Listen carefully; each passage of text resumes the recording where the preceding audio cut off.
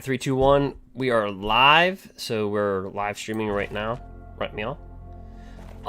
So what we're gonna be doing right here, it's kind of a little odd Wednesday live stream. We'll be doing a little bit of a code giveaway later on. But more importantly, we're gonna try to drive one of these decks to Mythic rank. It's either gonna be Gruul or Simic ramp. Now, you might be asking yourself, well, why Gruul or Simic ramp? And if you're rewatching this, and it's not during a live stream, I recommend that you go forward a couple minutes ahead of time and see some gameplay. Alright, so, basically with Gruul, we had to recalibrate the deck quite a bit, and it's been performing quite well. If you do know, I played in the Red Bull tournament. You know, I didn't split with my opponent. Our last opponent. We went 3-1 versus Temur Reclamation, 2-0 versus Sultai. Unfortunately, we lost to Rakdos and we lost to Red Deck Wins. How does that happen? Well, Red Deck wins, but typically Gruul's good versus the creature deck. But the way we have our deck designed is that Robber the Rich wasn't even a sideboard card. Just for like 3 or 4 months ago in Gruul. Now it's a main deck. So it went from nothing to a sideboard to a main deck. Shifting Ceratops, 6 months ago was not even a main deck card, but now it's a main deck card. So now that we're pulling cards from the sideboard into the main board, that leaves us open for more sideboard. I've been playing around with this sideboard like crazy. Heroic Intervention has looked pretty good. Ram Through's meant for mono green. Collision Colossus deals 6 damage to target creature with flying, so think about Yorion. But its Colossus effect, target creature has +4/+2 and gains trample until end of turn. So if you're just kind of like, screw it. Like, if you're just in one of those matches, like screw it matches, you can stack this on top of Embercleave, or even substitute this for Embercleave itself. Domri's Ambush, 1 on the sideboard because we have 3 in the main board. So that's been kind of a thing. Gemrazor, Stonecoil Serpent. Look, this combo is the best creature combo in the format. You drop this down, like say for a 2-dropper, it's a 2/2. You mutate it. Now it's a 6/6 trample, protection from multicolored. It's hard to deal with. That being said, I think I might take these 2 out of the sideboard and reboard 3 Grafdiggers. I had 3 Grafdiggers, and I believe I had the new M21 Keld. Our Simic ramp deck, which we'll be looking at as well, it's just pure chaos. All you do is ramp. Excuse me. It's another deck. This one right here. It just got UGIN. So basically, the whole concept is you cultivate, you just ramp. It kind of has the same thing the same thinking that Temur Reclamation has. Our sideboard, we have Night Pack Ambusher, Brazen Borrower, Shifting Ceratops, Wilt, a lot of counter spells, and we just outchase our opponent. It's kind of 50-50 versus Temur Reclamation, which is now the dominant deck. Right, I go over all that.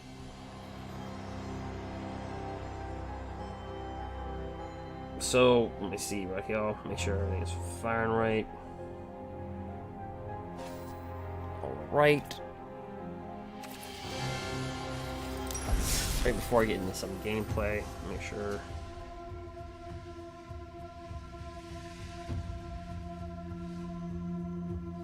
Make sure everything's alright, and then we'll jump right into the gameplay.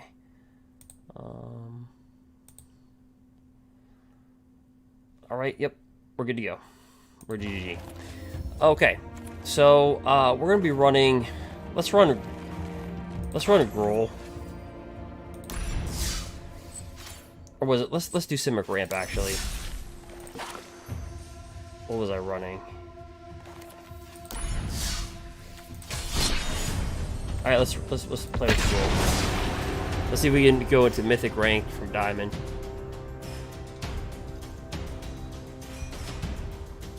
Oh, it has been hot where I live. It is 74 degrees inside my house. And currently at night, it is 89 degrees. 89. At night. During the day, it was like, what was it, like 96? Alright. At least it's not, like, really humid. It gets humid at night, though. Like, during the day, it's not the hottest. So, let's see here. We can't keep this hand. We're just waiting on our opponent here. Alright, so I don't know what we're playing against, so shifting Ceratops needs to go. Domri's Ambush can just get rid of, you know, planeswalkers, even though you're okay, so against mono black, it looks like. Which is becoming a pretty popular deck, by the way.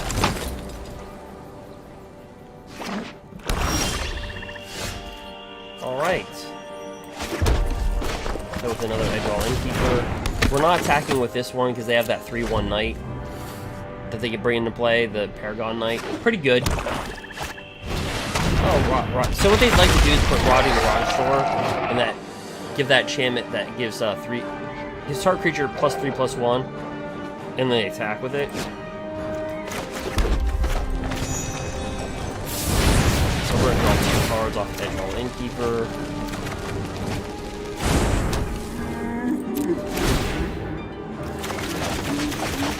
This deck is nasty. That's what I'm talking about right there. He got it. Like, did you notice, like, everything's like a combo deck now? I think that's what people are experiencing. Like, everything's a combo deck, right? Like, Temur Reclamation, combo deck. Fires, combo deck. Calf, I call it the McDonald deck. It's all combos. Cauldron Familiar, Witch's Oven, Trail of Crumbs, Woe Strider, Mayhem Devil.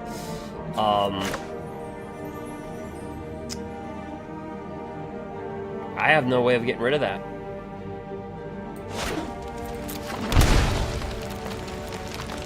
Wait, hold on.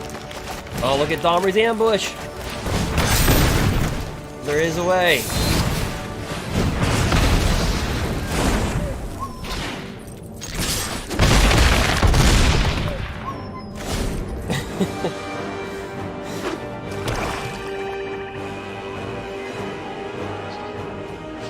When there's a will, there's a way. So that's right. Another Rotting Rotashore.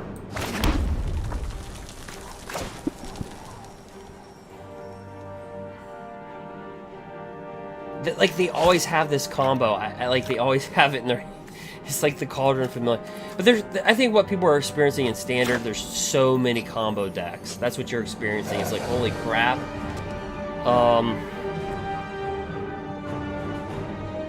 Guys, I don't know how I'm going to kill that.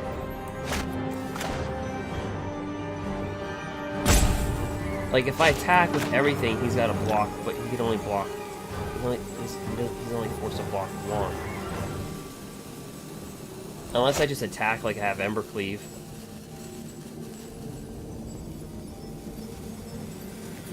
I think that's what I'm gonna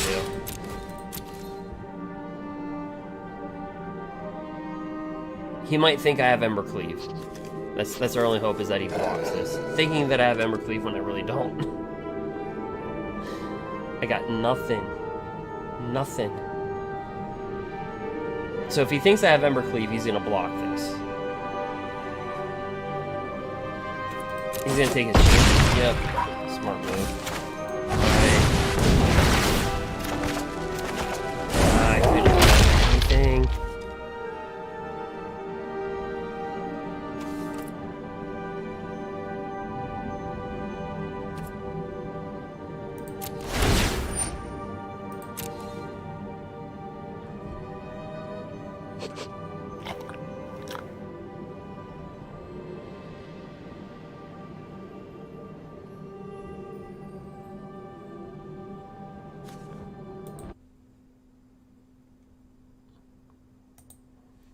Hey, Shoss.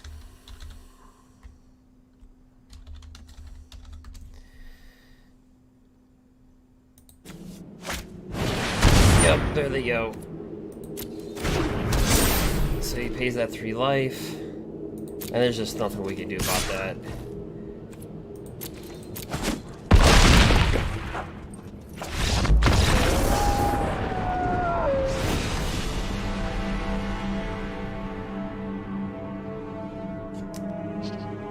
Our sideboard for this.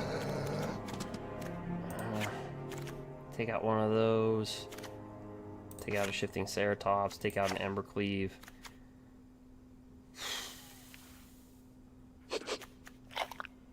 Put in a Domri's ambush and put in 2 ram throughs. There's really not much you can do with that.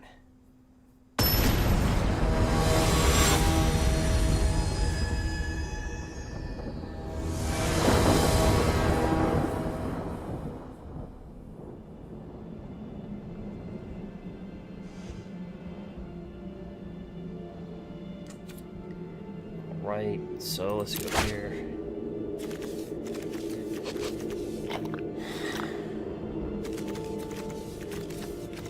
Yeah, I can do that. Alright, oops. We kind of value Domri's ambush in this matchup over embercleave.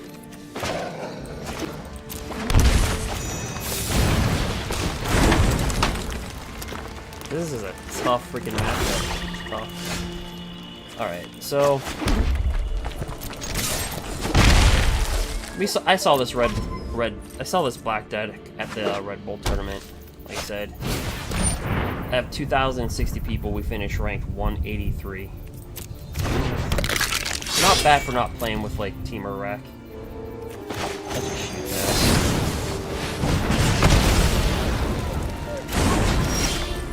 So we had to find a way to make this deck better.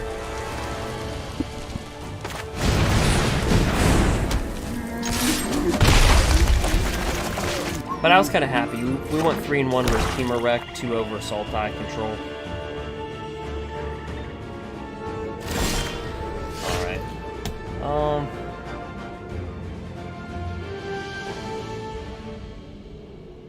Let's first, like, he might drop that Paragon Knight. Is a 3-1. Yeah, that thing. Yeah, so we're prepared for that. We're gonna shoot it. Yeah, pretty solid.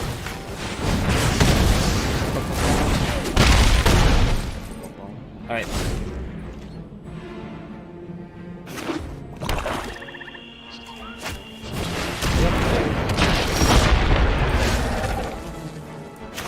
Look at Domri's ambush, though. This is why Domri is so important in this matchup.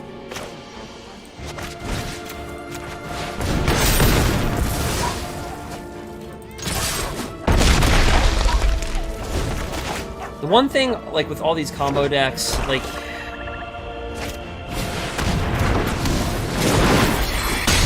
Yeah, he's just gonna attack the creature.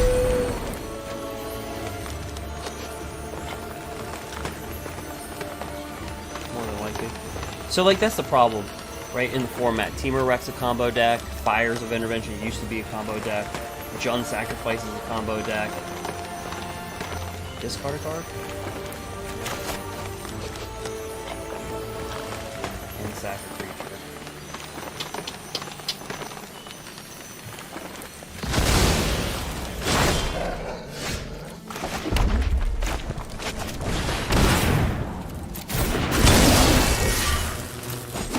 Not too like, but yeah, there's so many combo decks in the format. Well, I mean, it's just another rock. Okay.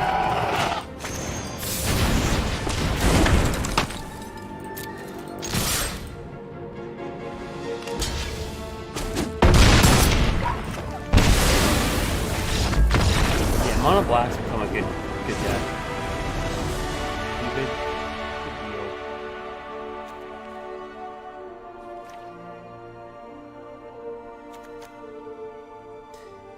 Yeah, I think this is about as aggressive as we can get. Right? 6 removal spells, plus the Bone Crusher Giant, so...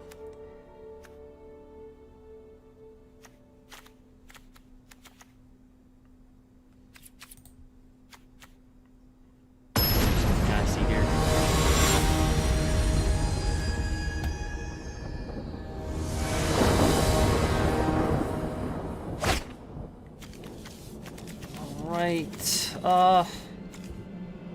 It's not a bad hand because we can get Questing Beast down turn 3, but he goes first. So it just depends if he gets the Rotting Rogatosaur with that new M21 enchantment that gives +2/+1 to flying. Because then you have a 10/7.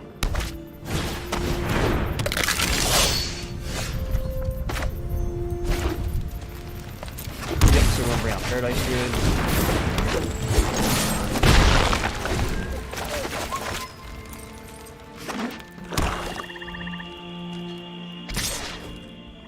We'll take it.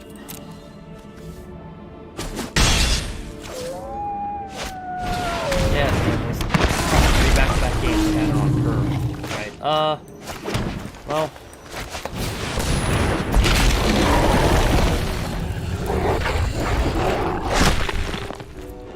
No, I don't want to try him yet. Make him discard a card.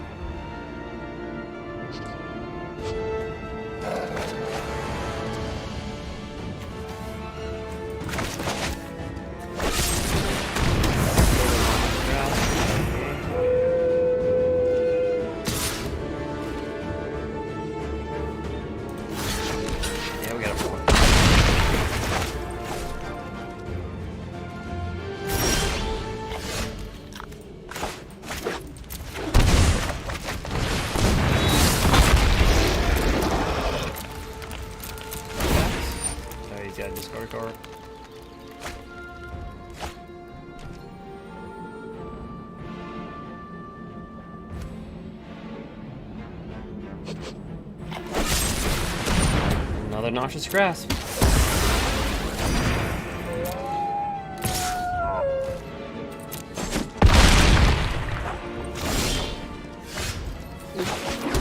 Well, that's not gonna help either.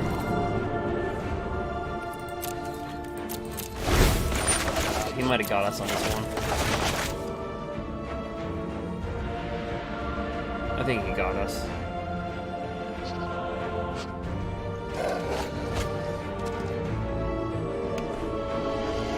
All these combo decks. Well, this is kind of how you do this. So passive blockers, do that. Yes, do that.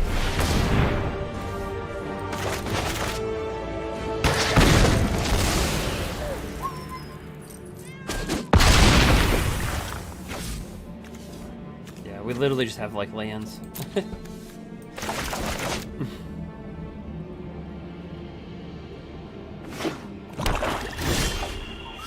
Yep. Oh, you need creatures. Okay. So we'll just say good game.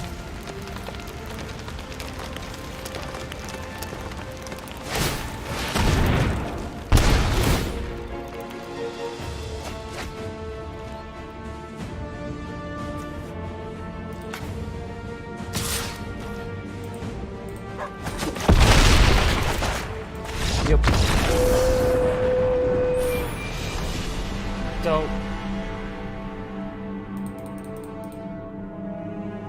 So we'll try to run this again. Is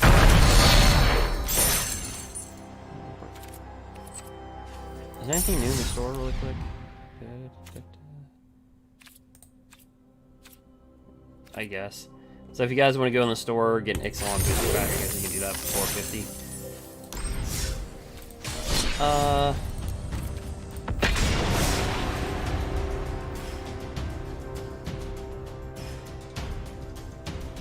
Let's try to run it again.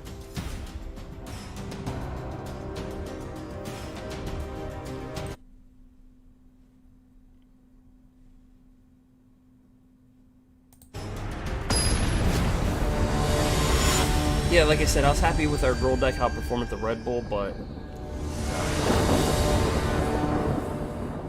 it's weird. We beat control decks, but we lost to creature decks.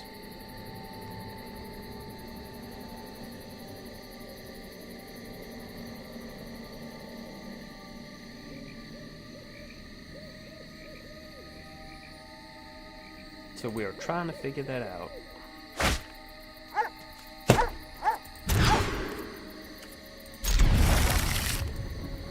Is it me or am I mulligan every game?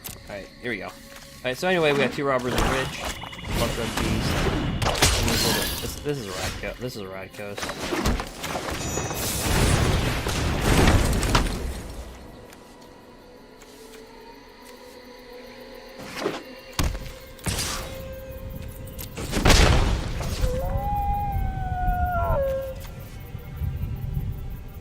Unless I got paired against another mono black.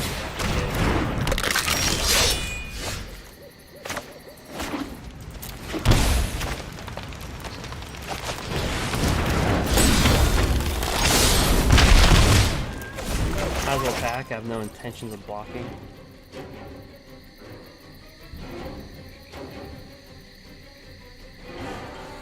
He's gonna try to kill it. I don't know. 3.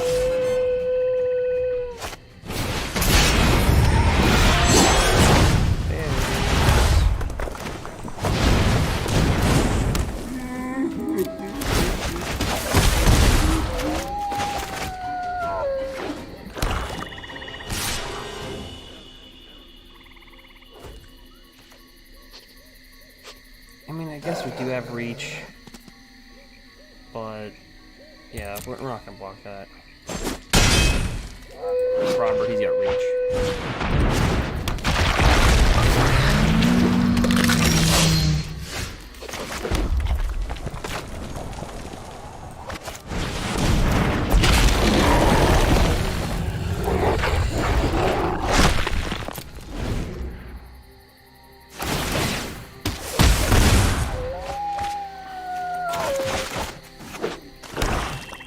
So we're paired against the mono block again. You'll slide it for 4 in the air.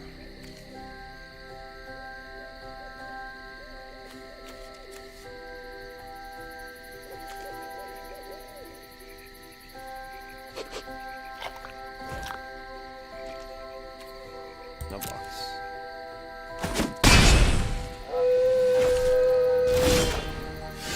Okay, so here's what we can do. Oh, actually, we can't.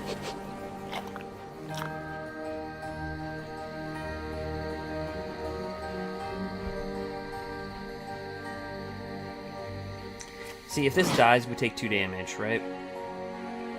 So...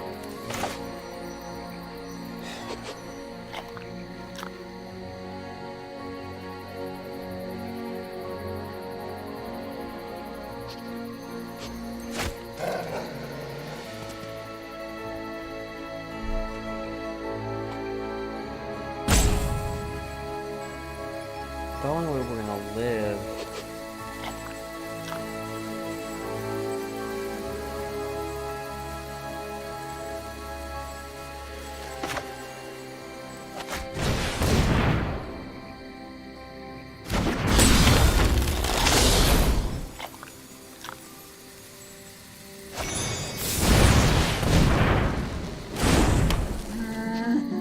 So...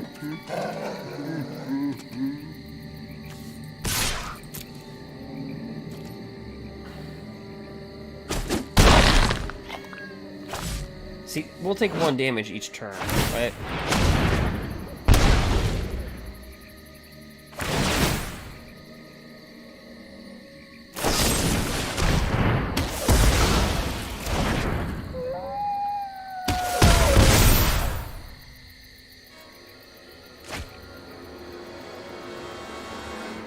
So this is not a good matchup for us.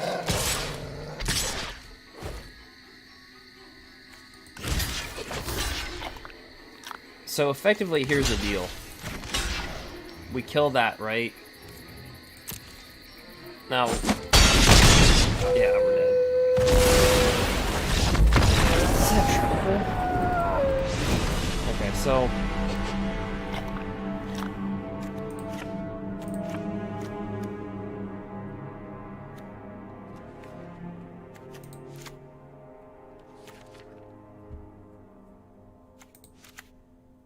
ram through...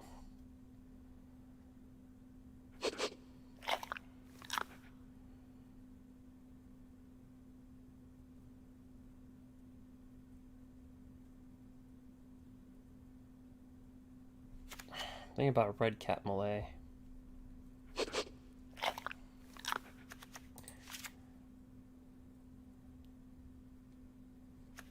I don't know.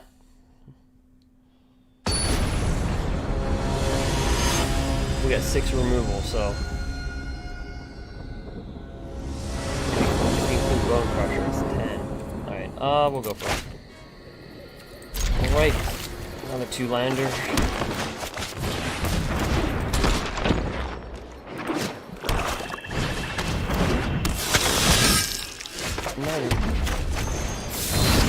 Tank that.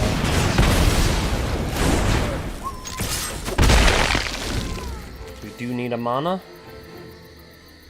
So, mana black. Giving Gruul trouble. Of course, we don't get land.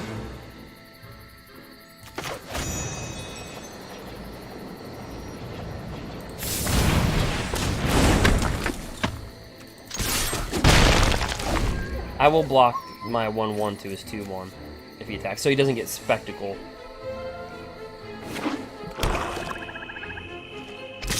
Yep.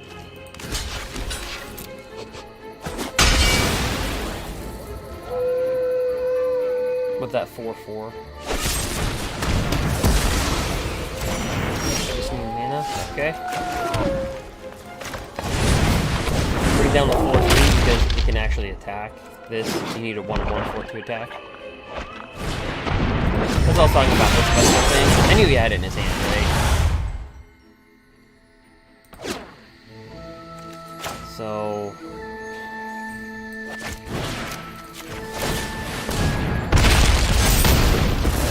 Ambush that. Bring this down.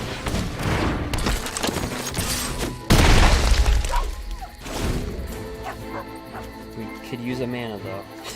I'm not gonna lie.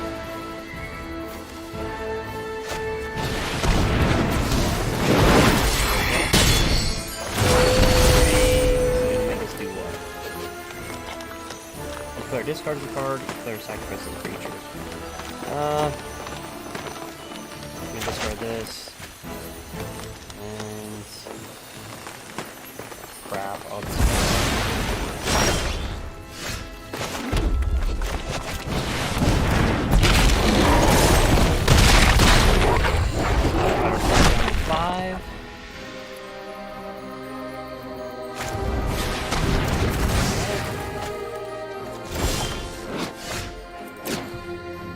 This mono black deck was like born to hate our deck. Alright, so anyway.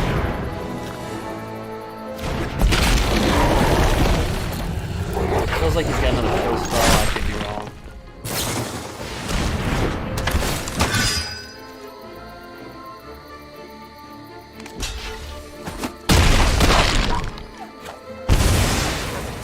Alright, so he's at 4.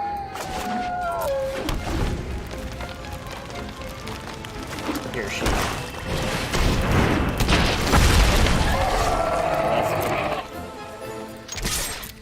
Cause see, with embercleave, with death touch, they could block with a 100 creature.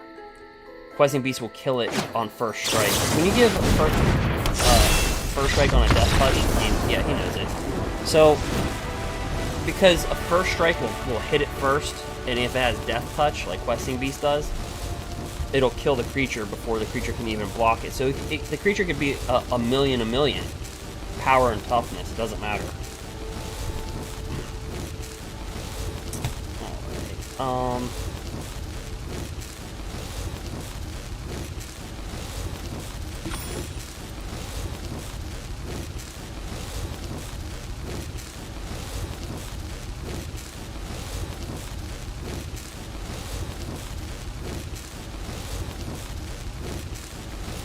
try it again. Game 3. Mono black versus Gruul.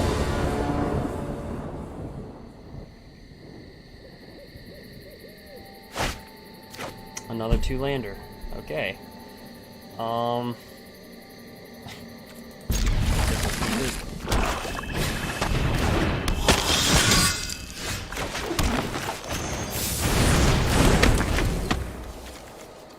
Now he's got the advantage, right? He's going first.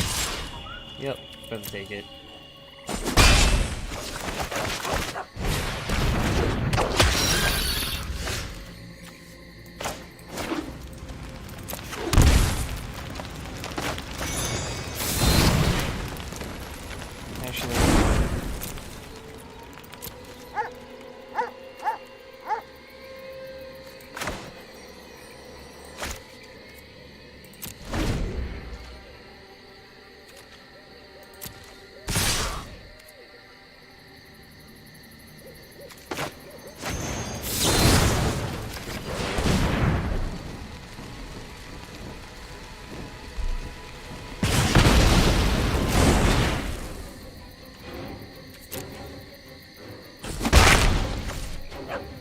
Drop a mana, bring down the 4/4, right? Yep.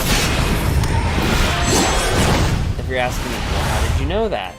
I don't know, they always have it.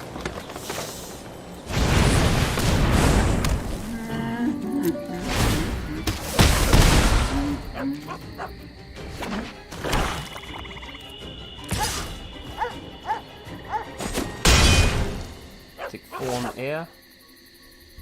He's smashing.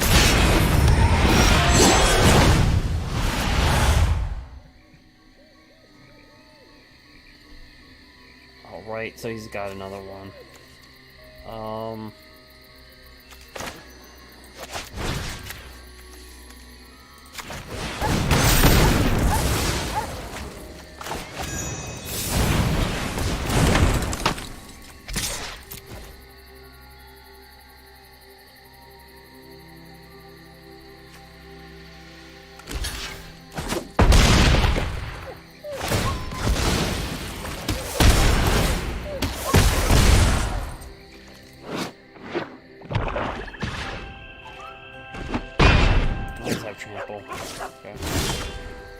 Alright, so we could use like a Domri's ambush here. Yeah, well, we're dead. Like a ram through.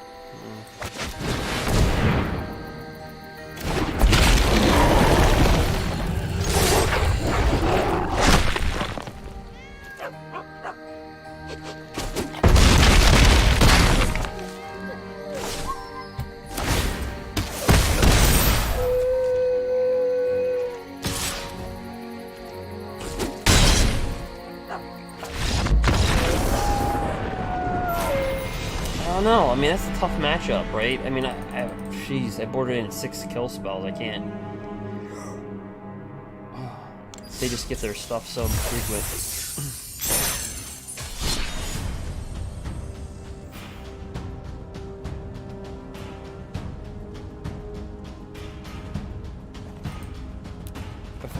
Let me go back to the sideboard here.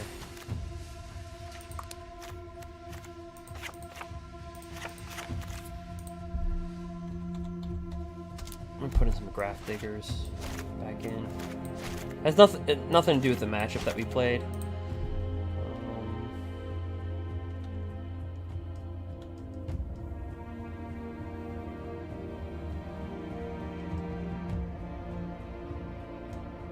Let's see what I want to put in here.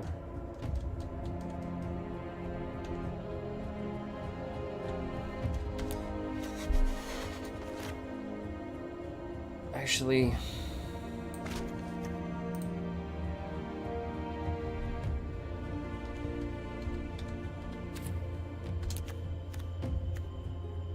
this guy right here, he's got protection from black. Oops, I don't want to craft him. Alright, so let's go back to another matchup, save and exits.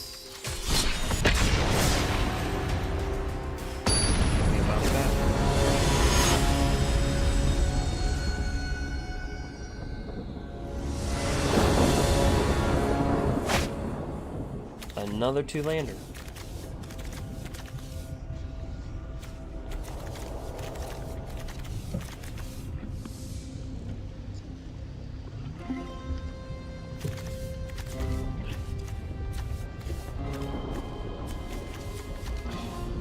Like, We have 24 lands in the deck, so we shouldn't keep on getting 2 lands all the time. But, I mean, I have to keep 2 lands. Like, just have to keep it. Is this, again, another mono black deck for the 3rd time in a row?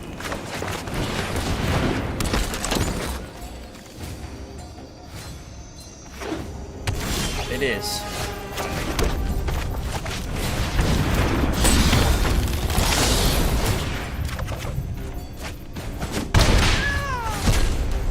So basically, if they have more cards than you, you can rip off the top card of the library. Yeah, they always have, like, they always have the combo pieces, too. They're just... Alright, instead of griping,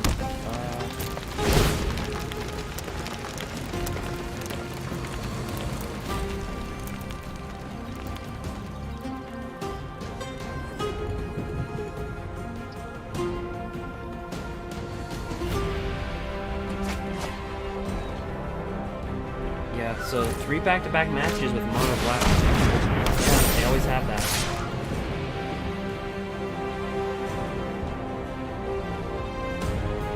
I guess he's blocking it, right? They always have that. A lot of combo decks out.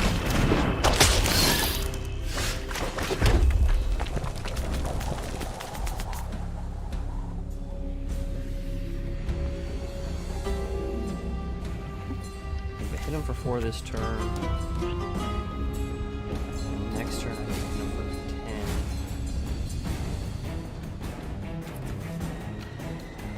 10. Still not gonna be good enough.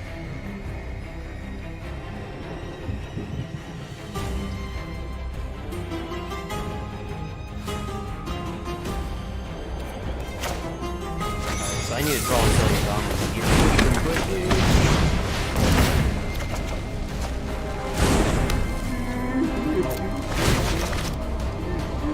It's hard when they have a 10-7 flyer on turn 3 or turn 4.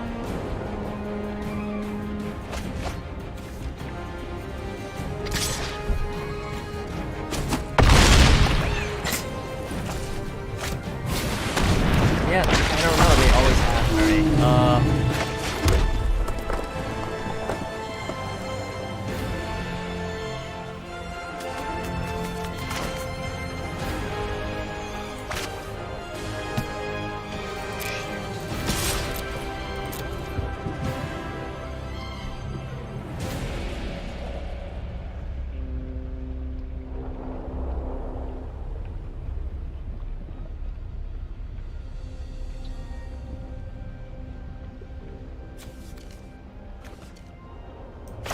Doesn't matter, right?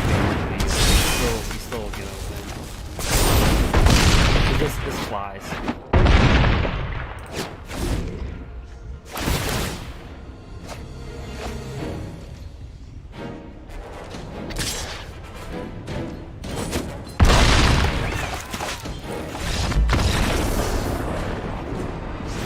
So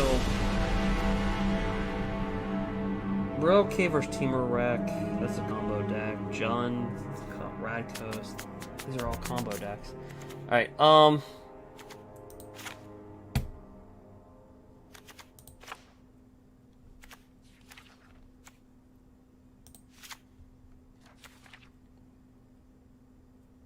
know what? Bore these in. Deal 6 damage to target creature with flying. Then target creature gets +4, +2, and trample. So we can just kill them. Kill the flyers. Actually, I never thought about it that way. Put in ram through.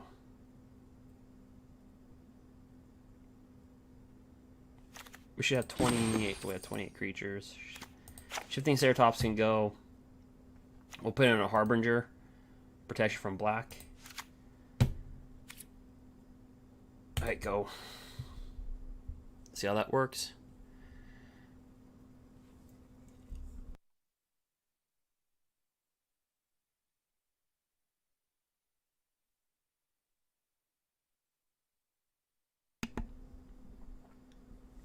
But yeah. That was so crazy that stopped us from, like I said, in the Red Bull tournament that we played in. We won. We started 5-1 in the tournament. So then we lost versus Red Deck wins. It's just so weird. We beat Temur 3-1 versus Temur. 2-0 versus Sultai control. We beat Bant. So literally, we were 6-1 versus control decks. But we lost to Red Deck wins and Rakdos. Alright, so we'll just play it. We got a Bone Crusher Giant and a Gruul Spellbreaker.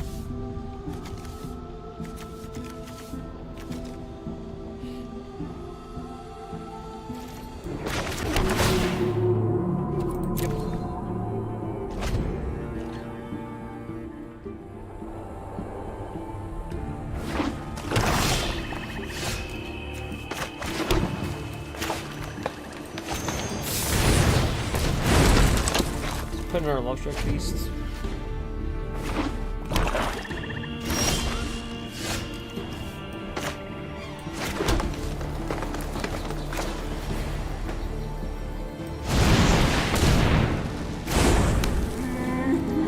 Yeah, we're not going to attack with the 1-1 because he can just drop that 3-1 down, just like I said.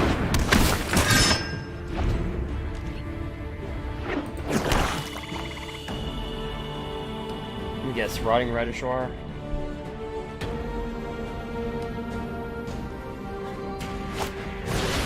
Yep, I'm not able to see their hand. But if they give this flying, we just... Alright, well...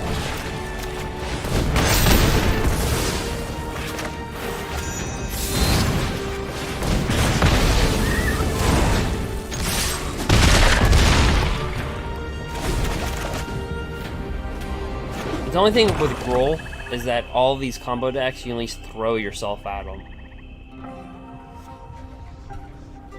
The thing is, game 3, he's gonna go first. It's gonna suck.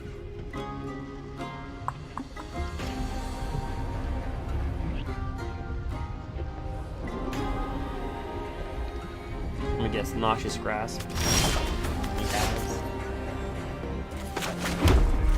Bring this down.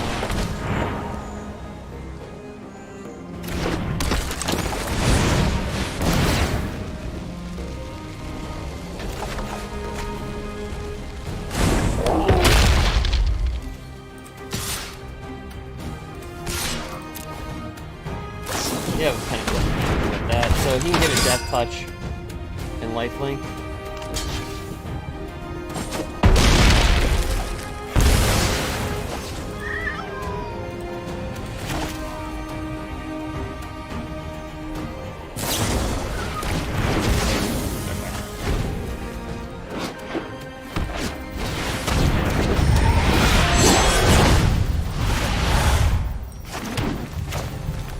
So this is where this card comes really good into play, right? Oops, we'll get back to this. This can kill, deal 6 damage per turn.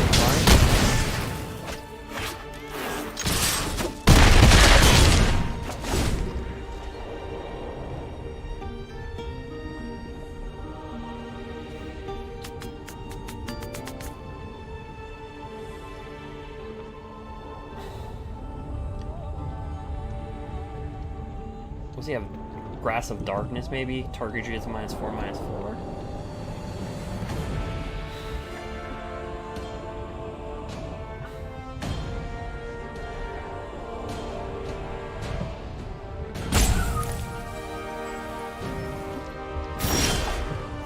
Alright, he's got something.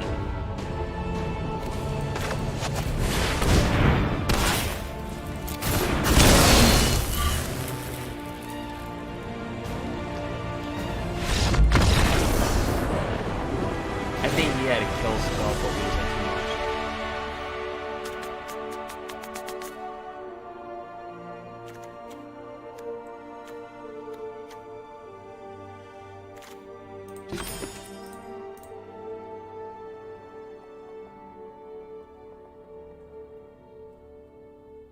Yeah, I mean, that should do it. We have a lot of kill. Alright. So I guess the answer is you take out the embercleaves, right? And you board in the collision.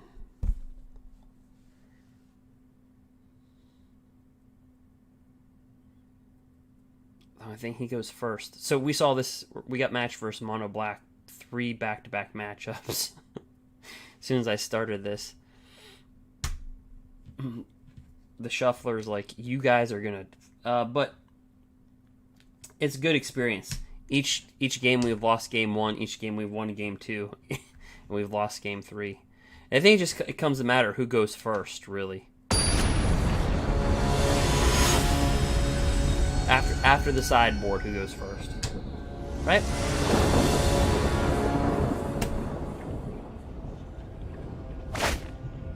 We actually got 3 lands. Okay.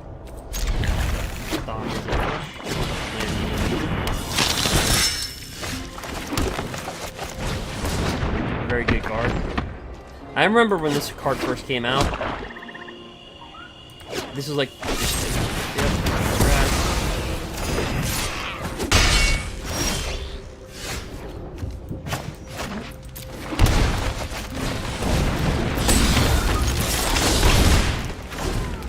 You probably drop like a register.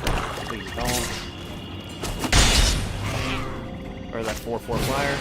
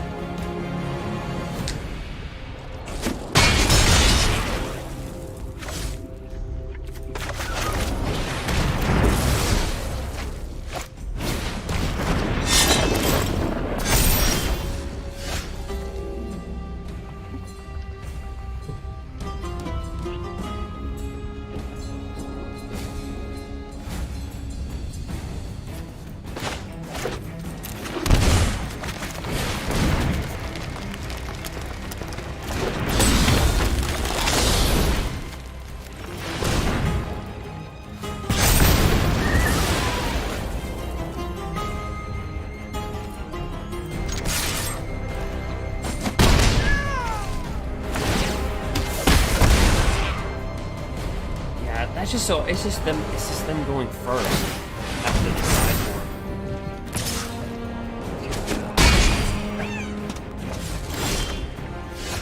Yeah, it doesn't matter.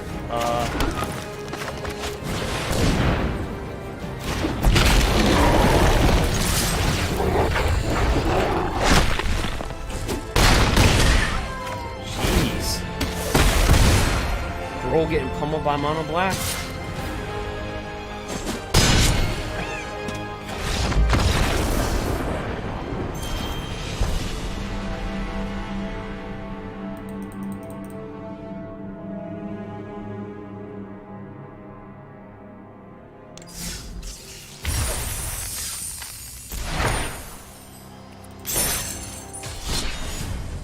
I'm just curious, just for the heck of it, do we get paired up with a 4th Mono Black deck in a row? I just want to see, just for... I was going to switch to the Simic ramp deck with UGIN. Just out of curiosity.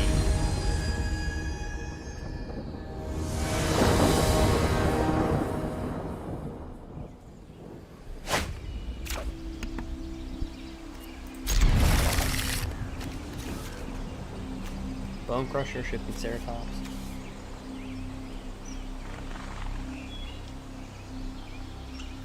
It doesn't look like it by the backdrop setting. Mono green. done. Alright. So it's putting us against matchups that we're not good at. Damn wrong. Is this Simic flash?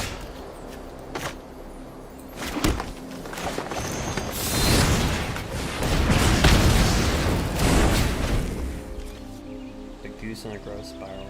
I think it is Simic flash.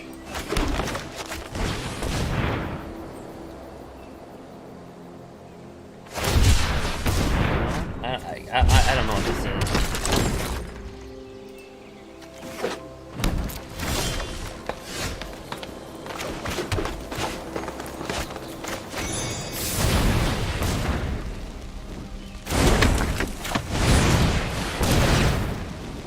We're not going to attack with our 1/1 because there is a card called Wildborn Preserver. It's a 2/2. It's got flash. They must have just got posed at him. I have no idea what that was.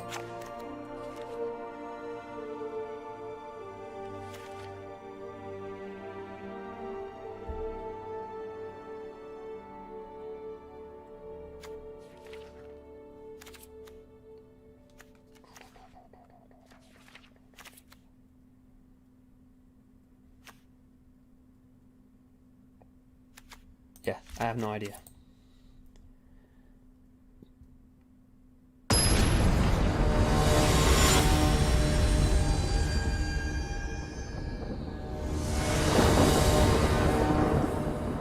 All right.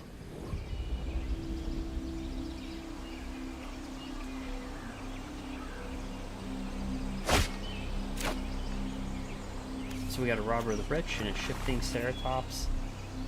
I have no idea what. I know we're against some. Okay, blue green.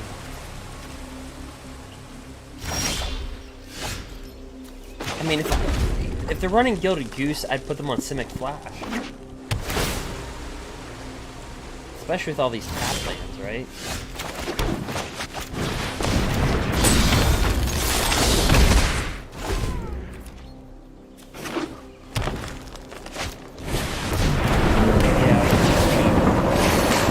They have like two Euro Titans, 4 Rewinds, 4 Night Pack Pushers, stuff like that.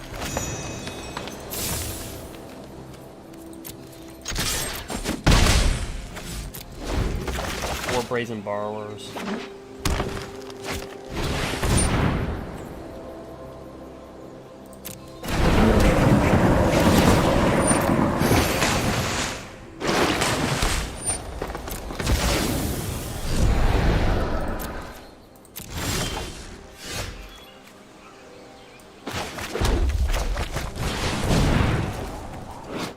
Can't be counter-attacked.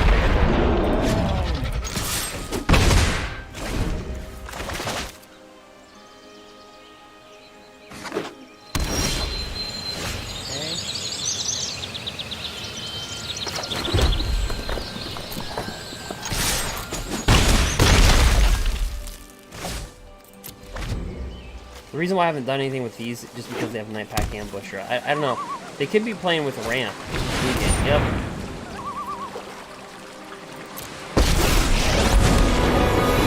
Unutilized knowledge is rotting fruit. But we can actually kill All creation, I am resilient. Death has never stopped me.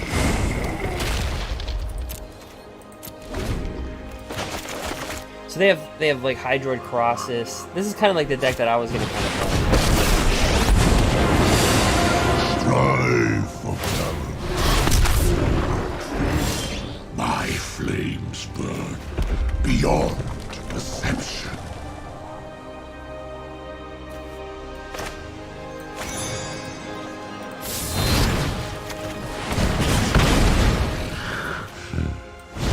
Your efforts will not succeed.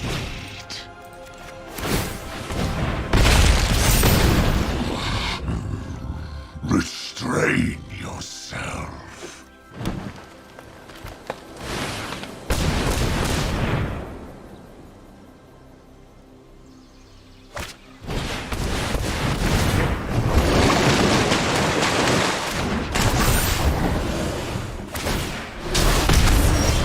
Consider this a warning.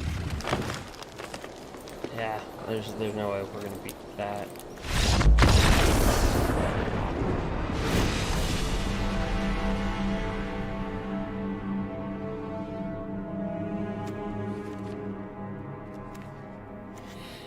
Okay.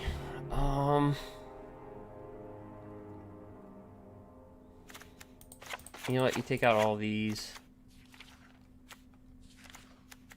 Board in these.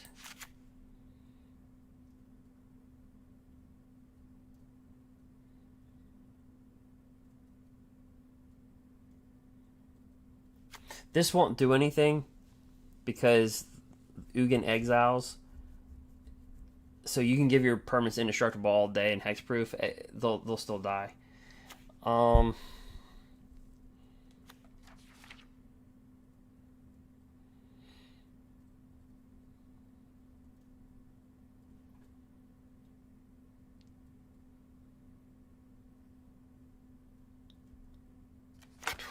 I can try to outpace that deck and kill it.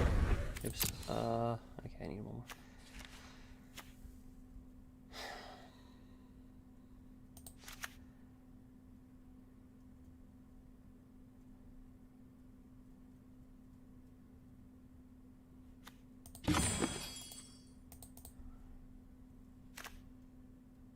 Jeez. Grafdigger would cut off. They didn't really beat us with Euro Titan though.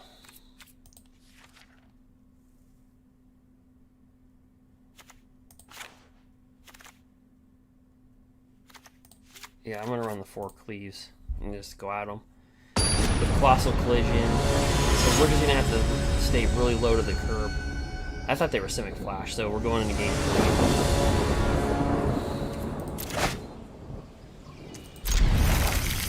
Alright, Edgewall Innkeeper. Lovestruck Beast. Embercleave and land. So we need to be a little faster than this. I know that sounds strange. You're like, how much faster can you get?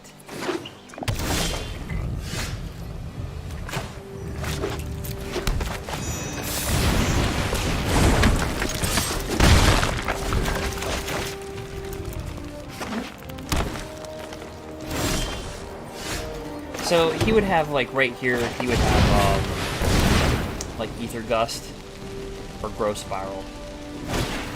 Yep. Yeah, well, we'll draw it back because we draw it.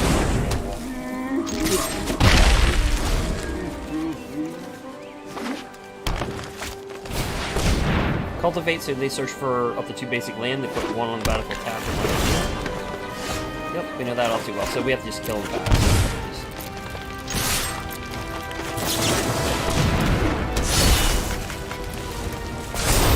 Pretty much you have to kill them by turn 5.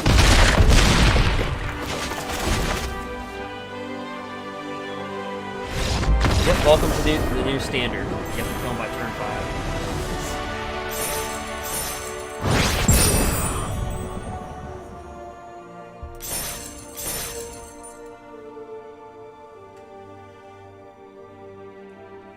Alright.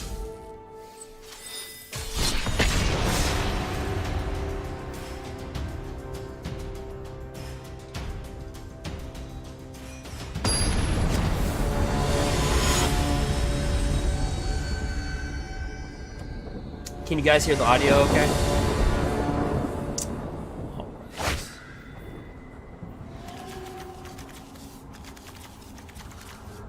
Well, this hand's garbage or it's good, and I have no idea. Depends on what we're playing. It's either too slow, or just right. So Esper control.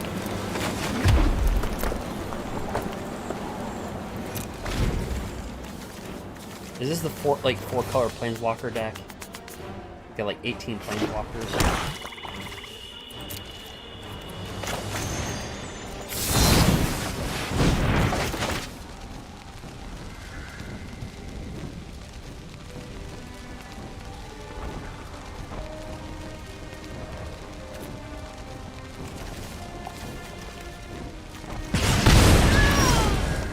find out.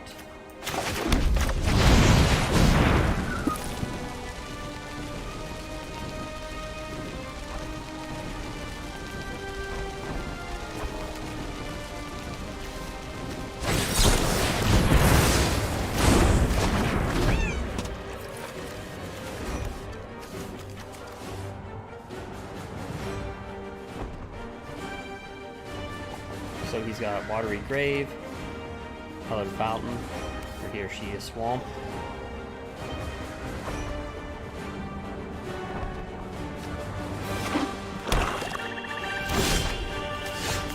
A lot of pauses.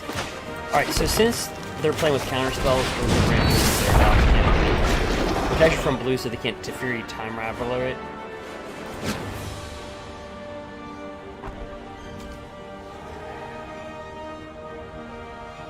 But this can die to, like, black.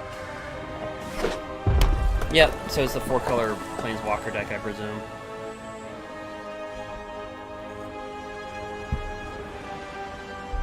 It's just Esper, and they throw in red for nicol bolas.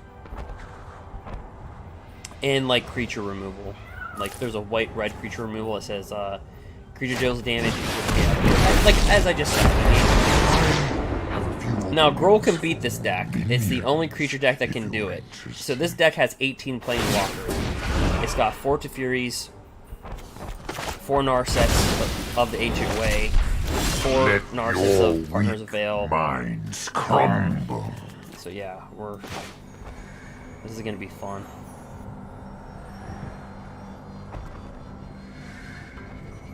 Alright, so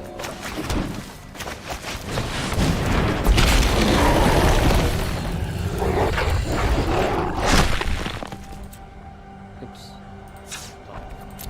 Attackers.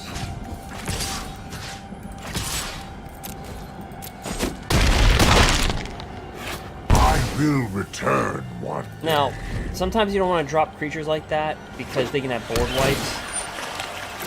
So all they have is planeswalkers and board wipes. That's it. See, that's exactly what I meant. That's why I was kind of nervous to drop down the cards. That's their entire deck. Let's see if we can steal a planeswalker though. Robber the Rich. If they have more cards than us, we can rip off the top part of the library. Ooh, what do we do with this? Oh, I can't cast it. Dang it. So we don't cast Questing Beast, right? Because all the board wipes. Like, okay, so this is the. I train everyone with thoughtfulness before action. Yep, exactly what I said. I didn't want to be right either. They're just playing too slow. Like, why is our opponent playing slow? Oh, it's because they're playing nothing but planeswalkers. That would be the answer. Ding, ding, ding.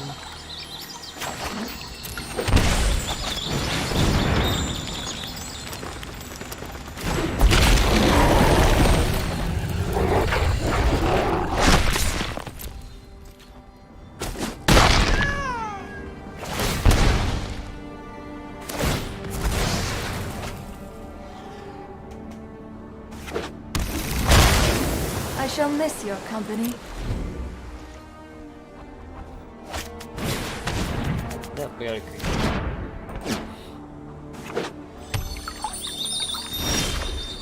No planeswalker.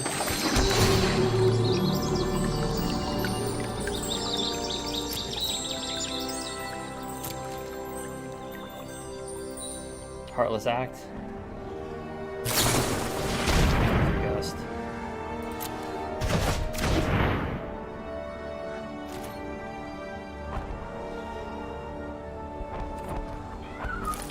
Yeah, we'll end our turn.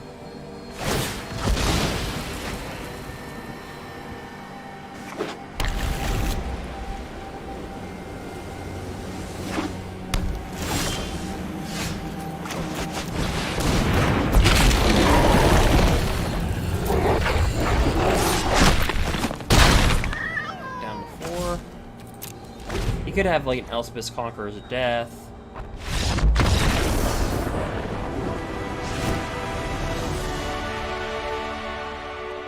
Okay, so this is where, let's see,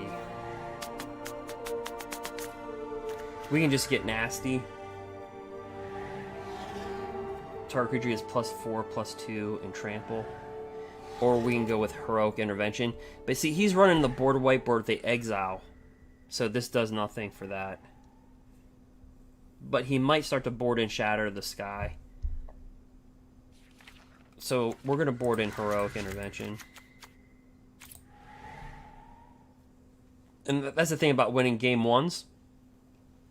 You can be wrong on your sideboard. And, you'll see their adjustments, right?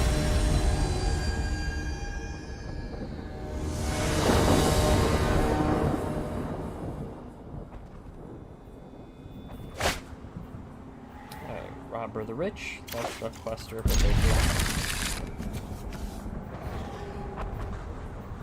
they go first.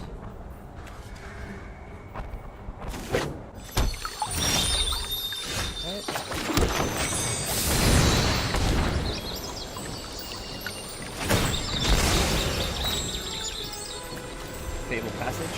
Again, reprinted in M21.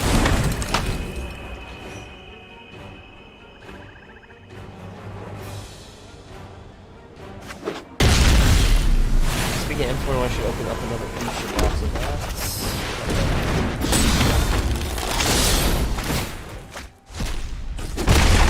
So we're able to get rid of the Triumph.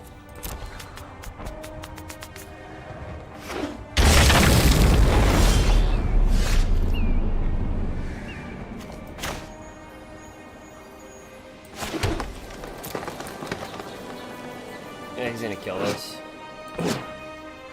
Like, he's got like this. What, he had to disfigure?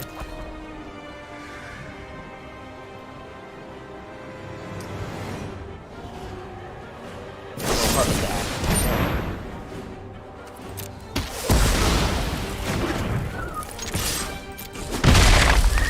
So the whole thing is that if he doesn't get rid of these creatures, then we'll embercleave next turn. If he does get rid of these creatures, then we'll drop a haster.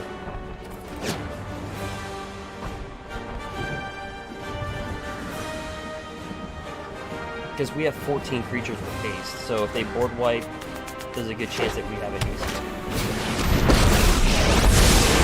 I know my responsibility. But nothing.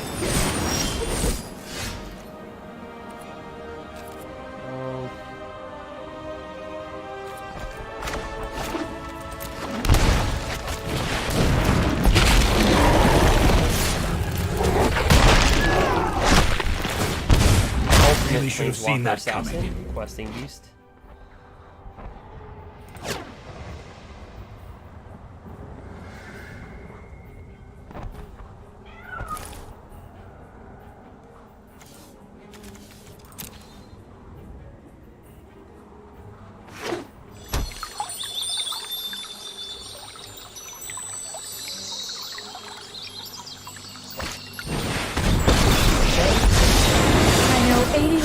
Meditate and prepare.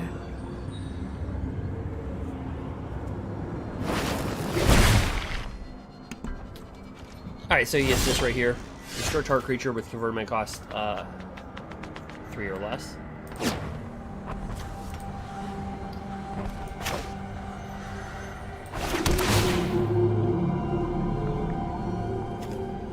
Yeah, I can live with the bone crusher guy. Okay, so we're gonna actually attack with this, but this has hexproof on our turn, so he cannot kill. He cannot use this kill spell on our turn. So this can still be an attack.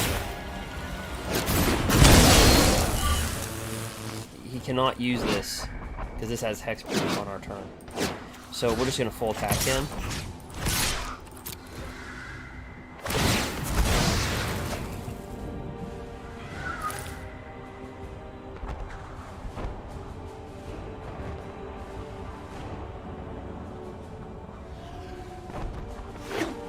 Unless he can, like, Heartless Act, Questing Beast. Okay.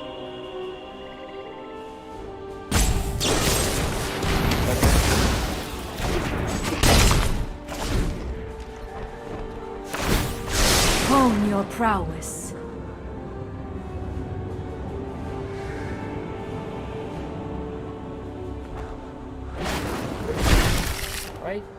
Auspicious Conqueror's Death.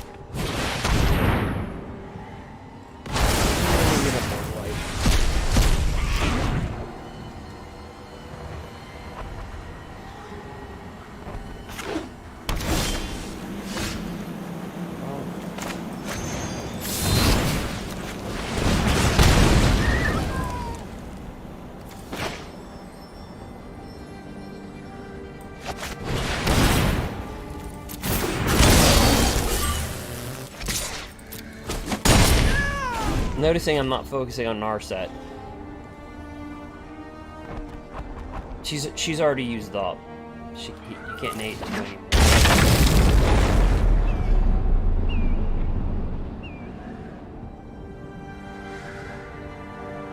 So like if we top deck questing beast, shifting Ceratops, the game's over. No, I don't know if they have.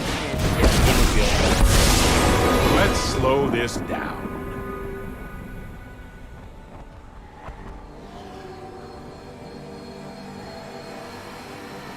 A Gruul Spellbreaker, the game would be over.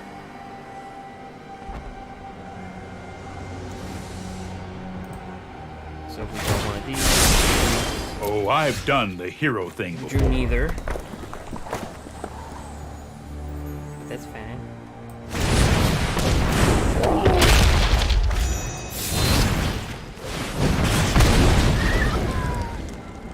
He's not going to want to Fury this back to our hand, because if he does, we can just burn him for another 2. He's got 2 life.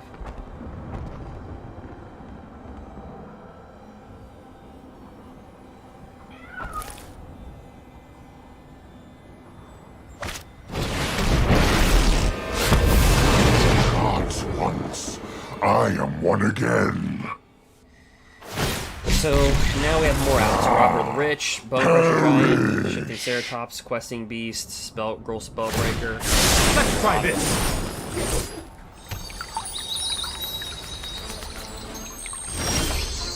Yep. Got haste.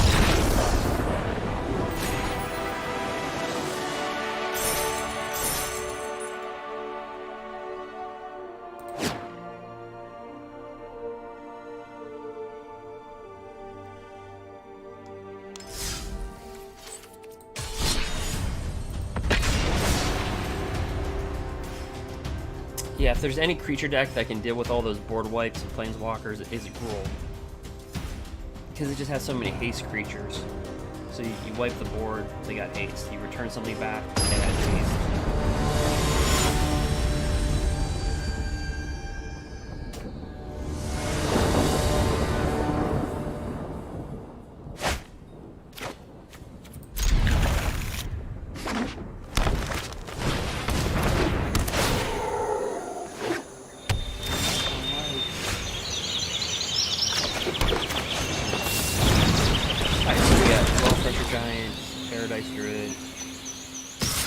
Beast.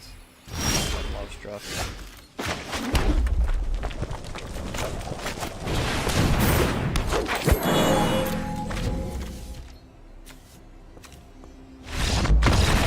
Alright, so my guess is that he's 2 colors. And he just didn't draw my guess is that he's Sultai, he's blue, black, and green, or he's blue, green.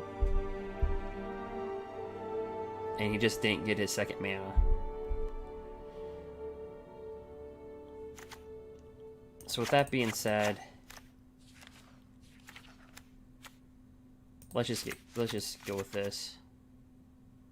Just like kamikaze everything. If he has a Hydroid Colossus, we'll try to kill it. If not, then we'll give a creature +4/+2, and we have our embercleaves. So let's just.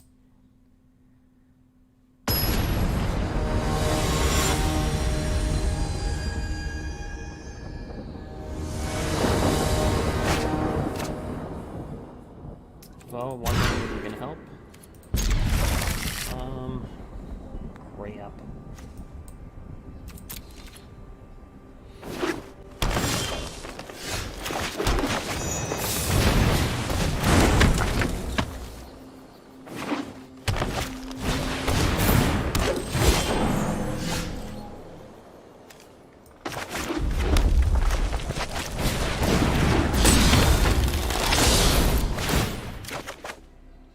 Ooh. Alright. So we got this guy from him.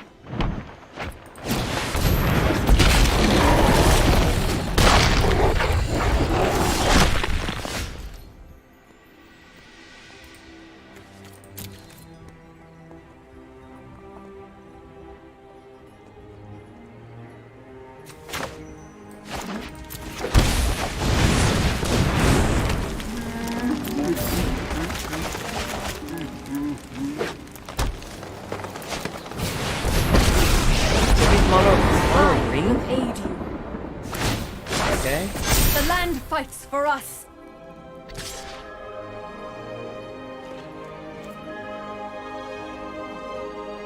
Yeah, I'm not gonna do that.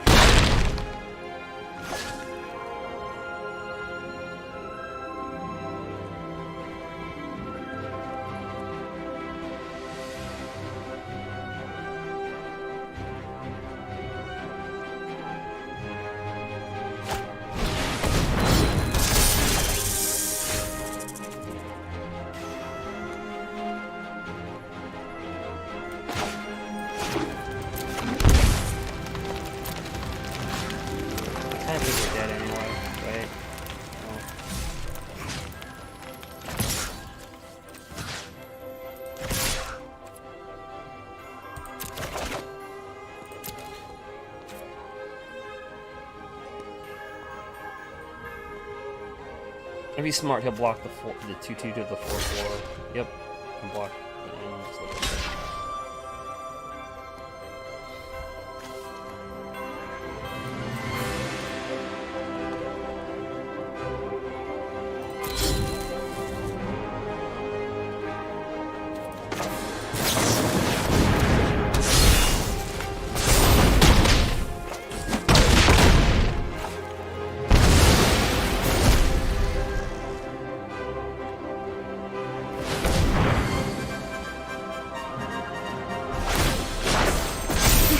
Nature's true power.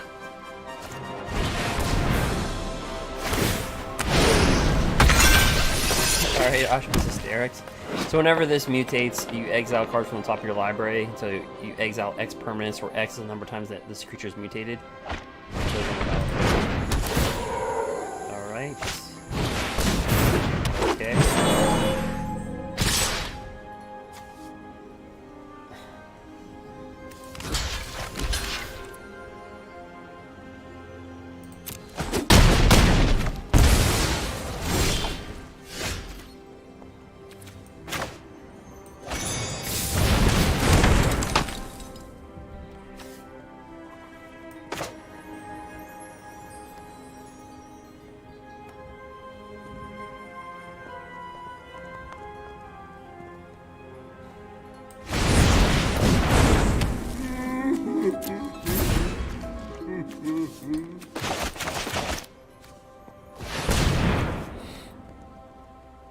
Technically, we're gonna lose the game. That's all he has to do, really.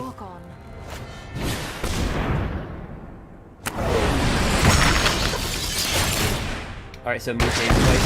Look at the top 2 cards. Put them on the play.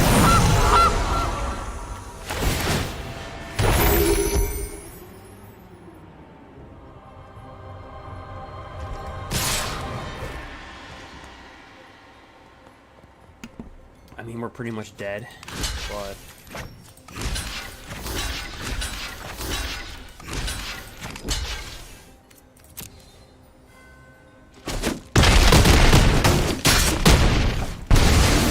Alright.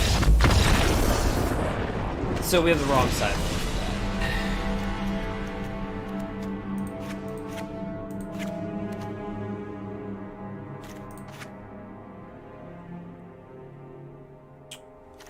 Board and Domri's Ambush. 4 of those.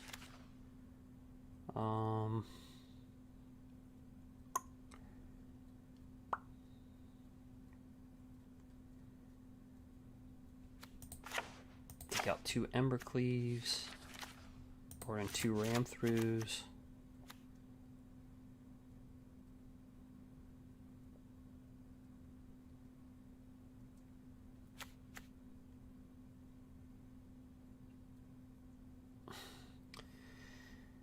Actually, board out a Paradise Druid, put in Embercleave. We should have, what, 27 creatures? Yeah.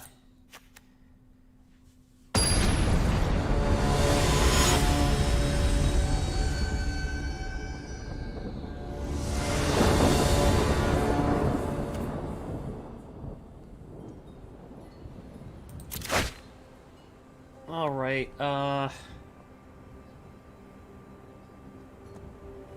not really a good hand, but we'll keep it.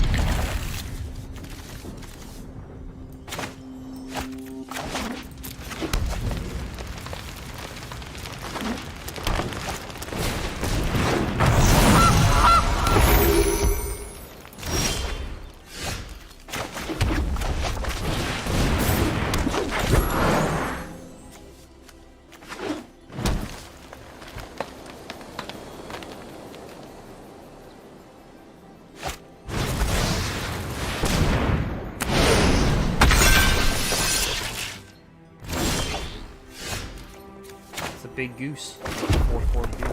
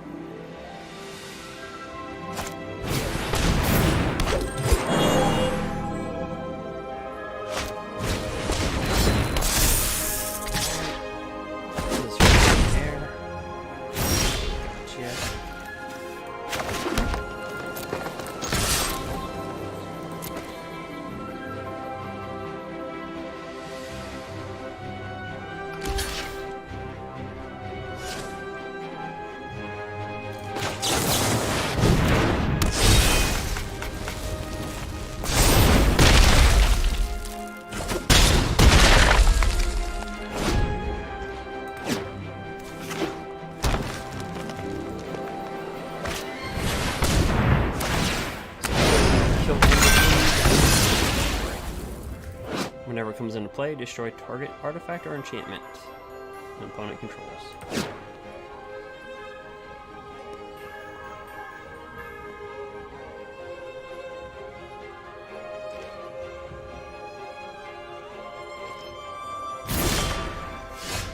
Ooh, you notice how I stayed back there?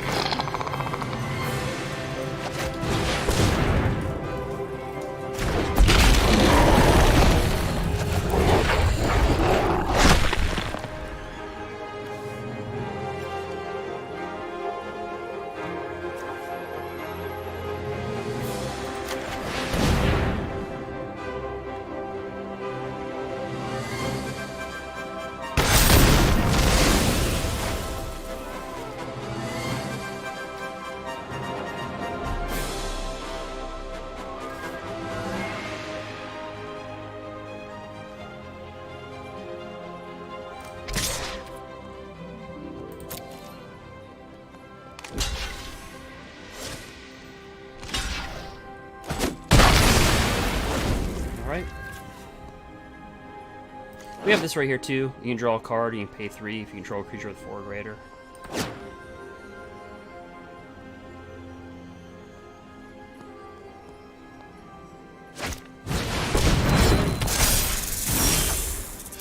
Another serpent. I can't Domri's ambush the serpent. He's got protection from multicolored.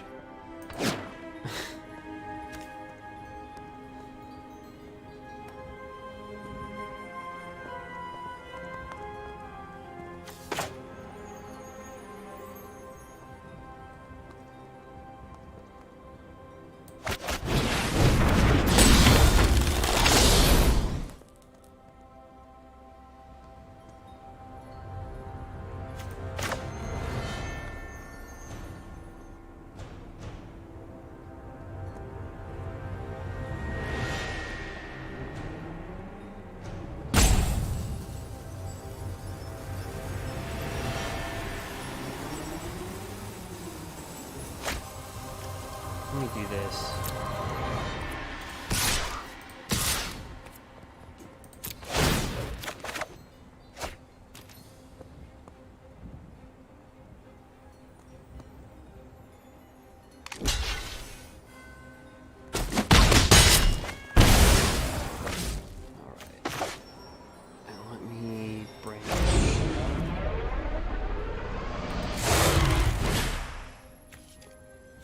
I can't mutate it. I have all human. If the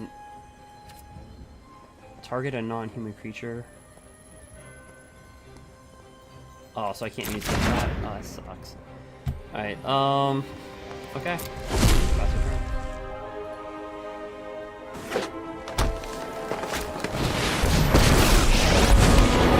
When you understand reality, you understand my plans do not include you.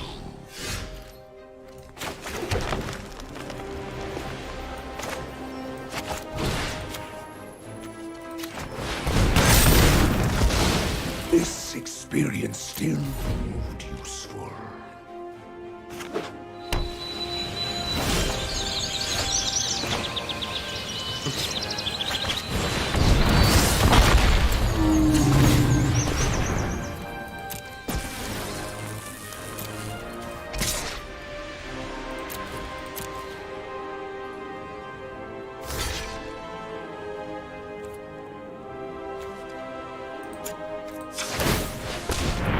Trample. Get down 3.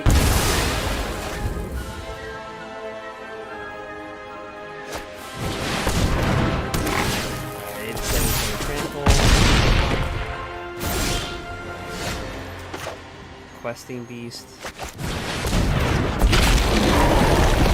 Oh, he's at 3 life. Yeah.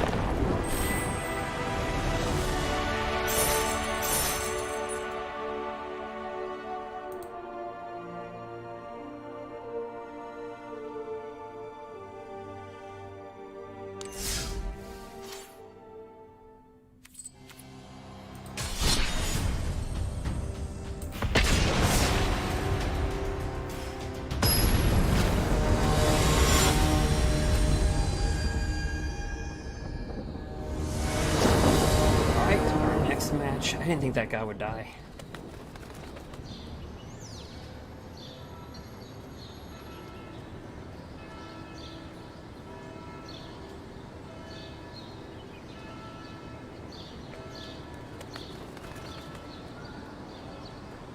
All right.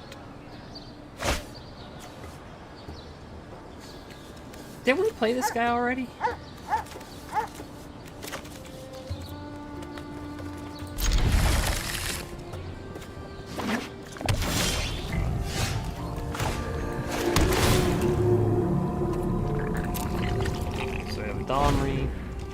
Crusher, embercleave.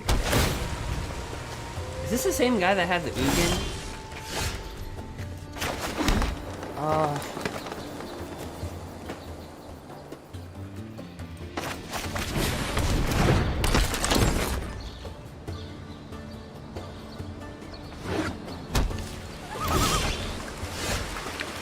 I could be completely wrong.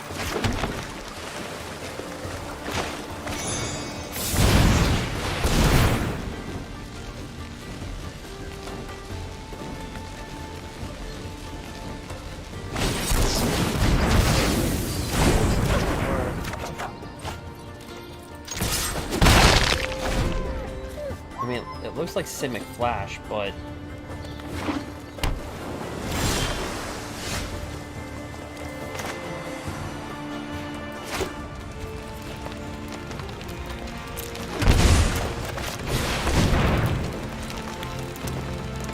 Ether Gust.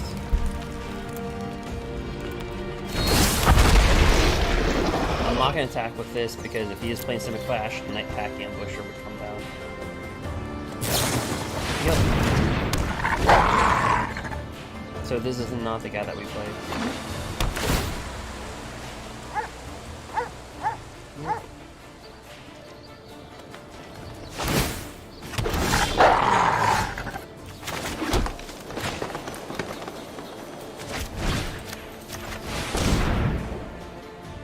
He'd have to rewind this. You can't be Mystical Disputed because we have 3 mana.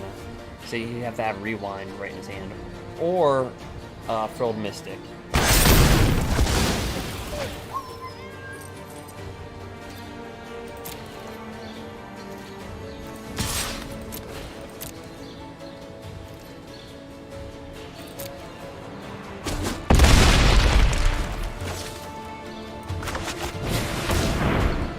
He can counter that if he wants to.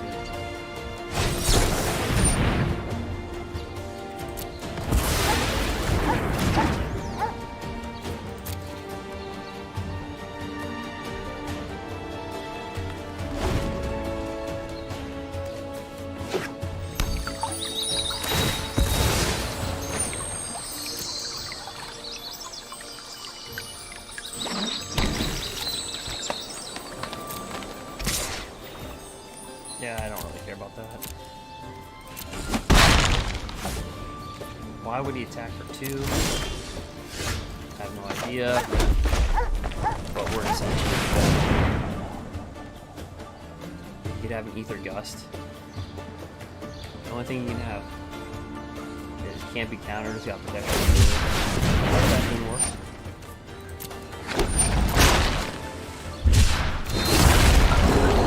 Attack with this one. Next to attackers. I hate when they do that so many times because sometimes you accidentally click on the wrong thing.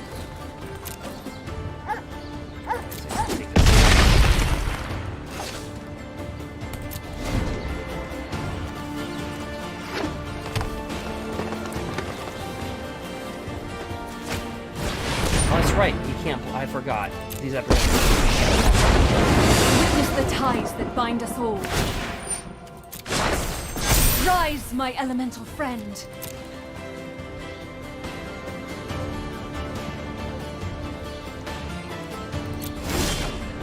Here.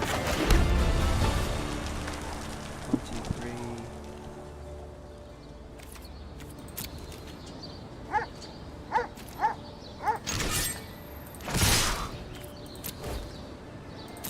If he counters one embercleave, we can just bring down the other embercleave.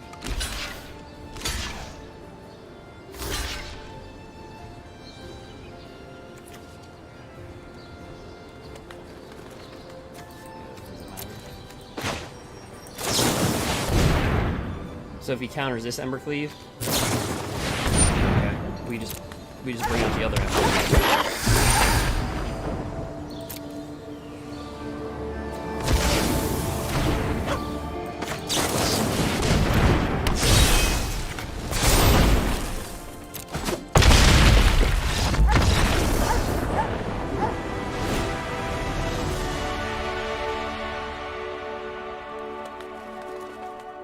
Simic Flash.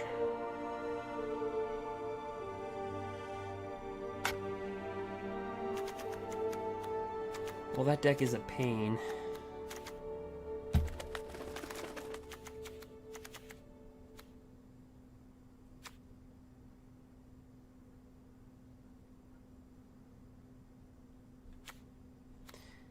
There's really nothing to board out, right? Because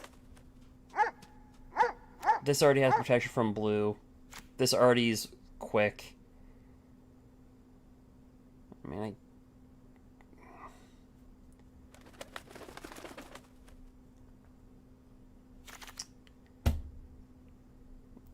I mean, one can make an argument that you can board these in.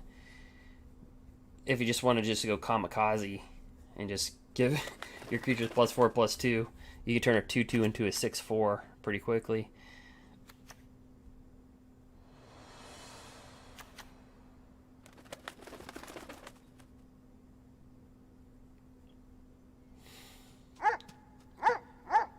Let's go with ram through, because they like to drop their creatures at instant speed, and so we can remove them at instant speed. Try it that way.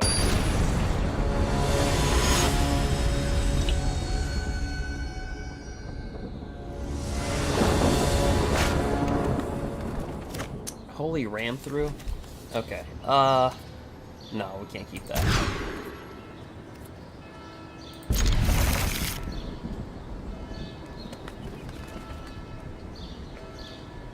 A 2-lander.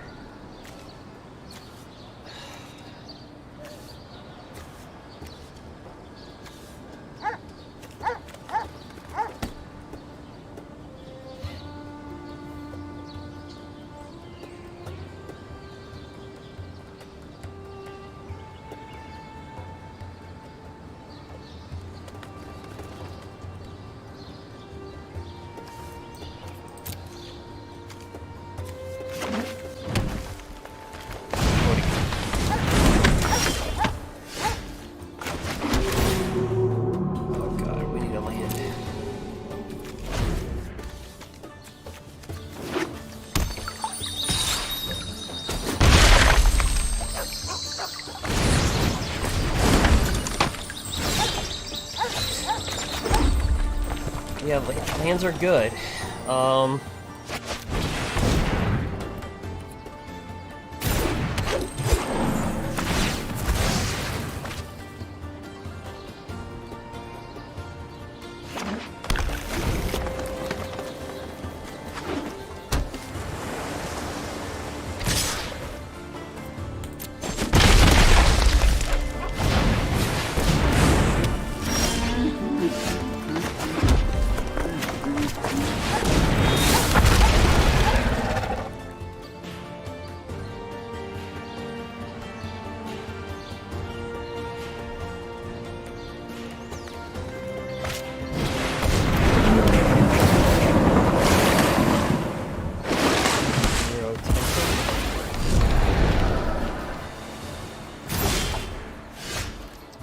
Embercleave. Oh, if we just had mana. God.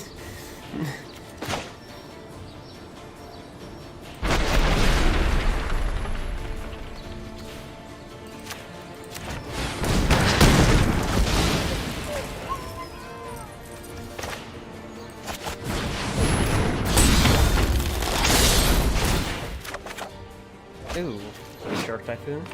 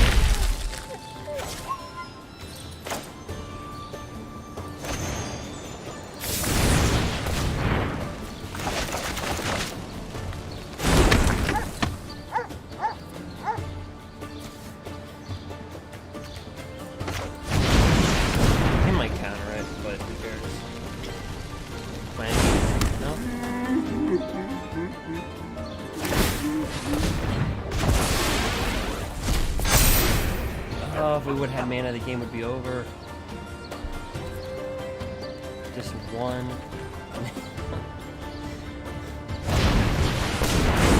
Oh, come on. Like, how many turns can we go? We have 24 land in the deck. 24 land.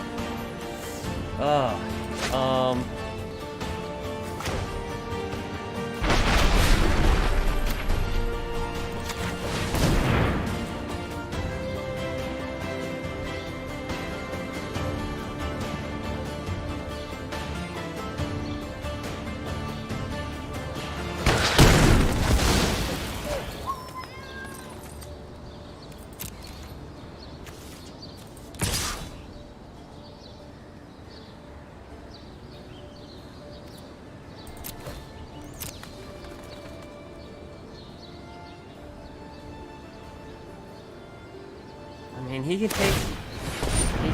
Alright, so he can make that a 4/4.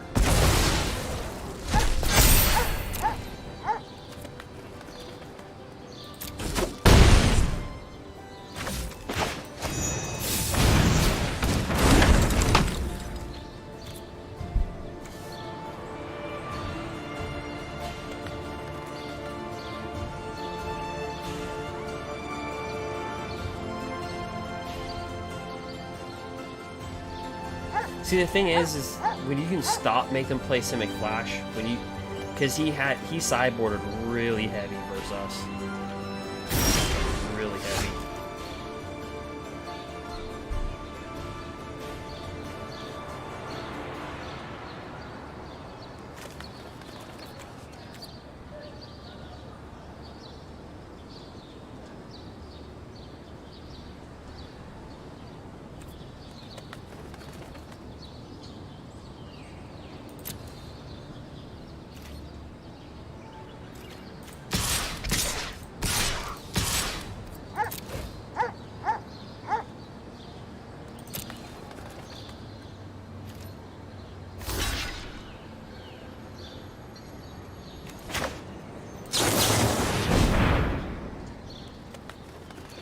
So if he's got a mystical dispute, he can't quench it.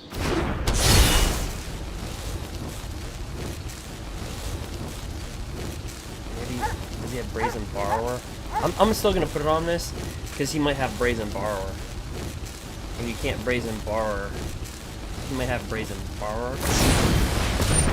Yep.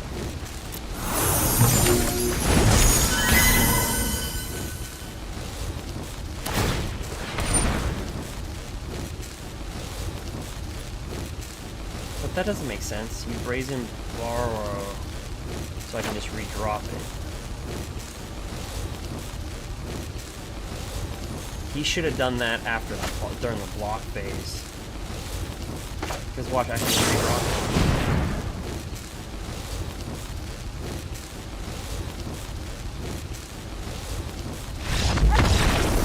That was just a mistake.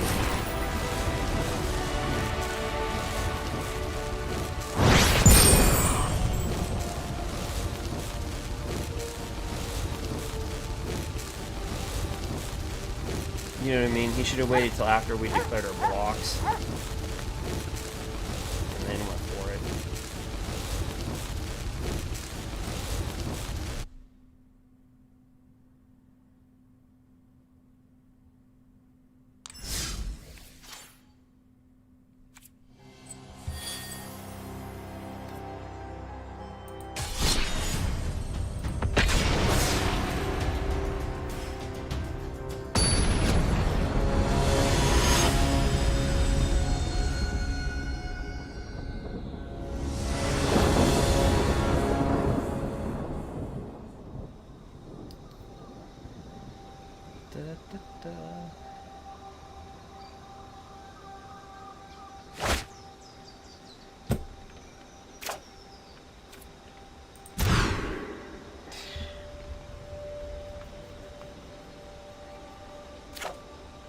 Oh gosh, we even go second. This hand's garbage.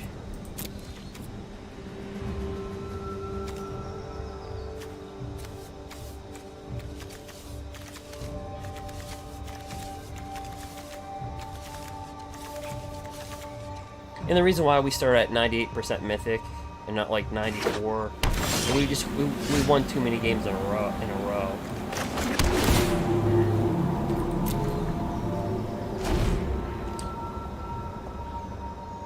So the more games you, the higher your percentage. So Bant control. Just a horrible hand. Slow hand for us. Jeez.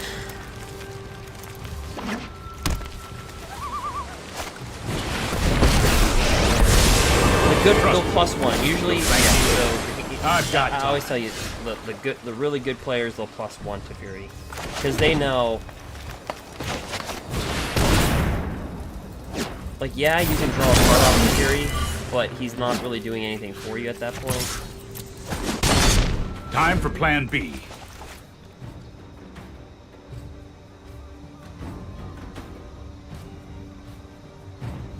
A lot of people -3 him automatically. I'll protect you. Now, if he drops the planes, you don't want to drop more creatures because he can shatter the sky at instant speed, right? Until your next turn, you may cast sorcery spells as though they had flash. So he didn't get the mana. So I'm going to do a 2-for-1er here. I'll try to. Domri's ambush back.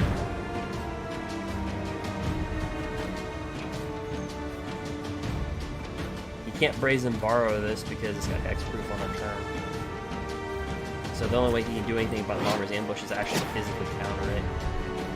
Then if he does that, we can just kill the Fury anyway by attacking it, so... If he burns a counterspell on it, who cares?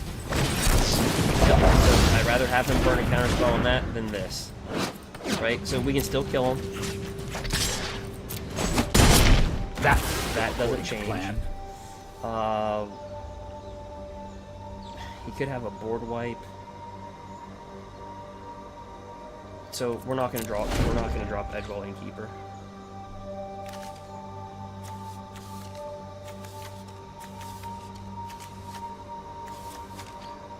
And it looks like he's struggling on his mana base over there. So...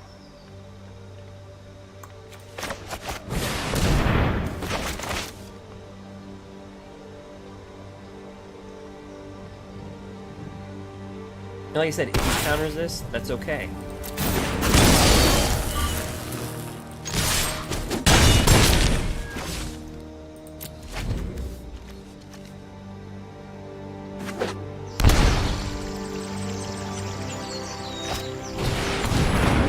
Oh, so this is... I thought this is Bant. This is 4 color. So this is Wilderness Reclamation. I guess you can just slide Wilderness Reclamation with any deck at this point. Yeah.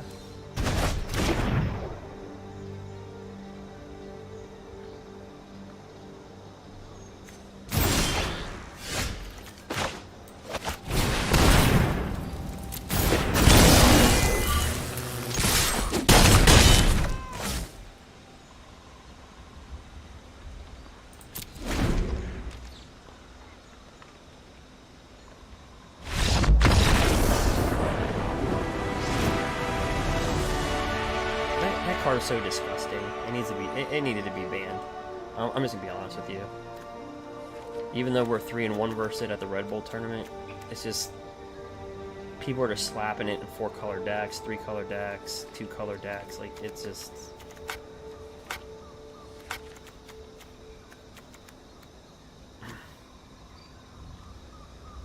Okay, so we're kind of already mainboarded for those decks. So I don't know if we really change anything here.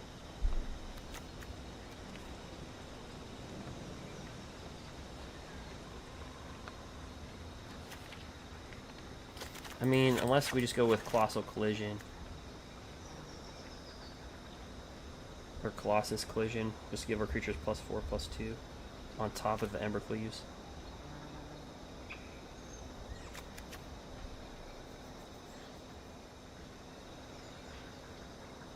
But if he's running that, then he's probably running Night Pack Ambusher. You know, let me actually do that.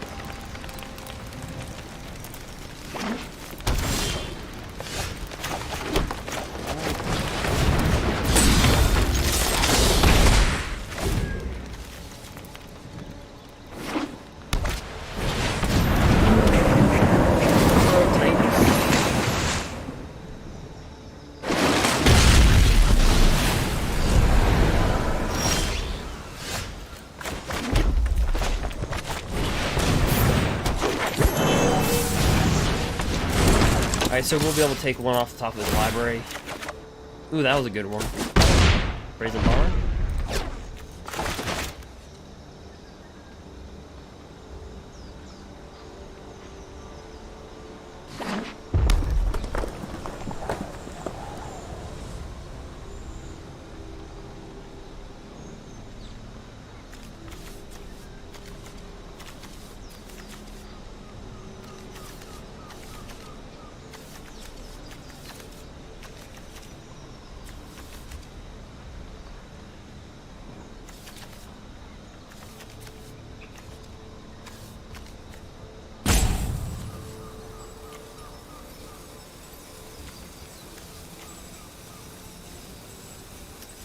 So he can't Night Pack Ambusher because he doesn't have 2 green.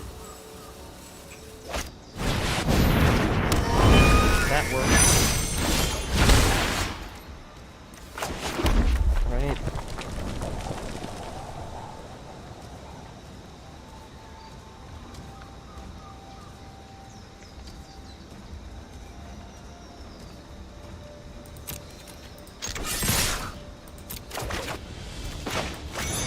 that back to his hand.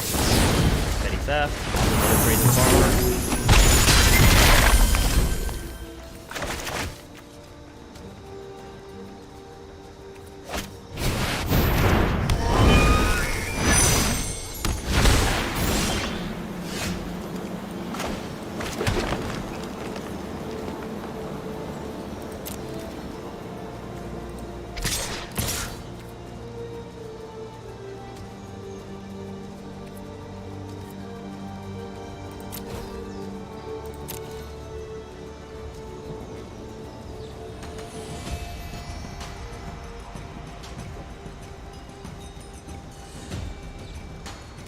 Take it.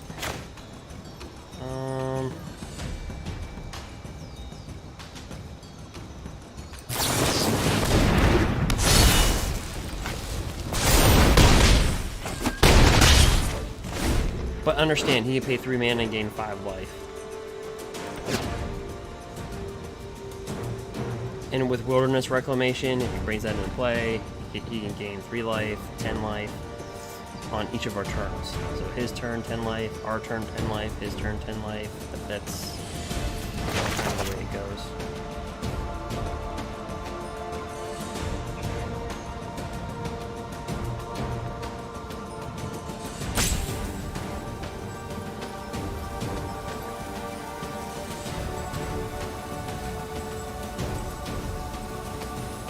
What's up, Dark?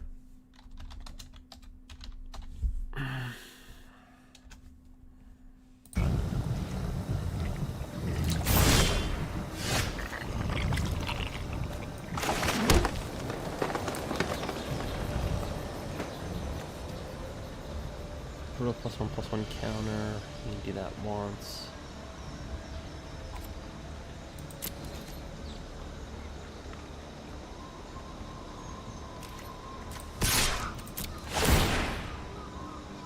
Give me something good. Oh yeah, Swording Fire. It's not bad.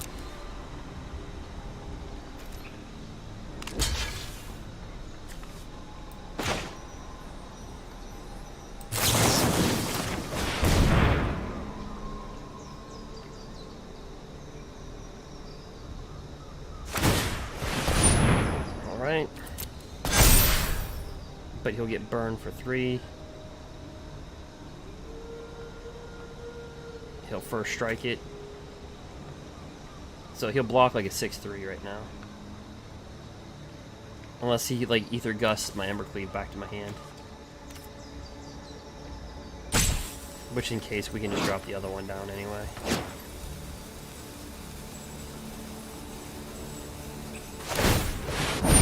He's like, you know what? If I'm going down, I'm gaining 5 life.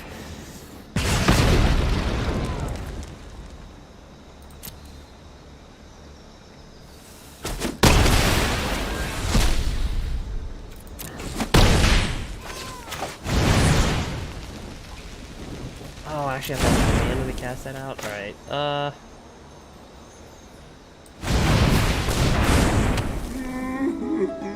nope.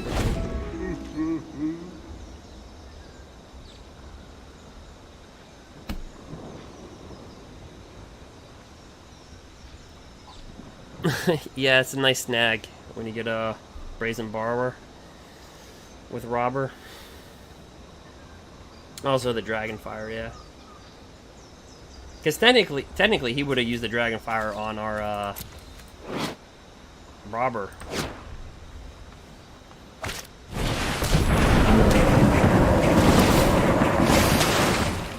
But yeah, Dark, if you saw in that tournament, the final was Temur Reclamation versus Temur Reclamation. In the Red Bull tournament, it was Temur versus Temur.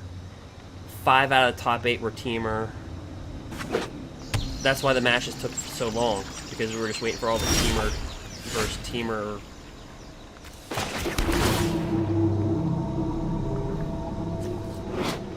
Oh, that's a big boy. Alright. Alright, well.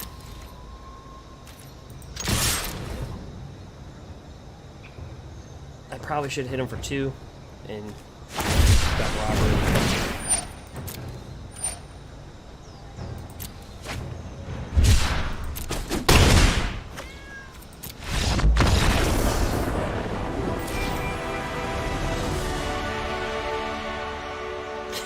We're at exactly 1,500.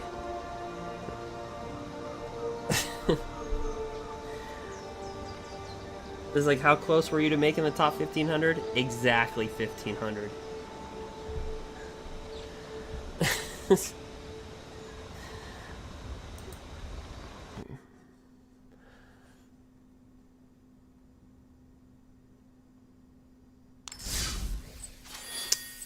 Yeah, I put on a band video on YouTube. I showed my deck. I was ranked 183 out of 2,060. I would have been like my last opponent. They wanted to split, and because we both had 2 losses. And I just looked at his record. I looked at my record. We had the same record, and I said the odds of us, if we split our ranking, will get higher. But the odds, like, it's just the way they matched. That, like, it was just a bad matchup.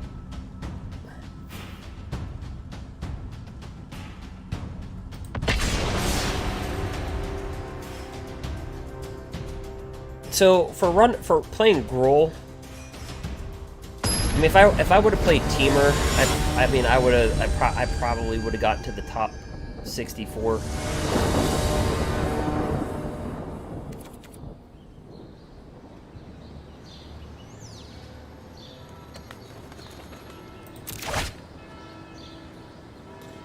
All right, we're playing number 70.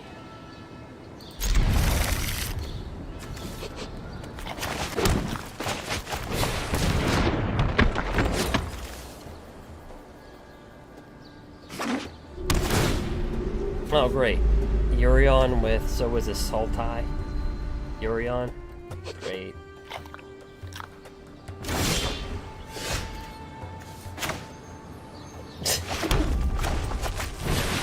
We have like an Edgeroll Innkeeper. Feel the Wrath of One.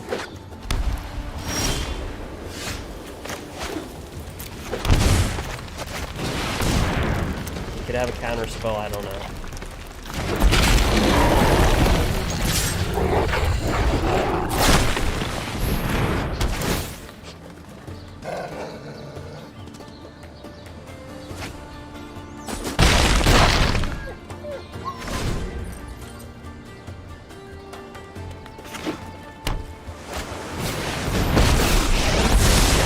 I am not going to sit this one out.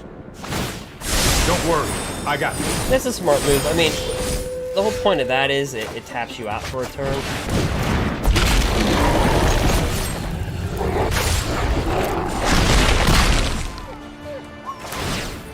Just let me know if you're up for round 2.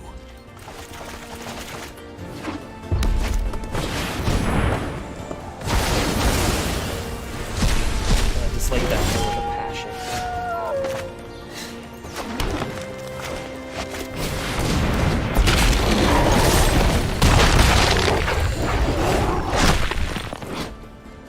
There's so many board wipes in the game. Like, it's just...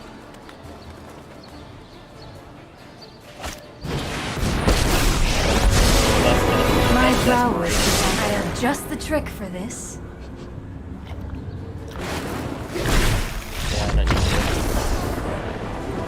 See how well our deck does versus control decks? See, that's what happened in the tournament. We were 3-1 versus Temur Rec. We were 2-0 versus Sultai Control.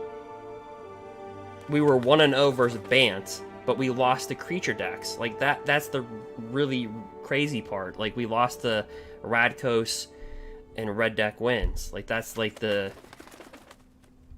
This, like, how does Gruul lose to creature decks, but, like, we dominated the control?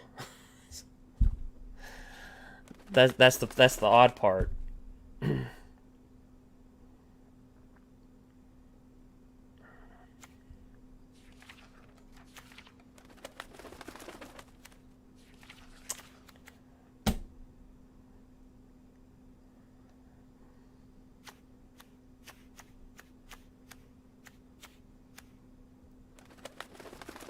We're pretty much main boarded for this, right? I mean, like, we're already main board for this competition.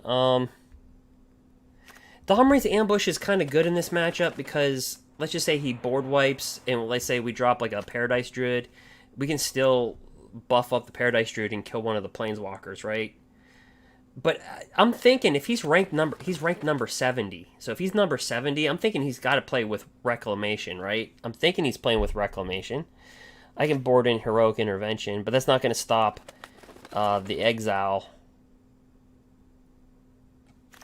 Let me just go Kamikaze here and just give stuff +4, +2.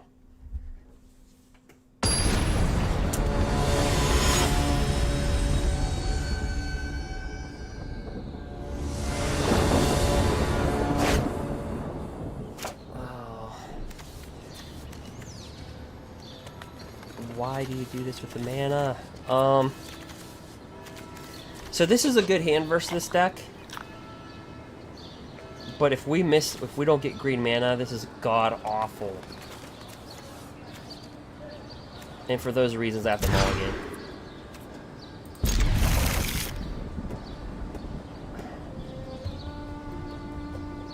You know what? Lovestruck Beast just doesn't have the value in the matchup.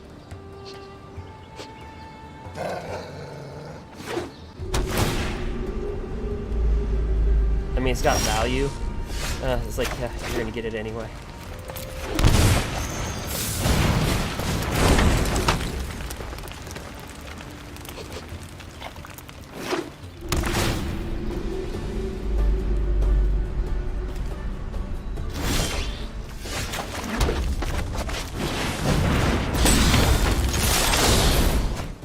Dang it. I was hoping to get like a Teferi.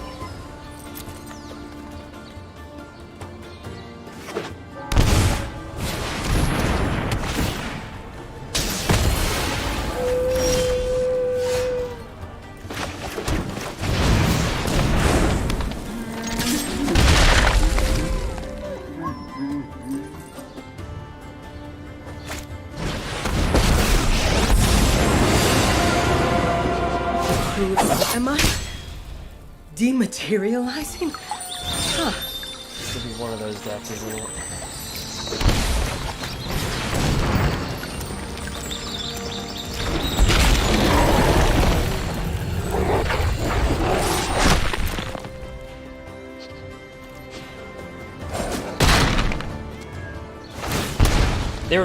That was really lucky he got that though, because we could never that turn. That would have been like death. Because we could have put embercleave on that Lovestruck. Yeah, it's a planeswalker deck. You can't tell anymore if they're planeswalker decks or if they're wilderness reclamation. You can't tell anymore. Nicol bolas will resonate throughout the multiverse. Your existence is pointless.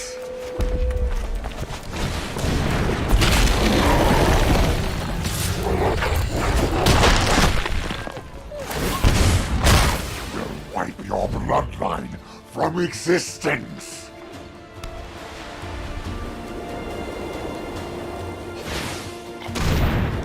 Okay.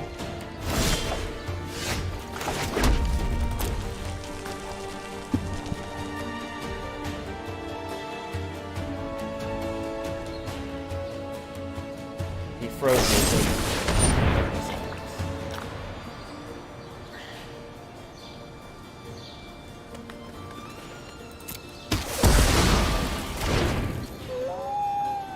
dang it.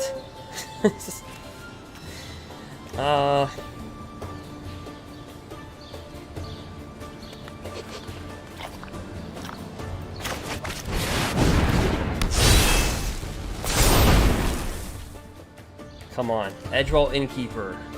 Another Lovestruck Beast. 1/1. Really? Just all land?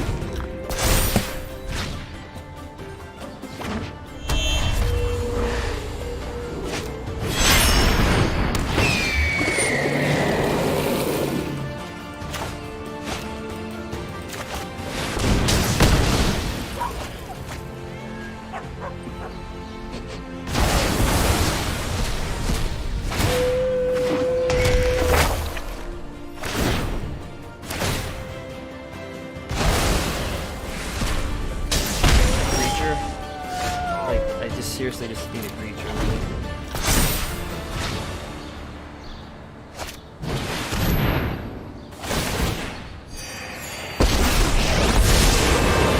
Show remorse, I'll show restraint. This might be a bad idea.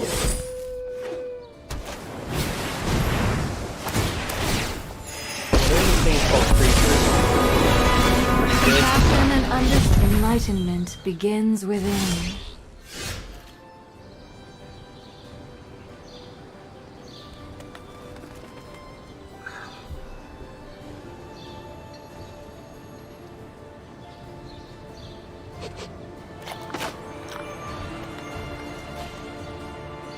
Alright, so what does he have in here? Okay, so I don't think we have a chance in this game. Now what?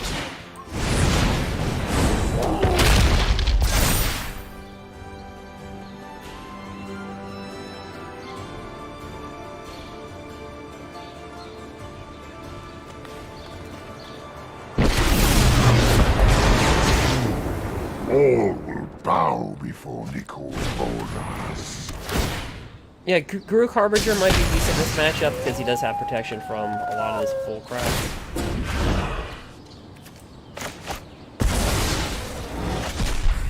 I outsmarted you eons. Many paths lie before me.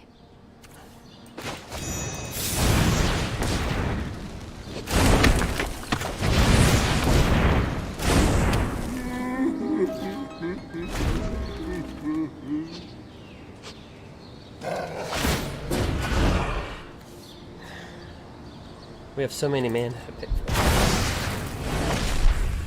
My You know, it'd be really good in this schemes are matchup that never-ending. Kel, the M21 card. 'Cause Years it of gets training have plus led X plus to X this the amount of lands moment. that you have. I mean, it doesn't matter. He would just return it.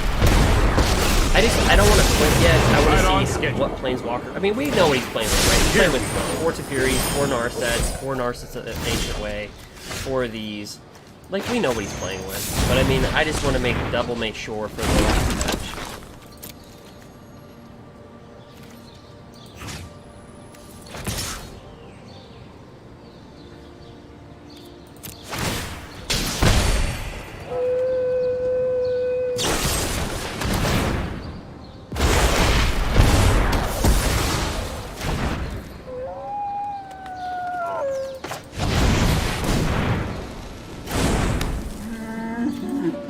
So he decided to play with one because he's not going to change his sideboard. He's going to feel really confident in what he's playing with. I mean, he's ranked number 70, so he's going to feel very confident in his deck. You have no weakness I got cannot exploit.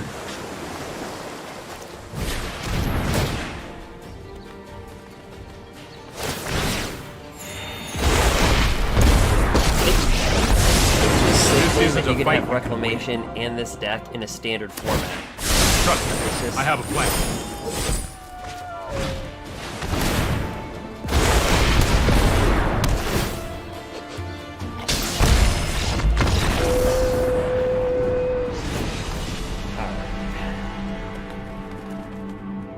Well, that didn't work out so well. That's not how the way we're supposed to do it, ladies and gentlemen. Hey, but you know, we won game 1 versus number 70. I mean, we're exactly ranked at 1500, like exactly 1500. That's funny. All right, well, here's what I'm gonna do. I'm gonna board out these things. I'm gonna put in the Harbinger, and I'm gonna board in Heroic Intervention. 2 ofs.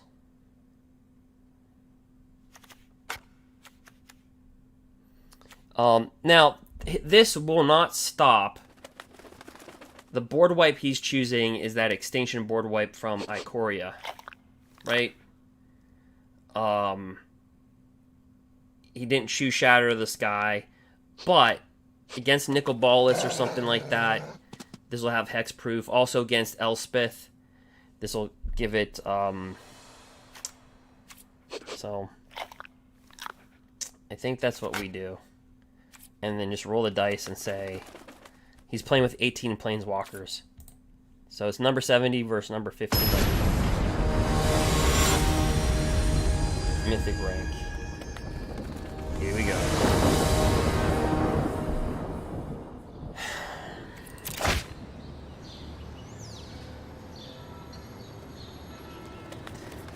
Yeah, we'll keep it. Here we go. So, planeswalker count. How many planeswalkers do we kill this game?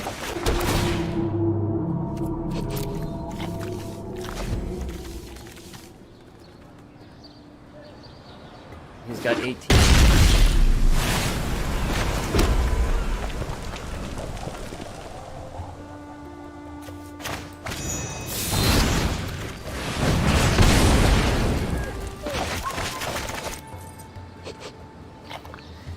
I'd rather have drawn a quicker.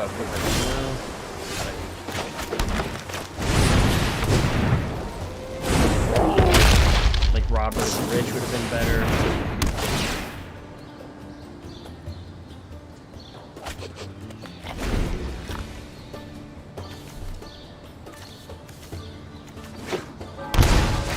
Yeah, they always have that.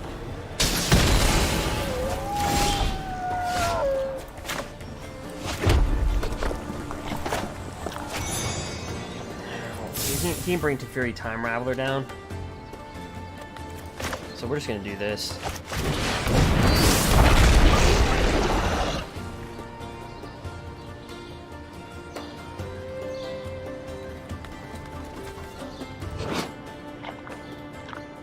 Protection from blue. See, if I would have dropped this down, he can easily just Teferi the 1/1 back to your hand, and then this is just a oof. And he's got Heartless Act though. He got real aggressive game 2.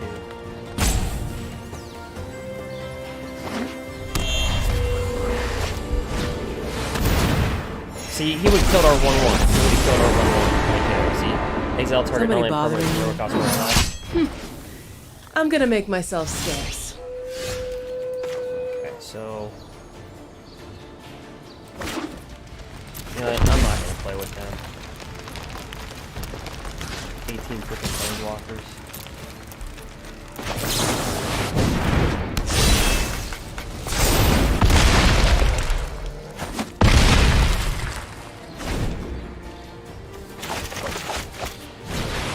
Yep.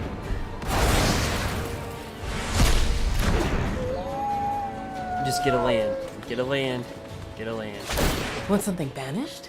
Funny, that's what I do.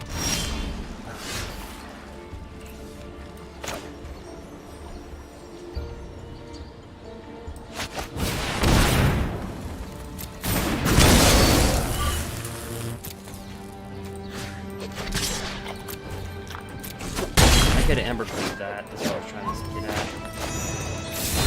Wait, what's this minus ability? Deals damage to target player equals the number of cards and you gain that much life.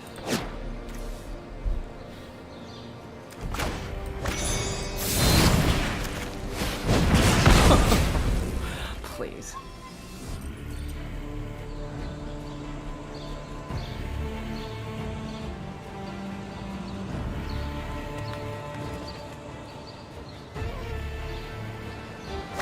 Pack your bags and hit the road.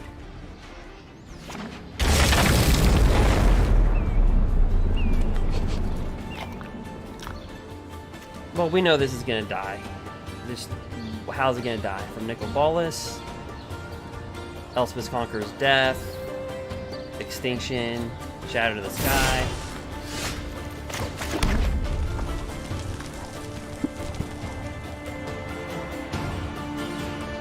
Well, we have to try for the kill. Now he's got hexproof, so he can only do the embercleave. See, he's the perfect guy to embercleave because he's got hexproof on your turn. So all he can do is something with the embercleave. That's it. Ether Gust the embercleave.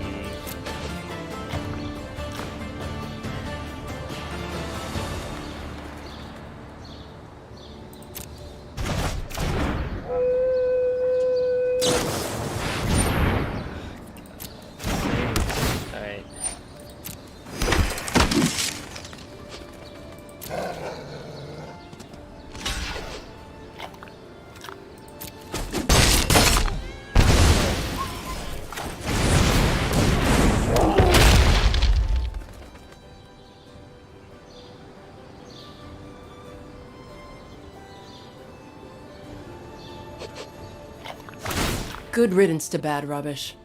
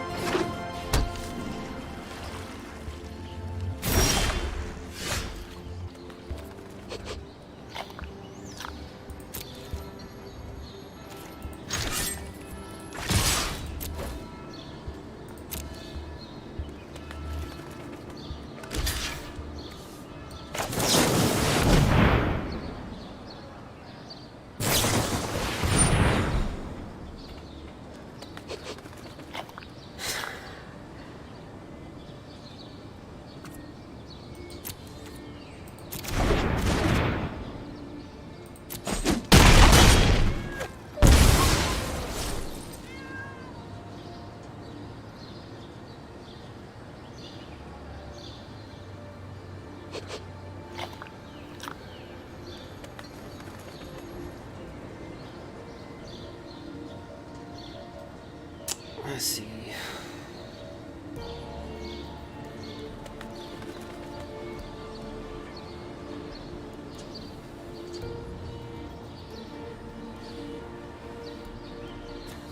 I can shoot him for 2 or this for 2.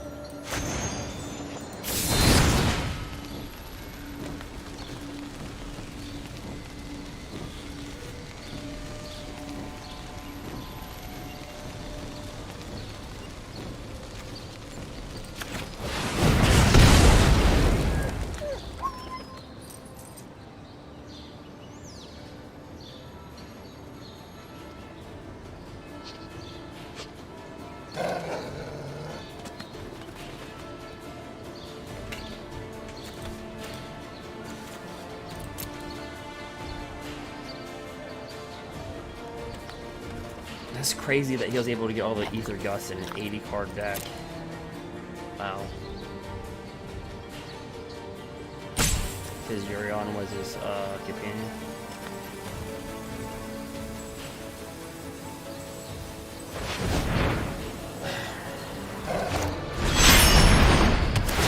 So he's gonna flicker everything. Okay, so what's gonna happen is I'm surprised he didn't pop. He's gonna flicker everything. So he's gonna gain 2 life. He's gonna scry 2. He's gonna draw a card. He's gonna get 2 1/1s. So 2 1/1s, 2 life.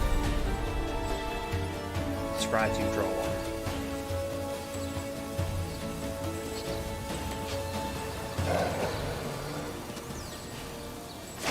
Want something banished? Funny, that's what I do. Oh yeah, 3 damage to that.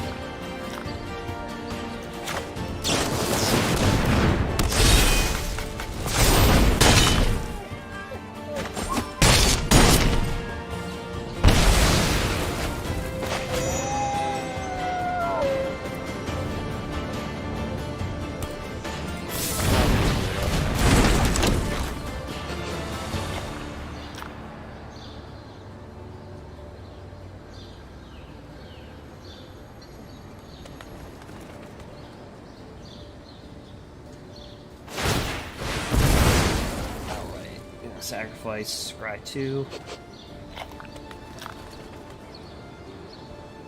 He likes what he sees at the top.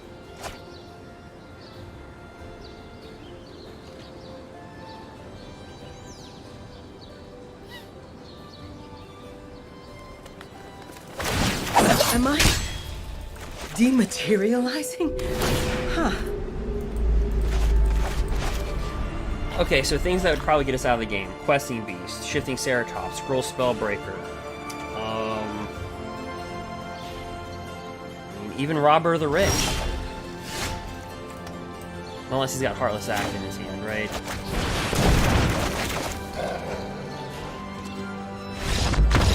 Oh, gosh. Beat number 70.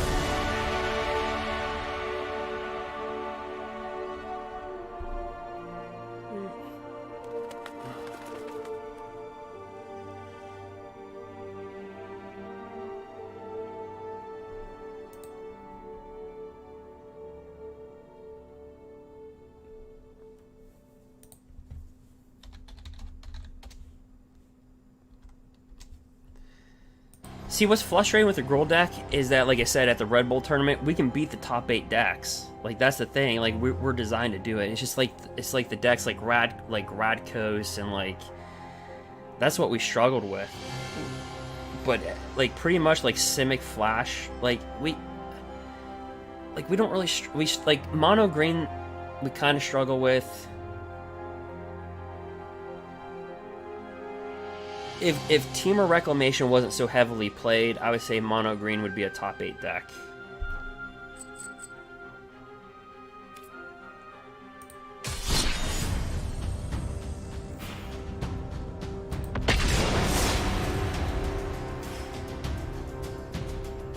But it's just so heavily played that it's hard to like get a grasp of like what's going on.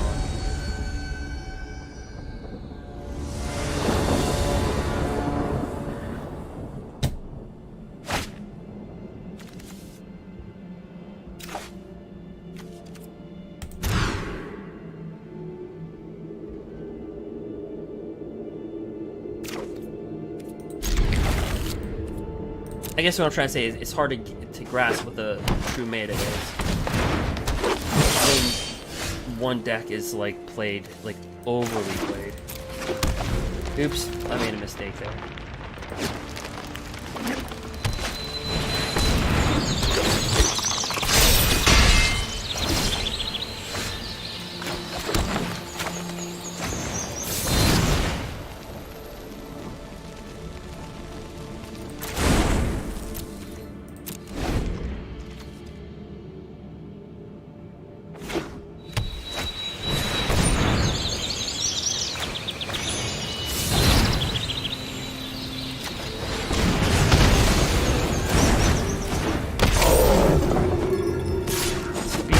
Green.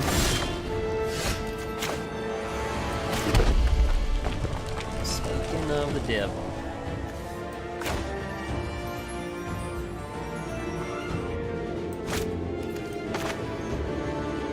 You know what, screw it. Don't care.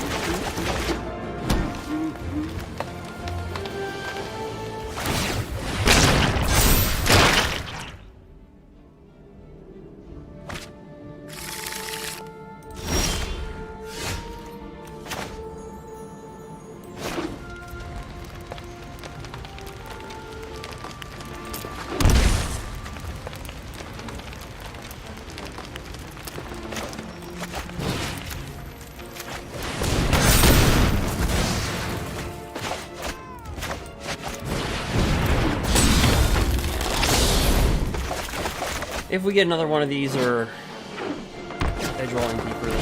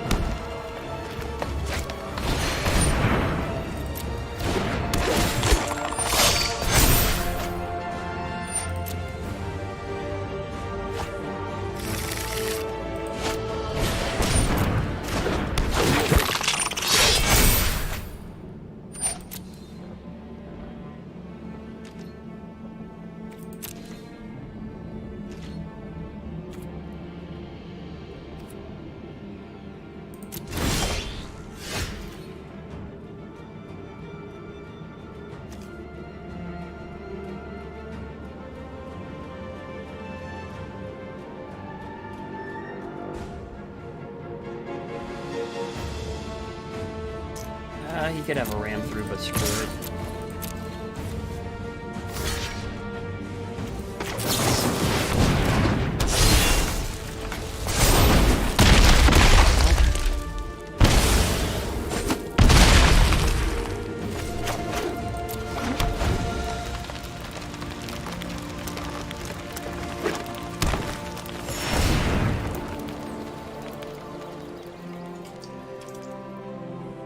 Well, at least we beat number 70. I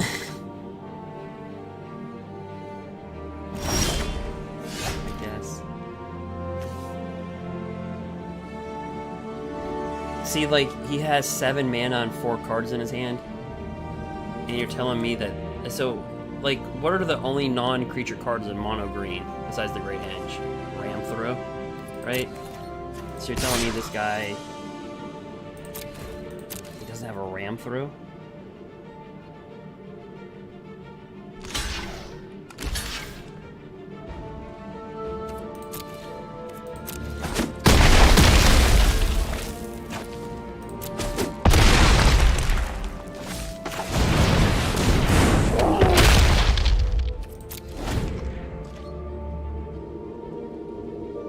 I'm about to attack with Robber the Richest, but take one of his creatures. Take something.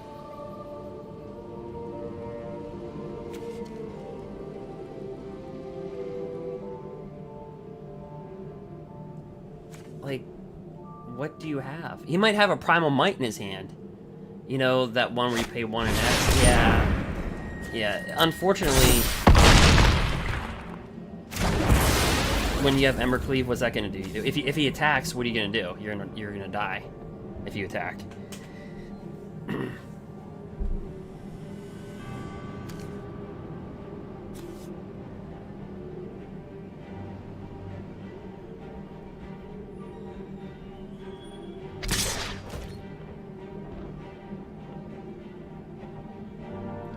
Guess we just block with a big roof creature. Kill it.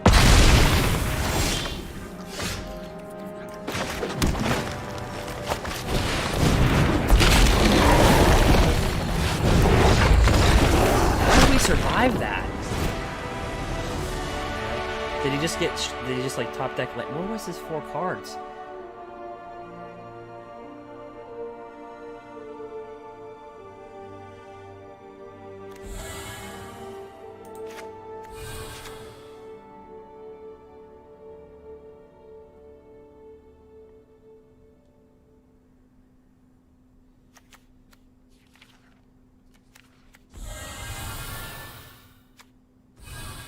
Ram through is for that Stone Coiled Serpent, because Domri's Ambush can't kill it.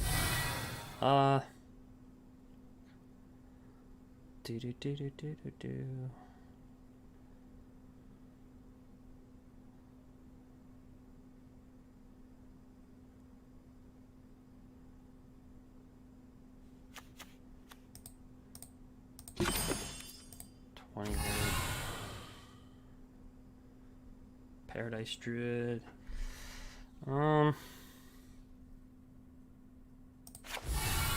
Ordering a ram through.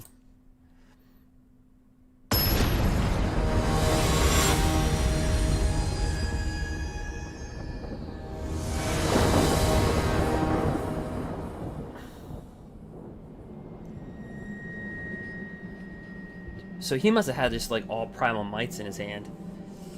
Because, I mean, I'm trying to think. Because all they have, maybe he had like 2 Great Henges or something. Maybe they had a Great Henge. Oh, this hand sucks.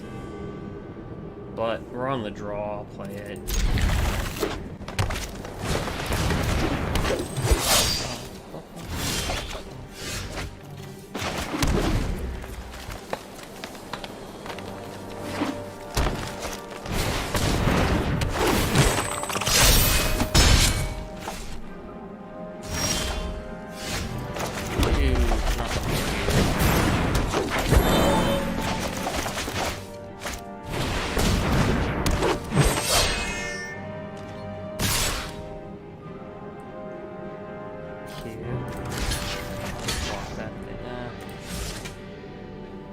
So this right here, it costs 2 less to cast if an opponent controls a green permanent.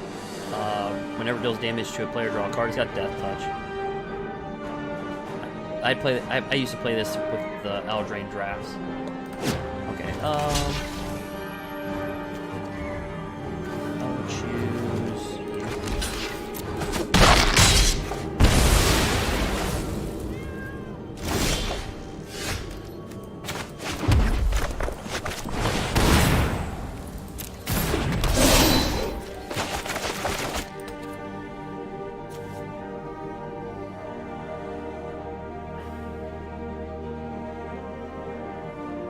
So, like, if he uses Ram Through, it'll kill any creature because his creature has Death Touch. Just kind of like Questing Beast, right?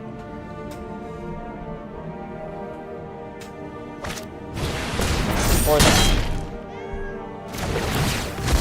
You see how Primal Might's not showing its force? Like, I'd rather have, like, a Ram Through, because then, like, your creature has to fight, and it's gonna die.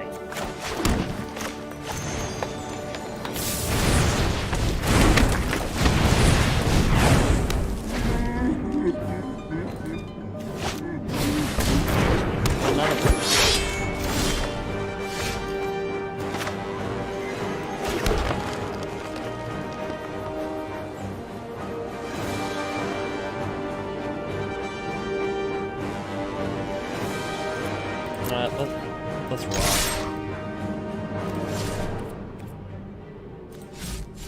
We know I'm attacking. We both know this. I just want to make it appear like... I don't want to exactly give it away that we have Embercleave.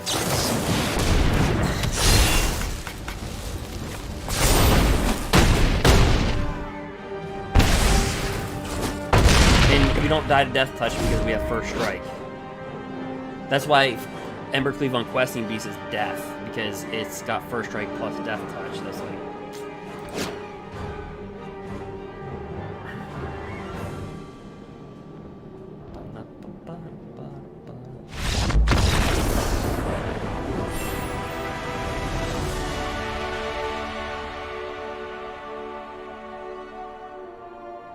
How are we on like a 7-game winning streak and we're only 748? Alright.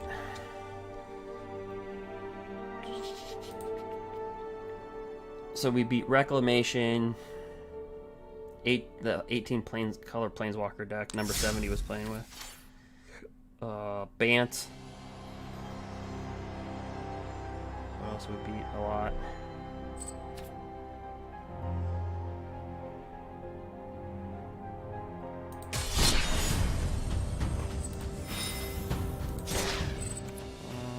What else did we beat?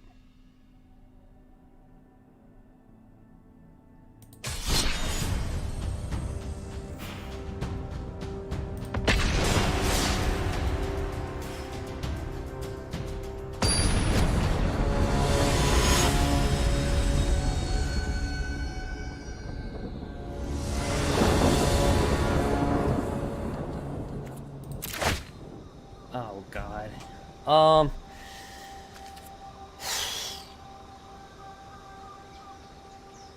Well, if this doesn't scream 2-drop, 2 mana.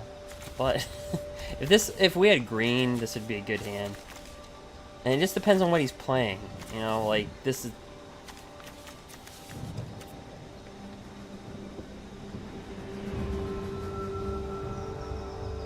Like if he's playing Temur Reclamation, this is not a bad hand to have 2 robbers like that.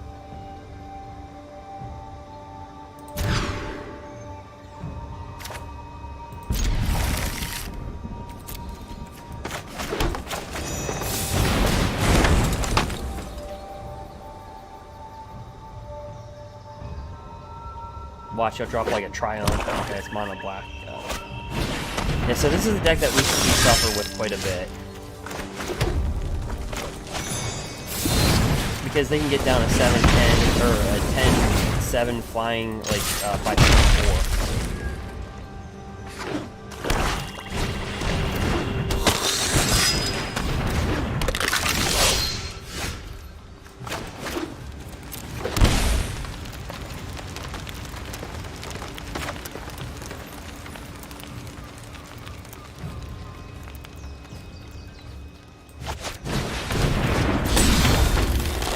something off your deck. Aw, dang it, it's a land.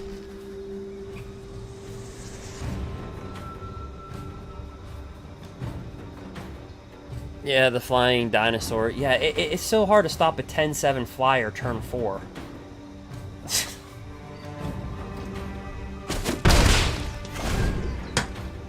You know? They screw the robber.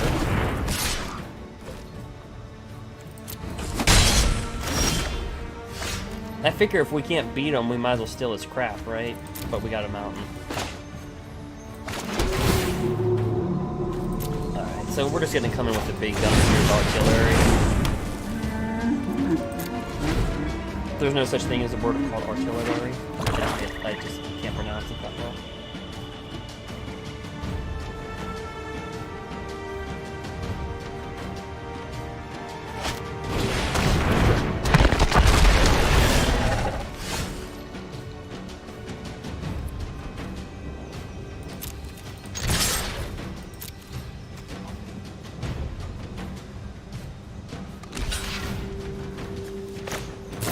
He's thinking we don't have another 1/1. But we do.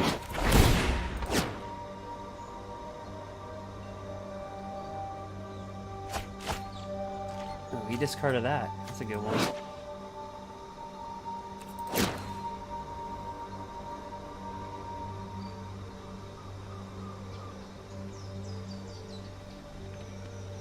Q.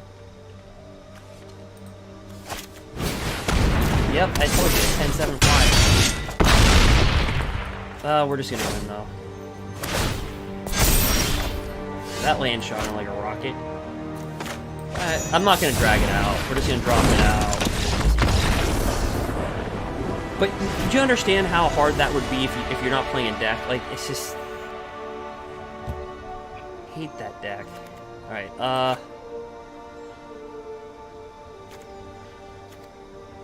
yeah, frick it. Domri's ambush. See, Harbinger's pretty good. If he had reach, he's got hexproof from black. But like, we don't die on the ground. We die in the air. And by the time they make this a flyer, even collision, because it'll be a 10-7 flyer, so even collision. Colossus can't kill it. Sucks.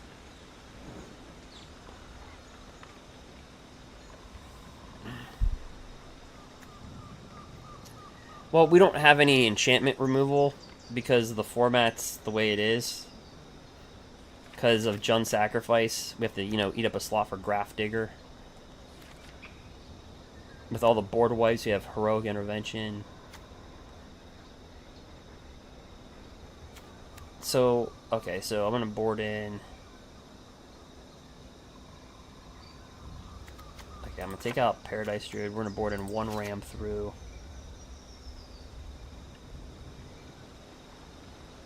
Alright, so we have 5 removal spells. And if you count Bone Crusher, that's actually 9. Yep. Embercleave is really... the only thing that we got going versus that deck. Let's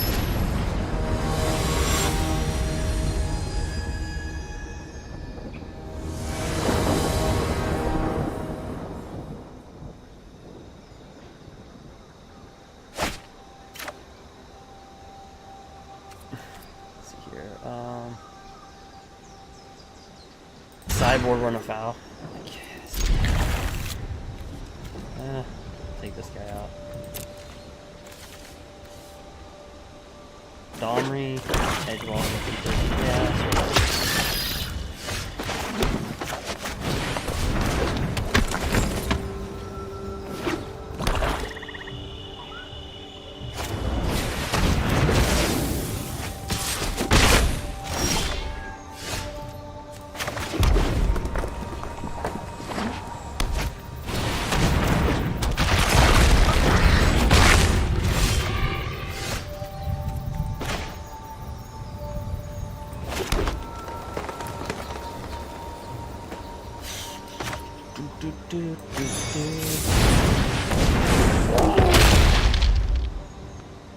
Is this dude having a panic attack?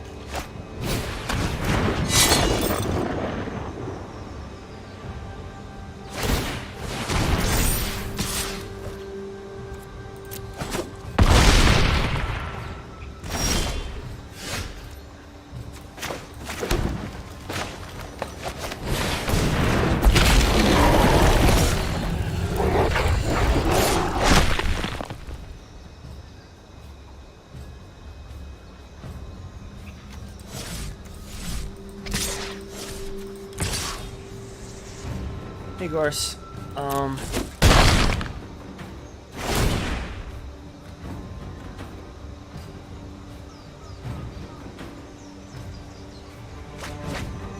You see the guy who was like, "Your go." I was like, I couldn't even look at Bone Crusher Giant. All right, so what's this? Does it have trample? It does.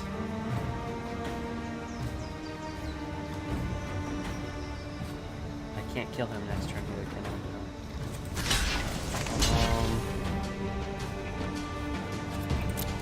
Yeah, I'll just try it.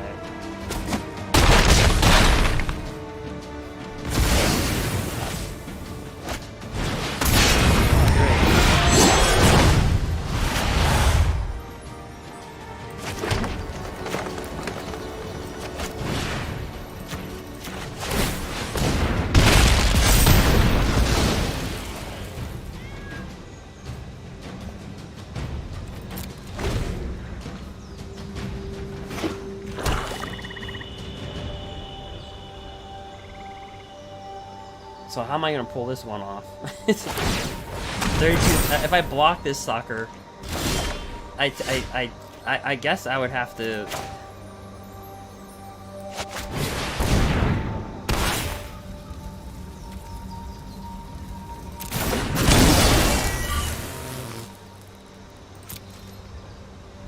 Might as well pass for 5, I guess.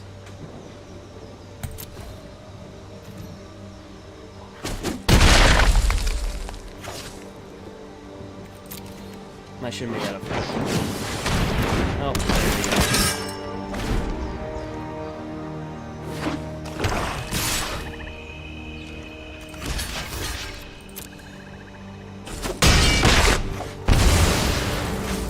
I can't kill that one in a deck. Alright.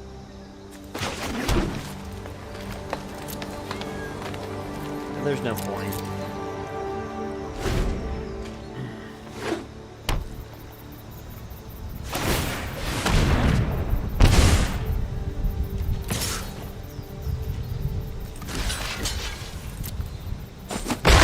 Yep.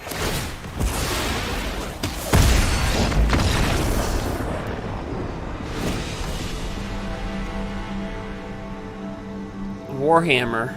You're trying out Warhammer? Never tried that. I don't even understand the concept of Warhammer.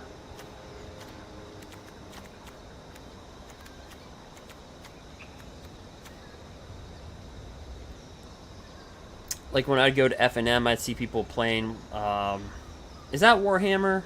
Where like they build like those little figurines and they like paint them. If you even like come close to their board, like they freak out. That type of thing. Yeah. We have an appreciation for one another because they appreciate like how we take care of our cards. Like I personally don't. I shuffle them like a poker deck, but like a lot of them are old school Magic players. That's what I realized. Like a lot of them like played Magic, they quit, and they went into that like whatever. So they know what like older sets are and stuff like that. And they'll actually buy like a booster box of like current sets, but they just don't play. They don't play Magic. They just like buy like a new booster box. I don't know. They drop a lot of money on everything. It seems. Seems like they're like kind of they're like in a lot of different hobbies, like in novelty stuff.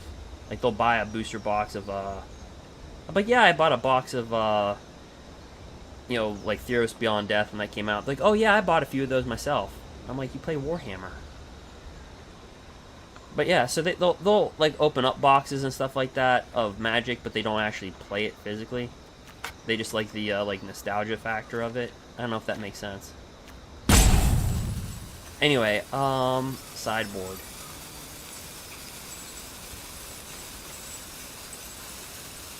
Q. Get rid of one cleave, put in a ram through.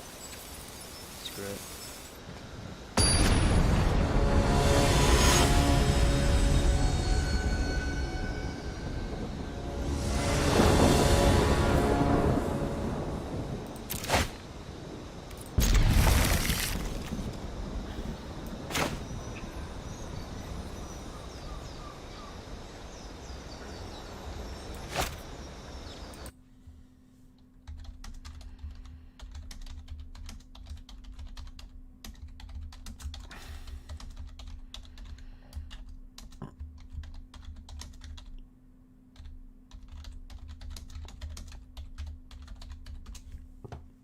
Alright.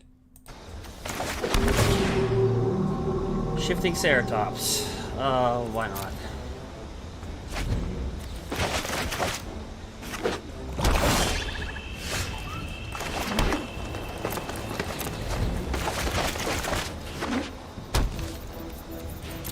Cute.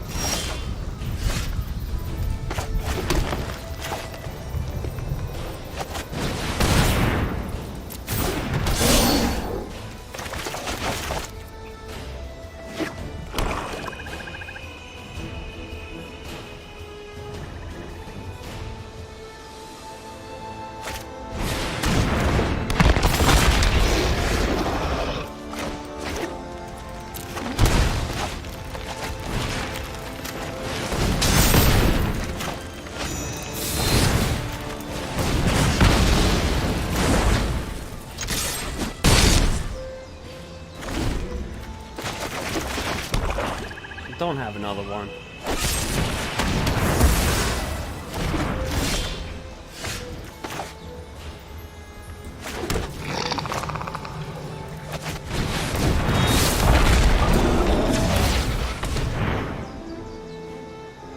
Attack.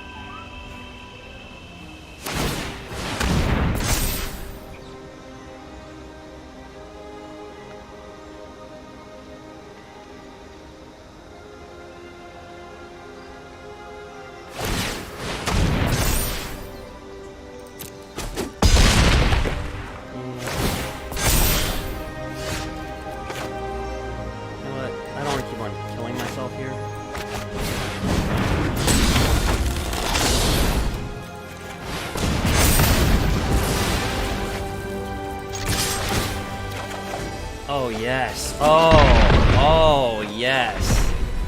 Oh, demonic my embrace. Talk about my embrace.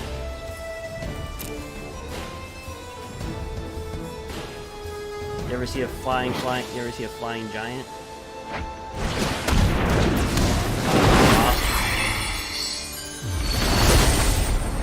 That's not cool, Raincool.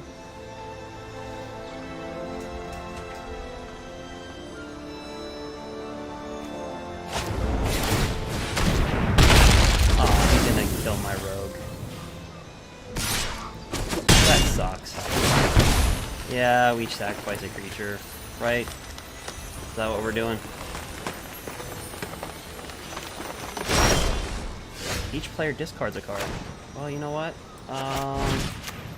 Yeah, screw you.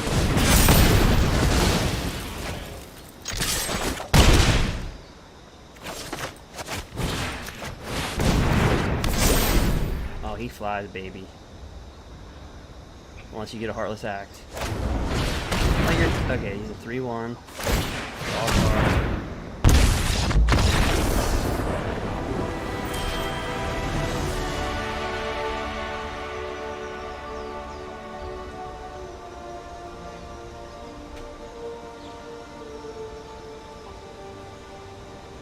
Heck yeah.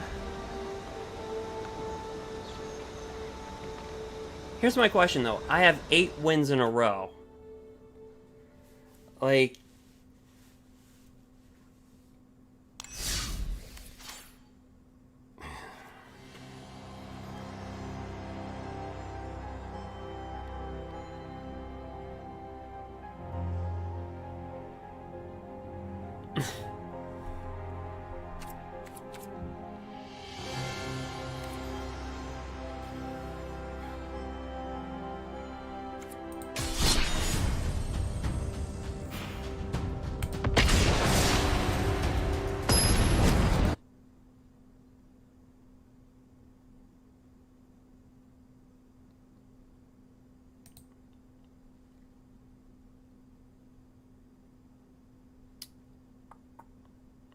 Go right in hell real quick.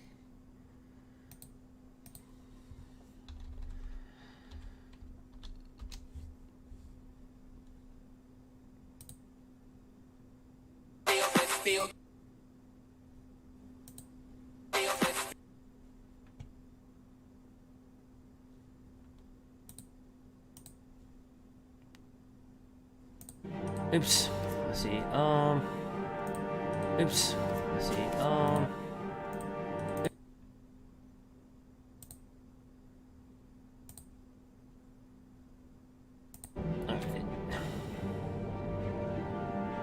Well, this could be a brilliant hand, or not.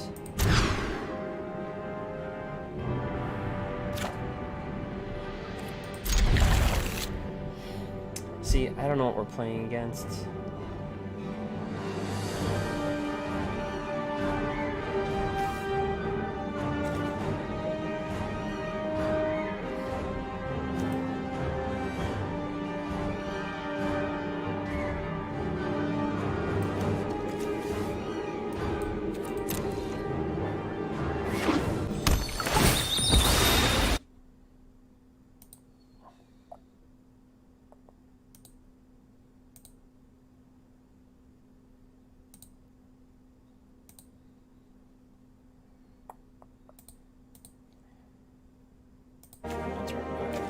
What's it called?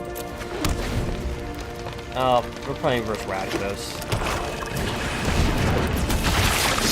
That's a Dominant Ambush. Pretty good.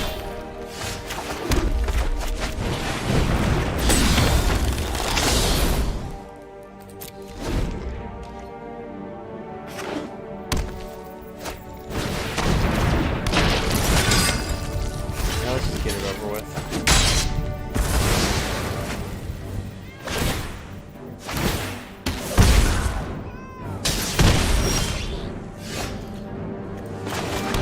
This is the deck that I lost to at the Red Bull Open.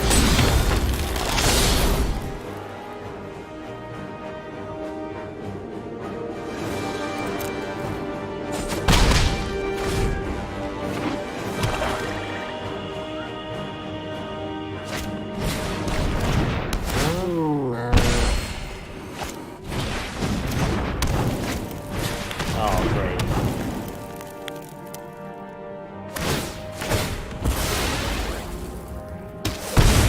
It's cute. Well, we were on a 7-0. We were on an 8-0 run. I mean, it's cute. Okay.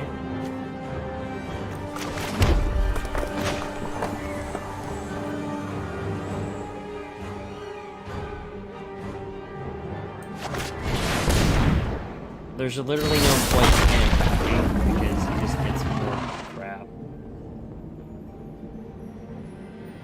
Well, actually, yeah, there's no point. Screw it. Yeah, blow the cat up. Draw your free card. Dun-dun. Oh. Oh. This is why I call it the McDonald's. It just got, this is like, oh, witch's oven, one combo, cauldron, familiar, like, other combo. The Jun, Trail of Chromes, Priest of Forgotten Gods. You, like, cannot play your deck. and they get 3 Witch's Ovens within their first 14 cards.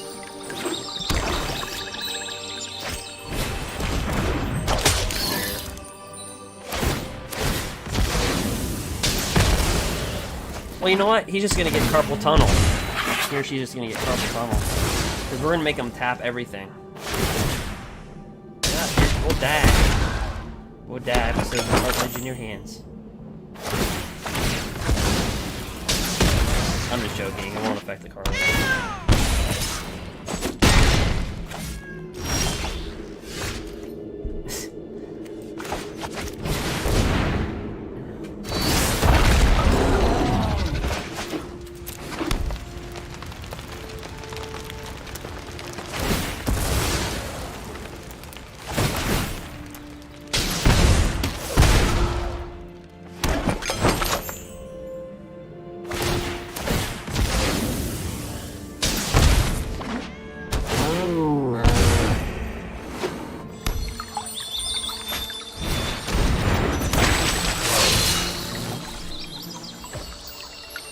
Honestly, I think the 2 most devastating cards in the deck is Mayhem Devil and this guy, this Butcher.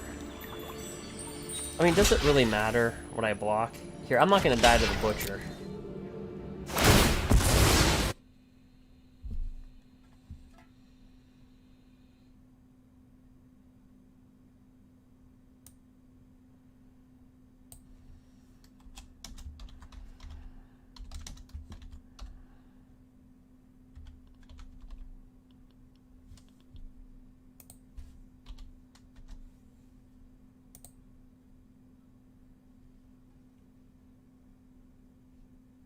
Guys, like, literally, I just, like, changed my title as like, this is going on.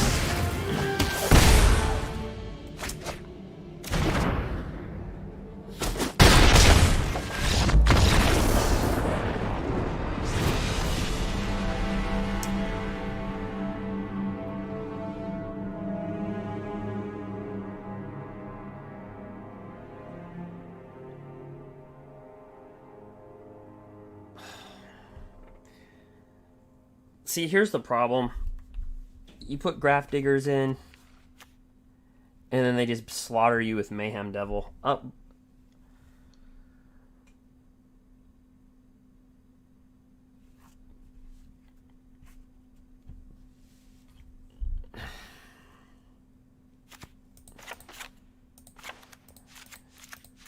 Screw you guys, I'm going home. Alright, alright, okay. Are we ever gonna be... Yeah, we'll take out an embercleave. Take out a Paradise Druid.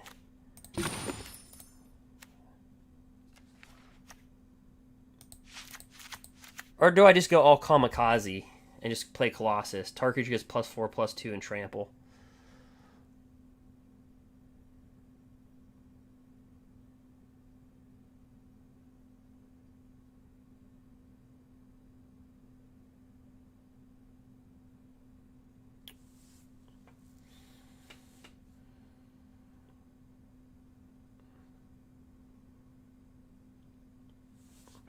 See, I can keep the Domries in to kill the Mayhem Devil.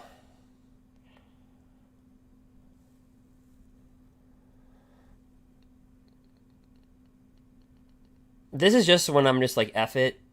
Just like full kamikaze. You know, just like, screw it. I'm gonna run Embercleaves, these, and just I'm gonna try this.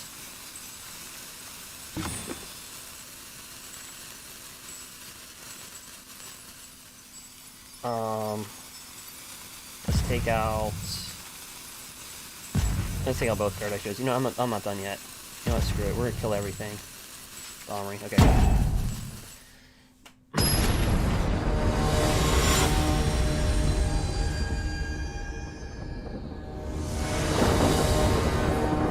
Like, if we didn't lose to this deck, I would have made the top 64. Literally. Because the person that beat us with this Rakdos deck was very low ranked. They're like, not that they were low ranked, and that hurt.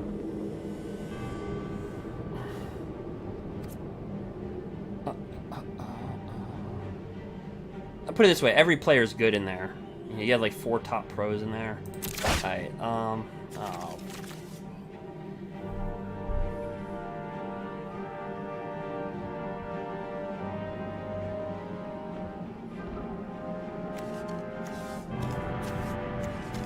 If I had a red mana.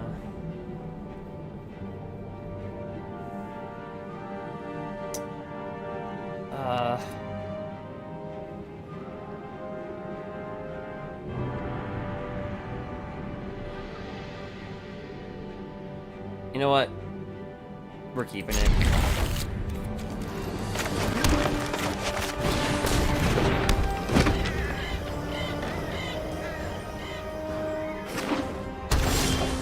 Alright, well that didn't pay off, but...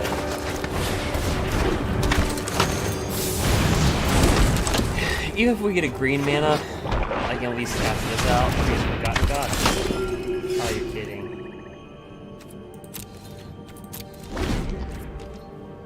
Well, yeah, you know they're always cards. Oh, you're kidding me.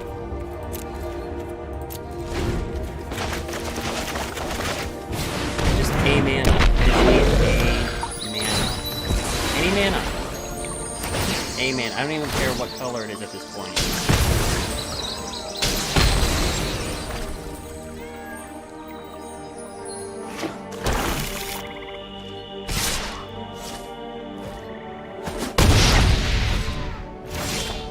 I would like to be able to play with my deck, at least.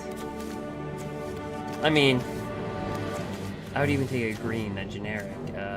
This is just, yeah, a good game. And I can't, I just... You know what, I'm too stubborn. Forget it.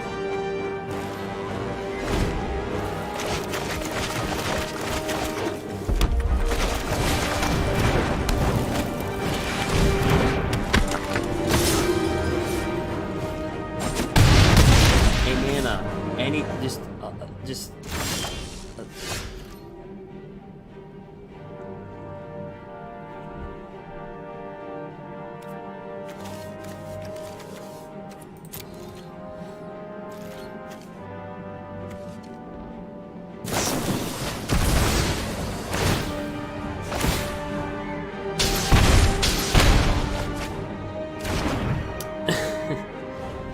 yeah. I'll let him have his win.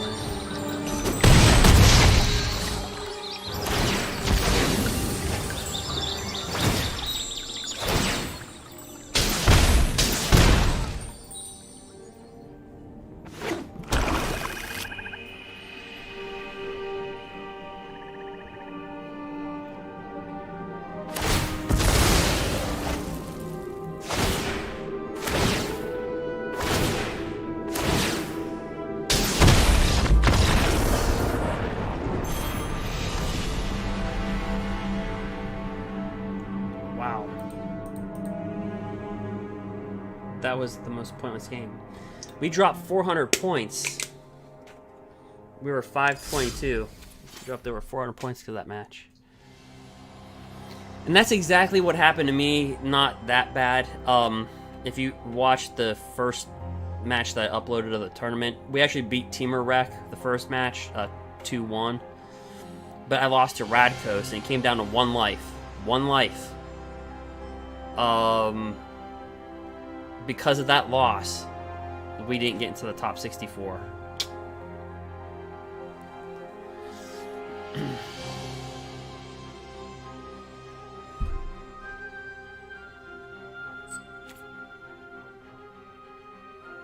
So then that's when I was like, you know what, Fang.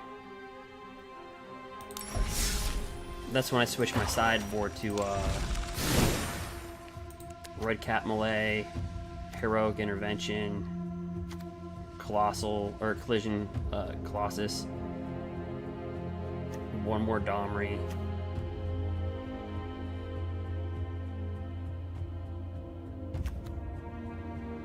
Because honestly, in the tournament at the Red Bull, Scrap Heap Scrounger, or Scavenging Ooze, wasn't really that good.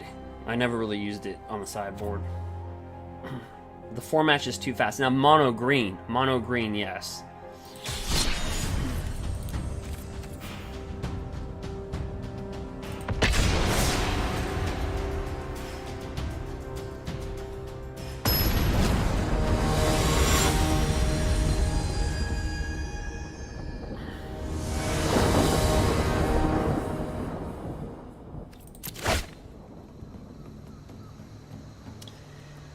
Yeah, the mana. Alright, the shuffler's like...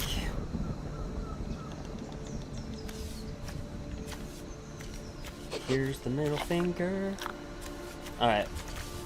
Well, we have Robber of the Rich, Paradise Druid. It would have been so nice just to... Alright, so we'll just play that. Okay, yeah, we need mana.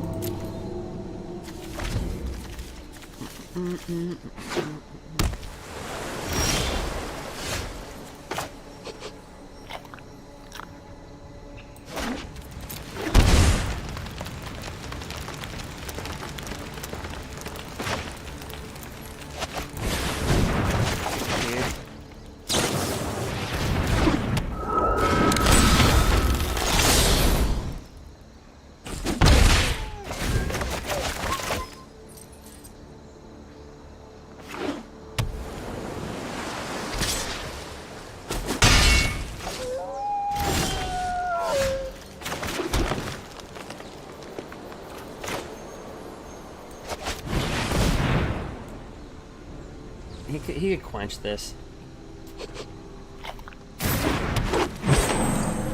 Alright, fine. He can quench this.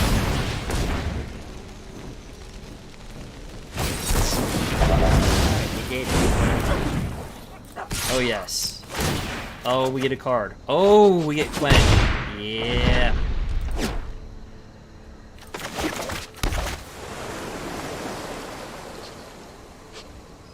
You might as well attack for one. Yeah, if you're not gonna block, you might as well attack. I mean, if you're not gonna block, you might as well. Uh-oh. He'd have to neutralize this. Or Sinister Sabotage this one. Ruh-roh. Alright.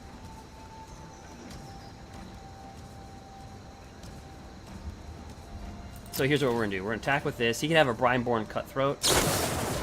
Spectre Sailor, so you cast that out. Okay.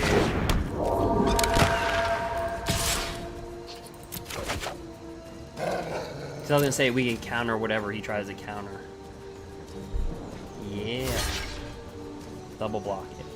Do it. Do it. Yes. Alright, done.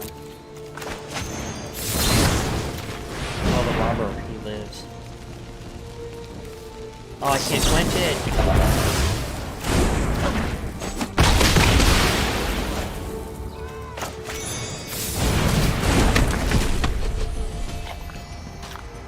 Well, the robber served his purpose, right? And he's like, screw you guys, I'm going home.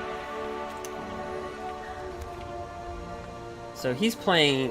I don't know if he's Simic Flash and he just didn't get his green mana, or if he's just a blue Flash, because there is a blue Flash that's running around. See, he's not Simic Flash, because Simic Flash does not run Quench. Domri's Ambush loses a lot of value because of his counterspell ability, so that Ram Through becomes just much more better at instant speed.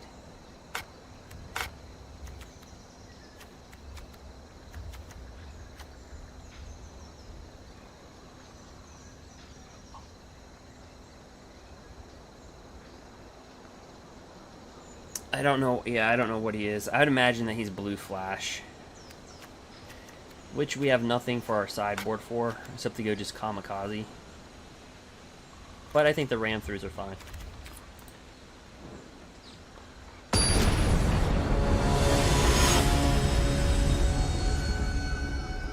I think the Ram Throughs are fine. Alright. We did slide in the top 1500.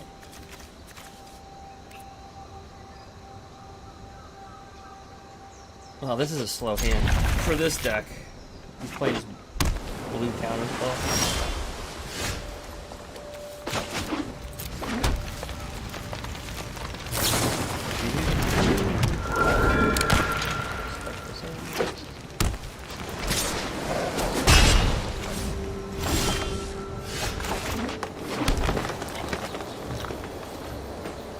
What a Brian Bull.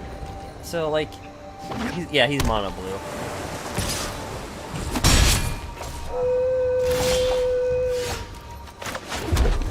Well, let the counter game begin. Quench. Sideboard cup.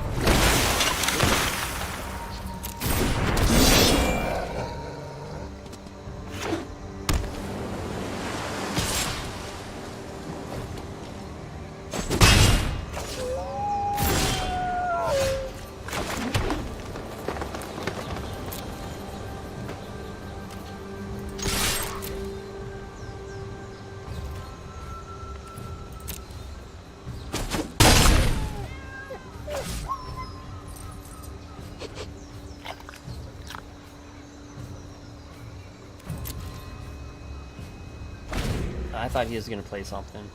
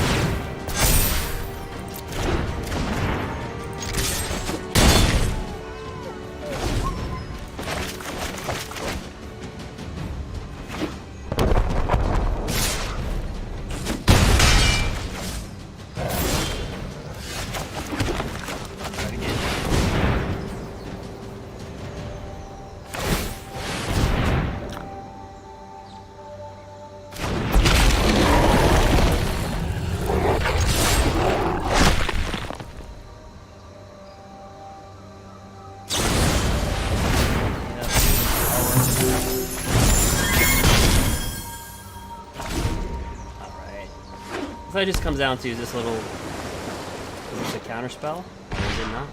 What is it? We'll find out on the next episode of... Aw.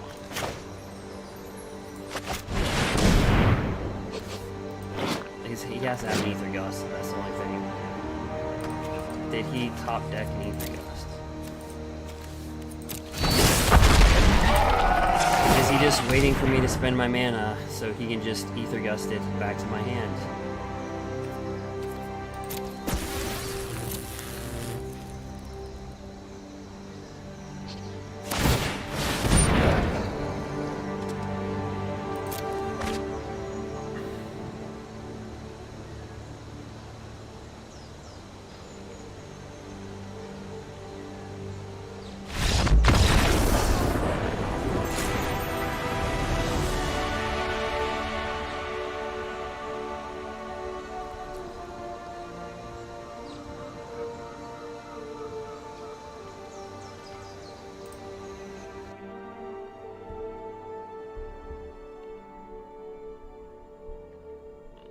I think he can still Ether Gust. I think he can still Ether Gust it, right? Even if it's on the battlefield.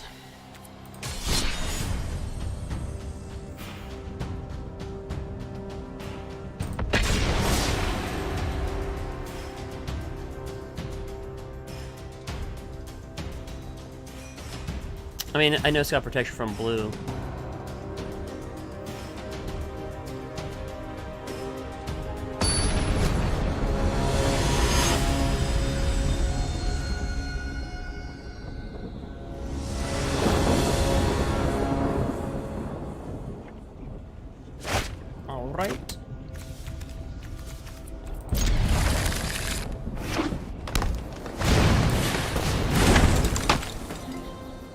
Okay, that makes sense.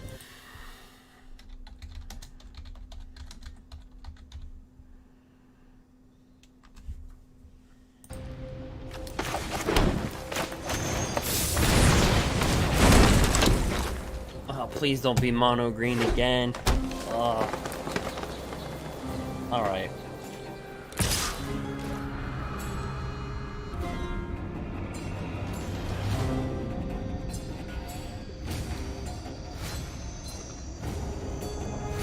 No, I'll take the 1.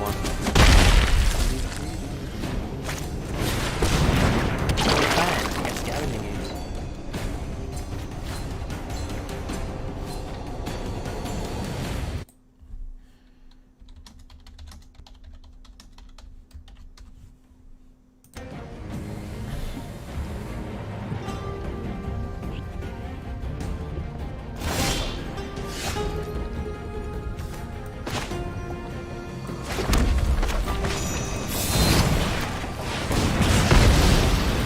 I like Lovestruck.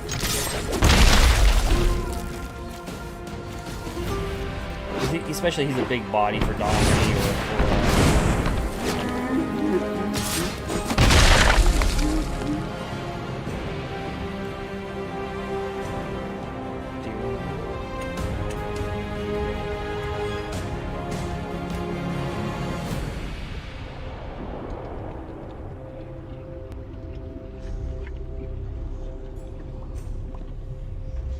yeah, I just didn't know if the volume was too loud in game volume.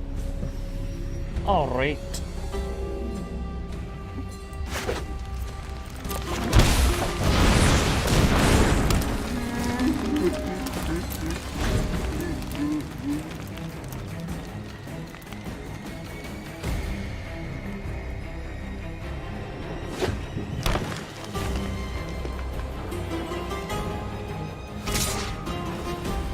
Nah.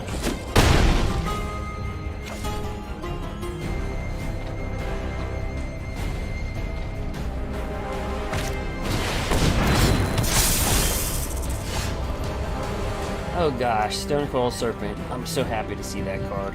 Not really.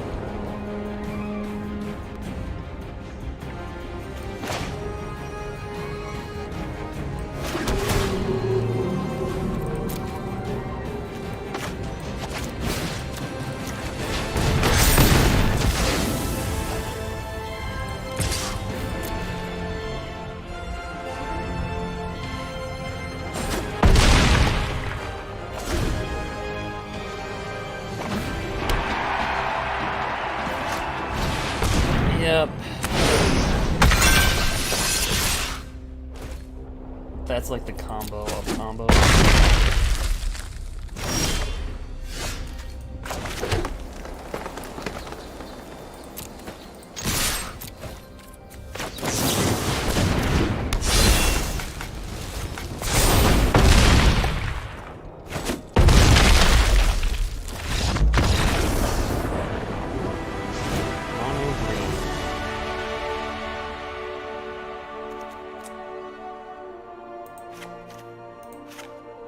Ram through, ram through.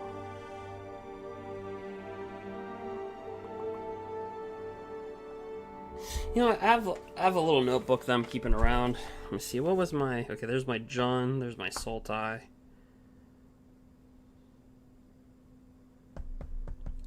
I haven't created a mono green board. Like, we don't play mono green enough. Like, we play it just maybe like in 5% of our matches.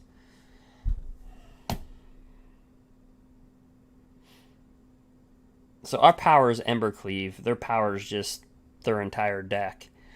So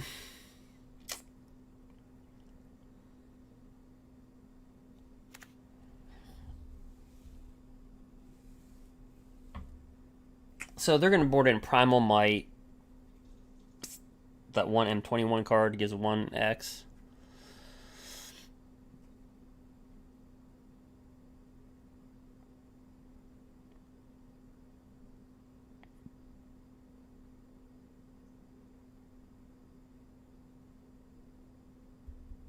Yeah, let's run this.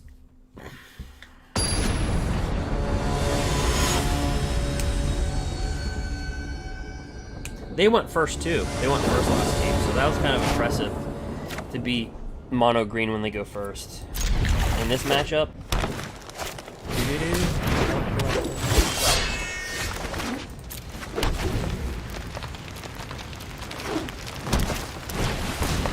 double top collector.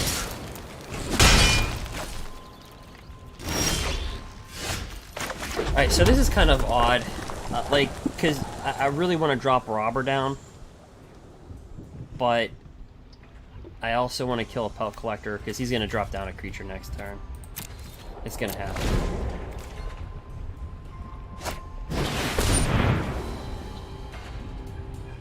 Now I want to kill Scavenging Ooze.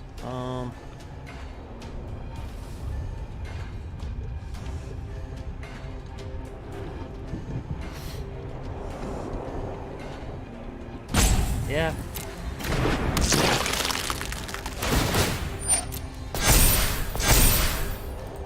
See, mono green can get away with Scavenging Ooze because they just...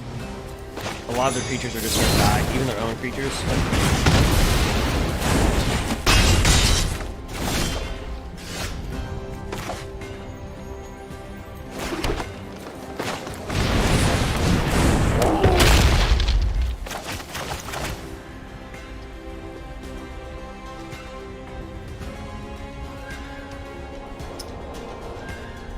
The only thing with mono green, if they're running 22 land, is it gonna be some like Primal Might thing? Yeah.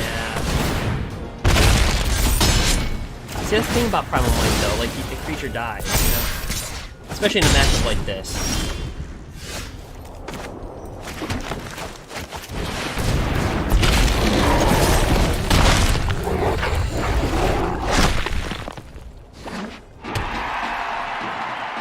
But if they're running like 22 land, oh, just gem green.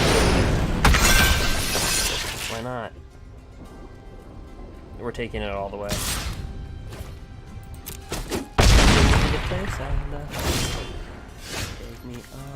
Alright, there you go. That'll die because it has Death Touch. Oh yes, we're gonna use Robber the Rich. Give me a creature. Give me a creature. Oh, yes. I'll take a Lovestruck Beast.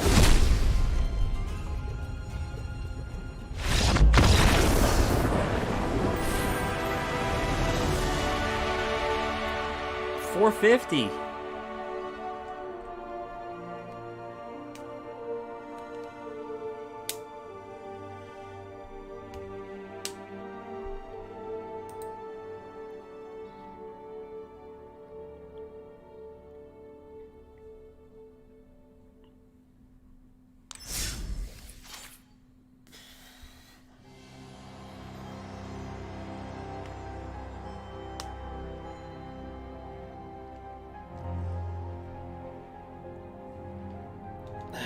The one creature, the one deck that I can't get past is Rakdos. Like, we beat it once earlier, but I can't beat, like, the card. It's just that deck has so much problems.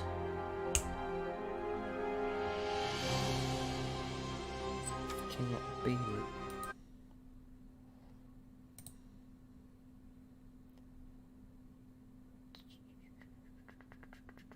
Let me see something really quick.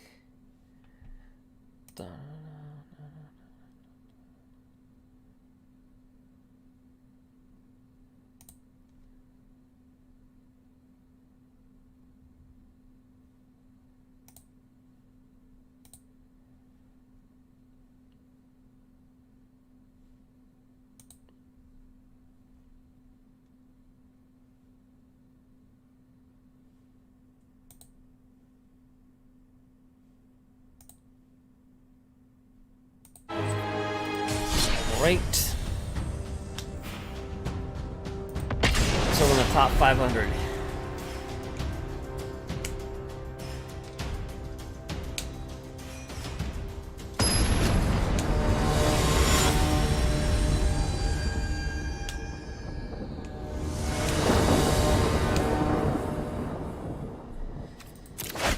Oh, come on. Oh, really?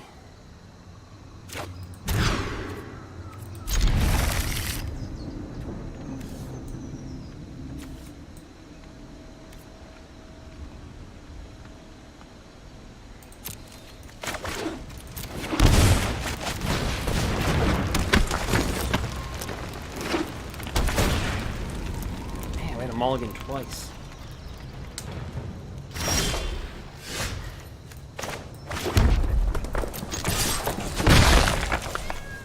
No, that's all we got. Like, is there more? Nope, we just tagged with it. That's all we got is an Edgewell Innkeeper. Like, oh, don't be this 18 Planeswalker deck, man.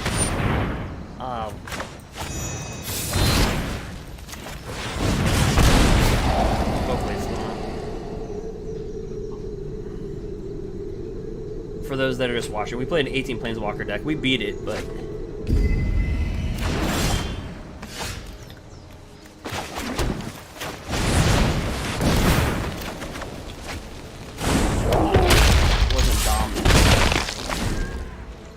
wasn't exactly easy. He could have a board wipe.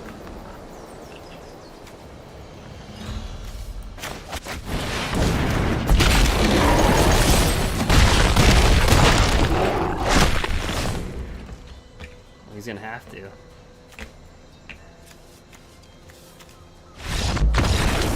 Yep.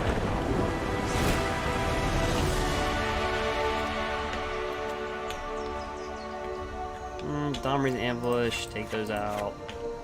Because let's just face it, he's playing the colors that the 18 Planeswalker. I mean, he's in the top 1500, so I mean, let's be honest here. He's probably playing the Planeswalker deck.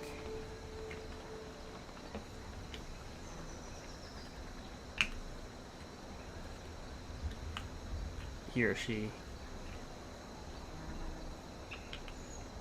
Was he or she in the top 1500? I don't know. So that makes a big difference if they're in the top 1500.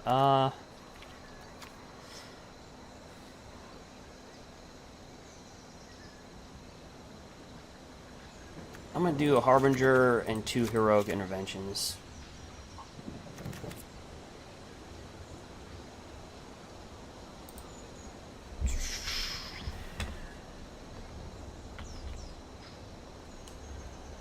Domri's Ambush. Heck yeah. That's actually the reason why I started playing Gruul Dark, is because of Domri's Ambush. That was the reason.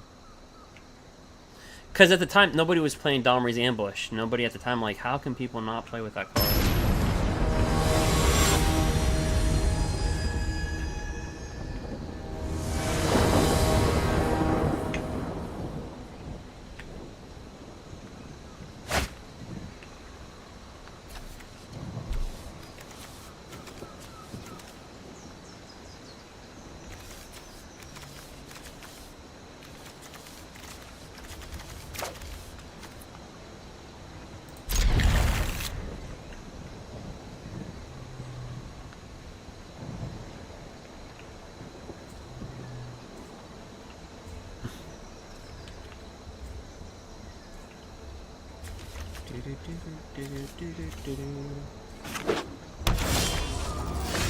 Alright, so this guy's like, yeah, he's playing the 4-color.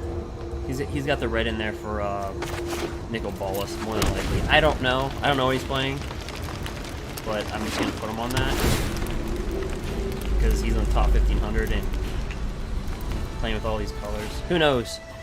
Green could be splashed in and it'll be like Wilderness Reclamation Watch or something weird. Oh, he mulligan. So Robber the Rich isn't. He wants a mulligan once. Dang it. Give me your Planeswalkers. Give them to me.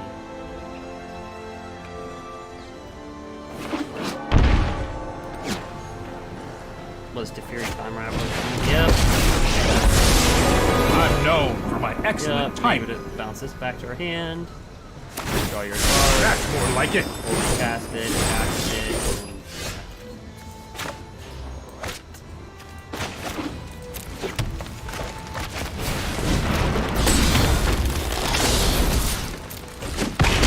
It's only a matter of time.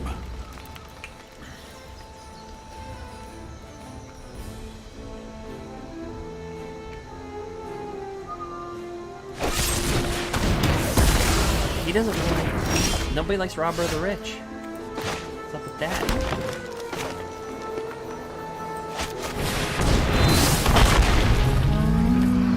I really like bringing these out, shifting Ceratops to give it haste. But I think Embercleave's gonna go. What do you think?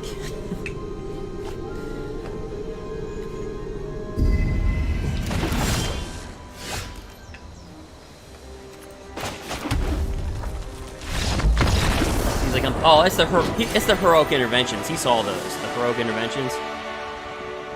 Yeah, he saw those.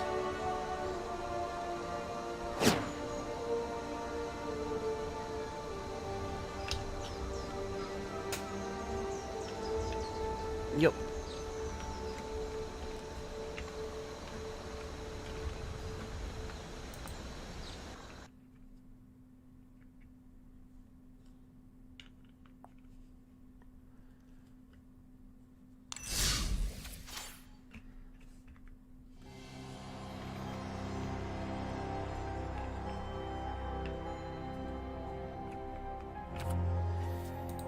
There's a Simic Bant deck that Simic Ramp deck that I wanted to play.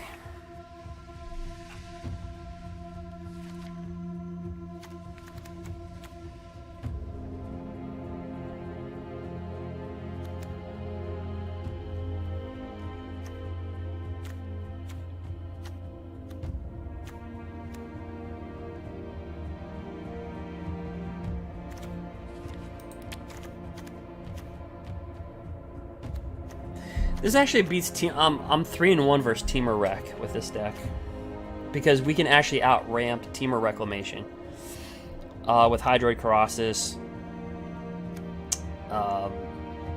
Cultivate, and then so we can out Shark Typhoon them pretty much.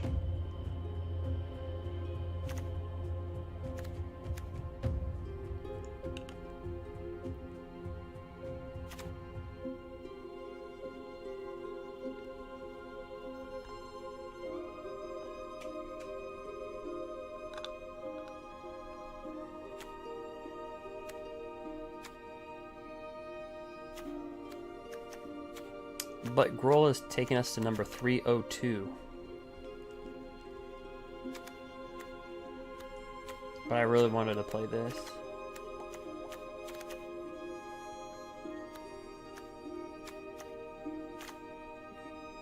Because all you do is ramp as fast as you can. And you're able to do that. Because you have 4 growth spirals, 3 euros, cultivate. That's what you have over Temur Rec. Is cultivate.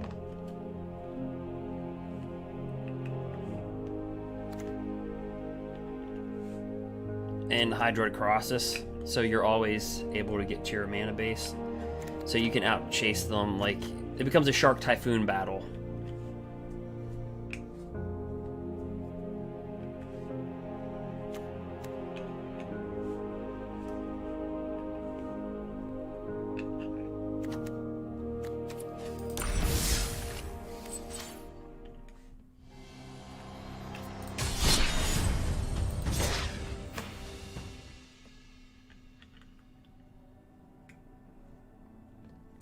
Yep. So, because I may not do it this weekend. So like I said, for those who follow or subscribe, I'll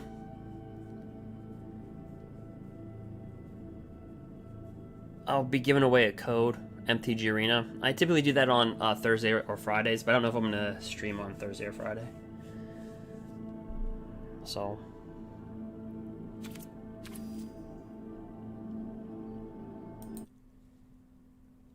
Let me do that.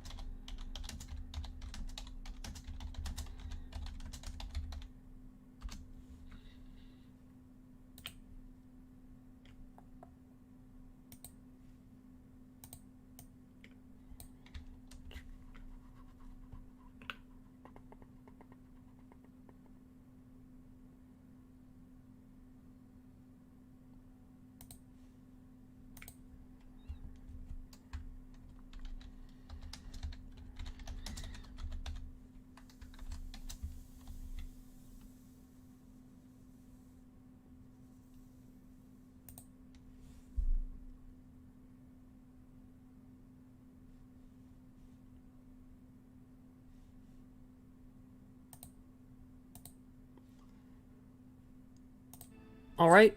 Well, like you said, I already gave out the codes. So if you're on Twitch, you're gonna want to check your messages.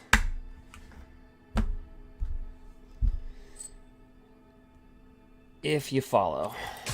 All right.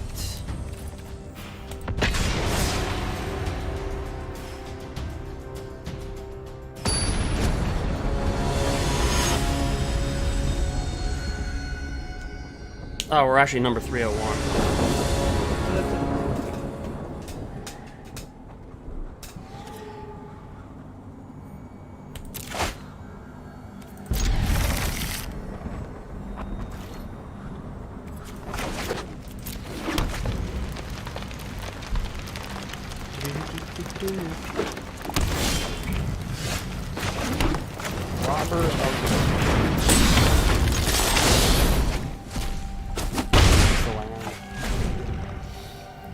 Look, worse. You got what, like 2 questing beasts so far, haven't you?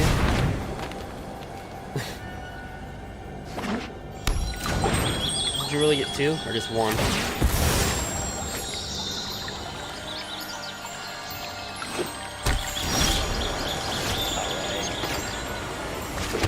So he's playing.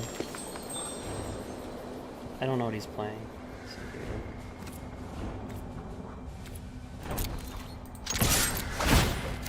Give me something good. Growth Spiral.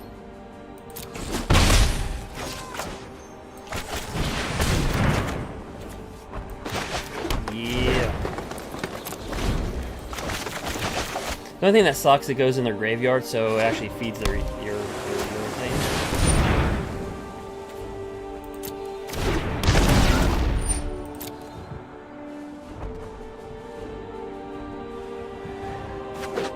I wonder if he's running like the same Simic ramp deck that I just showed you guys.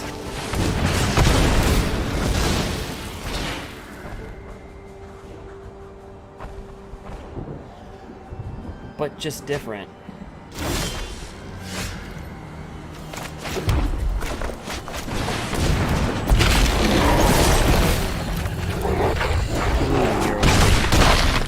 We don't want to cast this because this will go into his graveyard if we cast it.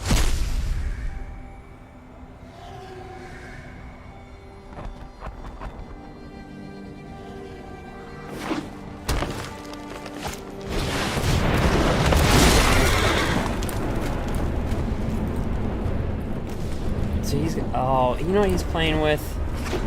He's playing with like a Yorion Elemental deck. That's exactly what he's playing with.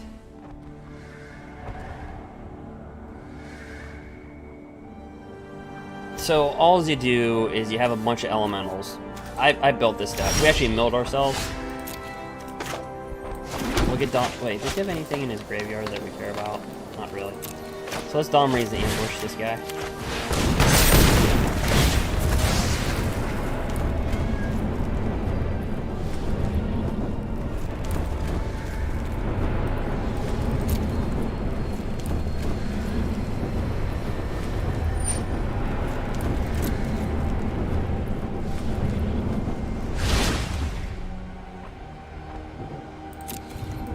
I guess you wouldn't want to put on top because we can actually cast it.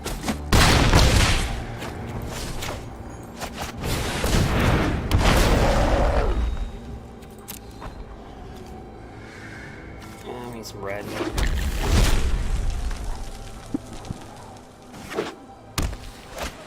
Yep. Perfection is a journey, not a destination. Oh, but it doesn't kill this. We're actually just getting killed straight up. He just dropped UGIN. We're straight up just gonna straight up kill him.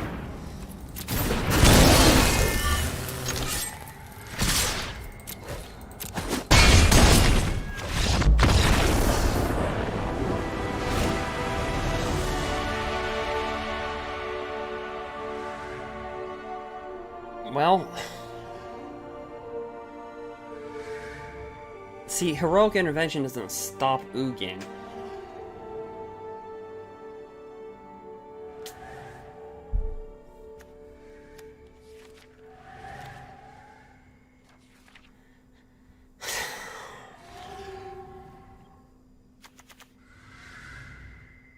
Oh, Domri's ambush did play a big role in that match.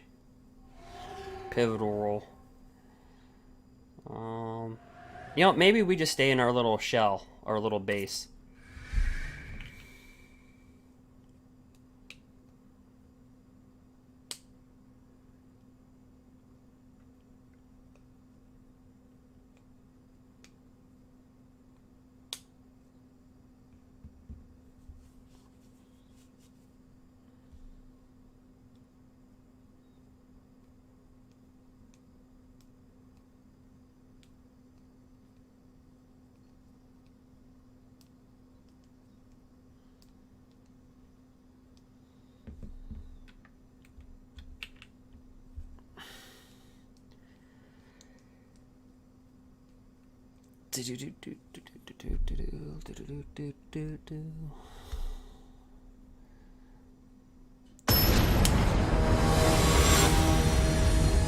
And by the way, on Twitch, if you're clicking on the deck list, that's going to be to the Simic Flash deck. There's videos of that on my YouTube channel.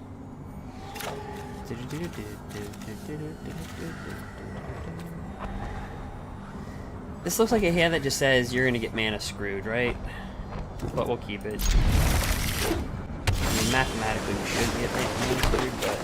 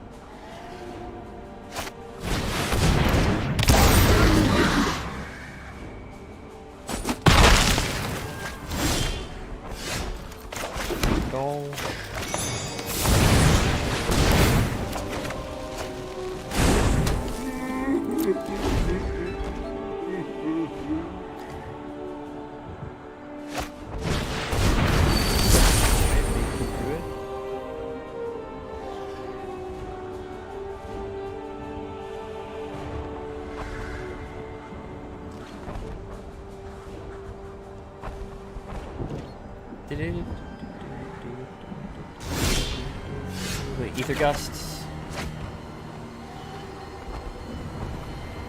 Edgewall Innkeeper. He's got me paused. Alright, so...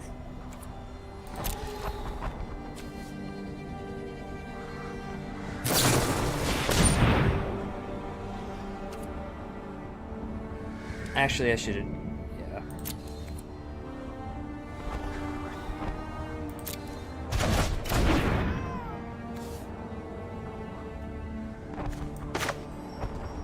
I should have dropped him earlier.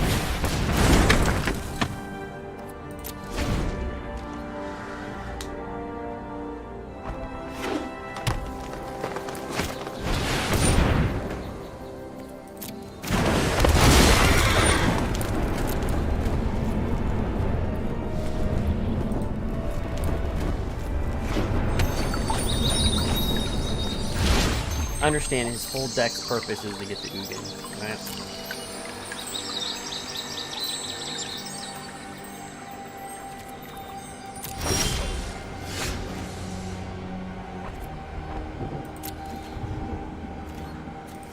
Actually, let me see what he's got.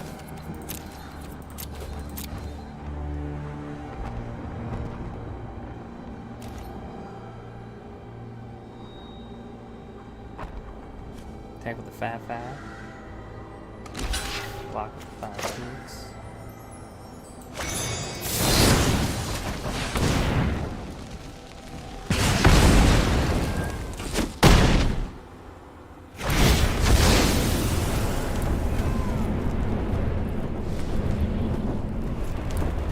Alright. Takes another Love Struck Beast.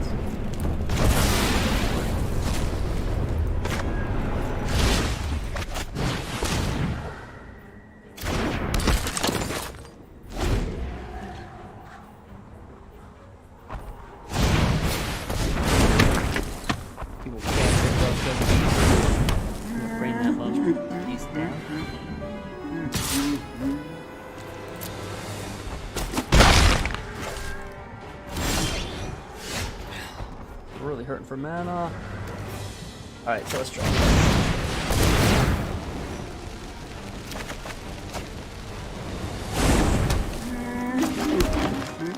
I think we're too far behind in this game, plus we really want to have double red for this.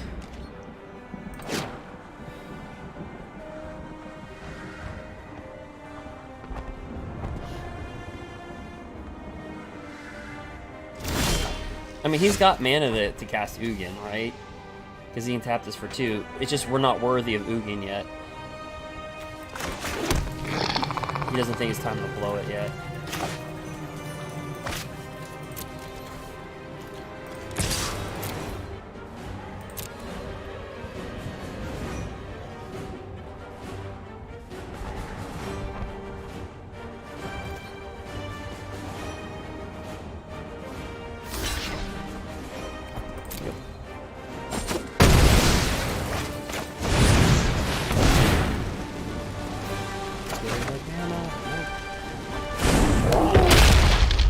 So, despite our drawing,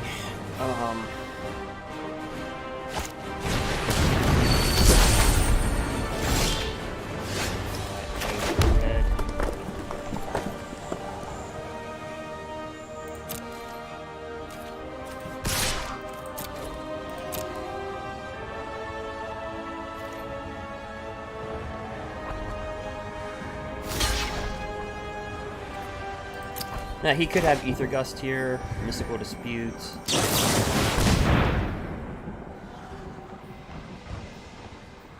Ether Gust is his selection of choice.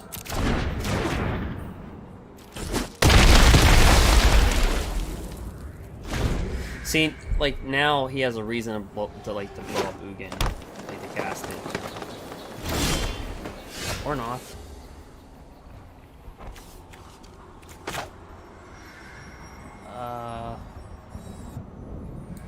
Let's try this.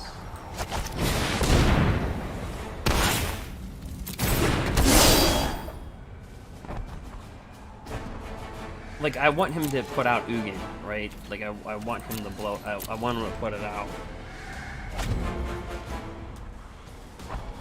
So if I can just grind him down slowly, just with embercleave and a creature, until he's forced to.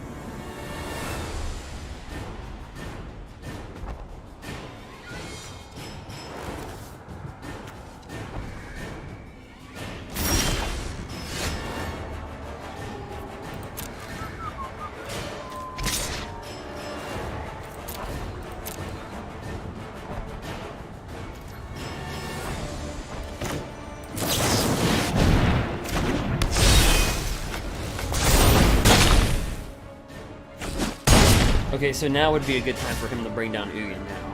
Now would give him, like, he's gonna blow the forest. Like, now I would put UGIN on the field.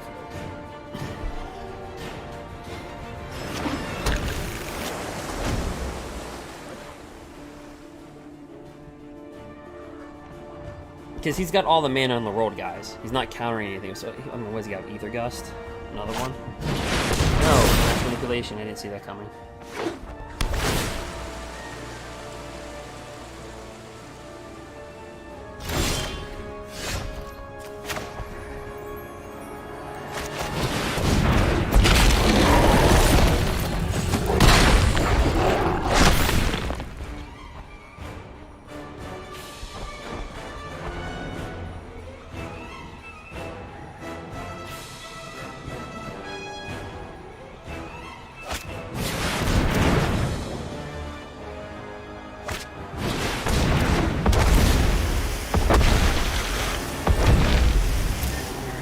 He's got UGINs and mass manipulations.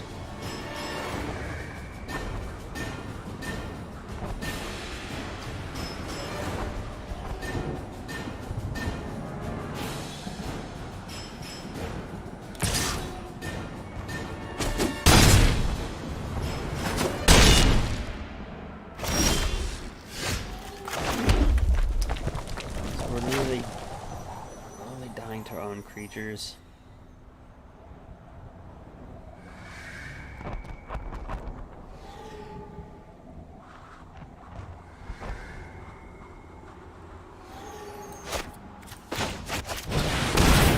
We're gonna lose the game, but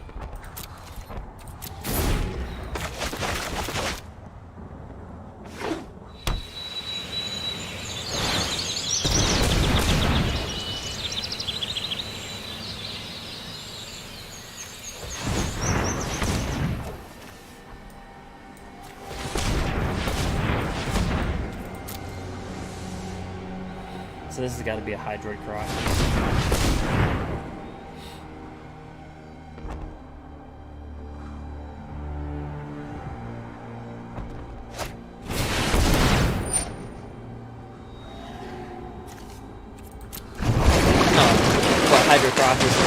Mass manipulation.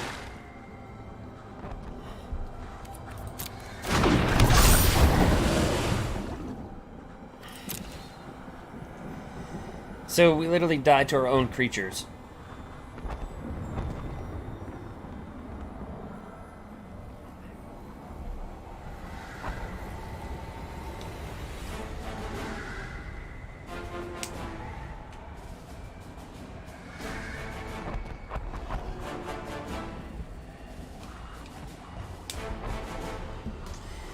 Yeah, mass though, you know, mass, on one hand, it does have, I mean, it is kind of restrictive though. It has 4 blue.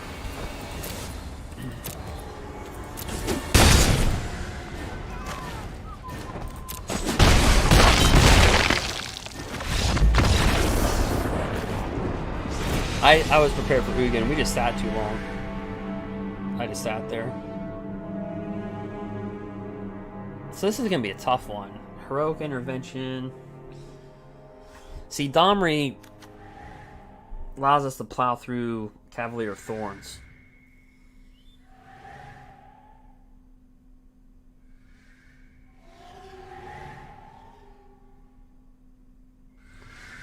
But Heroic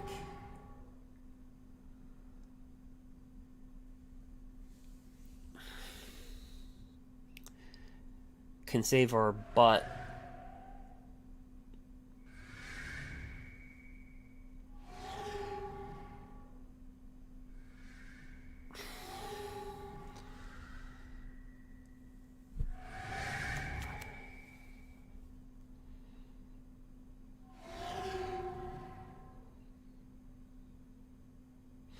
Well, why can't we just do a little bit of both?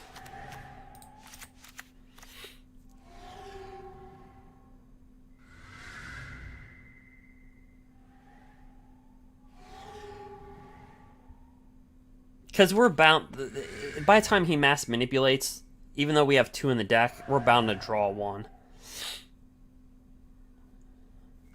And we have Domri in the early game, I guess.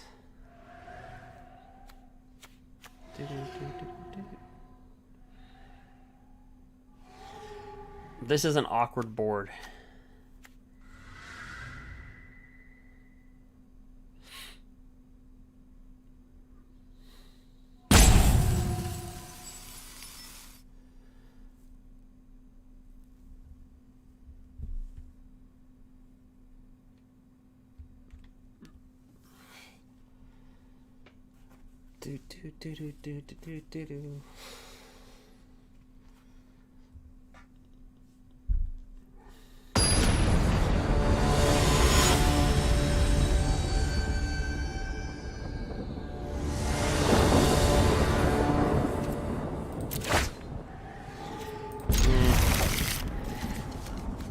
Because the thing is, you have to play around UGIN, and you have to play around mass manipulation, right?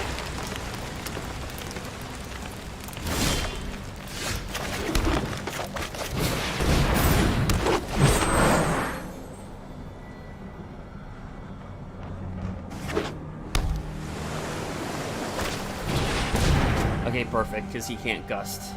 No, he can't ether gust. So having that Paradise Druid.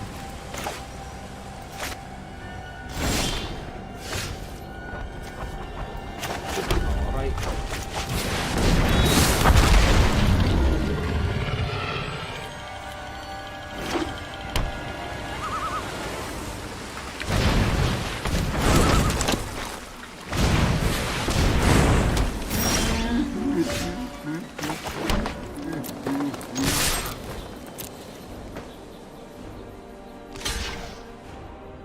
might as well block that too.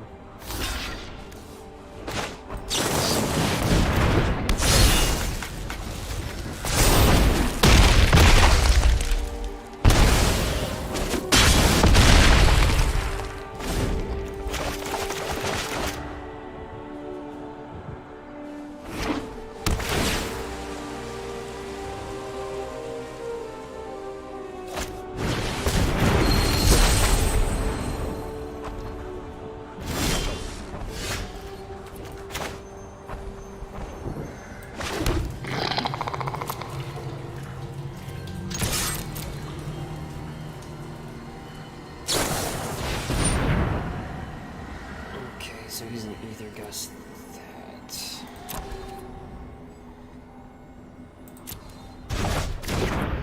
Dang it.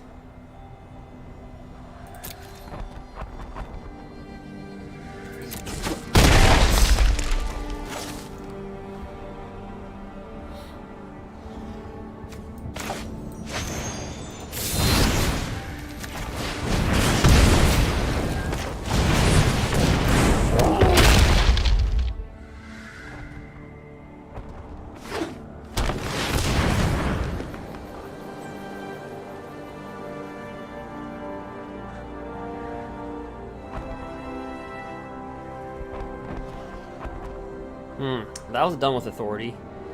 That was like an angry, like I'm gonna tap 3 blue and tap 3 green. It's like now I'm gonna do 7. Hydroid crosses. Can't block it. Okay.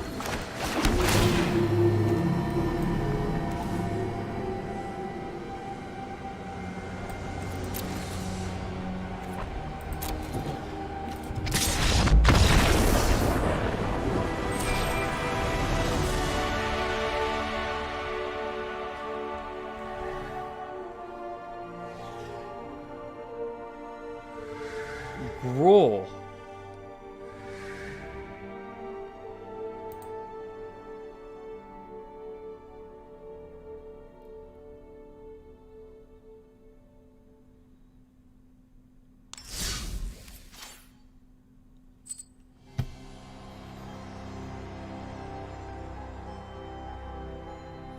But this deck is still having the same problems it had for me at the Red Bull. It's good versus control decks. Versus creature decks, it's like, meh. It comes down to the wire. But I don't know if I could sideboard it any more differently, like any more harder.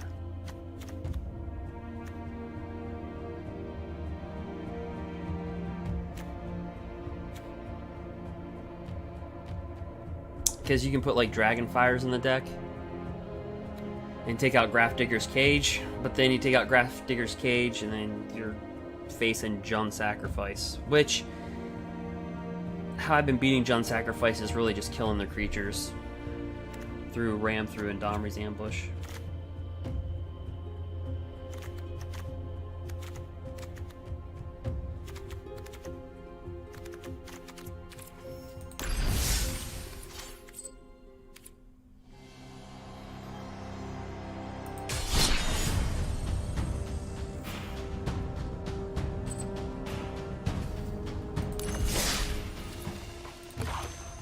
And here's the deck that I thought he was running a deck that I was.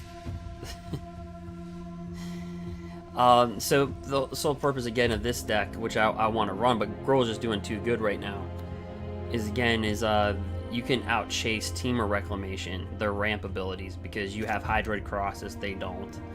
You have Cultivate, they don't. So you can outchase them through. You have Nisa, they don't. So you can outchase them with Shark Typhoon.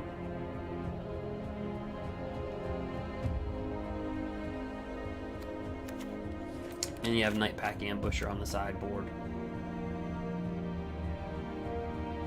Disdainful Stroke to counter their Ordnance Reclamation, negates.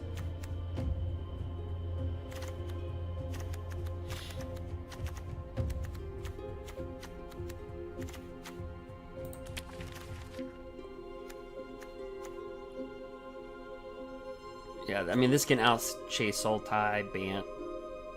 The only thing with Bant, though, is that they have the counter spells like Devontae's Veto and stuff, so you can't counter that. So even though we have a bunch of counter spells, you can't counter Devontae's Veto.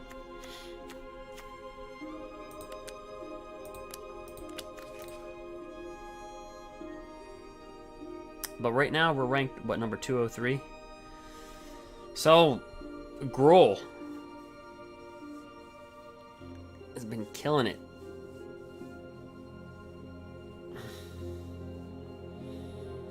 And again, if you're a follower or subscriber on YouTube or Twitch, again, I gave codes away, so go ahead and check if you're on Twitch. Check your messages, YouTube.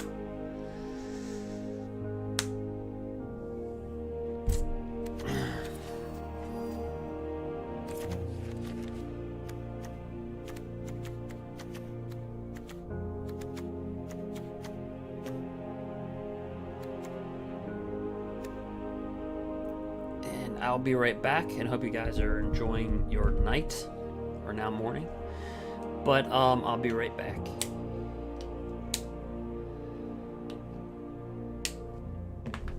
Just give me about like 2 minutes.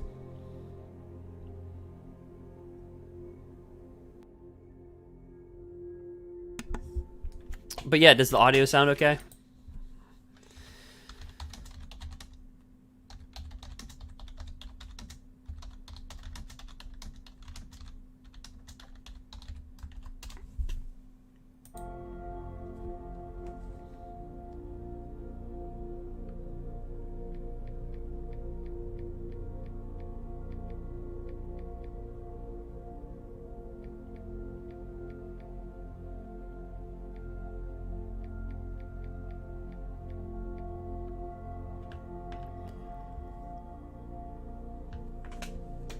Hi guys, I'll be right back. Like a 2-minute break.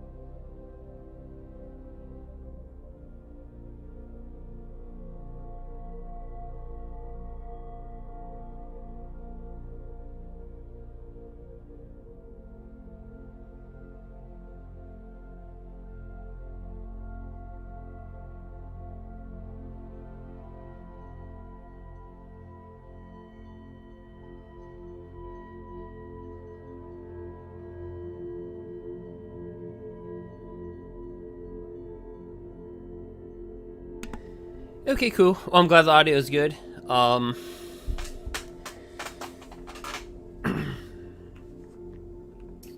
Yep.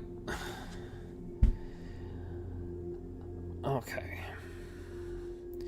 Yeah, but this deck right here, not the Gruul deck that we've been playing, to get the 203 rank, whatever number. This deck is mighty fun to play. Like, if you guys took this deck out, it's mighty fun to play. When it wins, it just dominates. It's just like...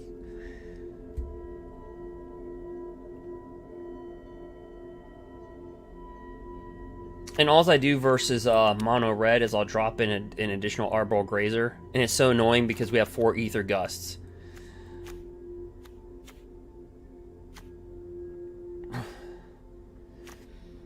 But what's weird about this deck is that I found Nightpack Ambusher to be underwhelming. Underwhelming. I thought Nightpack Ambusher would be a lot better, but it's underwhelming. Because you want to play... You're always trying to ramp.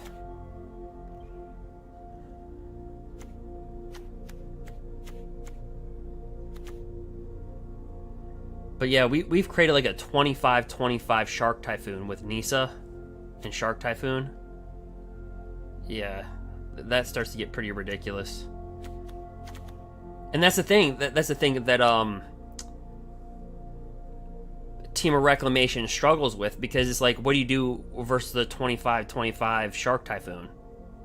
It's like, okay, you know, on one hand they have Wilderness Reclamation, but then on the other hand, you can't counter Shark Typhoon. Like, but those are long. You have to have extreme patience and know when to counter their stuff. So that's why, like, Disdainful Strokes in there, Negates are in there, Ether Gust is in there. This is all to Temur Reclamation. I mean, this whole thing. They can Explosion for 25, but the thing is, you can counter it. You can Ether Gust, like, you can Ether Gust it back to their hand. You know what I mean? Or to the top of the line. Like, you can Ether Gust it, you can Mystical Dispute it, you can Disdainful Stroke it. Like, they cannot counter Shark Typhoon. They can't. When you cycle it. That's the weakness. The problem is, can you get around all their bull crap to get to that point? Because understand, they're going to know what you're doing. Right? They're like, Temur Reclamation, they're going to know what you're doing. Immediately. It's not like it's, you know, you're going to play like a red deck wins player and they're not going to know what you're doing at first. Like, Temur Rec will know what you're doing immediately. So then it's just a battle of who can get the Shark Typhoon out faster, and we can do that because we have more ramp. We can ramp through Hydroid Colossus, they don't have that. We can ramp again through Cultivate, they don't have that. We have Nissa, they don't have that. So, like, we're able to get the Shark Typhoon out much, and it can't be countered. The only thing they can do is Brazen Borrow, but they seldomly run too many Brazen Borrowers. And then we've just dropped down UGIN before and just wiped... I think there was a match where there was like 3 Wilderness Reclamations on the field. And they had Nightpack Ambusher, and we dropped down UGIN and just nuked the whole entire board. Just...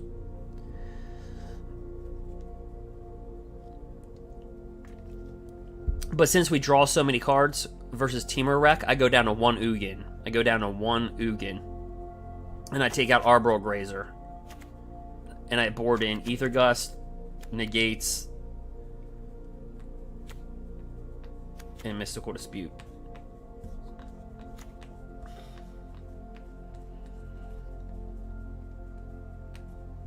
And even if they counter Hydroid Colossus, when you're doing a Hydroid Colossus for like 8, you're drawing 4 cards, it's hard for them. It's a fun deck, but...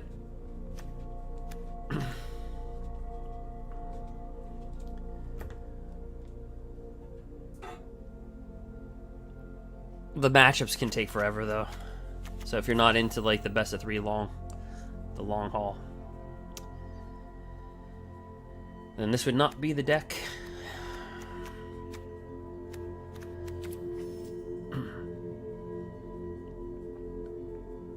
You but it also loses a Temur Rec. But I'm 3-1 versus it, Temur Rec, so.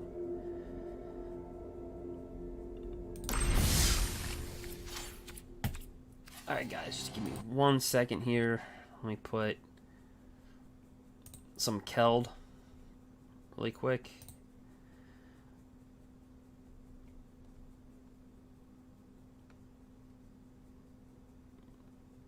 And I'll be right back. Oh, Q. Q, I was calling you Gurus. I meant Q. My bad. I just see a bunch of G's.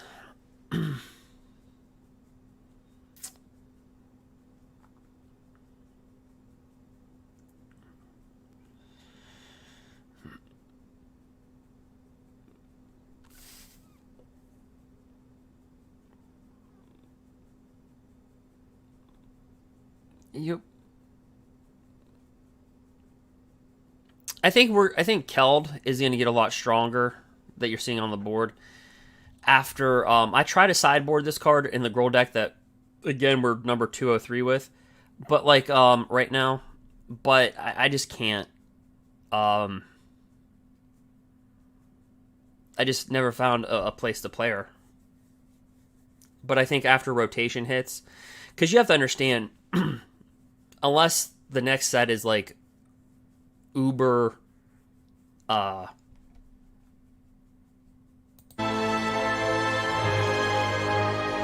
unless the next set is like uber amplified, Keld's, if you look at Keld, it's a good card. It's just in today's standard, it's not strong enough. Like a 3-drop for a 3/3 is just not fast enough. I mean, you can see tonight, even on our way to being 203, there are some times we were just fast enough, like just fast enough.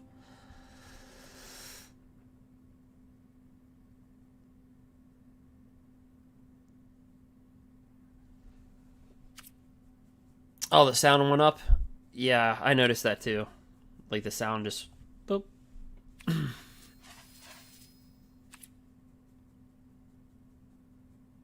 But I think she's going to get... I think she's going to be a good card. She is a good card, just not in today's standard. Just not in today's standard. And that's actually sad to say that, but it's not. Like a 3-drop for a 3/3 that has first strike on your turn, it's not good enough. Plus, you can look at the top card of your library. Yeah, it's not good enough. It's not fast enough. Like, look at our deck. No, I don't think they're going to ban. Dark, you go ahead and look at the video that I made on YouTube about the bannings, and you'll notice that I highlighted a sentence. It's the last sentence that they wrote. And God, it was a 20-minute video. The first, 3 minutes I talk about reclamation because I figured that's what people wanted banned. You know, like, if I put in the title, MTG bannings, everybody wants, Temur reclamation, right? So I covered that. Right, but if you skip past the first couple minutes, you get to the end, towards the end, and at the very bottom, because they banned so many cards in historic, and in one got nicked in modern, another card got nicked in pauper, 2 cards got nicked in pauper. Okay, whatever. But it was so long. But anyway, the last sentence for standard, you want to read that in that video, and that'll tell you. They said standard. They mention, I'm paraphrasing, but they mention rotation. So they're we're just gonna let the standard play out. Basically, is what they said. So basically, I took that as if there wasn't rotation coming up, they would have banned Wilderness Reclamation. But because rotation is going to come, they're not going to. I don't think Standard will see one banning whatsoever until rotation happens, based upon that sentence. Yeah, it's the last sentence. It's literally if you're just interested in Standard, that last sentence, and it's literally the last sentence that they wrote. It's like the last sentence. It's a run-on. It's like two sentences combined. It's a run-on sentence, but it's like it just says, like, I'm paraphrasing, basically saying, yeah, because of rotation coming up, we're not going to be banning anything. I think if Temur Reclamation was a month ago with Fires, I think if they had to redo it all over again, they would ban Wilderness Reclamation with Fires. I think if they had to redo it all over again. But now, I don't think... I think it would look it would look worse to ban something again when you already banned something a month ago in Standard. But remember, Wilderness Reclamation was like the number... Wilderness Reclamation sometimes would pop up as the number one deck.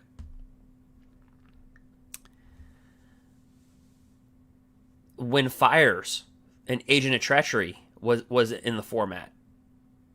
You would see, if you go look through the tournaments, you'll see Reclamation was always in the top 8, and sometimes it took number 1. Even with Winota and Agent of Treachery and Fires, and Temur Rec would sometimes still take the number 1. The last 5 tournaments that are of significance, Temur Reclamation has been number 1. In fact, the last tournament that I played in with 2,000 people, Temur Rec and Temur Rec were number 1 and number 2. The final for the Red Bull was Temur Reclamation versus Temur Reclamation. At the Star City, it was the same thing. It was Temur Rec and Temur Rec, first and second. But the thing is, Star City only had 149 players. The one that I played in had 2,000. So only 1,310 were accounted for because people dropped out. Like, if you didn't go, like, we went 5-1, right, to start. That's not how we finished, but we went 5-1 to start. Yeah, if you don't go 3-1, you don't have a chance. Like, really, you don't. So, with all the people dropping out and stuff like that, there's only 1,310 accounted for. But what you're not seeing is that there was 2,060. So they didn't account for 750 people in that analysis. But Temur Rec had a 55.6% win rate. At 55%, that's when they start to ban cards. And people are mainboarding Ether Gust. Have you noticed that? People are mainboarding Ether Gust. Yeah, I mean, so it's pretty much like an Oko territory at this point, where people are mainboard. Like, remember when Oko was in the format, people would mainboard Noxious Grasp. They would mainboard like Noxious Grasp, play black, and really all they had to do is just play Sorcerous Spyglass. That's all they had to do. Play that shut down Oko. So I would say Oko was even easier to deal with, because Sorcerous Spyglass is a 2-mana artifact that can be played in every sideboard.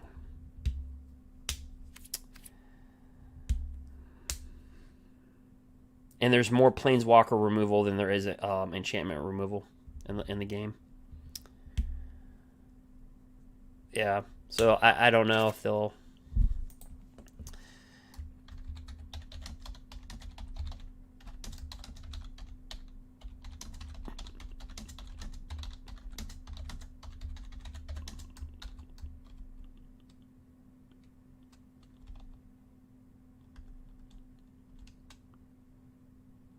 Yeah, Burning Tree. I wasn't even aware about Burning Tree, but as soon as I saw it, because I'm a Gruul player, I'm like, well, that's pretty good. You get a free creature. That's nice. I'll take that.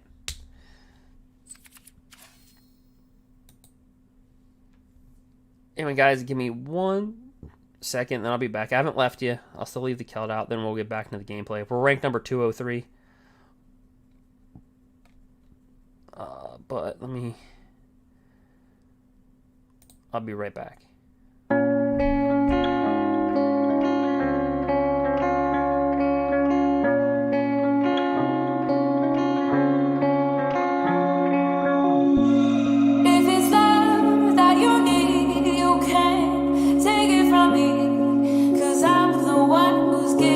I'll be right back.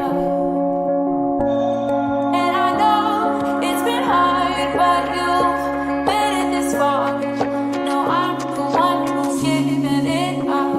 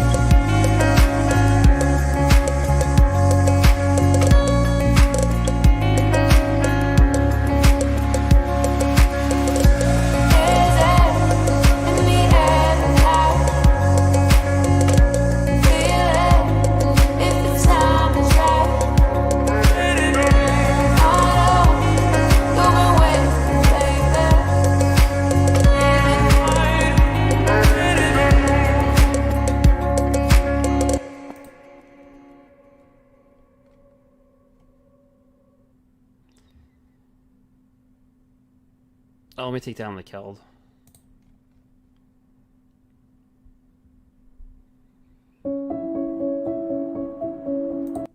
I don't know. How do you guys feel about that? Do you guys want me to play music in the background?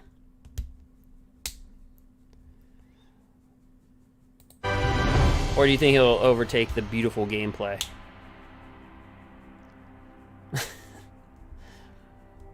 I can play music in the background. I just don't know how it'll, if it'll override it, anything.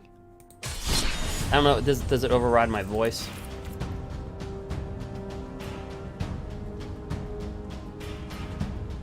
I don't know if it overrides my voice. That's all.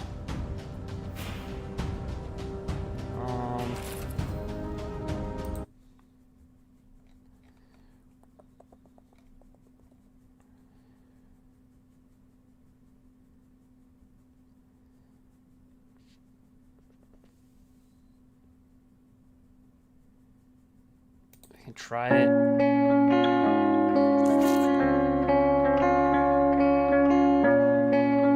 Does it override my voice or no? If it's love that you need, you can't take it from me, 'cause I'm the one who's giving it up. And I know it's been hard, but you've made it this far. No, I'm the one who's But yeah, if it overrides my voice, just let me know.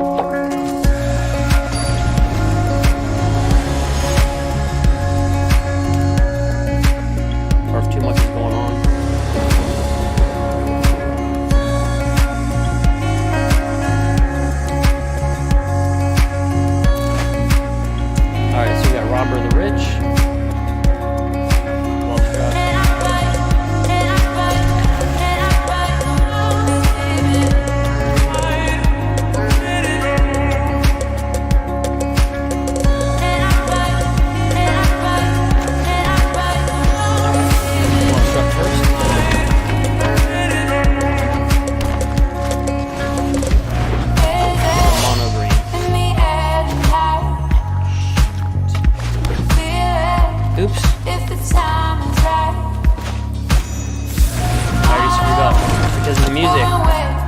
So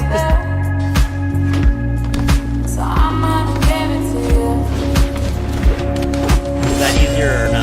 Is it still too loud? In the air tonight. Feel it every time I try.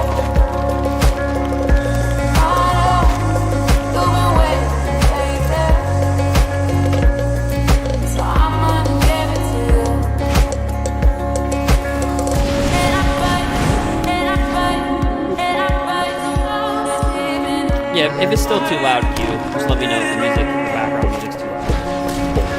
Or if you just don't want it.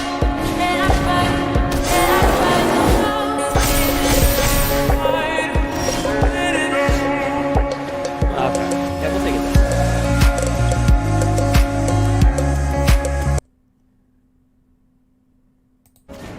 Alright. It actually screwed up my concentration. Actually, I missed that turn 2 Bone Crusher. Alright, but let's see here.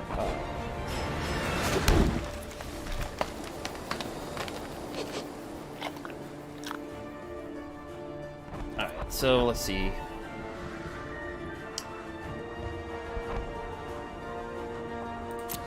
Let's attack with one of these.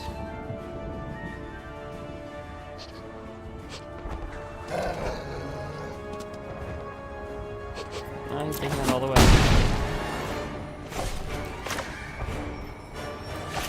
Actually, I'm gonna want to. Oh, I made a mistake again. How come I? Yeah, I made a mistake. I meant to drop. I thought I had 2 mountains. I have survived Nicol, Bolas, and I will survive you.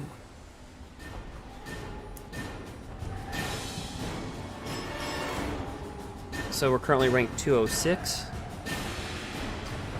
We fell 3 spots. This'll be fun to watch.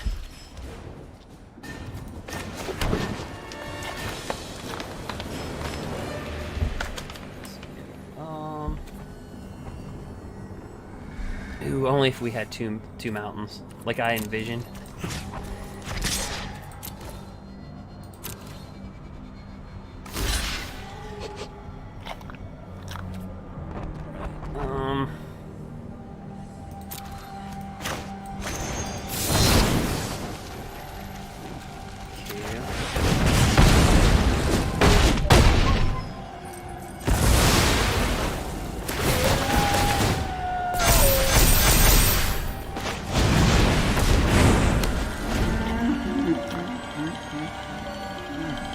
Mono green.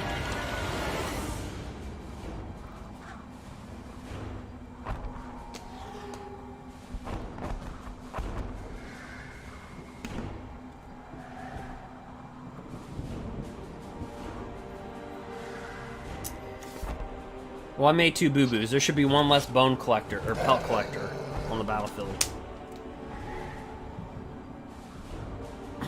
I should have sniped it a lot earlier.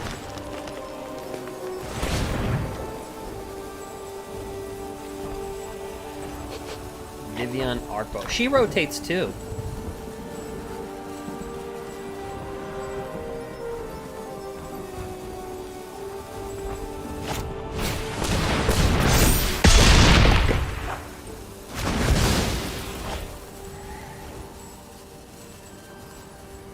Might as well attack.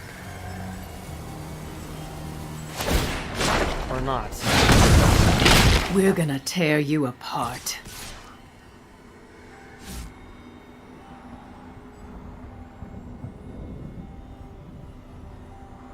Do it. Attack with all of them. Do it. Oh.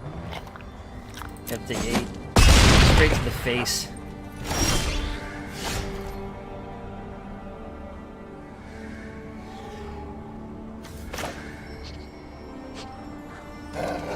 Hi, Dav. How you doing? Let's see.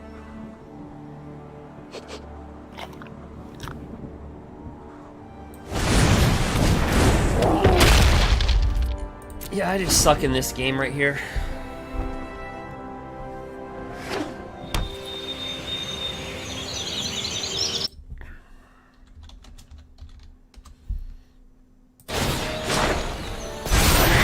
We're fit enough to survive.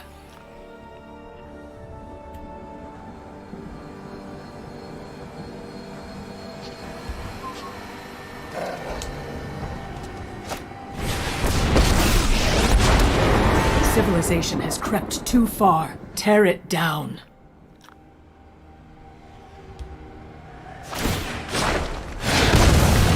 With my aim and their claws, you're done. Well, they have trample, so our only survival mechanism is that. We'll be down to 2 life.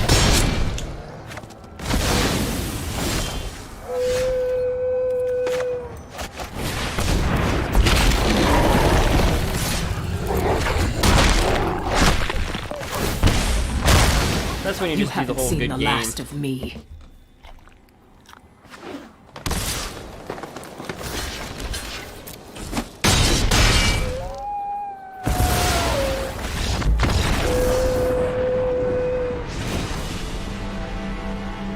Alright, so...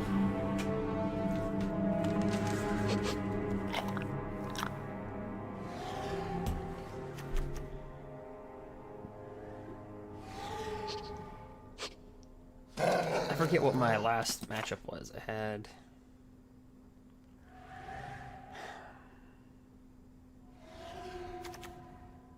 I think I boarded out a cleave, didn't I? No, I left the cleave in. I put ram through. I think that's what I did.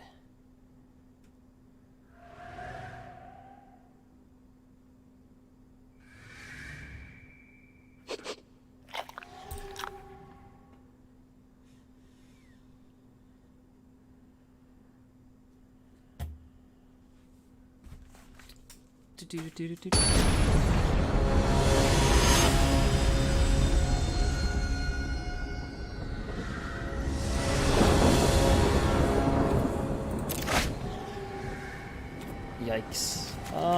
Yeah, we'll keep. I'm not that good. Up hands. Pelt collector, I guess.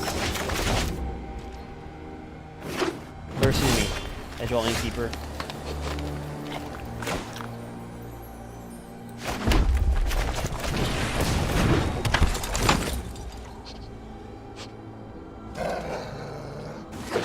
Oh, that's cool, Dav. Yeah, it was a big tournament. There's a lot of players.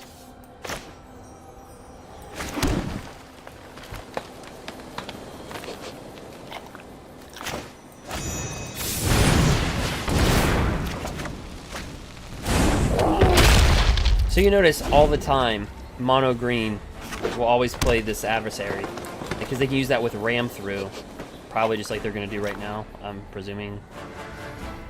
They're gonna ram through this to this. See, that's the thing about Primal Might. It fights it so it dies. No, it didn't die. Alright. Sometimes it died. Alright, yeah, we'll talk. Ram through, you fight.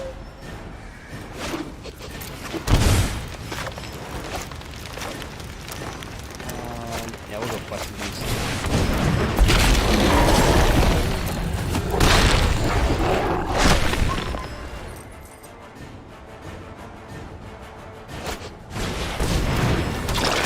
Yeah, for Gruul, we went okay. Thanks, Dav. Yeah, for Gruul, we did okay. I mean...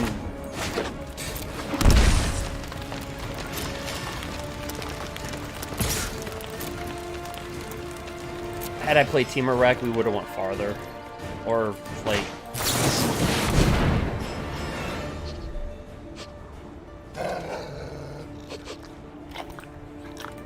I guess they're gonna quit.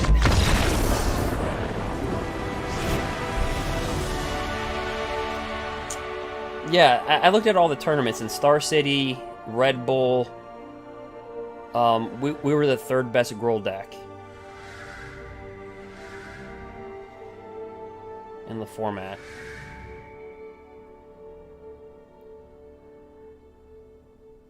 They had me down as like Gruul mid-range, not Gruul aggro. For the Red Bull, I could put all I had an option was for aggro. But technically, they reclassify my deck as mid-range.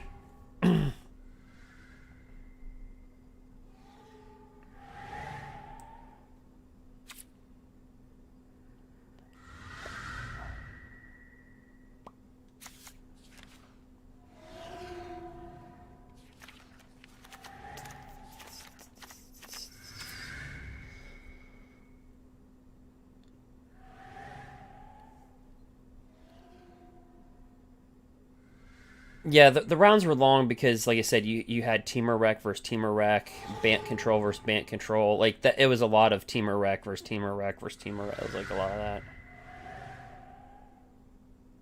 I just, this deck underperformed with the creature decks. Well, I mean, we were one win away from going into the top 64.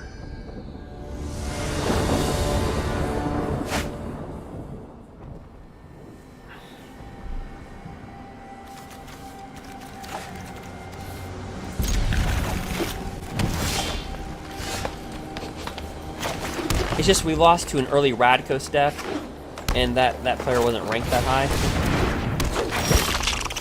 And that's what kind of like...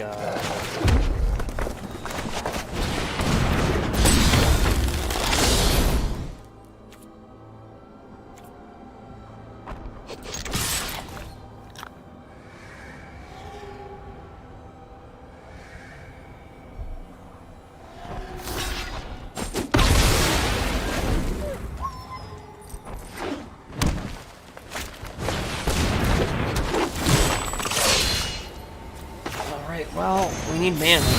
We certainly need mana. Because, you know, that's how you play with your deck, is by getting mana. I love everything from deer to dinosaurs. Just get the mana. Okay, there you go.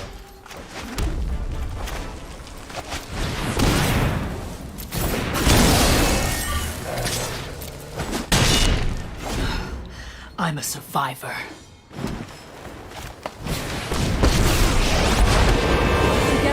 We will prevail. It's gonna be one of these games, right? True power. Which planeswalker? Great. Stomping We need time. Mana right now. Oh, are you kidding me? We have 2 Ram Throughs, Domri's Ambush.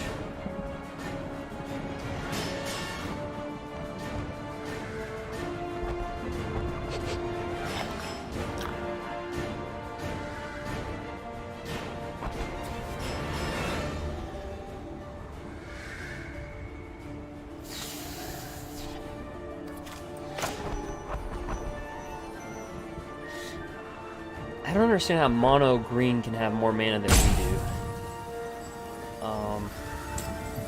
Alright, anyway.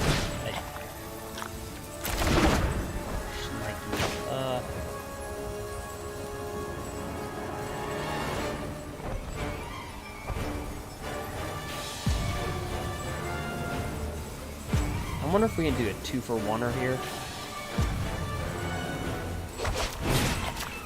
If I hit him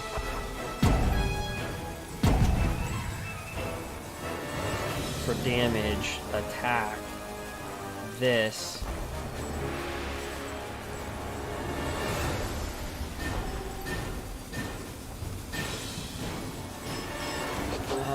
Let me see if I can get away with this here.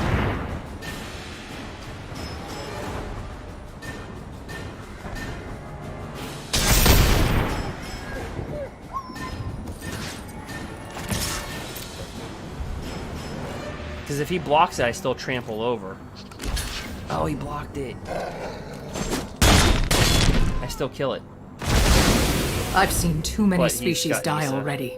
And we're not getting a land like Questing Beast. Yeah, he even said, oops. Yeah, he didn't have to block that. I was just like, dear God, please let him make a mistake. Be wary of the ground you walk on. We're not going to win because of the shuffler, so I have to rely on him making mistakes.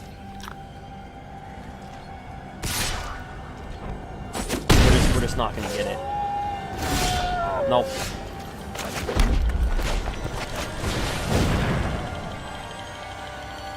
Actually, I should have brought out Bone Crusher Giant.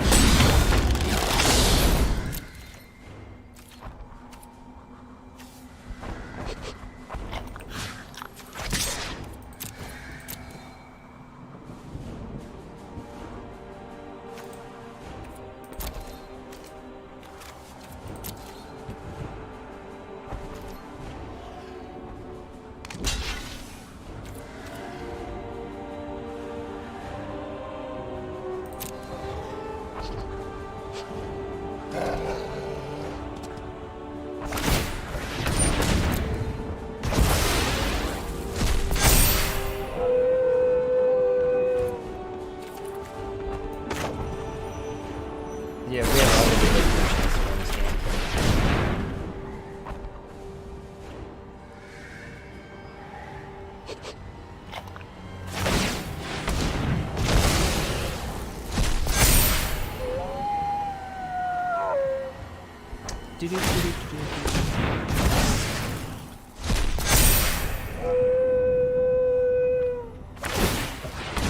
Yeah, same thing, Dav. I don't know. Like I struggle with mana. But if I play like mono green, sometimes I get too much mana. I'll run the same because I run 24 lands for mono green, which is more than a lot of people run. And then I run 24 in this, and sometimes even in the mono green deck, I get oversaturated with land at times. But this deck, Harness the elements. I mean, it feels like I pray for it.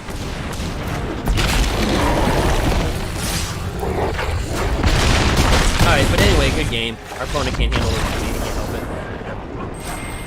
it. We fall from 206 to what? 366. Oh, that wasn't really that bad of a fall. I mean, we didn't tank that bad.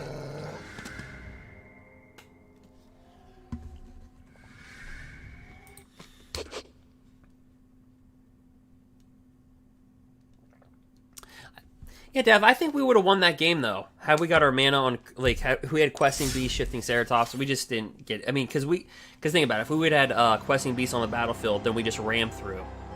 We just kill all their lands, get to their Nisa, it's no problem. But we just didn't get mana. And then when we got mana, it was too late, and then it was, like, we couldn't get 2 green. So, that's really what that boils down to. For a second.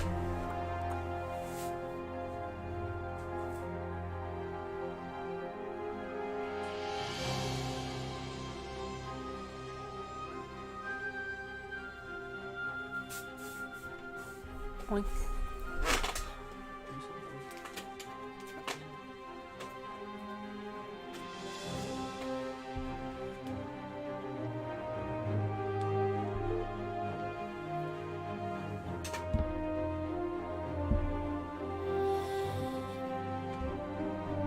Yeah. No, like if I play 24 lands in a mono green deck, it just seems to work. And just to double check, yeah, I have 24 lands in here. See, 24. And our curb isn't really 3.0. That's just elevated because of embercleave. But so the curves are really lower anyway.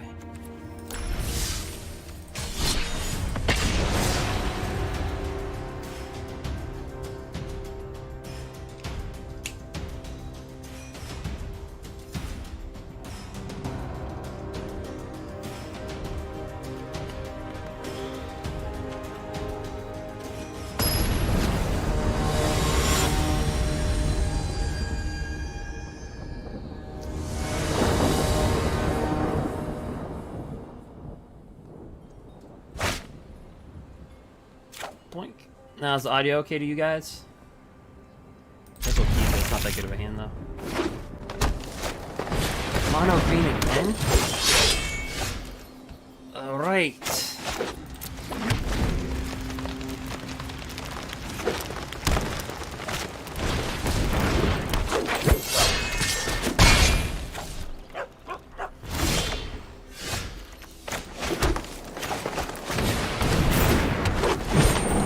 The shuffler's like, you are going to dream about mono green. You're going to dream about it. I'm just joking. You are going to dream about those cup collectors, baby.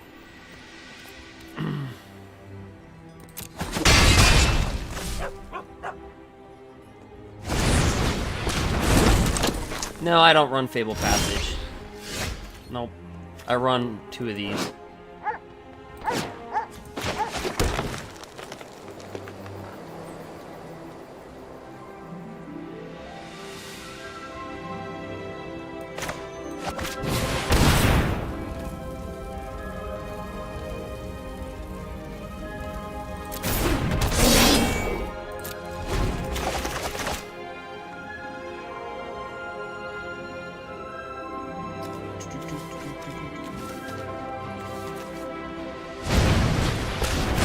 But normally, yes, I would run Fabled Passage.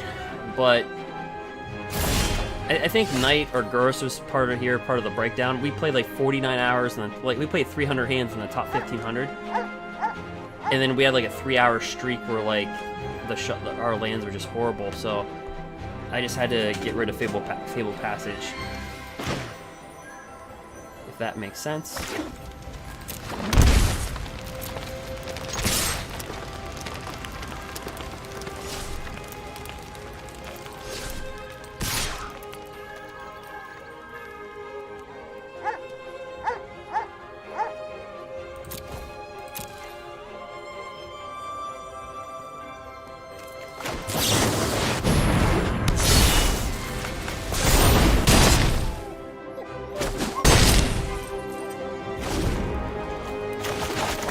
Now, some of these guys only run 22 land in their deck, right? And so, of course, you're going to get posed every now and then when you run 22.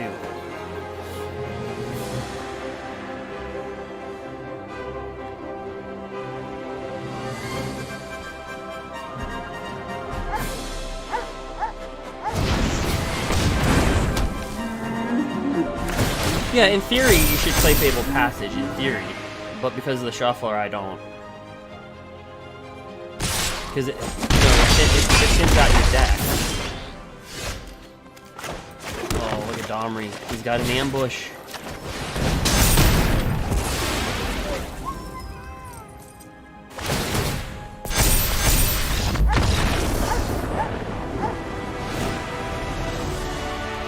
Alright, so we board out Shifting Ceratops, 1 Paradise Druid, board in 2 Ram Throughs. We'll go from right there.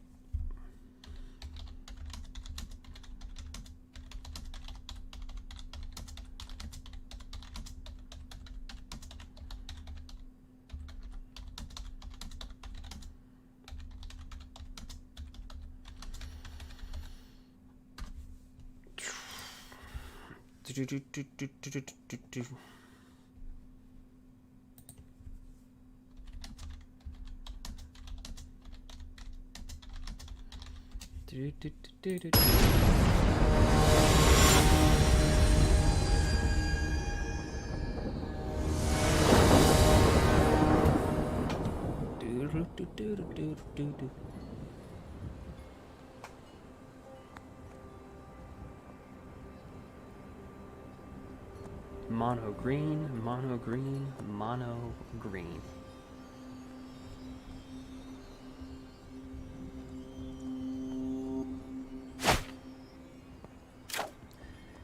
Well, we got a 2-lander again.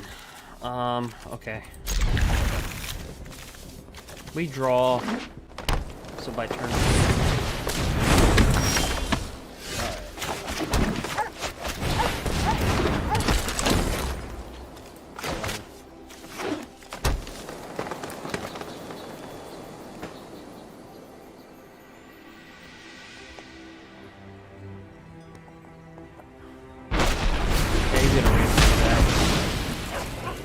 That's actually good that you use the ram through on that.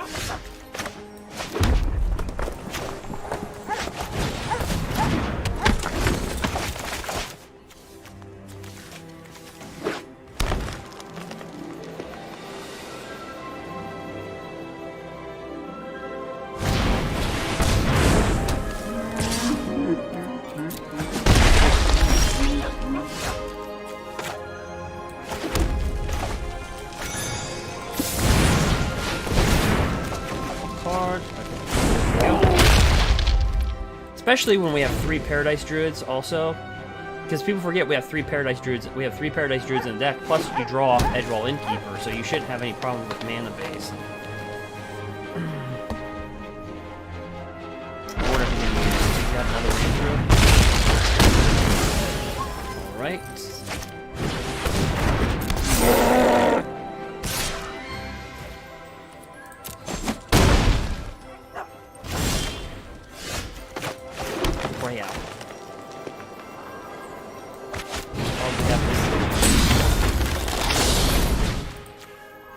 Kill that one.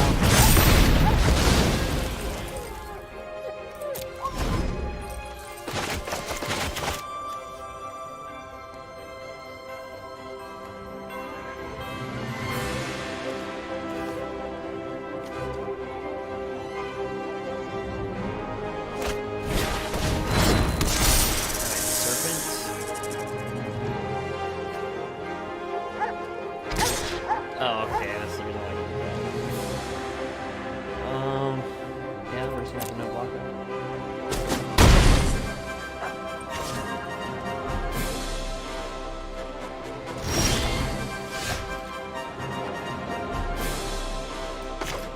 Let's try. Okay, we don't need mana anymore. Let's drop the candle.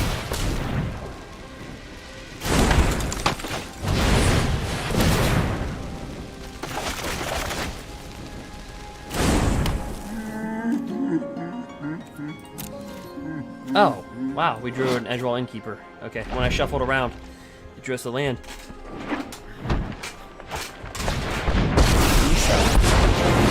Shakes In my stewardship. more than the world. The land shall conquer you.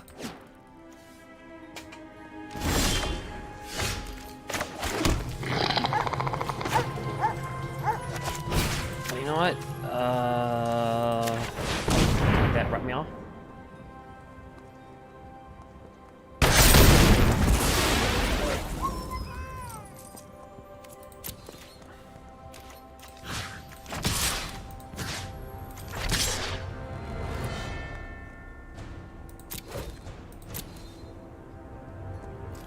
Hopefully he blocks it, because then we'll take his creatures with him.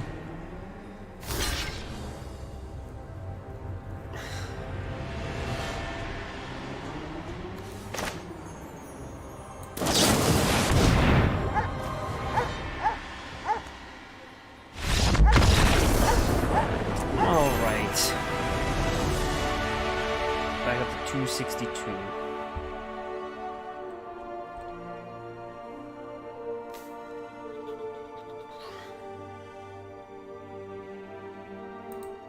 So we're doing pretty good versus mono green, right? I mean, we're doing pretty good.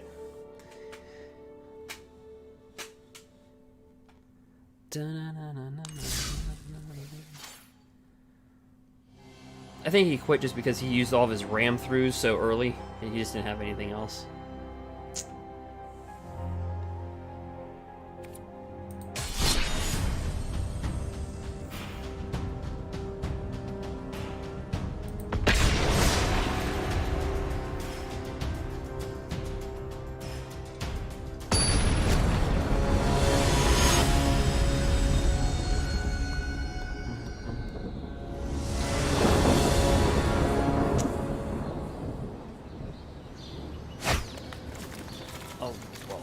Is the sound volume pretty good?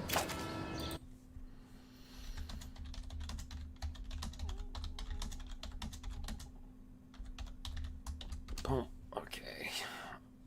We have to mulligan. Have to mulligan that one. Have to mulligan that one. Yeah, that's a game. I can't.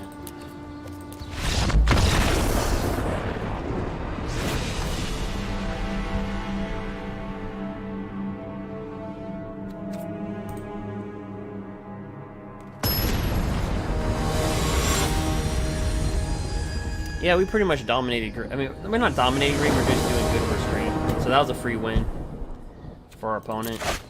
Oh my, you're kidding, right? I mean, come on. I mean, it's like if it happens once, okay.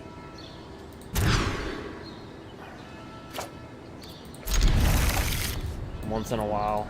It's like, I literally had to concede. So to get the free win. Ew.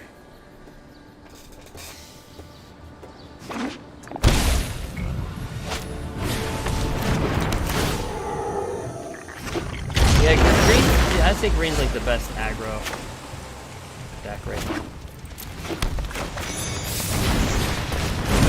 Which is why I'm shocked we're beating it.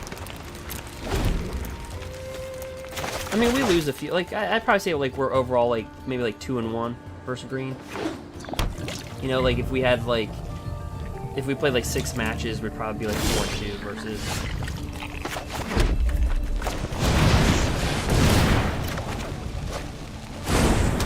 Oh, we gave a free win at Temur Rec.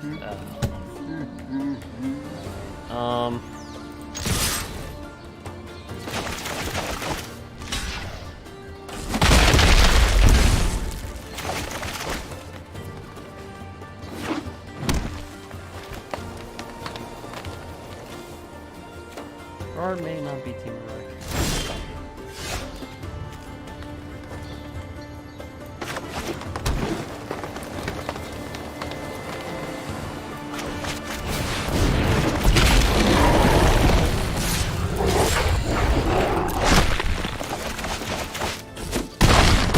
The reason why we attack with these, Shark Typhoon, Nightpack Ambusher, I'm not risking it. Attack with these a little too.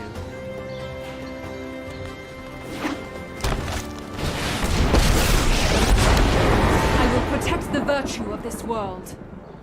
The land fights for us. So he doesn't have Ether Gust or anything? Alright, I really don't care. We're just gonna go down. I'm just going right after him. We already gave him a free win.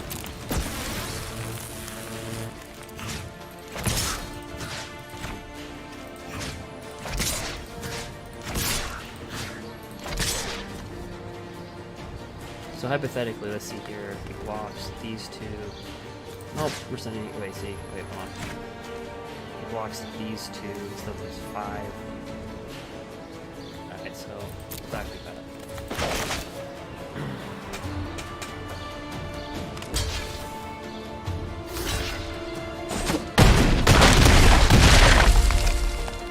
So regardless if I would attack with this, he still would have been at 1 life as opposed to 2.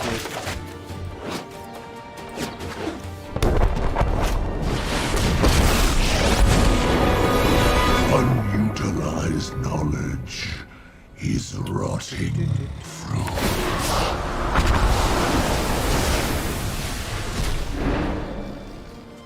All creation Rise, my elemental friend. done.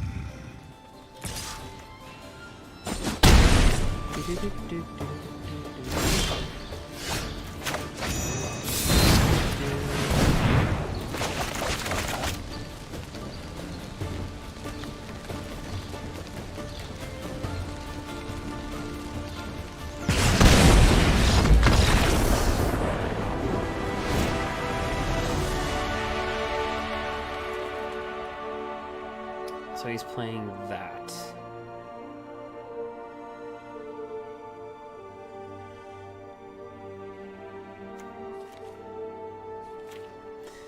So he's playing, I think, the deck that I was kind of showing you guys a little bit. The same concept, just a little different.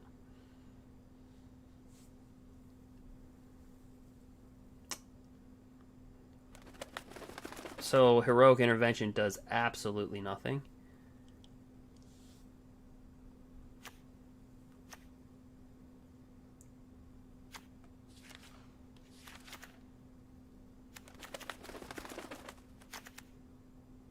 Yeah.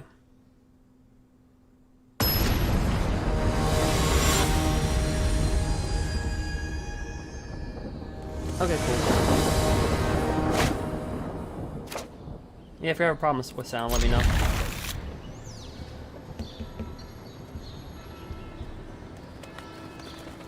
Alright, we got Robber, Embercleave. Oh, he had a mulligan twice. But it's a good hand.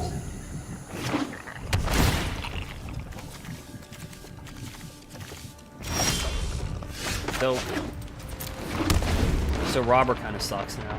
He's only got. Alright, Growth Spiral.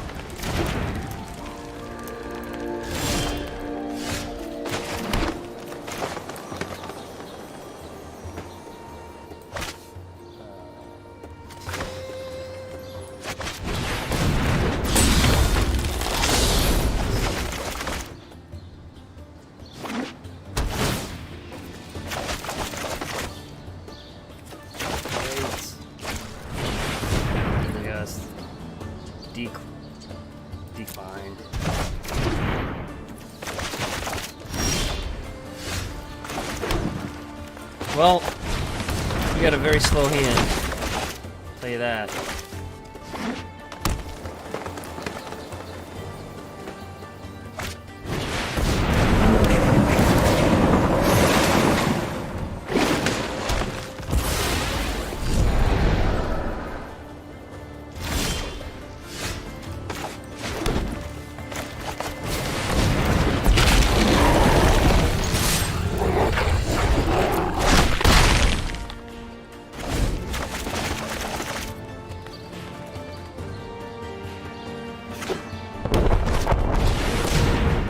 So this is where you have to start to worry a little bit. So this is kind of like the Simic ramp I was just kind of showing you guys.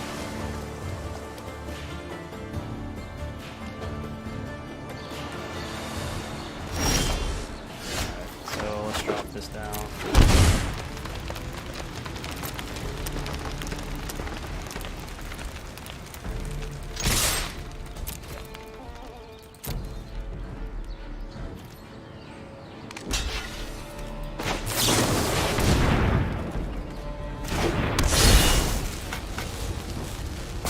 We don't want to kill this to help him out with the Titan.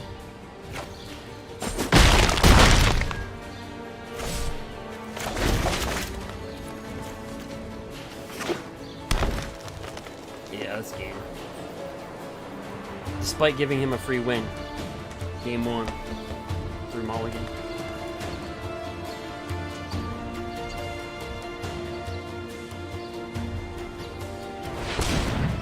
Euro. Yeah, Euro's a good card. I mean...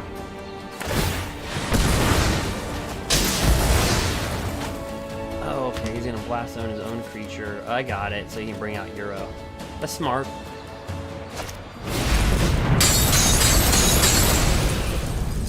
I got it, he blasted on his own creature. I got it.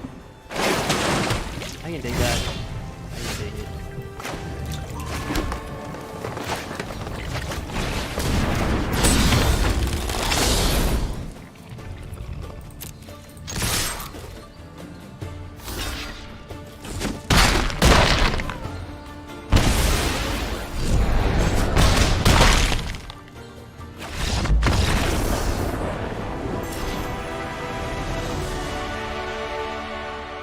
Back to 2-0. Well, we're at 203.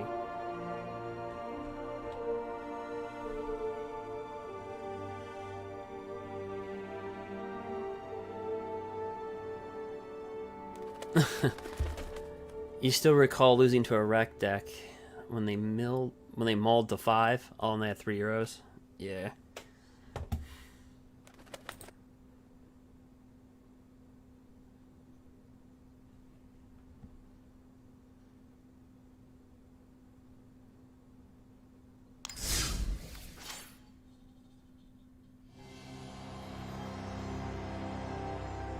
Yeah, Dav, we're actually at 203. We slipped. But that last match, we gave that guy a free win. Like after like 4 mulligans, I'm like, okay, I can't play. I can't.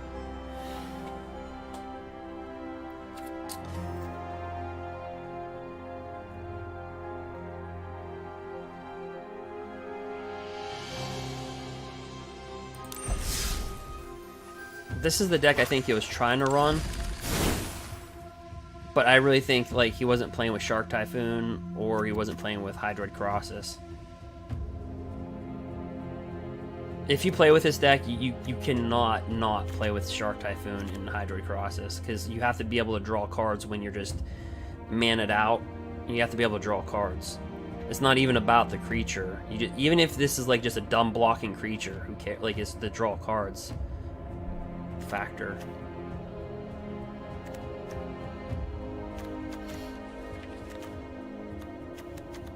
So I think he was trying to do the same thing that this deck's trying to do, like with like Nisa. But I think he was using Nisa more for UGIN. We're using Nisa more for Shark Typhoon and Hydroid Colossus, and then UGIN's just like a bonus, right?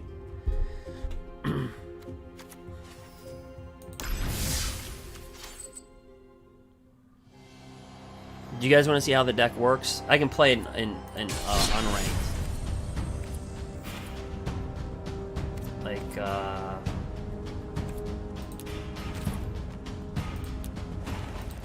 I'll show you how it works.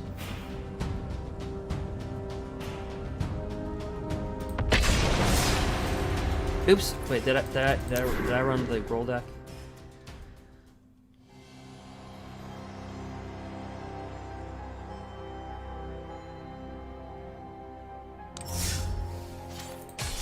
Okay, no, it had me going there. Like, watch, I'll show you how it works.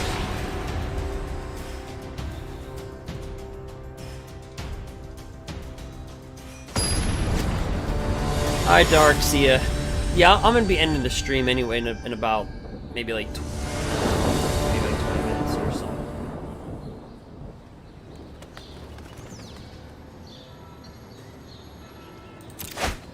So anyway, guys, I'd hit that follow button because again, I'll be playing in the Pro Tour and also another Red Bull invite because we placed inside the top 250.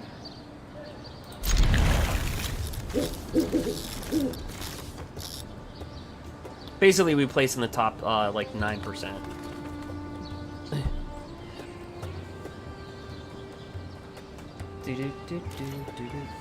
All right. And I'll be opening up a booster box at M21, so you want to subscribe on YouTube, also follow on Twitch.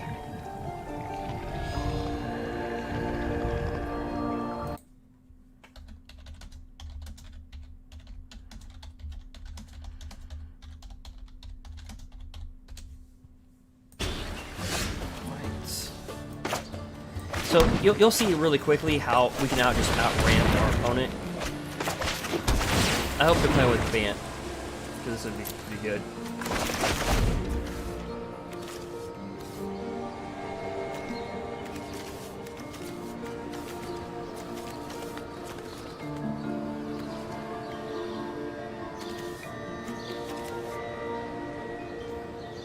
I hope they're playing with like Bant at least.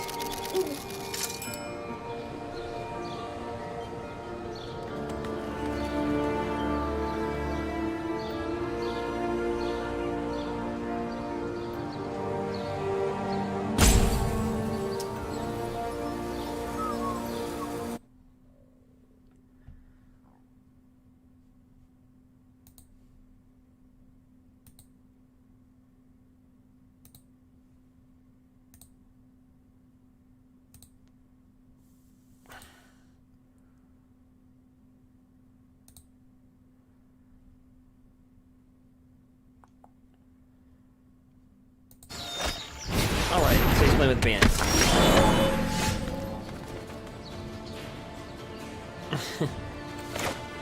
Yep. Let's see here, he's got a draw, so...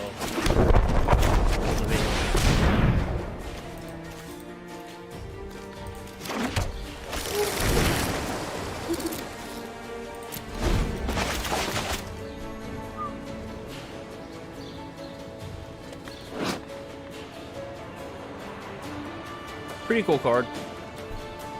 Pretty cheap in real life to pick up. A lot of cards in M21 became cheap. That's why I have to tell people, like, be careful. Don't buy pre-release. I mean, you can do what you want.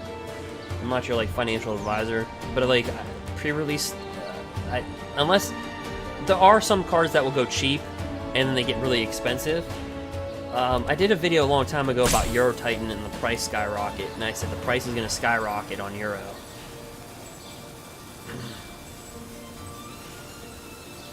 And I think like one subscriber on YouTube like actually like went out and bought Euro Titans before it skyrocketed.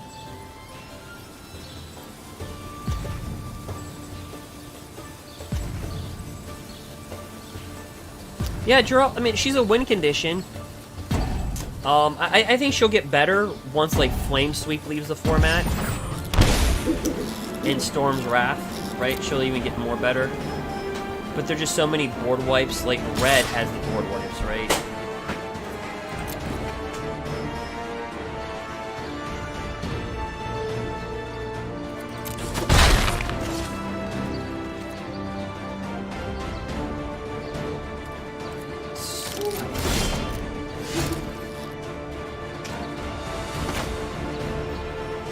Actually, bring this down. They could counter this, right? Obviously. I think they probably will.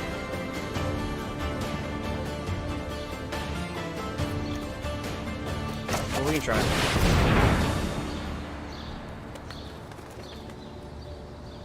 More than likely, Devante's Veto, Negate, Mystical Dispute.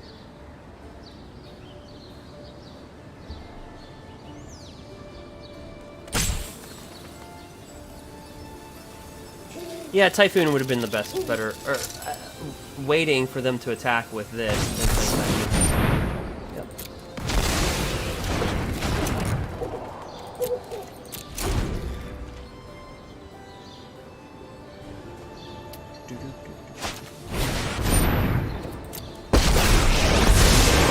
Sorry I'm late.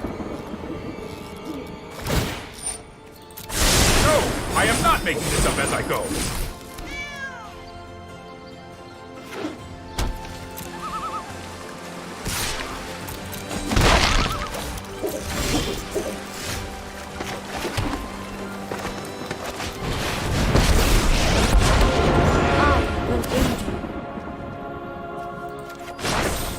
The land shall conquer you!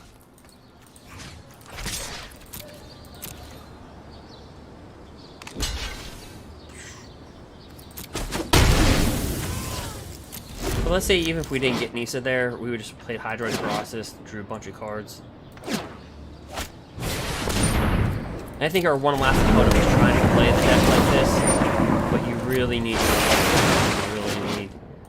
Hydroid Colossus.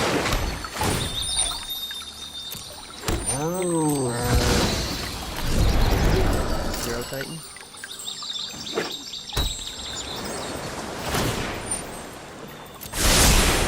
Don't worry, I got this. But you see the the massive Shark Typhoon we're gonna have here coming up pretty quickly.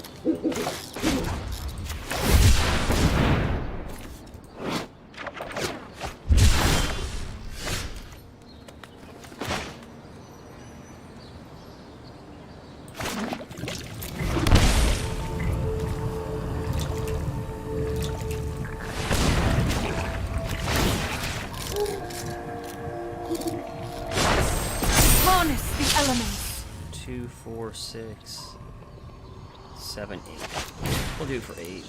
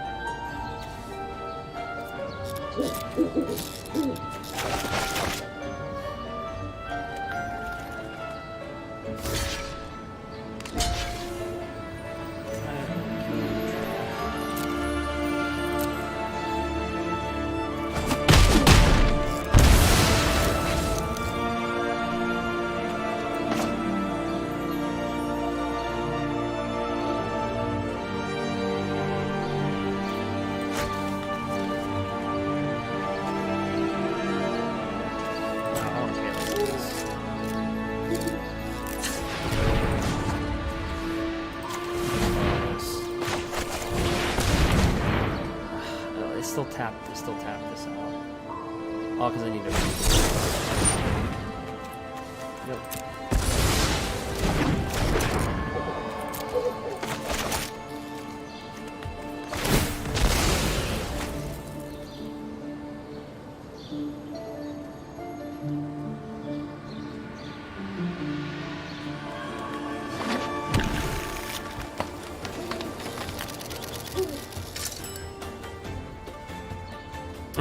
Yep, Hydro Cross is pretty good.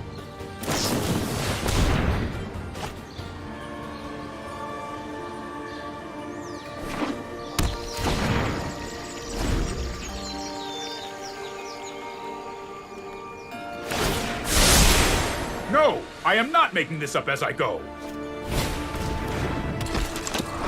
So we know he doesn't have a board wipe because he's playing with creatures. He's dropping down creatures. He'll bring out his Euro Titan. But our Shark Typhoon's gonna be so big. If he attacks.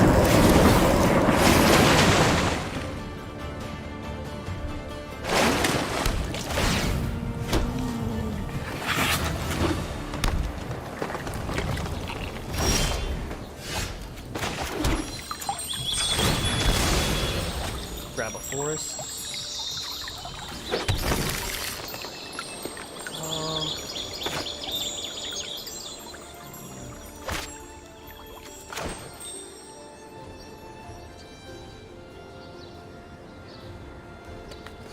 Well, let's first just attack.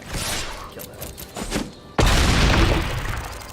This is hardly my worst defeat. I'm gonna cultivate it.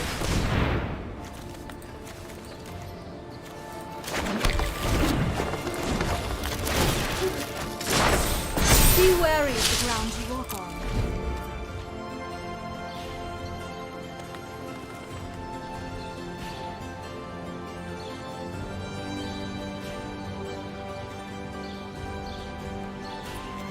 So see if he attacks with like Euro Titan.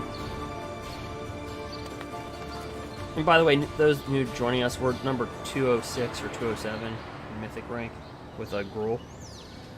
If you watched me at the Red Bull tournament also.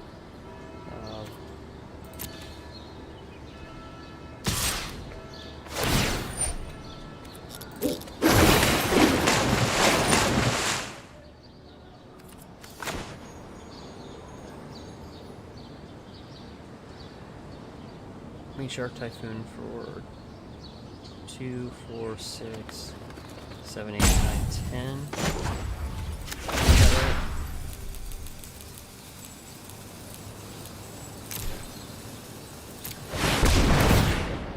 Or 11.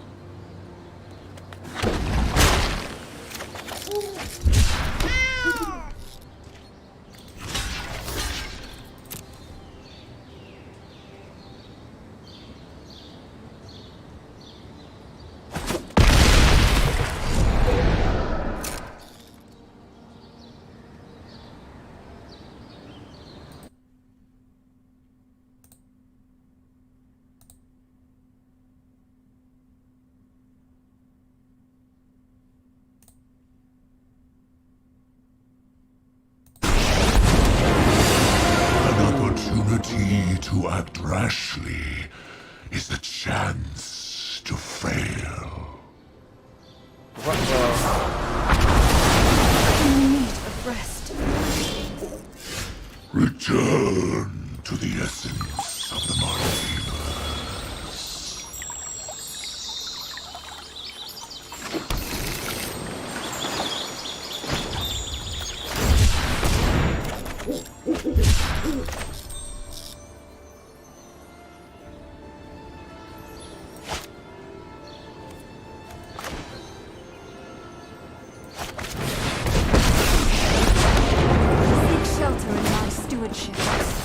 The land fights for us. Send me that way.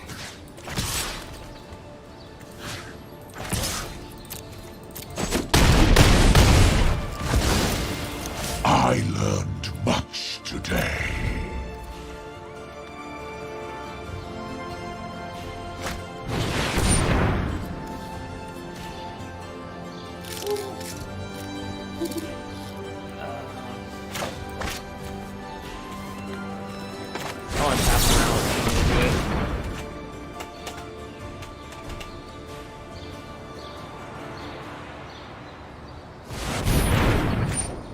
So we get a free play.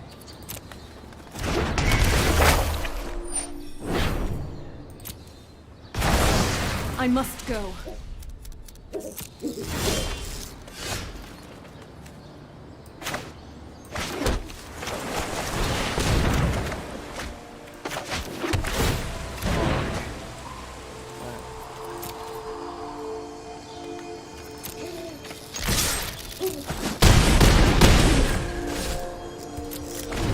Maybe we can load up Blast Zone.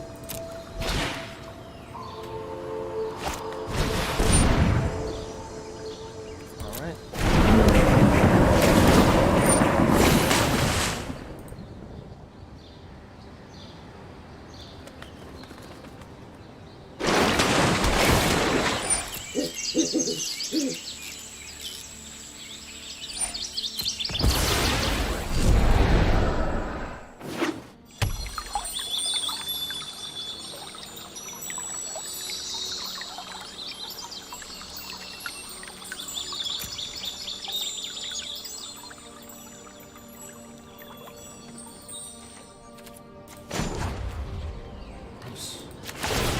We put 4, 2, 4.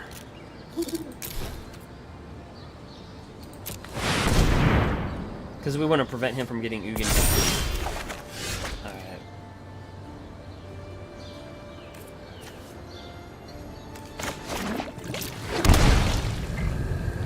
So before we do anything, sacrifice this.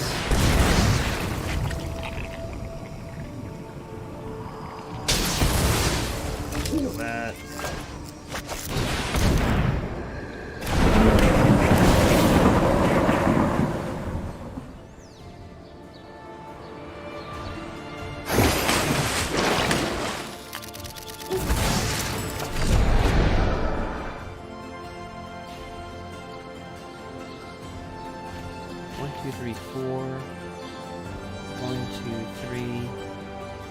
Yeah, he has enough to cover a double. He's got 6 mana to cover this. Oops, we'll just go to attacks. Actually, we'll just Ether Gust his Euro Titan.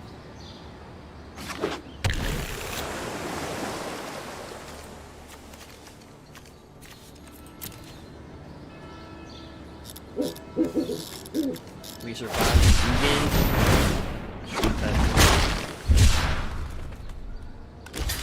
Alright.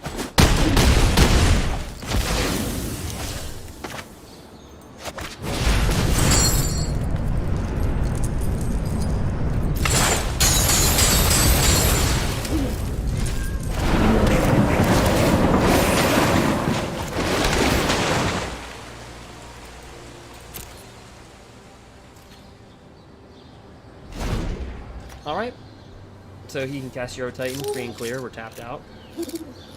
Just like he was previous turn.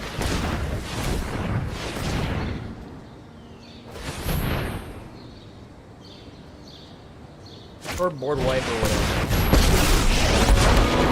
Together, we will prevail.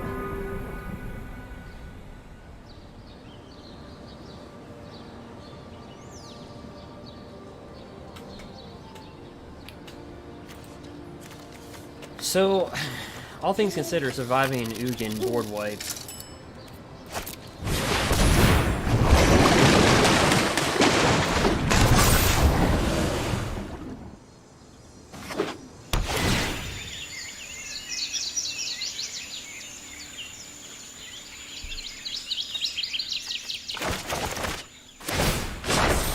Behold, nature's true power. Oh boy. Alright,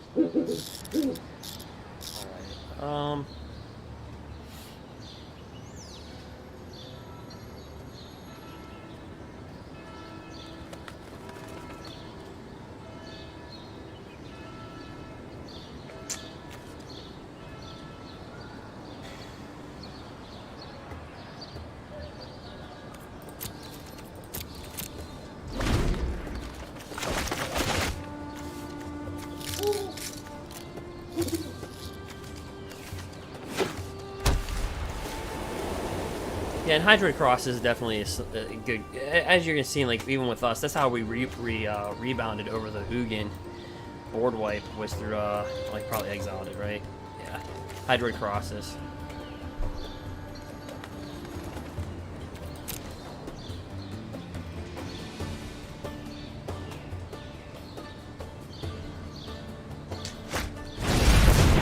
We will meet again.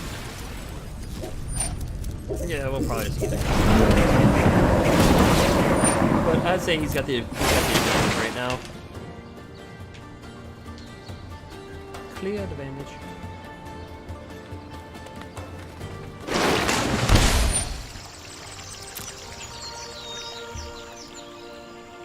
The only default thing he could do is Elspeth's Conqueror's Death.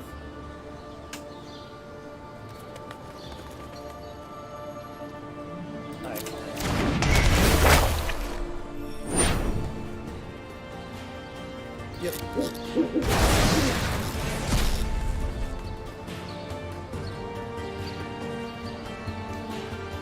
Now, bad move he can do to get himself out of position is to attack. Rise, my elemental friend. Because we look weak right now. We look weak.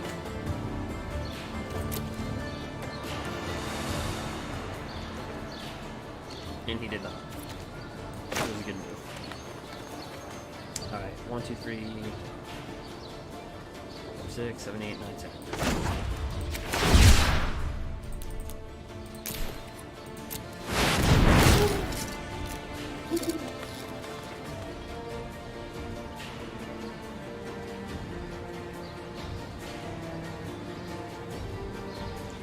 So that was good on him for not attacking. See, what he's trying to do is he's trying to get the UGIN back into play.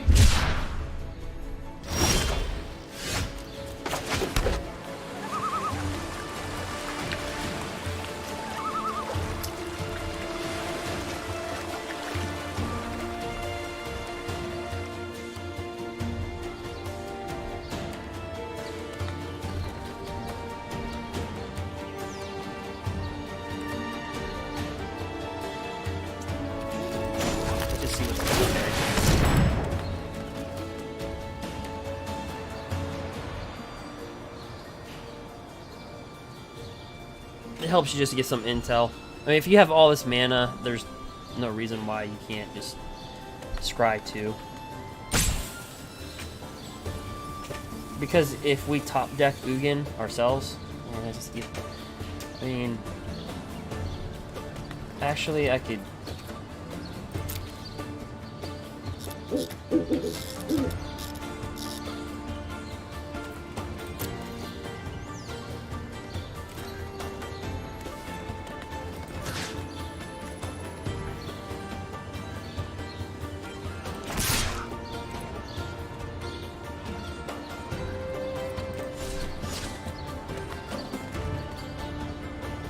If he didn't have his dumb shark, I would just gust his back in the game.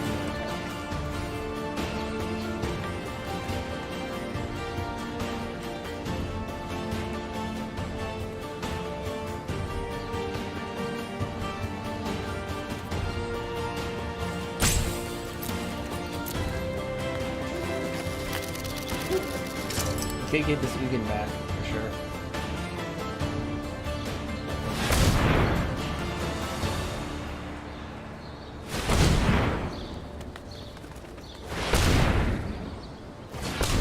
And then here comes his ungodly Shark Typhoon.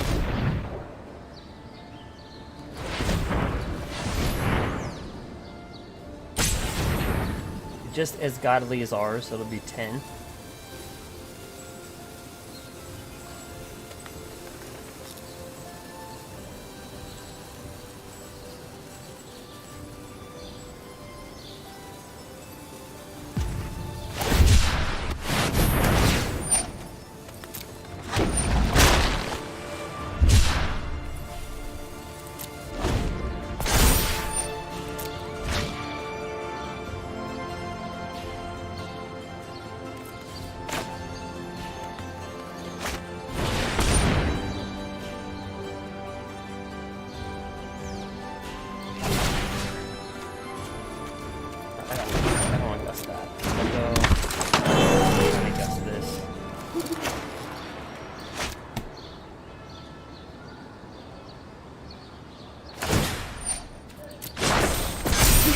Nature's true power.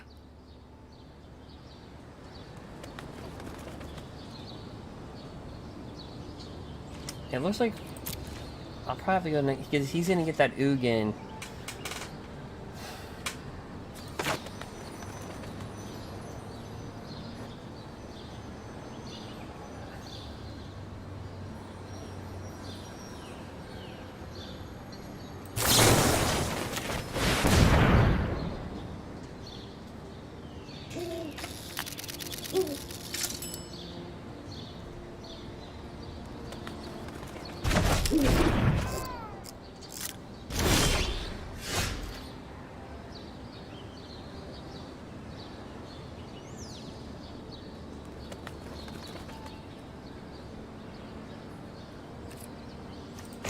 see if we have a possible chance of this. All he has to do is just to bring down UGIN and -1.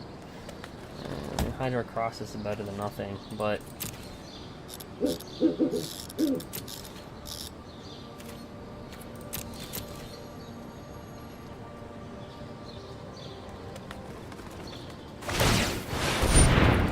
And I guess that's the advantage Bant has, is that they just have Elspeth's Conqueror's Death to recur.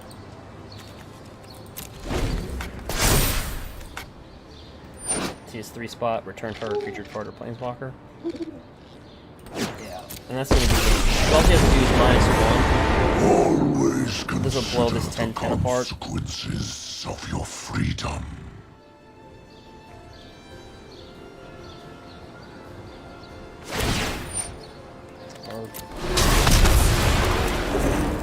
My flames burn beyond perception.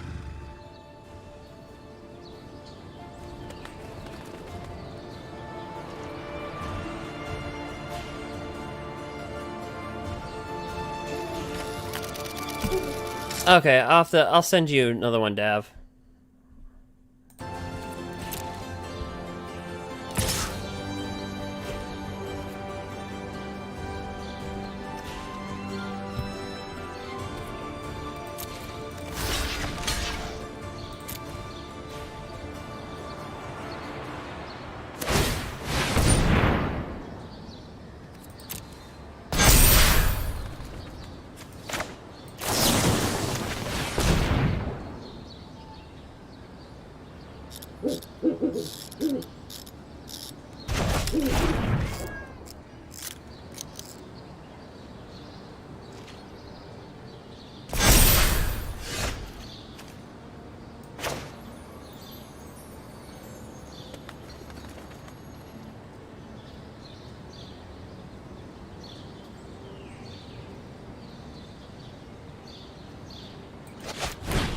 Well, let's just go on to let's see. Let's just do a game.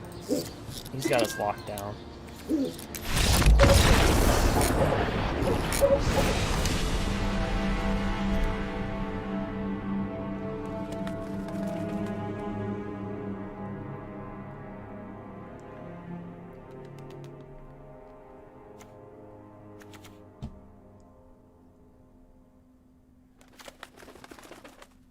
Got Arbor Grazer. Board and negate, mystical dispute. Well, actually negate.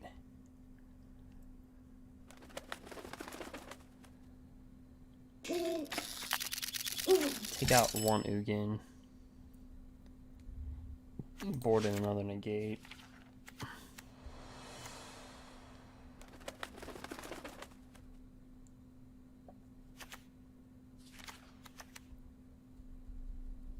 Yeah, we'll try that.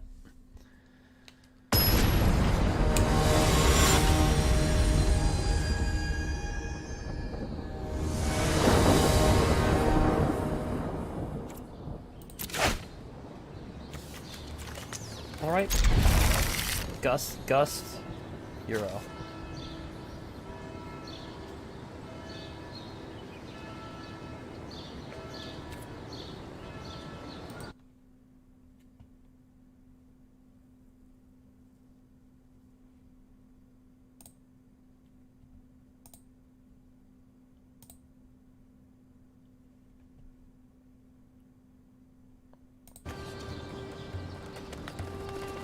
Alright, as he's waiting, let me...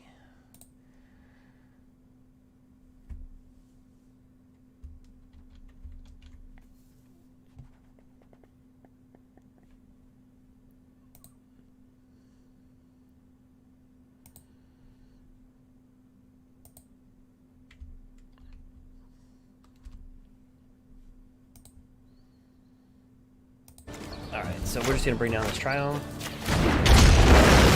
And the reason why we have the Triome, even though we're playing Simic, is just because you can cycle, and it does add mana that a Breeding Pool would add.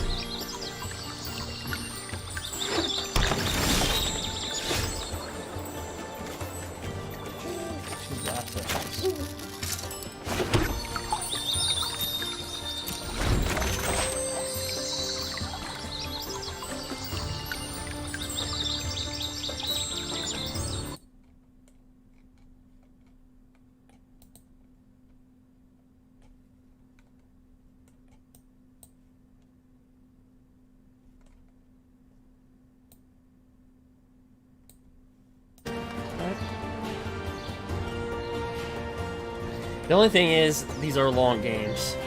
That's the only thing that you're going to experience with these decks.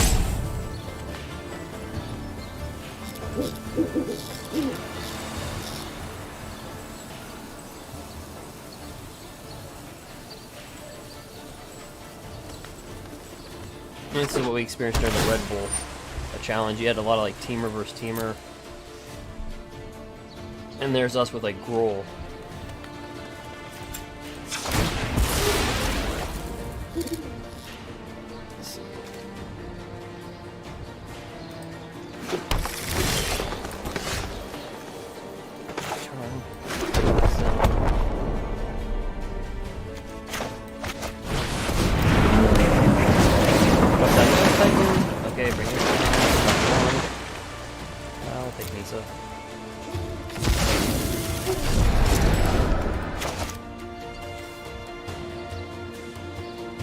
So like even if he gets like turn 3 to Fury down, which he might want to do because we're tapped out,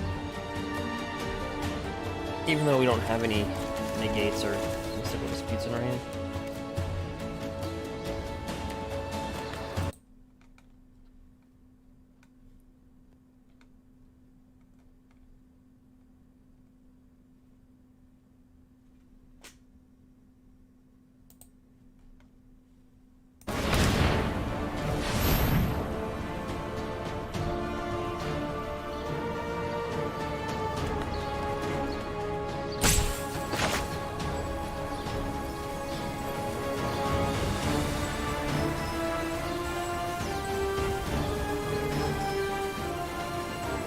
No problem, Dad.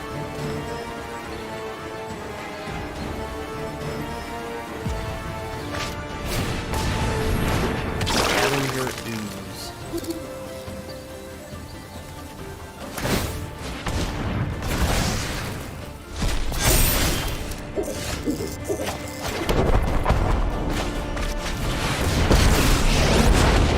I protect that which cannot protect itself. The land fights for us.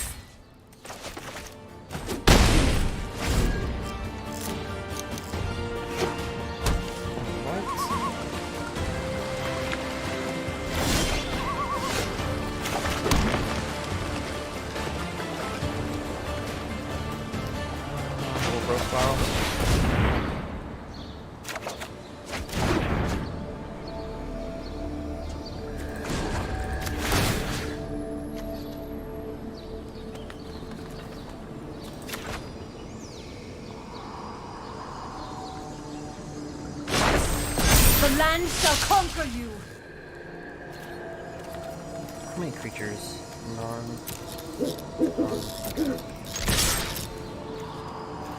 So I was unsure about this guy, so he's gonna take another 3.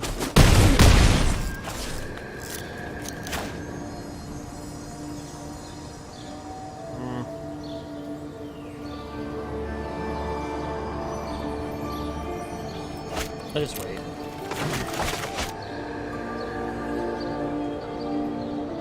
He might Shark Typhoon to draw a card. Yep.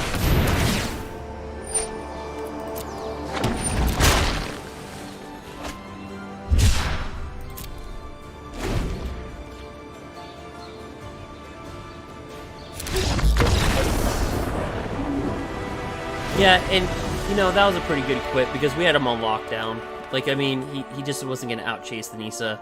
See, his deck is really primed for the UGIN, right? His deck is, like, built for UGIN. And, like, for us, that's just, like, a separate, like, win condition, right? So...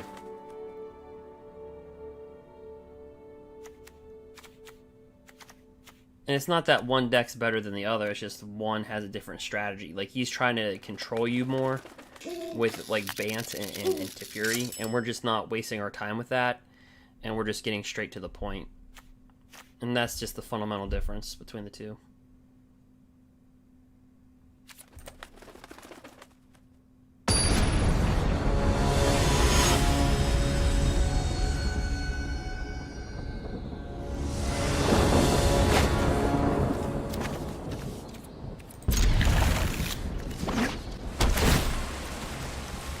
Alright, so you can simple mastery, scries. Yeah, we're gonna flush some land out of our... Well, he already knows what we're playing, so who cares? I'm not gonna do the whole... Let me wait till the end of your turn. Because it really doesn't matter at this point.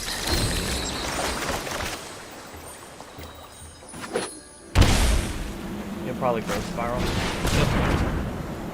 And the reason why he's doing that right now is because we're both playing with counters.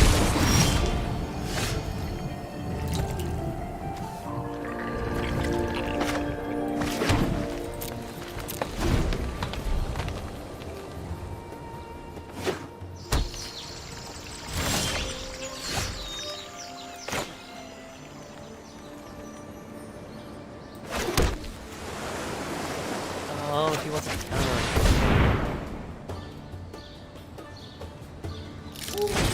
We have like this. Now, what we have to worry about is him dropping down Anissa. That's what we have to worry about now. You know.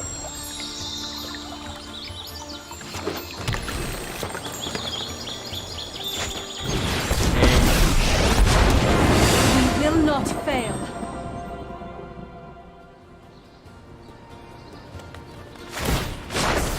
Be wary of the ground you walk. And we got Anissa. But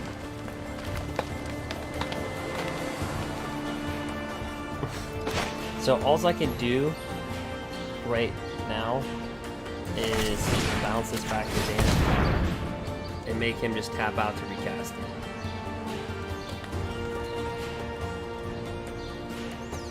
Unless that's all I can really do.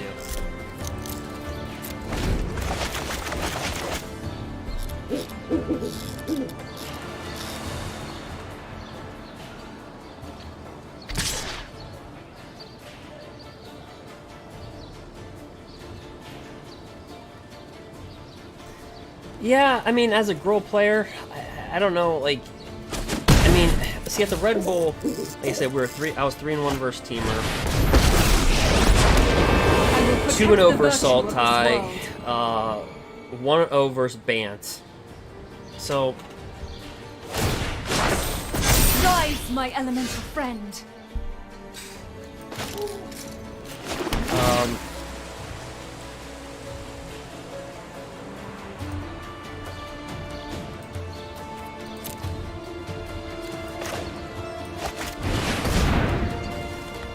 like, right now, everybody's trying to ramp and play control at the same time. And so, it makes it easier to beat, I guess. Like, if they pull off their combo, like, to get UGIN, like this, like, I don't know if they're casting UGIN right now, or Hydroid Crosses, but, like, you're gonna win, but if you don't get it, it's just like,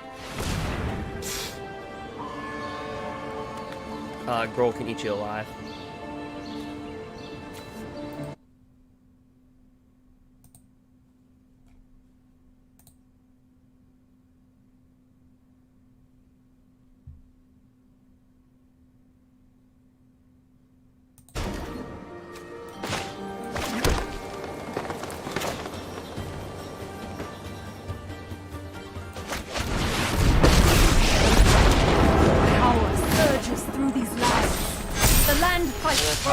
Play the Hydroid Crosses. Yeah, I can't even block this properly. Oops.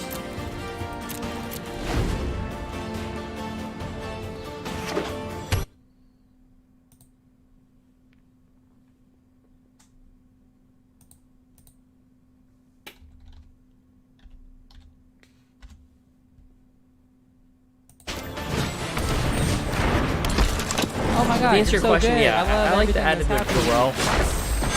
I would be living in an imaginary world, but the real world. That's good.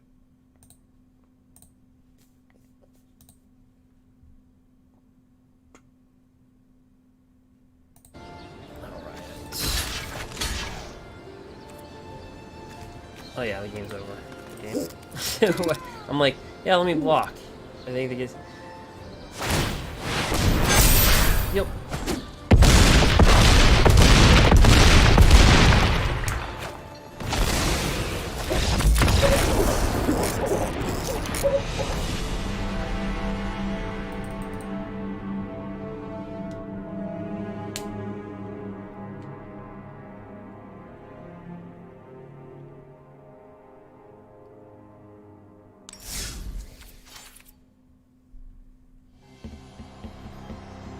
Yeah.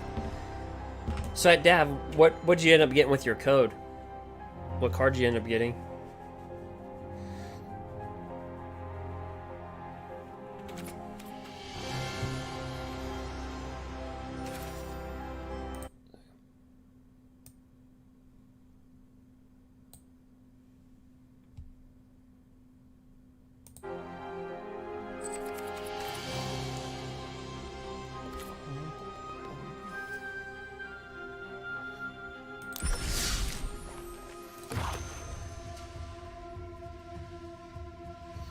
But yeah, guys, if you're just watching, our Gruul deck's the deck that took us to 200 and our best of 203 Mythic, and we're at 207 right now.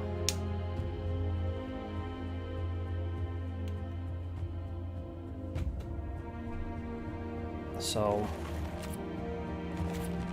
currently we're sitting at 207 with the Gruul deck.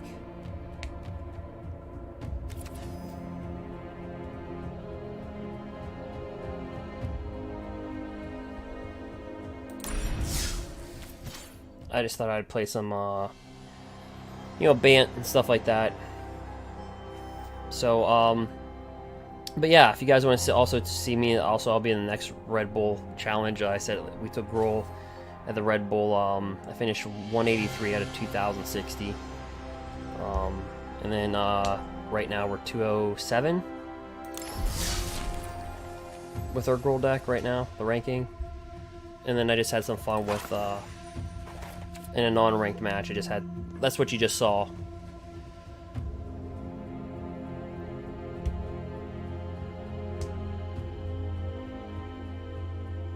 And what you just saw with this deck.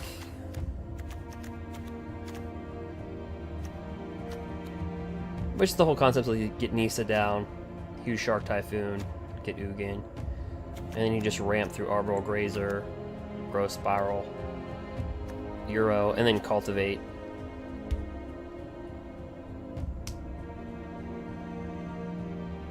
And like I said, every Thursday or Friday, I give away codes just randomly to followers and also subscribers on YouTube.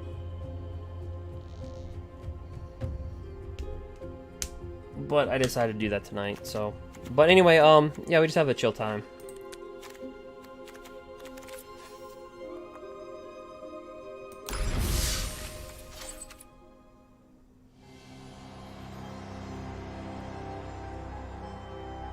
I had to have a 2-sec.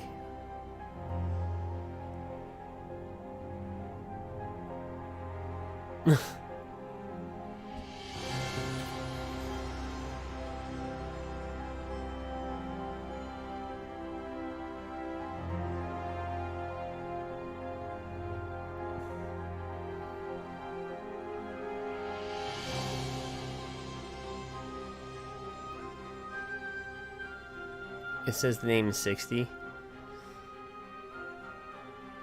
Yeah, I wouldn't know.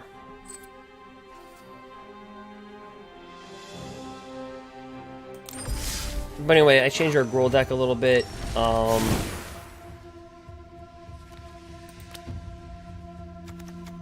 think tonight we were like 4-1 versus mono green. Black we draw dead even. I think we were just like what were we, like 2-2 versus mono black?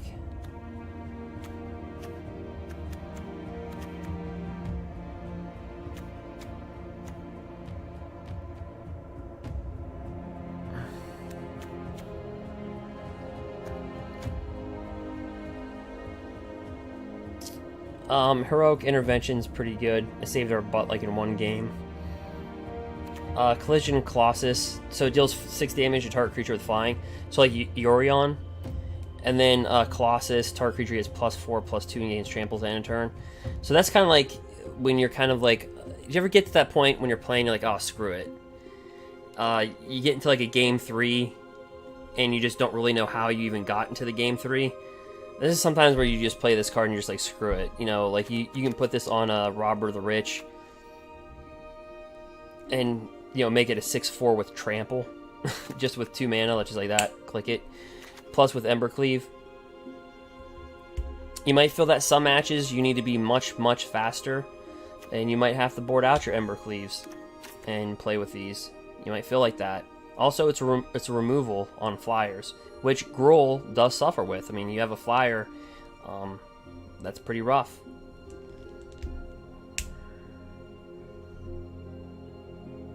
The reason why there's one of Domri's Ambush and it looks wonky is because there's 3 in the main deck. So there's 4 to complete it. Versus Stone Coil Serpent. Oops. Stone. This guy, you've all seen him before. He's got Reach, he's got Trample, he's got Protection from Multicolor. Well, you can't use Domri's Ambush. You can't use a lot of things on him, but you can ram through. And, you know, 5/5 Lovestruck Beast, Death Touch with Questing Beast, with Ram Through, would just about kill anything. So, Ram Through is needed for the mono green matchup, which does well. Ram Through does well, and it gives you additional removal on top of Domri's Ambush. So, if you ever find yourself like in a big creature war, that's one of the things that is also important on the sideboard as well.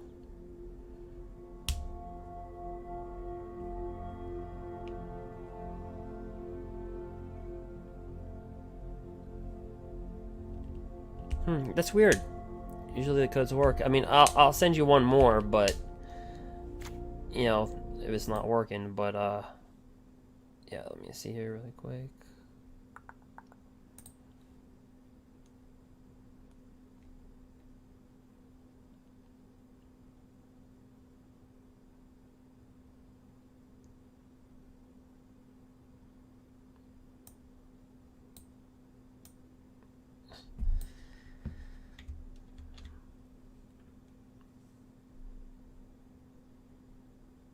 Oops.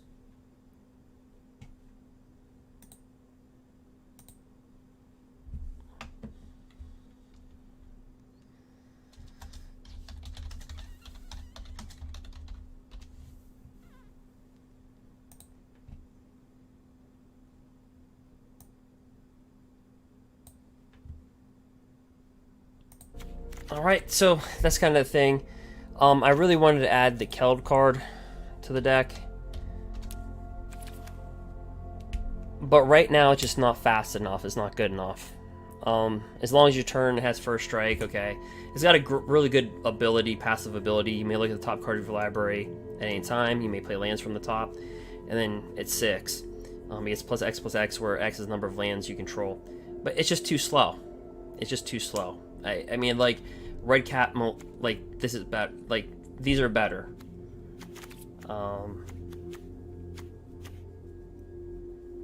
So, in Grafdigger, we typically, if we beat Jun, typically it's through killing their creatures with Ram Through, Domri's Ambush, going with Trample with Shifting Ceratops, or Gruul Spellbreaker on top of Embercleave. It's very rarely because we shut them down with a Grafdigger, but some Jun decks are more focused on the Cauldron Familiar, and other decks are more focused on the Mayhem Devil and Korval the Cursed King. And so that's where you just have to use your judgment, right?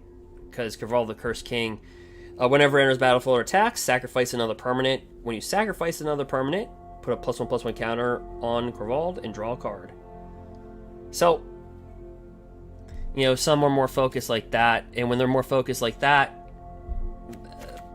I think playing Grafdigger is just almost useless. You're better off to play with, like, Ram Through and just kill it if you have Questing Beast on the board, or, you know, Lovestruck.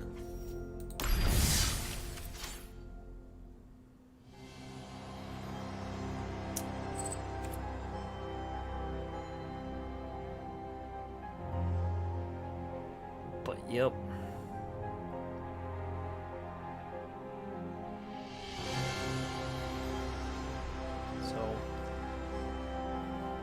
That's kind of the thing with that.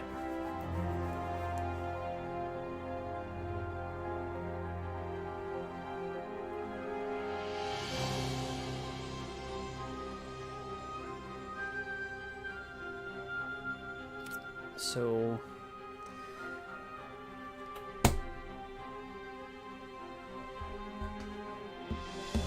yeah, guys, let me be right back. And again, the deck list with the Simic ramp.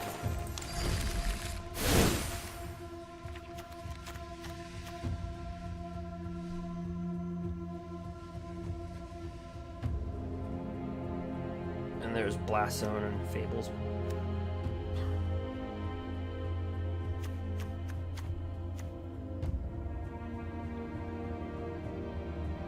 But I'll be right back.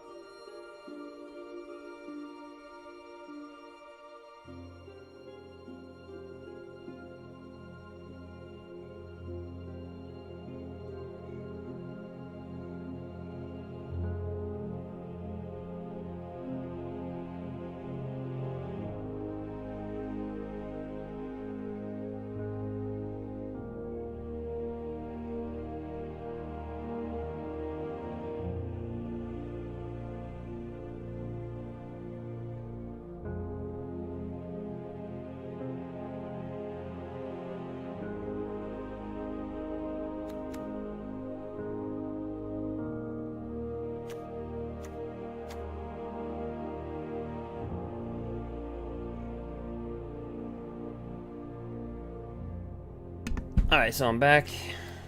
It works.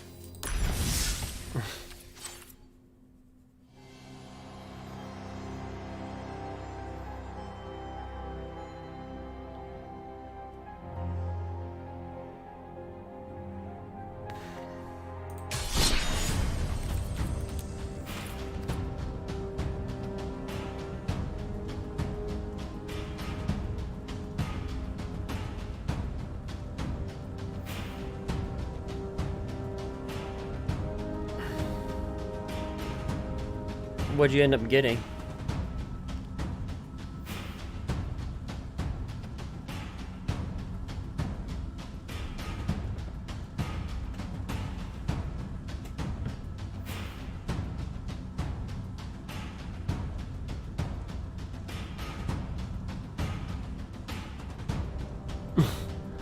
A Chrome replicator?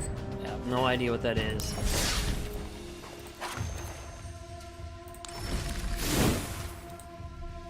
Alright, unless it's... wait, hold on.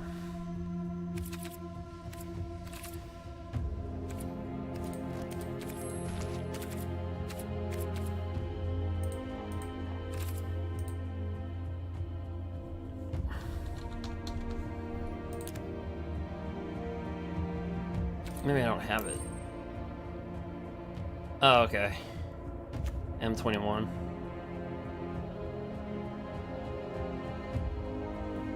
Gotcha.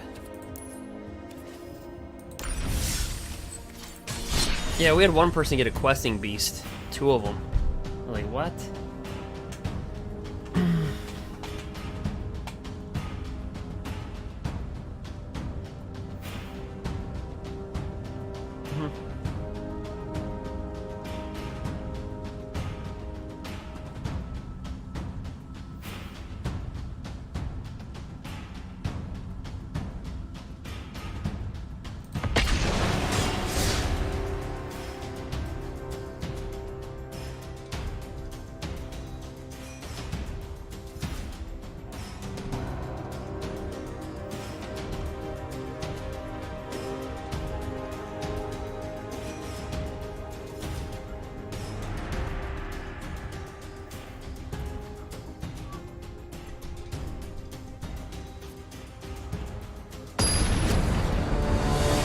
I was almost ready to cancel. I was like, I don't think anybody's... We're ranked 209 right now.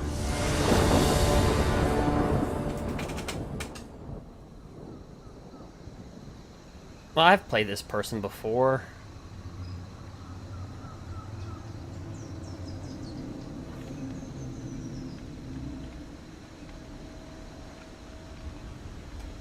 Yep.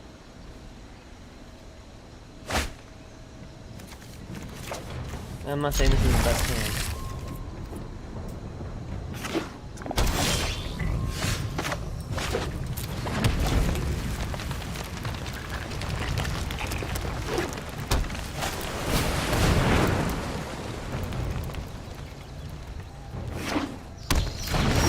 Alright, so they are playing Bant.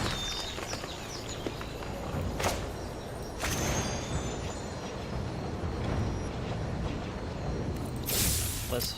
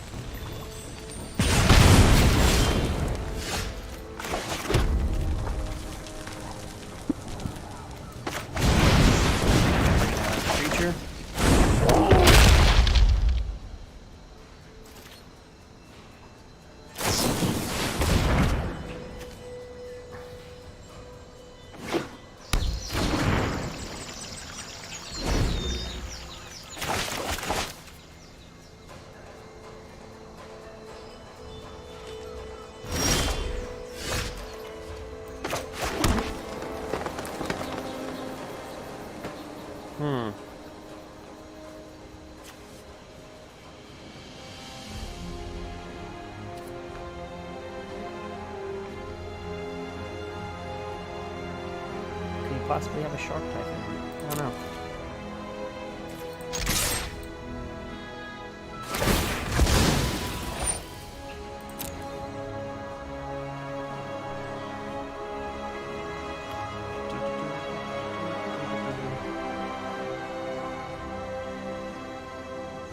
Like a Shark Typhoon. Pop it for 3, block it to the Bone Crusher Giant. We come over and we play Edgewall Innkeeper, draw a card off this. Is that what's gonna happen? Yep, that's exactly how it's gonna happen. Exactly as it is.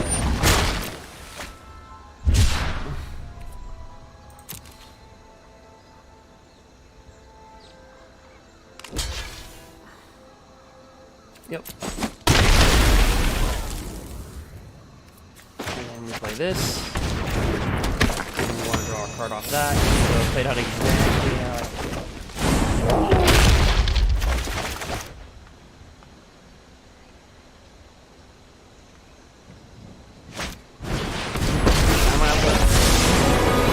Longer. Stand by and watch.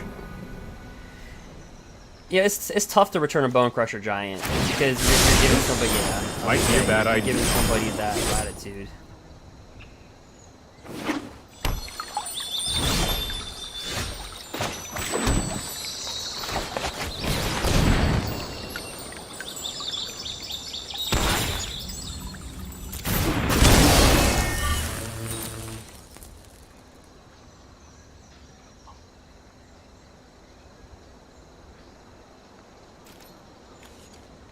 Okay, so we're not going to help him put cards in his graveyard here. So we're just going to attack for the 2. Or for that. Because he would probably love nothing more for us to kill the Teferi Time Raveler. Because that would support his graveyard. I'm going to make him board wipe is what I want him to do. I want him to board wipe. Just right now. Like that's really what we want him to do. Here goes nothing.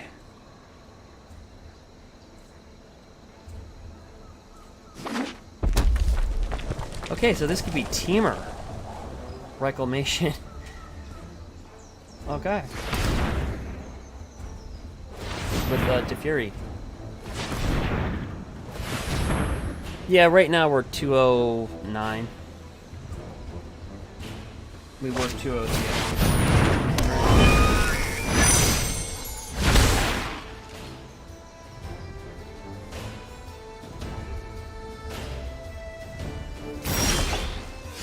Okay, so the hard part is, by not killing for 3 last turn, we can't hide embercleave.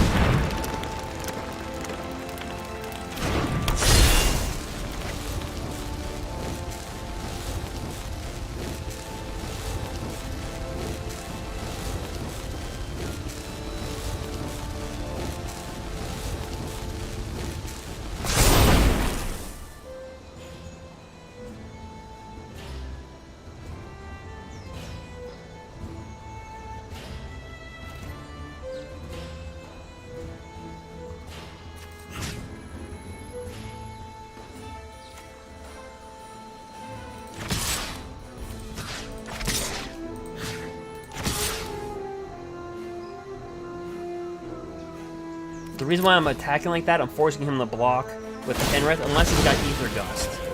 Okay, now if he's got Ether Gust, my attack sucks.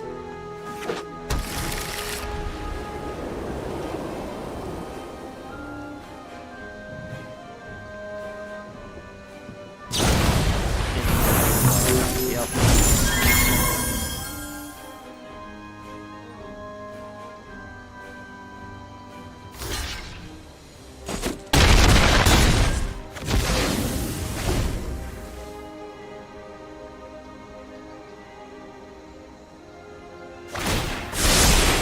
I've got time. So note to self, kill Teferi. Because Embercleave got those.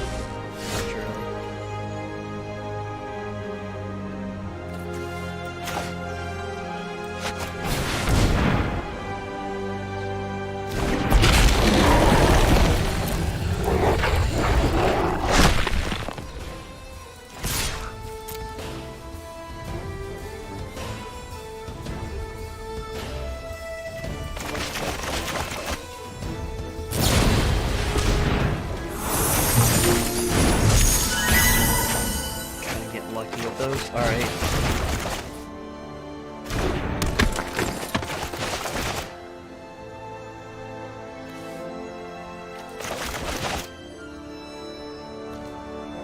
And he can draw a card right here.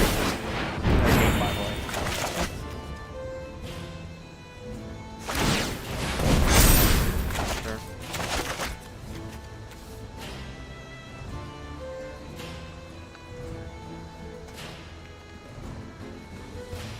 Yeah, so people are running this. This is a reclamation deck. It looks like a Bant, but it's actually a reclamation deck with Teferi Time Raveler, and they drop a Kenrith in there. It just looks a little bit odd because you're used to Kenrith being free casted with Fires of Intervention.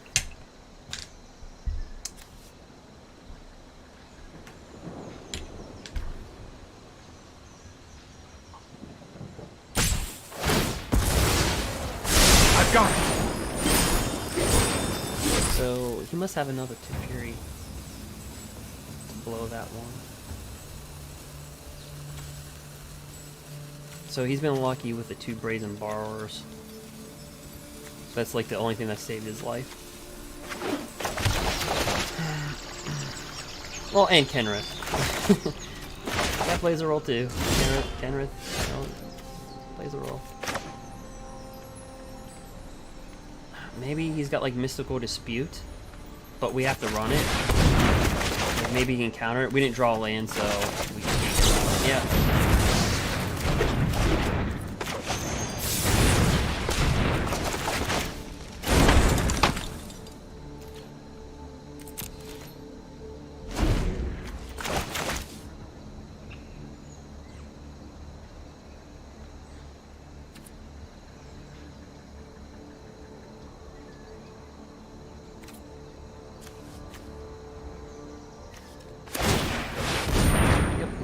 Card. Now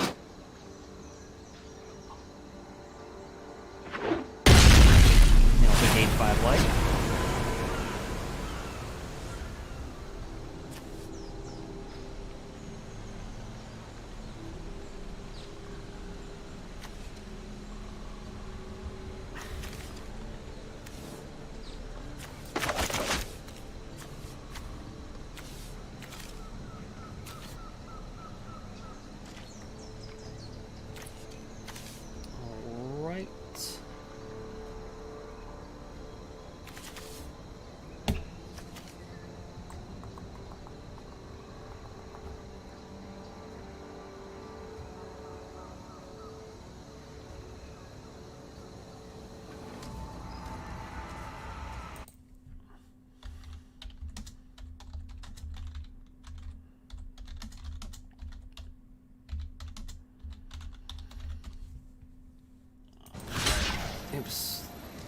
All creatures gain trample until end of turn.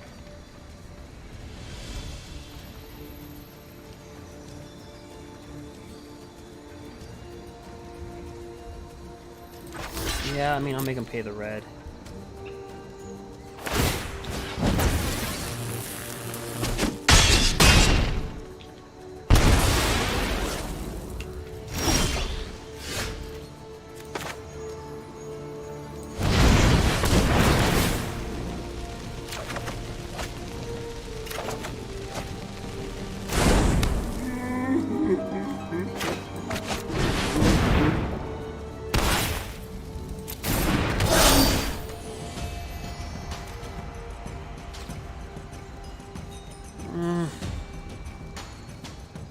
It's actually not worth attacking there because he could have Shark Typhoon.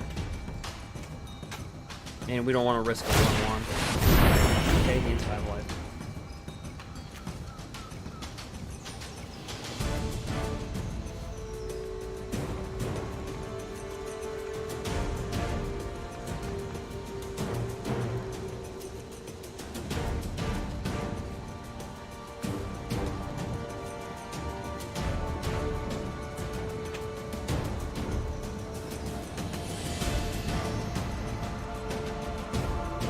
Hi, I am. Yeah, you too.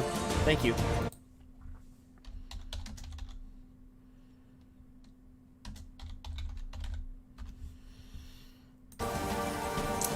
Our opponent tends to... He's really thinking. I mean, we faced each other a lot. I don't remember what deck he runs. But... I mean...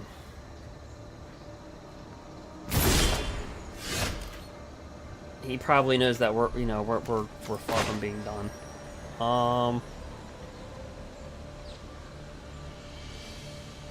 So he's holding a lot of cards. And he's playing a 4-color rec deck.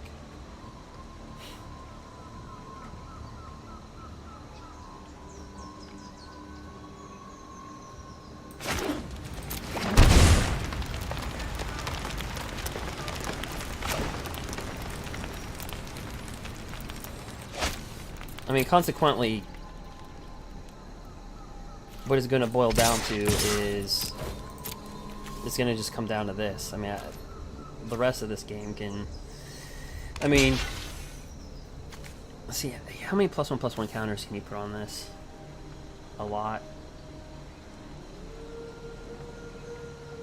I didn't think about that.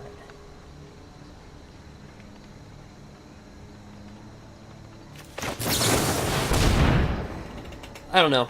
We'll try it. This game's kind of been like a train wreck anyway. So we'll just see. Bumpy veto. Oh, that's...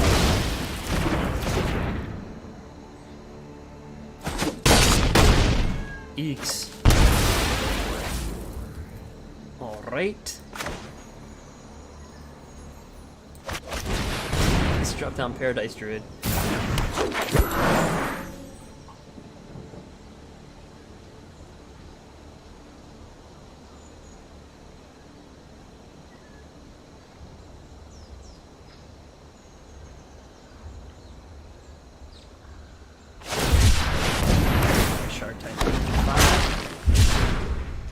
Yeah, and I think we're just gonna get dominated here. I'm not even, I don't even think it's worth me showing that I have anything. Shifting Ceratops. Yeah, so he's gonna be able to trample over. So we're just gonna say good game, no blocks. Because guys, he can put a +1/+1 counter and give him all trample.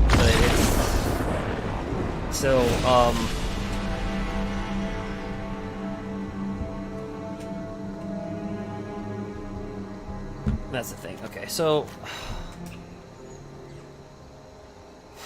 he's playing like a wrecky decky.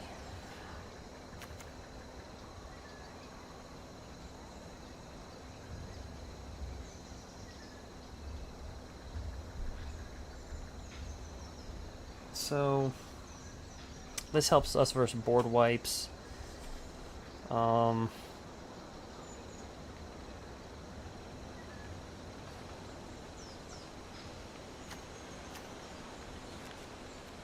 I can check my list over here really quick. So John, we board in heroic. Sultai, sometimes we board in heroic.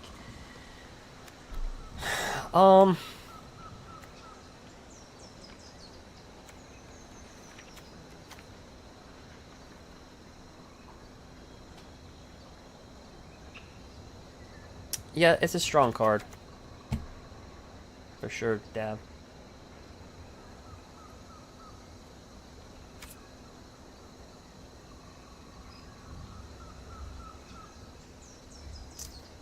You know what?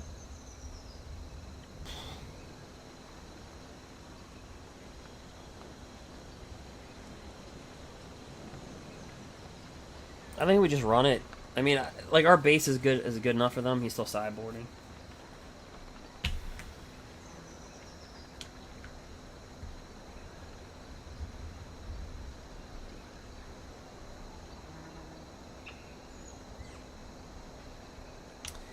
Yeah, it's a strong card. He was able to ramp it out fast.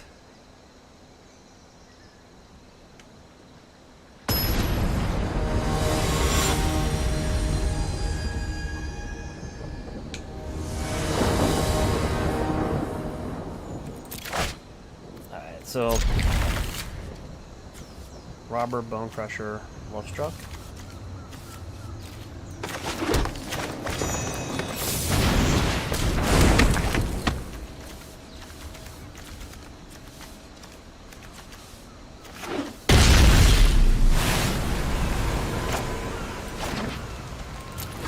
Alright, we're gonna let Robert the Rich kind of help us here.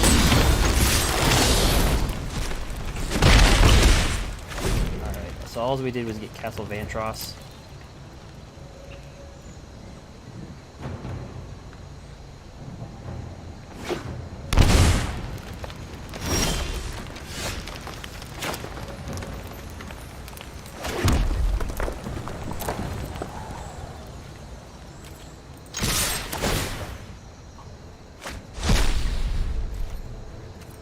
Got a land. Play Love Struck Beast. Even if he returns this 1/1 back, we still have, like, if he drops, say, Teferi Time Raveler, we still have this. The reason why I lost game 1, honestly, is because I didn't kill Teferi, and we couldn't hide our embercleave. So just like a rule of thumb there. So I'm gonna drop this down. Just in case he decides to raise a bar or one of those.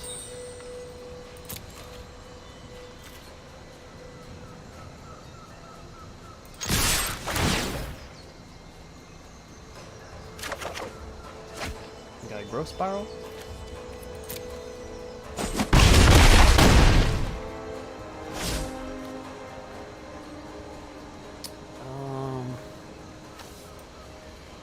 Yeah, let's play growth spiral.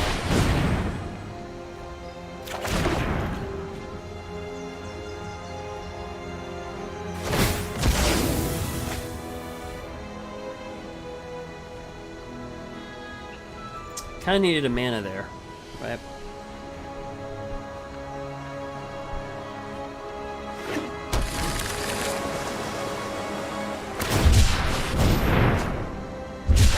Yeah, he's playing every color besides black. So, which is kind of cool because, yeah. Like I said, the only reason why we lost game 1 was because I just didn't kill. Just make it like a mental note of that, like.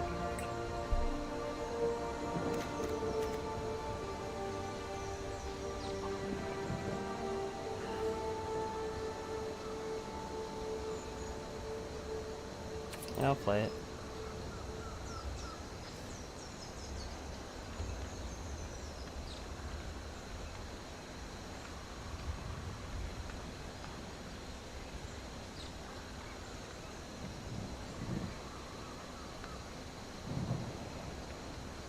But I am? Yeah, thanks for the follow.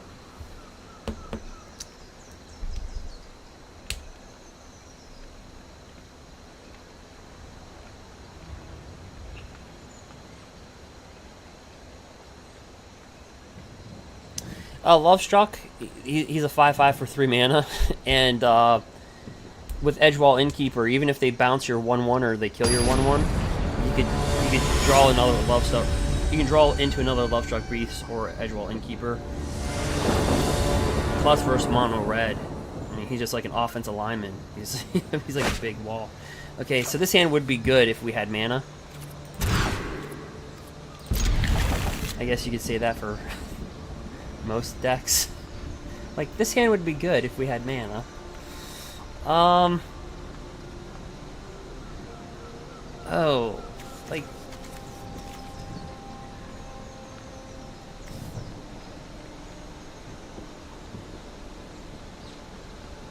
oh man.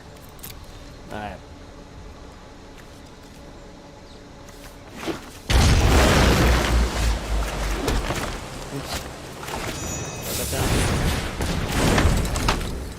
Yeah, plus Ember Cleaving a 5/5 is just... Okay.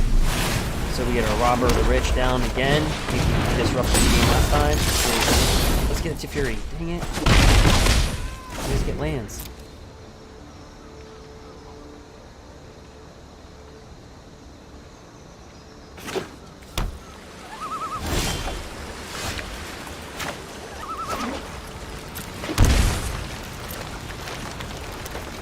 Now, we are going to still attack with this, because if he even Shark Typhoons for 1, to try to block this... Ooh, we got Nightpack Ambusher. Holy crap. Robber of the Rich.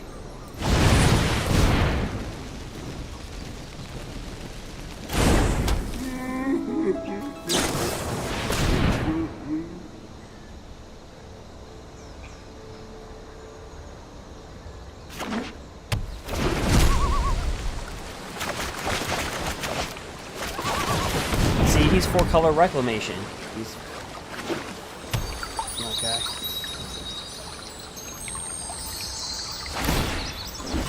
So, ooh, here's the thing. We can cast Embercleave. We can cast that Nightpack Ambusher.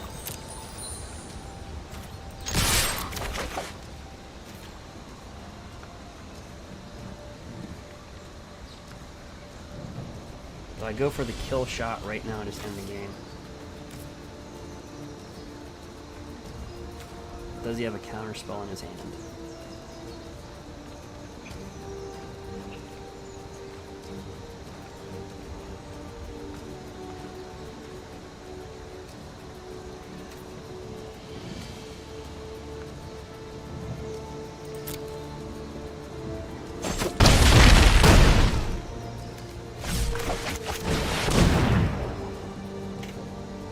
Because if he drops Kenrith, okay, so it's a good thing we didn't get it.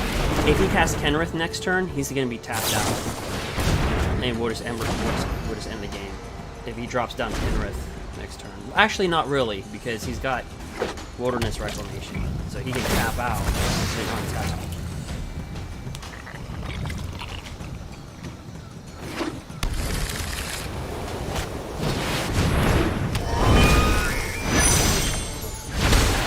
So we're going to take damage. I don't care.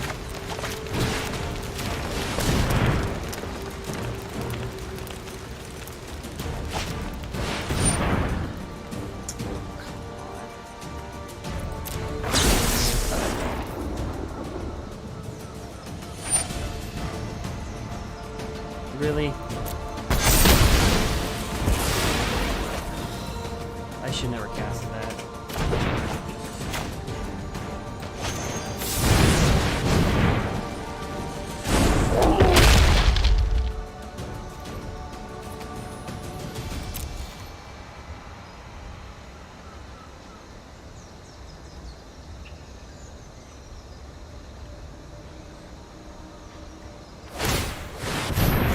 Card, so I probably could have killed him with Embercleave.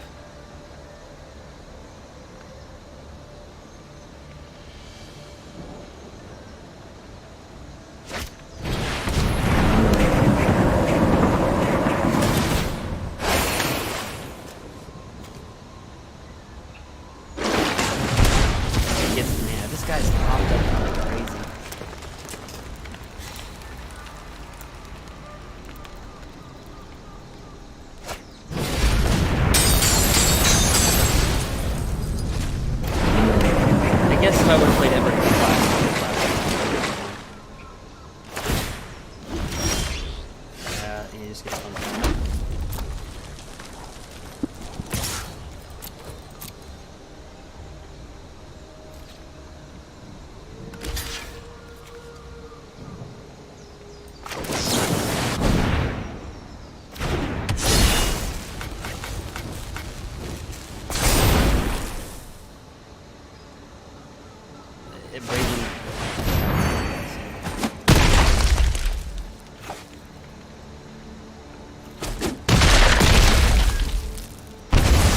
And he can almost gain infinite life because he can tap for 3, gain 5 life, tap for 3, gain 5 life, untap, gain 5 life. I mean, like, literally. That's all he has to do. Like, it's...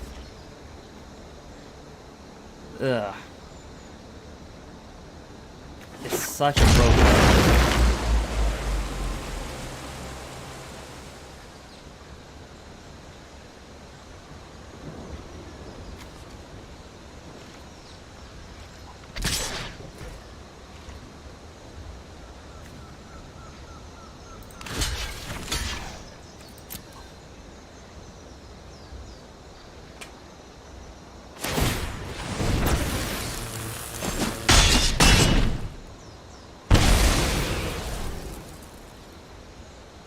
Yeah, there's nothing I can do.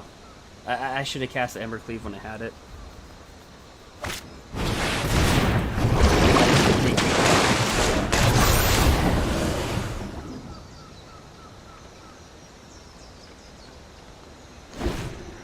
There's nothing we could do. He can gain like infinite life pretty much.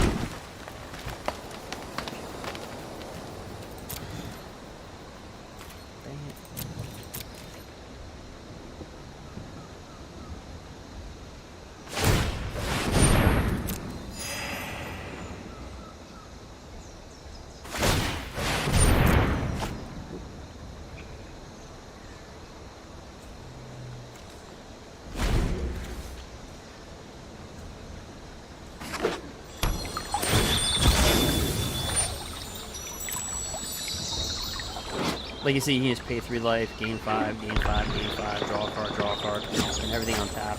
And you just repeat it all over again. So, that's why... That's more like it.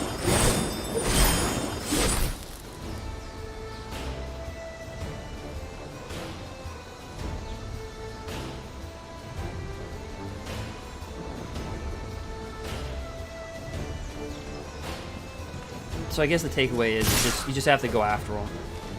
Like, you can't question what they have in their hand. We'll just no blocks it. Good game.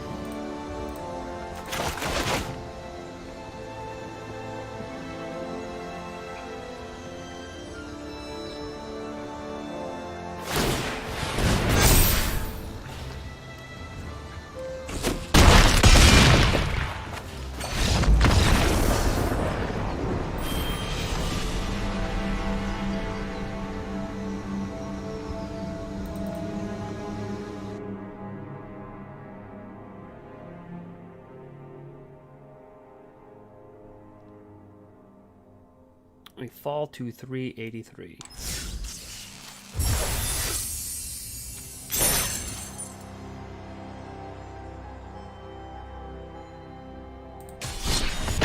We'll try another swing at it.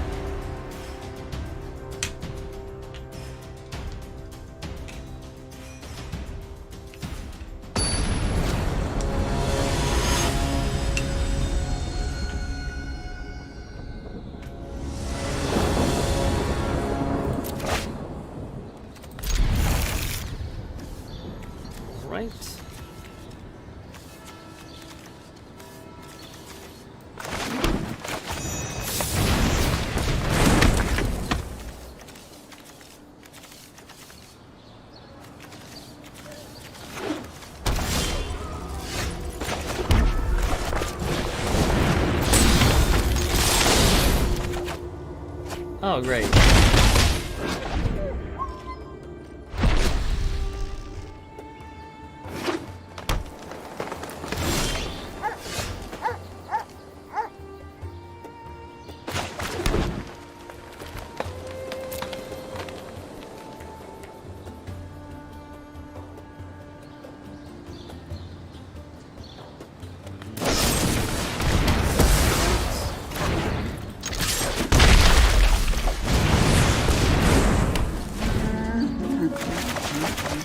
We took out number 70, so we're playing number 188.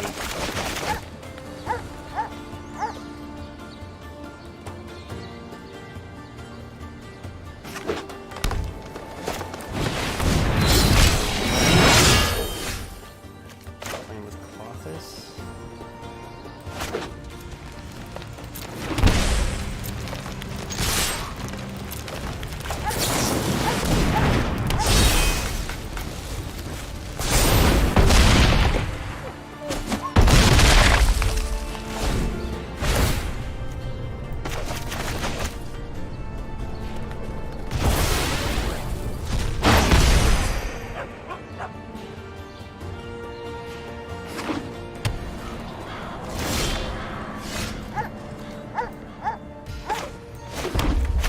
just in case he decides to kill the 1/1.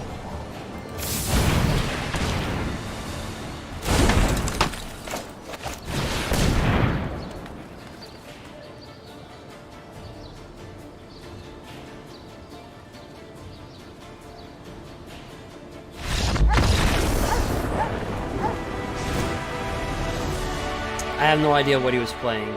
Like, I have no idea. I just saw Clothis.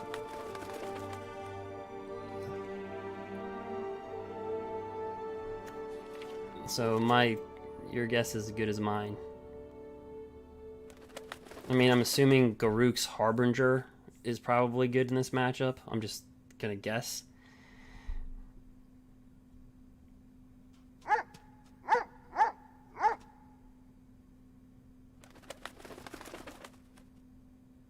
I'm guessing Heroic Intervention is also going to be a good card.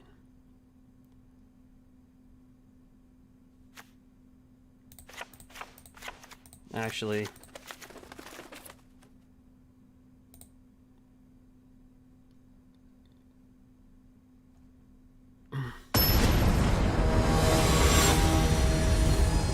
like I said, we took out number 70.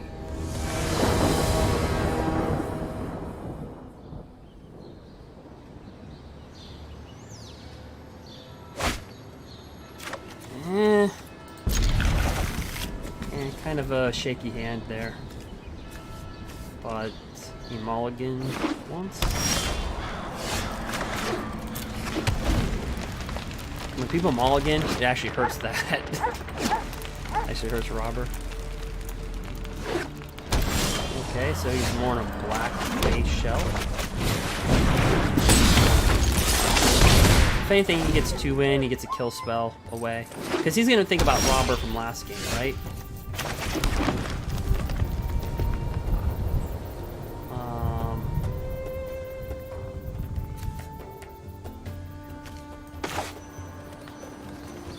We can actually come over.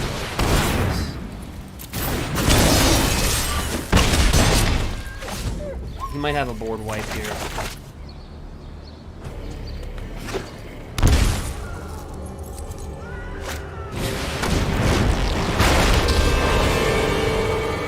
You should leave. Okay, It's not often I'm outmaneuvered.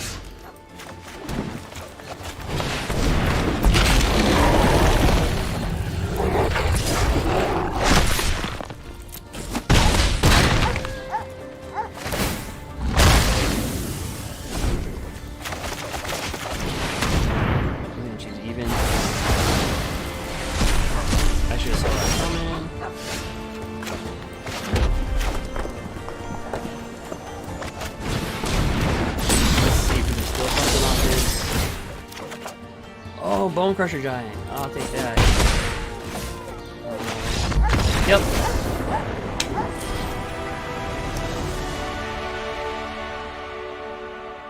We can't seem to get past the 200. We can't seem to get like we seem to be like floating in like the 200 to 300 range.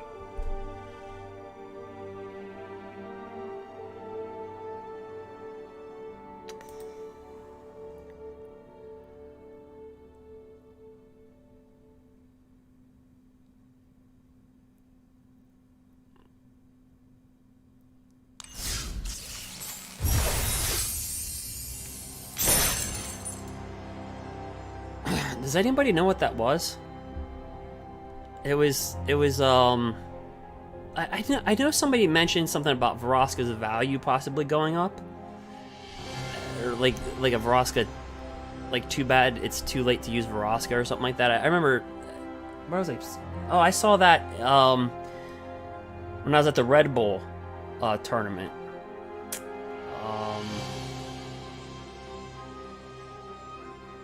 So there must be something with Vraska running around. But like somebody just like found the deck.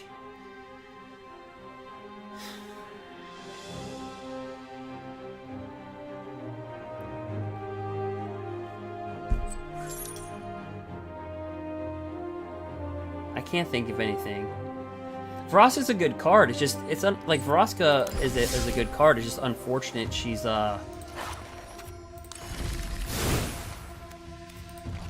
this is our ramp deck, Simic ramp.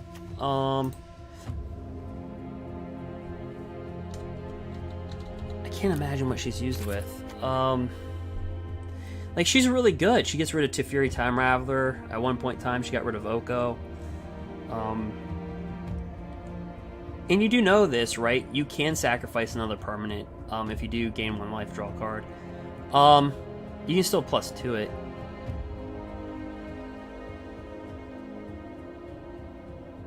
Without the sacrifice. Like, she's a good planeswalker. She really is. And she's...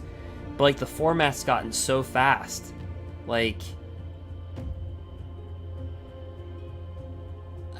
I can't see her being played.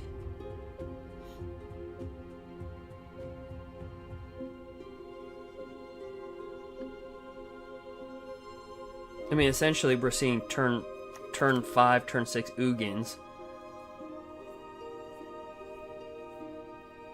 We have reclamation in the format.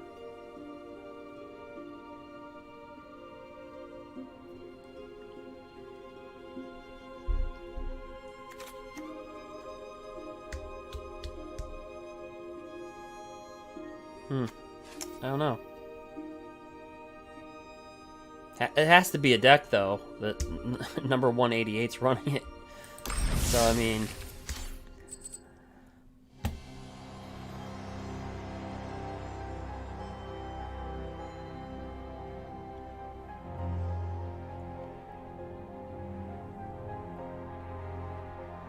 Yeah, my take on ramp... Yeah, because you have to understand, ramp, it's going to take a blow. We just don't know what's going to be printed in the next set. Right? Because if you just, like, look at this ramp deck, or let me look at Kenny. Where's Kenny? Okay. Cartman. There's Kenny. Alright, so... Like, if you look at a Bant deck, right, they lose Growth Spiral on rotation. They're going to lose, like, losing Growth Spiral is huge.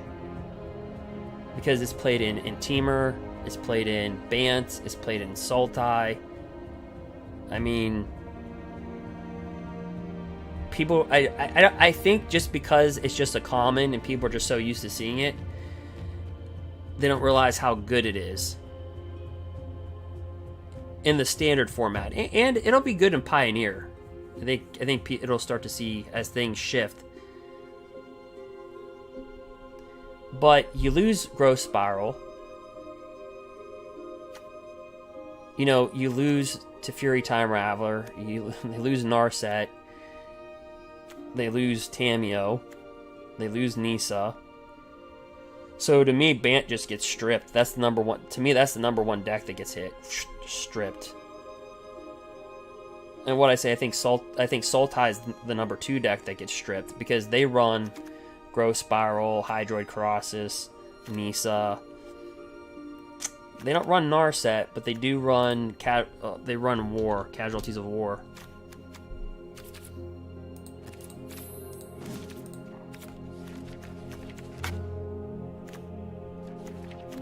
That right there. So they do run that. Well, that's gone. So, I think Sultai takes a big hit. I think the third deck that probably takes the hit is, I'd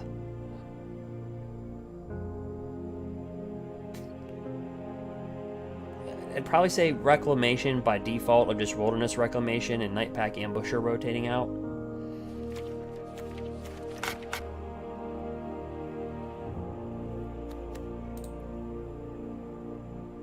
I think red deck wins will be fine. Because they still have Torbrand. And not too many people are playing with Embercleave, or excuse me, Cavalcade anymore. I mean, it's kind of a weaker red deck wins deck. I always spell his name wrong. Oops. Brand. I mean, he's going to be in the format. Embercleave's going to be in the format. Annex is going to be in the format. Fervent Champion's going to be in the format. Light Up the Stage, I think, rotates. Yeah, it rotates.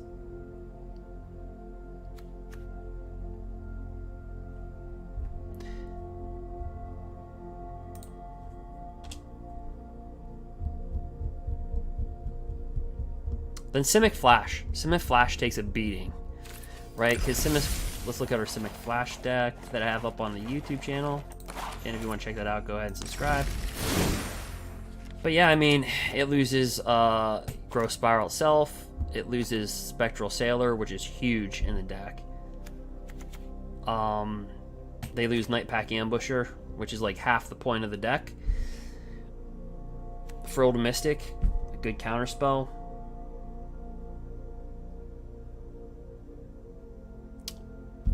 People that run I think the weaker forms of it, the budget forms, Brineborn Cutthroat. This rotates out.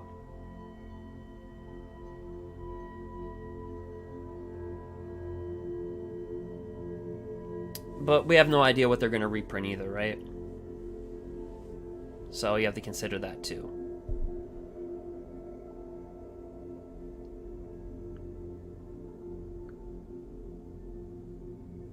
You know, the reprints on the card. But I'd probably say in that order.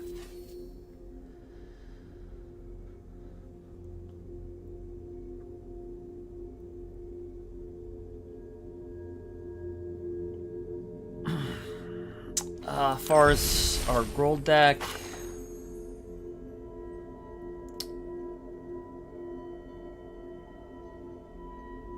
no, Gruul gets beat up a little bit, right? Because you lose Shifting Ceratops, so we lose Shifting Ceratops. But realistically, when you get rid of all the a lot of the cards, there's not a super uber need to main board a Shifting Ceratops anymore.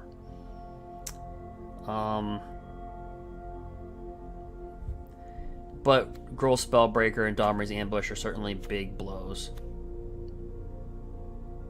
A complement to that is Ram Through, but Ram Through, Domri's Ambush is better than Ram Through.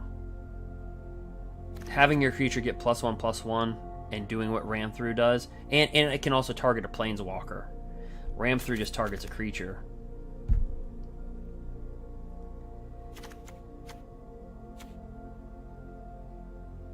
Gruul Spellbreaker, that's a big hit.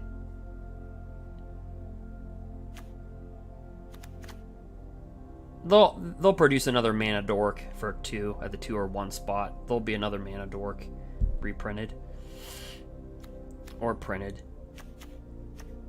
But those are the blows. But I think the deck that jumps up the most is Lucky Clover. Right? Because the Lucky Clover deck's already, when rotation hits, Lucky Clover's already, the whole deck's Eldraine, and you have 2 Ikoria cards. So it's all Eldraine, 2 Ikoria cards. But the big hits is going to be the shock lands. See, I think people are forgetting the shock lands. You know, like Stomping Ground. Because, like, if you look at a... again, we'll look at Kenny. Oh, there's Cartman. But if you look at the lands, right? Hollowed Fountain, that's gone. Temple Garden, that's gone. Breeding Pools, those rotate out.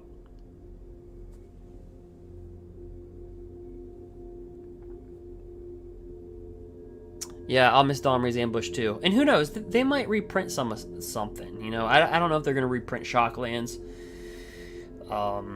in the next set.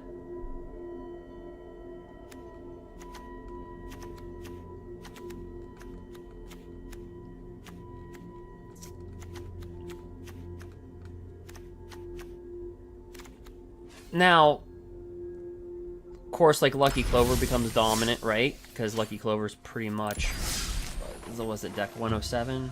107 for me. 106.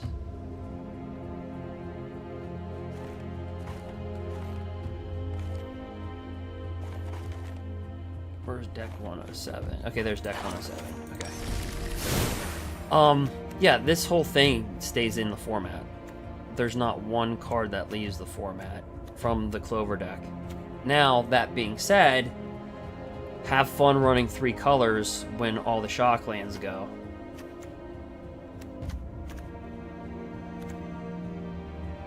Like, you do have the triomes, but they come into play tapped. The sideboard takes a little bit of a beating. Well, Grafdigger loses. Ether Gust is another big one.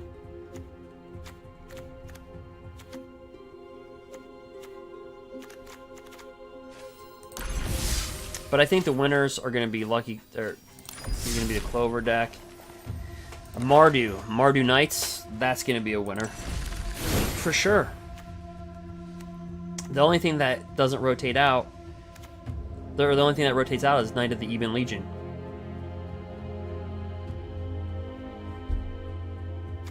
Everything else stays in.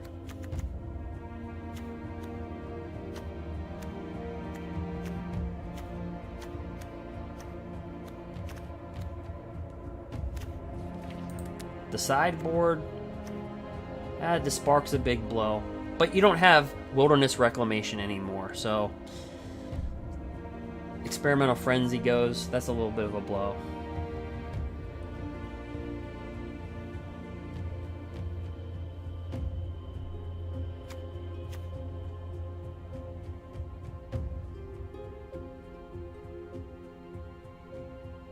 Yeah, I don't know if they will print Shocklands. I don't know.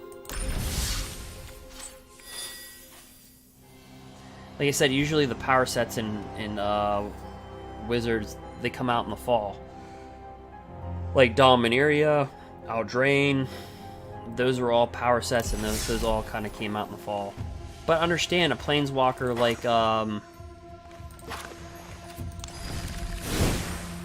Teferi, Master of Time.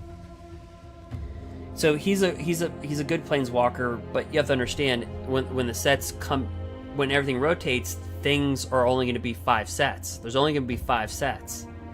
So a good Planeswalker becomes great because there's only 5 sets. Right? A good card becomes really good. A really good card becomes great. A great card, people might be shouting for it to get banned. Remember when Oko came out? The Aldrain came out, the format was kind of wonky. You know, then the ban of Oko, the format kind of got like a little bit wonky, and then Theros Beyond Death kind of picked it up with Euro type. Like the format started to pick up a little bit.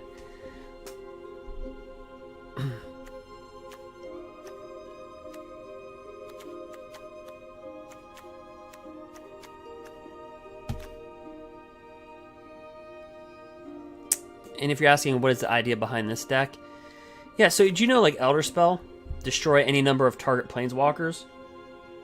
Choose a Planeswalker you control. Put 2 loyalty counters on it for each Planeswalker destroyed this way. So yeah, you can literally, like, nuke your own Planeswalkers. You can literally destroy your own, like, Narset of the Veils, your own Teferi Time Raveler. For each Planeswalker, you get 2 loyalty counters. Load them all up on Teferi Master of Time. And then take 2 extra turns.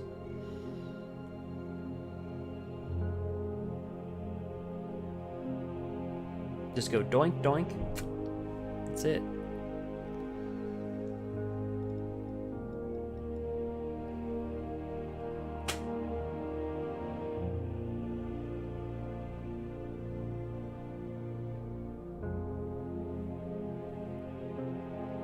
Yeah, RD, yeah. I'm gonna miss Nissa too. She's a powerful Planeswalker.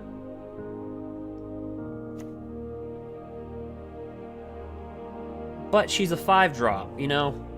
She was kind of like a fair power. Arguably one of the most powerful Planeswalkers in the format.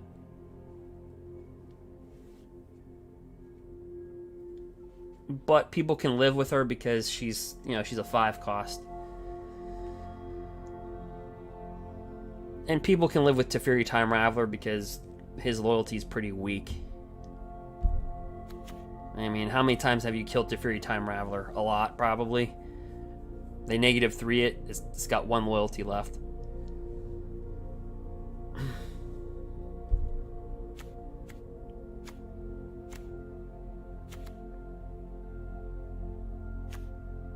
But yep.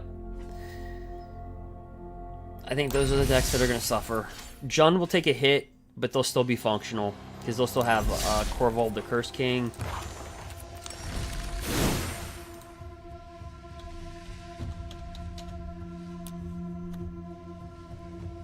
They'll still have that. They'll still have Trail of Crumbs. They'll still have Low Strider. They'll still have Cauldron Familiar. They'll still have Witch's Oven. The big thing they lose is Mayhem Devil. They lose Mayhem Devil. That's the big blow. But Jund will still be functional. And you have to understand the format will be watered down. So...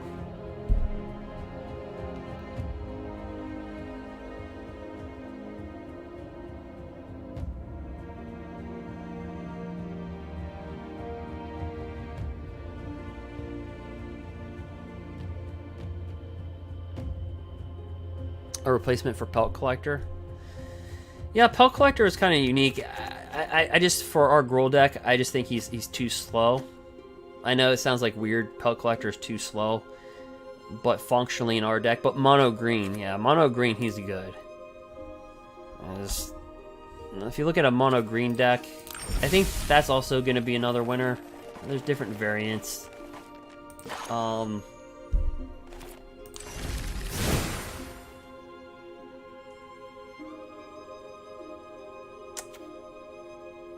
Let's see. They lose Pelt, but he's can be replaced. Bark Eye Troll's pretty good in mono green. I don't know. I think the winner's also going to be mono green because clearly, I mean, I'm just being honest.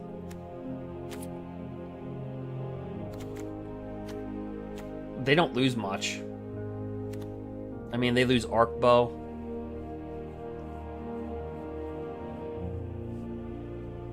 And Bark High Troll. And Pelt Collector. But it's just a little blow.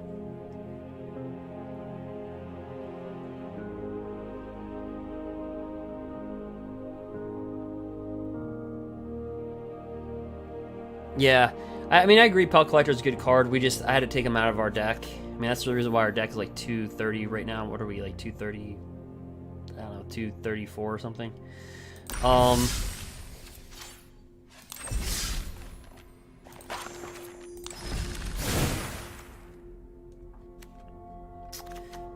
Unfortunately, with today's format, he doesn't have that oomph that we need from Gruul.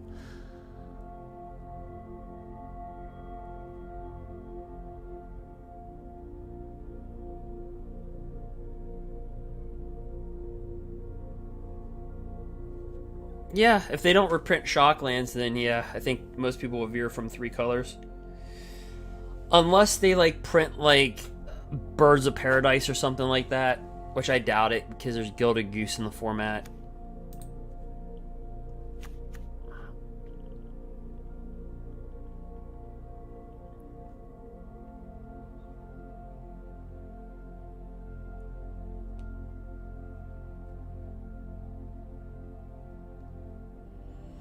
Yeah, you can put Garruk Dab instead of Vivian.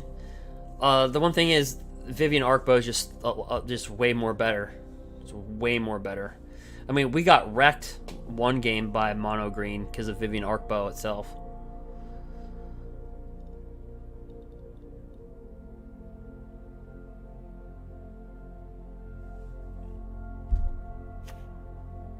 But yeah, I think the biggest beneficiaries are going to be Mono Green and Lucky Clover.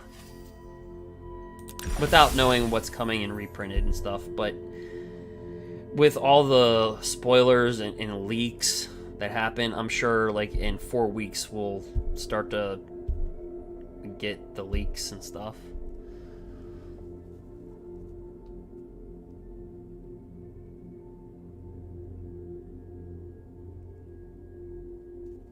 Yeah, RD, yeah, Mono Green's going to be fine. I think, like I said, they're going to be the #1 beneficiary.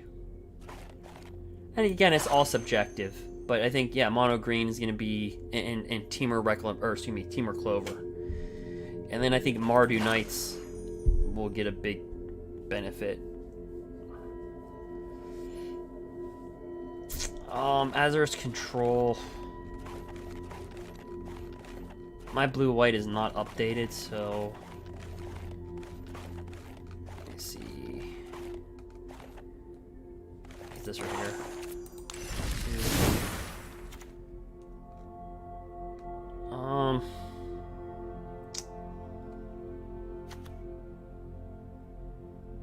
do lose Tef for Fury. They do lose Narset, Devante's Veto, Absorb.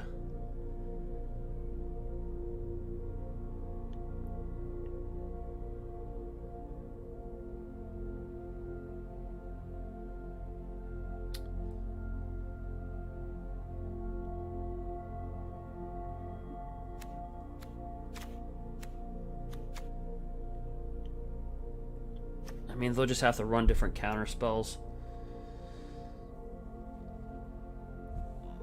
I think Teferi's just that's the bomb in that one. Oh, the Urion, yeah. See, mine's not updated. My blue, I don't play with control decks too often, so mine just sent, yeah, the Urion. So he's talking about, I believe what he's talking about is,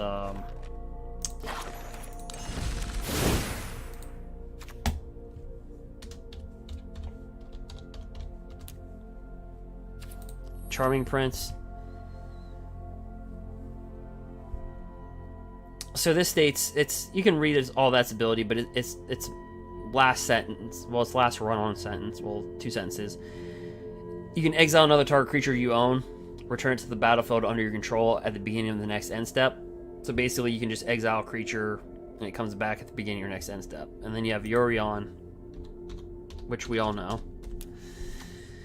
Right, when it enters the battlefield, exile any number of non-land permanents you own and control. Return those cards to the battlefield at the end of the end step. So essentially, Urion flickers Charming Prince then flickers Urion, and then you just have every turn you have that like revolving door. And then you could do things like Archon. I think this card gets a lot more valuable. Dang it. Let's put Grace.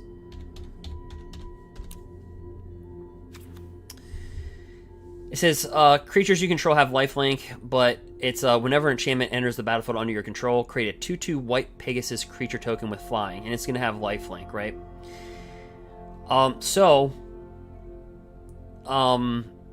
Things like Omen of the Sea. Well, pretty much all the omens, right? Omen of the Sea. You flicker those, so then for each time an enchantment flickers, you'll get a 2/2 flyer. This will flicker, you'll get a 2/2 flyer. And I can see something stupid. People forget about this board wipe, and this could easily be played as a board wipe too. Realm Cloak Giant. Destroy all non-giant creatures. So this could easily replace a Time Wipe.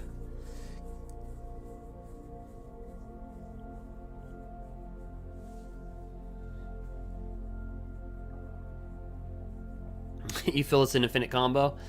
It's kind of, well, it's not an infinite combo, it's an infinite turn combo. So on each of their turns, they'll have that if you let it go.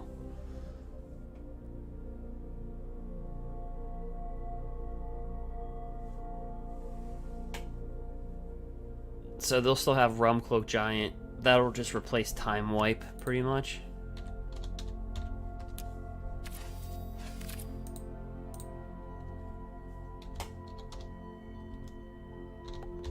Time Wipe. I'm not spelling that right.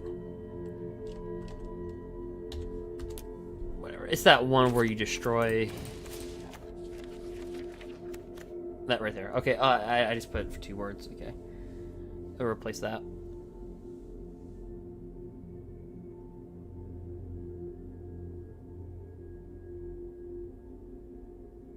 Citywide? Is that the name of the card? Citywide? Oh, this thing? Destroy all creatures with toughness 4 or greater. Yeah. They didn't see too much play.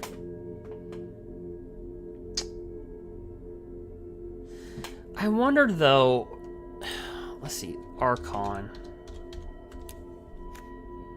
Okay, this thing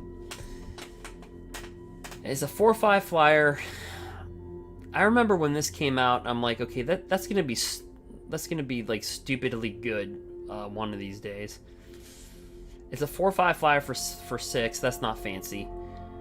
Non-Archon creatures have base power and toughness of 3/3.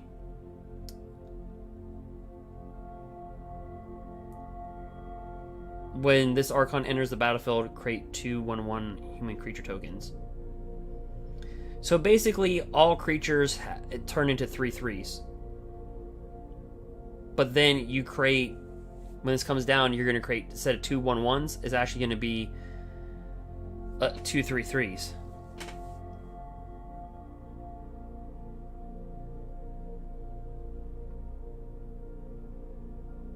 And if they were ever to print a card that says destroy all creatures that are 3 or less, do they actually have that?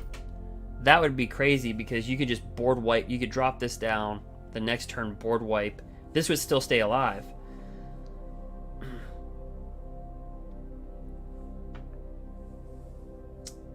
Is there something that comes with 3 or less?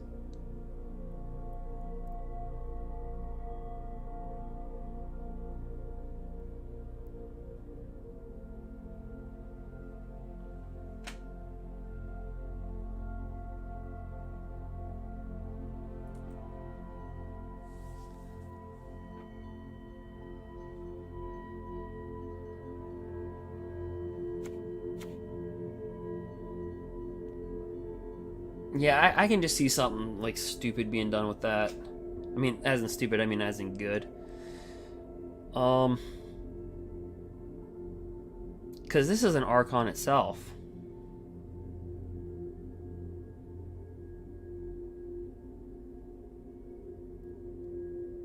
So, like, instead of creating a 2/2 white Pegasus, you'd create a 3/3 Pegasus. Is there anything that says destroy creatures of 3 or less? Or we'll just put creatures 3 or less as a key phrase.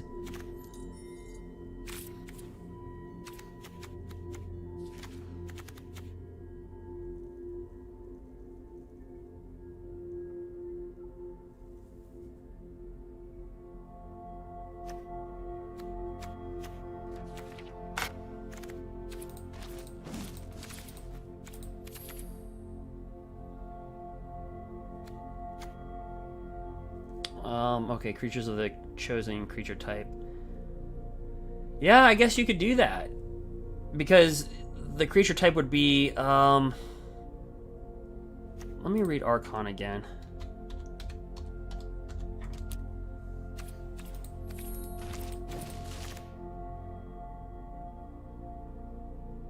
No, you still have to choose a creature type.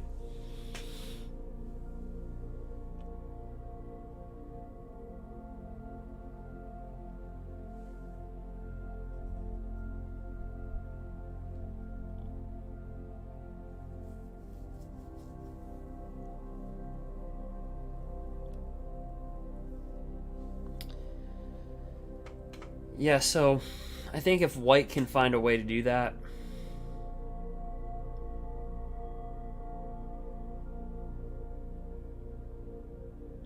that'd pretty much suck. All your creatures turn into 3/3s, and then they have a spell that would say destroy 3 or less.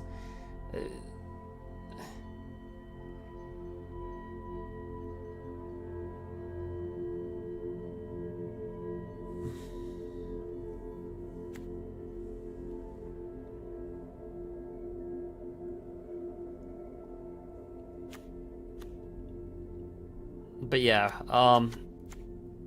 Dav, yeah, to get back to what I was saying, yeah, I think blue-white control is going to take the biggest hit during a rotation. Or, excuse me, not blue-white, Bant. So again, if we look at the Kenny deck, or Cartman, doesn't matter. Yeah. Growth Spiral, gone. Hydroid Crosses, gone. Teferi, gone. Narset, gone. Tamio, Nisa, yeah. And Sultai kind of follows the same order, right? They lose Nisa, Hydroid, and Casualties of War. Oh, yeah.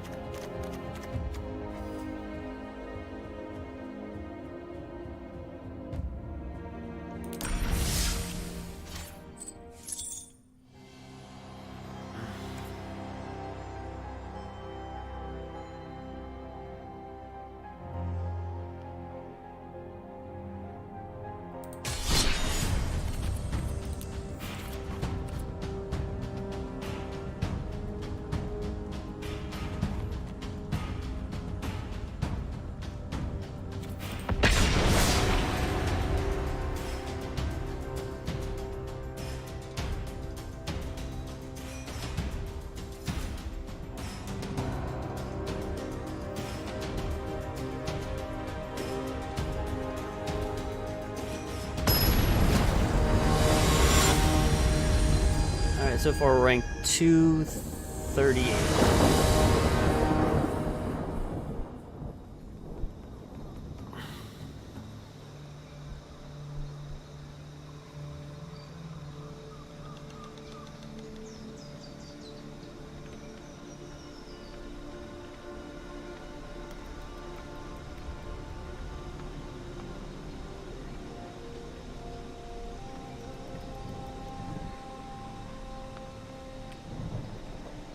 Like I said, if you want to see me play at the Red Bull, I'll be playing in a future Red Bull event, and also I qualified for the for the Pro Tour qualifier. So go ahead and follow and subscribe.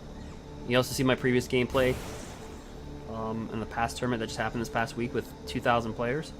We ranked 183 on that 2,000. That gameplay is on YouTube and also on Twitch.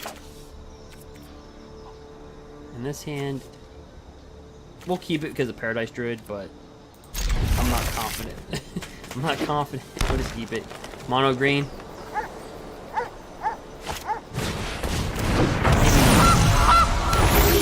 Oh, please don't be Jund Sacrifice. This would not be the time. We're land screwed.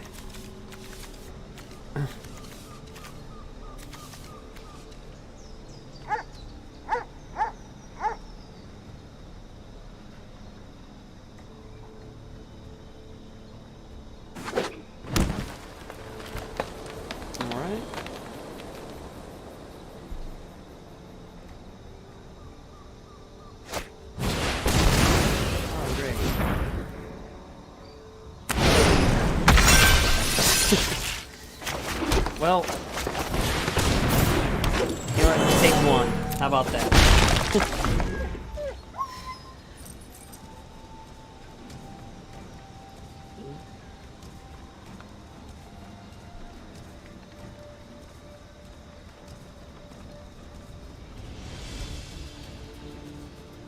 Don't be some weird mutate deck.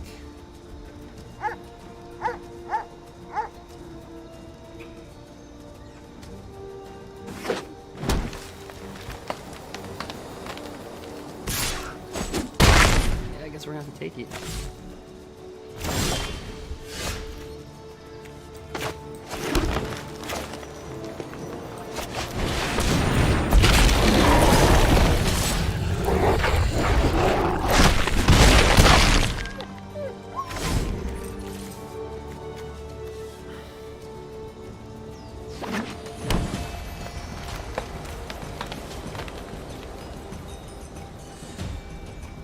More like Auspicious Sterix.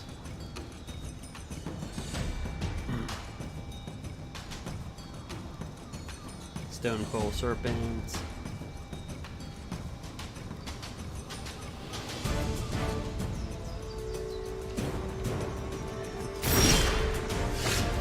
We do get mana. Bomber's Ambush. We just talked about that card.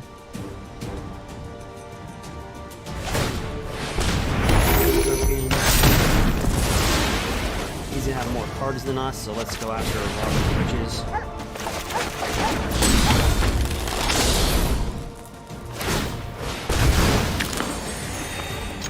See if we can pull a card off that. That's just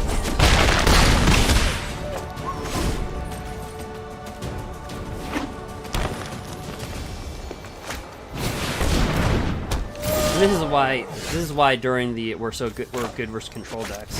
We're just fast.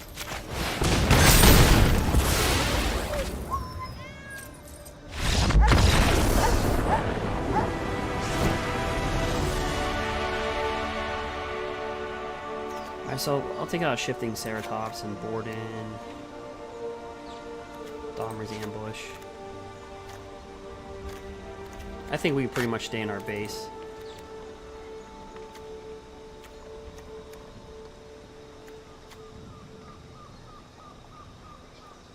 I mean, that could be good. I think we'll just stay in our base. Yeah, Ram through is good versus Stone Coil. Yeah, ram through. Yeah, because Stone Coil is protection from multicolored. When they run the Stone Coil Serpent, you just ram through.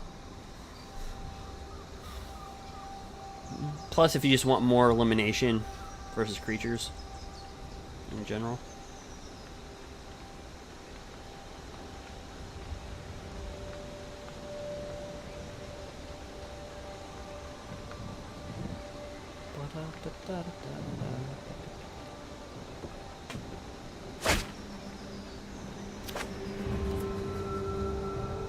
All right, a 2-lander. They do.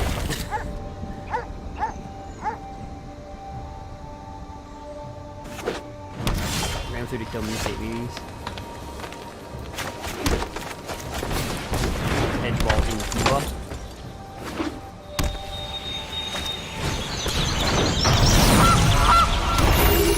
Edgewall, I don't know, on a scale, like, Edgewall Innkeeper, it gets so undervalued. What do you think Edgewall Innkeeper's value, like, at the uncommon level? Like, what power would you give it? I'm just gonna kill the bird.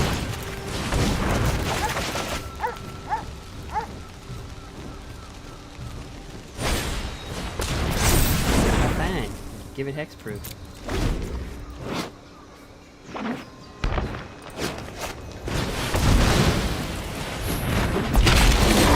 Oh yeah, I see your quest here.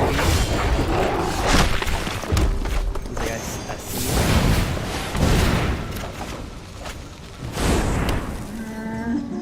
Alright, well we can't attack. So it's a mono green. It's mono green.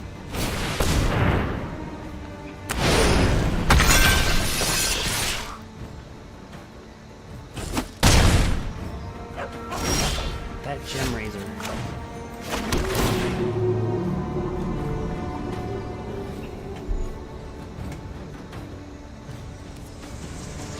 I guess. So let's see. Let's do this.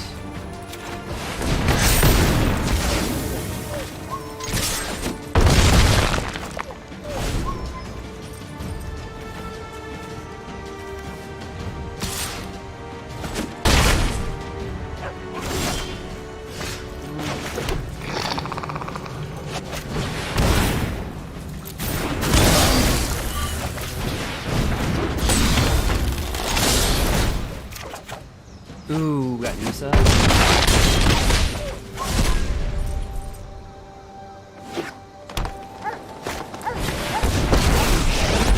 Oh, he's just gonna be able to win. I love tearing this place to the ground. We're fit enough to survive.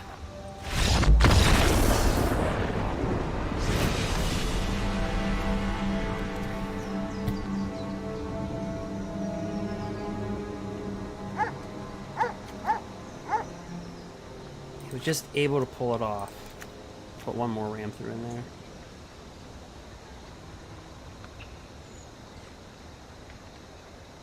Actually, let me get embercleave back. Let me take out one Paradise Druid. Put in a ram through. That's 5 removal.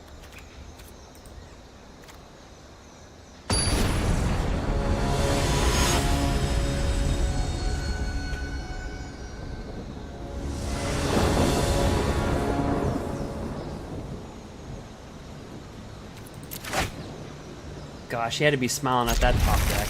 Oh, yes. Alright.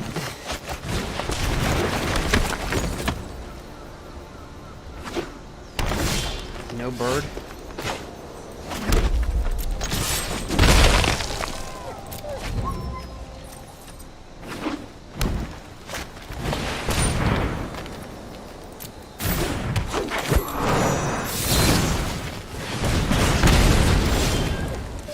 So guys, there's probably a questing beast on the back end of this, right?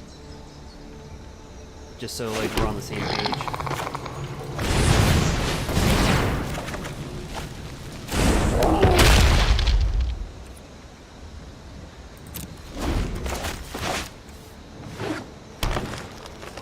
He's probably gonna drop it.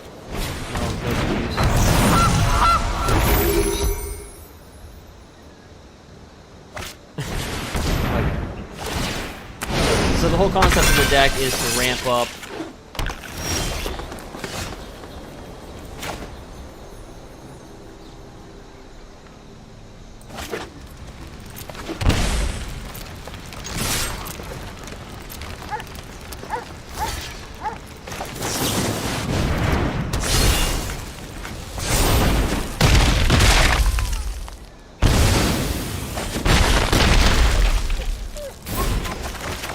Now, he can still have a Gem Razor and kill our Embercleave.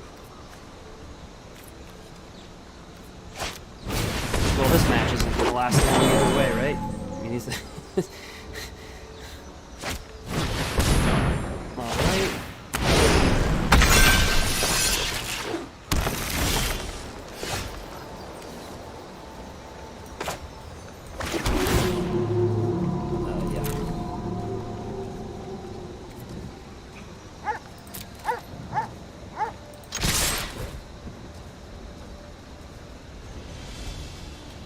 Actually, if I burn that for 2, it'll just block as a 3/2.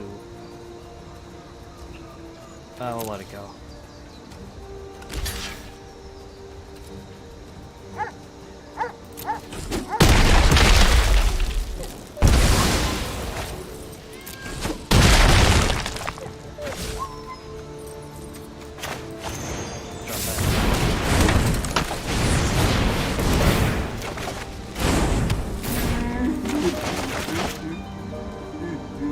See why Pelt Collector in this deck is just a little too slow for us? It's just weird. Yeah,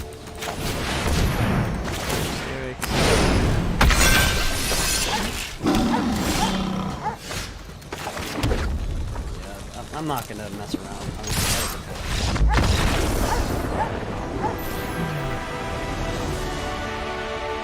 $178.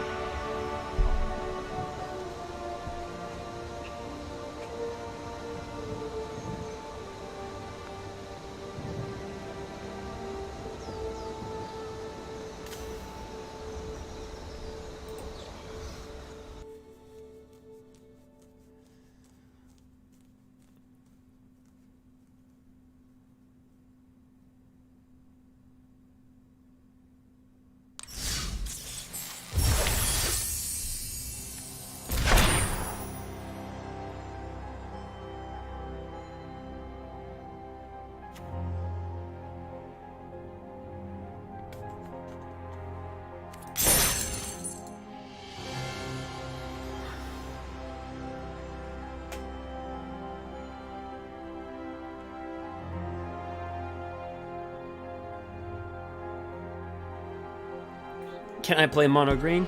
I mean, I'd probably play it in non-ranked.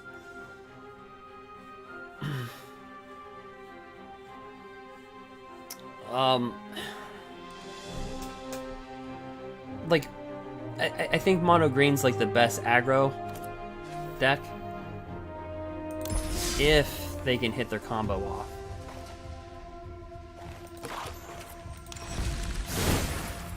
Because I run mine a little different, so I run 24 lands, and some like run 22, 21, 23.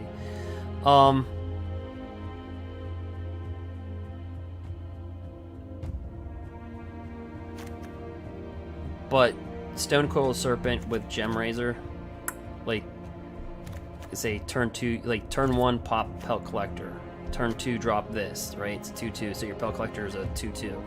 Turn 3. Gem Razor. So you have a 6/6 trample on top of a Pelt Collector. And this is protection from multicolored, so it's kind of hard to kill. But if they don't get that, really their hope lies in the Great Henge.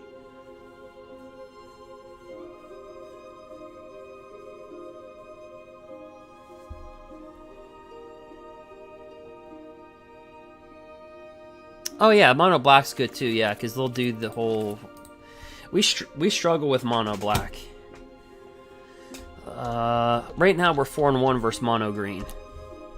But Rotting Registrar, it's so hard because it's a 7/6 creature, and then when they put that freaking this thing on that. So by turn 4, they have a 10/7 flyer.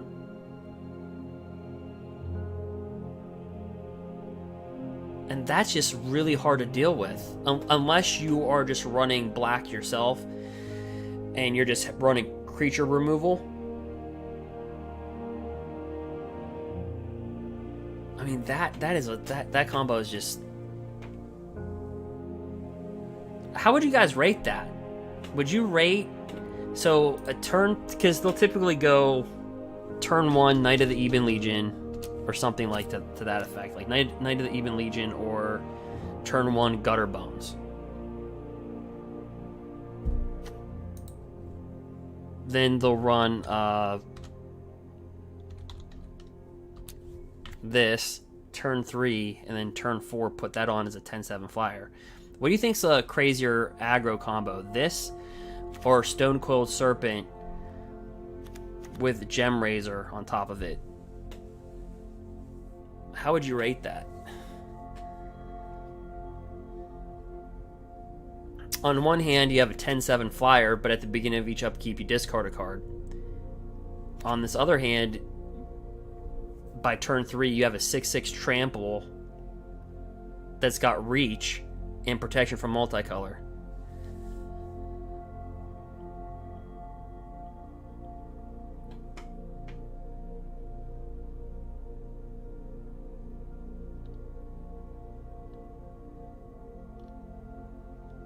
Yeah, already, yeah. Plus it kills an enchantment. Yep. The Gem Razor.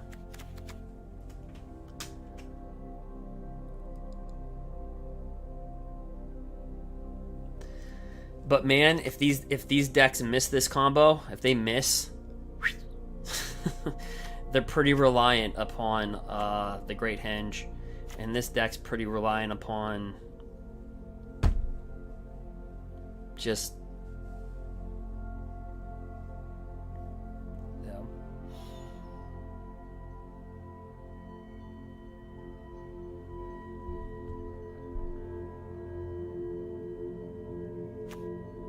But we're starting to see a lot of mono black like kind of pop in. And that's a little hard for us with the Gruul deck. Because a 10/7 flyer on turn 4, I mean,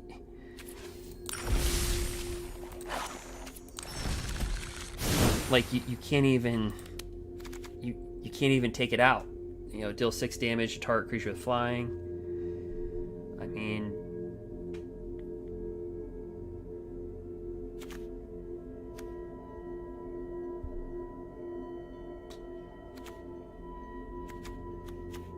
that's a rough one.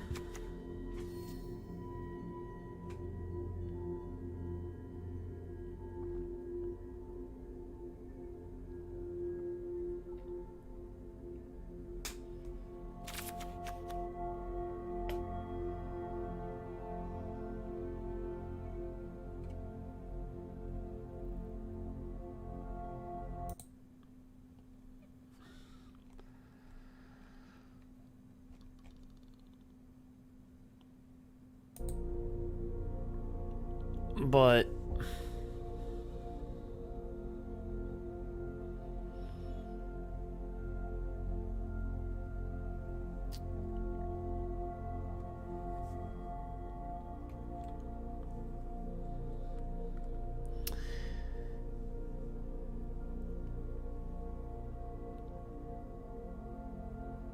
yeah,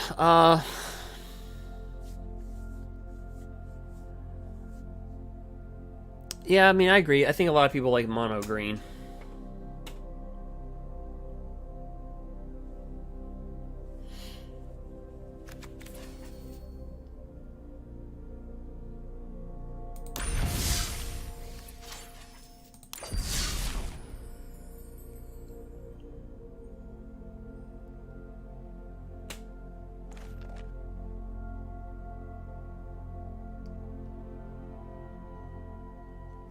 Yeah, did you guys ever see Yorion Elementals? Yeah, this deck's a train wreck. So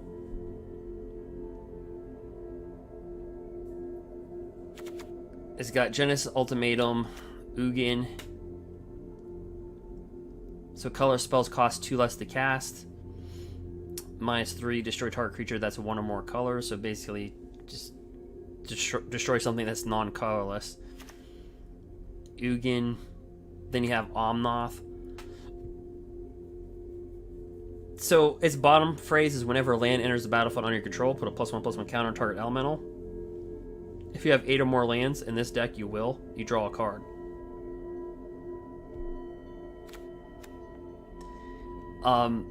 There was one match I was playing. I literally drew 31 cards. I literally killed myself. I milled myself. I had 31 cards left in my deck. And understand, I was playing an 80 card deck with Yorion, and I literally just milled myself. Because like play a land, draw a card, play a land, draw. Like you have Growth Spiral, Euro Titan, Risen Reef. So it's like get a land on the battlefield, draw a card, draw, and then I killed myself.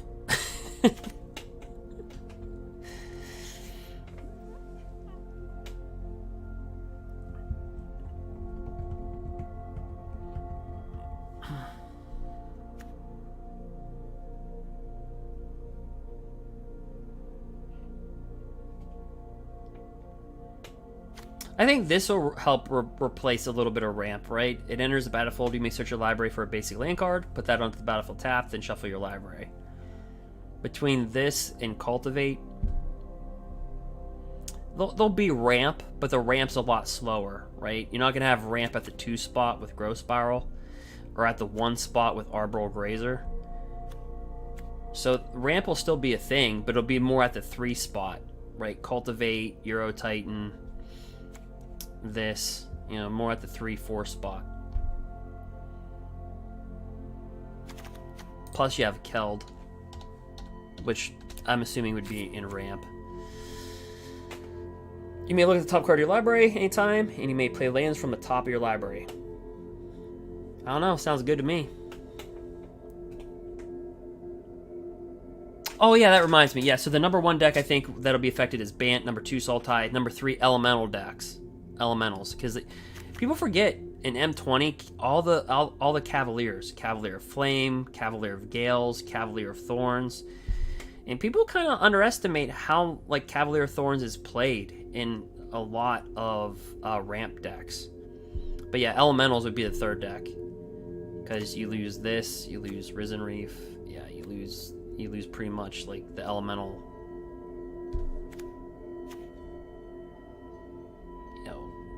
The elemental archetype pretty much almost leaves the format for the most part. They printed a few elementals. Let's see what they did in M21, but I don't think they're any of that value. We'll type in the keyword elemental. Yeah, I mean, that's it. That's all the elementals they printed. Besides that.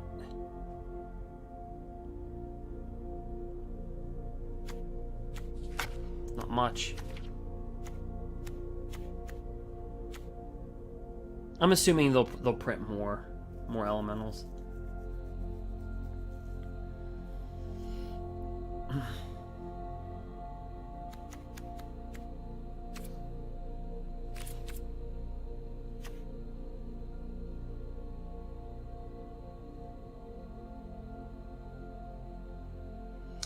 By the way, did you guys see the price?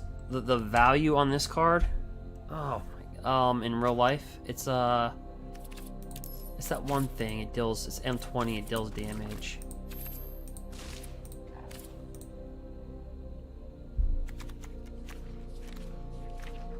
It's that 5. It's this thing right here. Terror of the Peaks. Spells your opponents cast that target cost 3 life to cast. Okay, whenever another creature enters the battlefield under your control, Terror Peaks deals damage equal to that creature's power to any target. So if you drop a 6/6, you can deal 6 damage to any target. So I can easily see this becoming a deck. This is not fast enough right now. Although I've seen this in Diamond rank, this deck being ran, and it's pretty decent. It's not fast enough quite yet. But this card in real life, I think it's like a $13, $14 card. Like when I saw the price, I was like, what? I mean, it's a good card, but I'm like. And then I think what you'll see in Jund Sacrifice is I think you'll see the other dragon.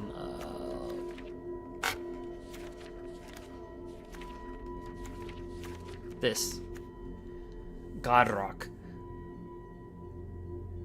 So it can't attack unless you control 4 more artifacts. Okay, fine. As you can still block. At the beginning of your end step, create a treasure token for each non-token creature that died this turn. So all you need is 4 artifacts to attack. What's that? Cauldron Familiar, right? You sacrifice a Cauldron Familiar. It's a non-token creature. You create a treasure token. And oh, by the way, treasure tokens, you can sacrifice the artifact to add mana of any color. So that's a good workaround all the shock lands leaving the format. So all you do is just bring out Cauldron Familiar, Witch's Oven, which is already a thing. Pop it. You'll create a treasure token, and you'll be able to mana fix. So I think right in the 3 spot, instead of Mayhem Devil, you might just see this in the 3 spot for that deck.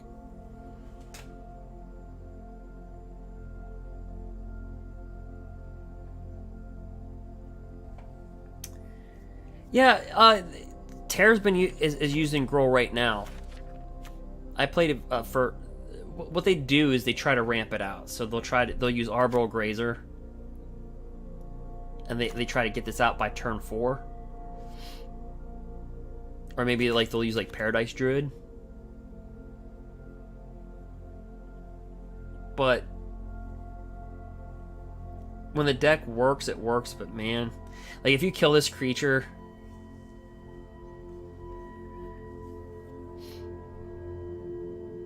But yeah.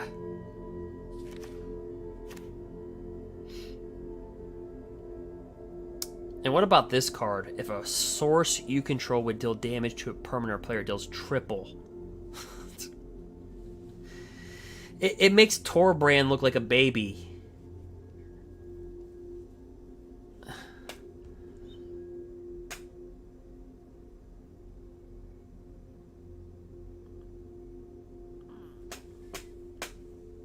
Hey, EB.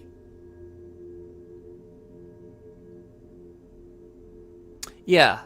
Mayhem Devil is rotating out. Yeah, EB. I was just saying in the 3 spot for Mayhem Devil, I think people might be just playing with this or was that this right here? So instead of a Mayhem Devil, you get a 5/4 flyer.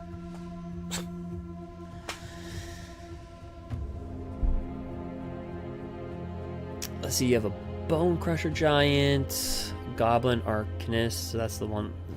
10, Legion War Boss, Goblin Ringleader.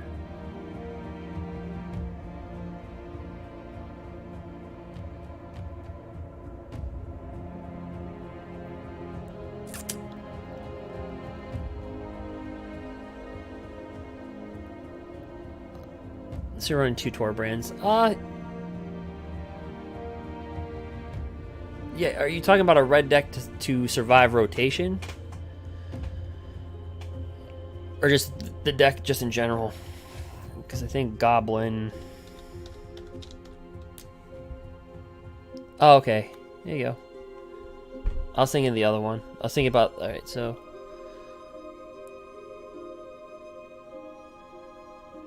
I'm trying to make Goblins work.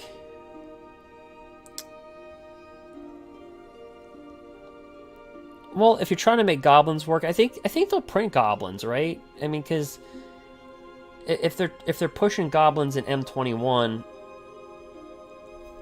now the same hand, you have to take core sets for what they are. They're core sets. Like M20 kind of start, you know, they did the whole elemental thing, and then elementals kind of like pooped out, right? It's like, yeah, we're gonna print this in M20, we'll print this in M20, we'll print this in M20, and then the future sets didn't really see any good elementals, really. So I don't know if that's going to be the same thing for goblins.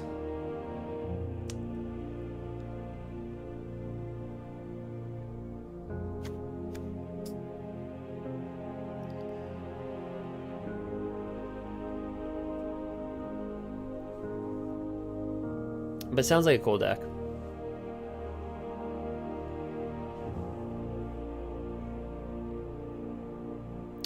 What types of creatures do you think we'll be seeing in Zendikar?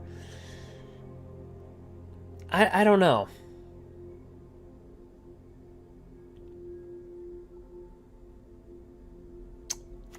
I don't know what other cards will be like.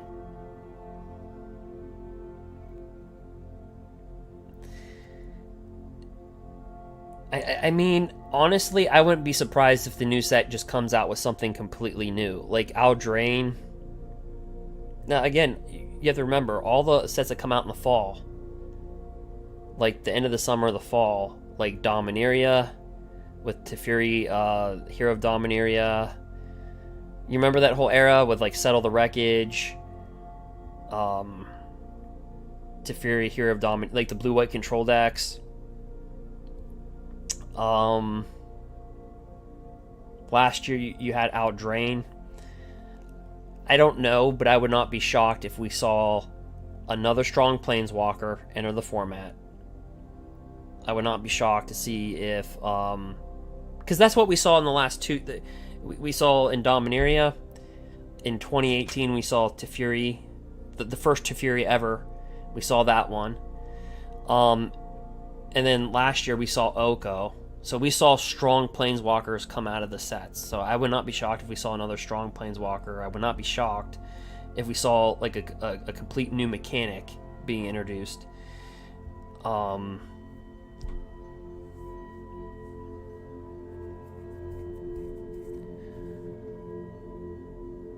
You're hoping for vampires? Yeah.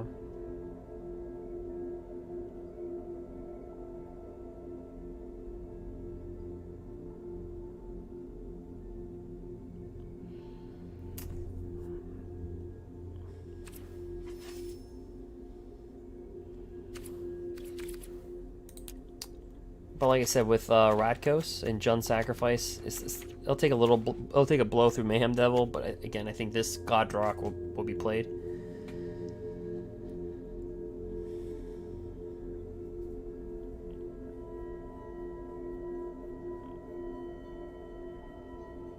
But he is legendary, so.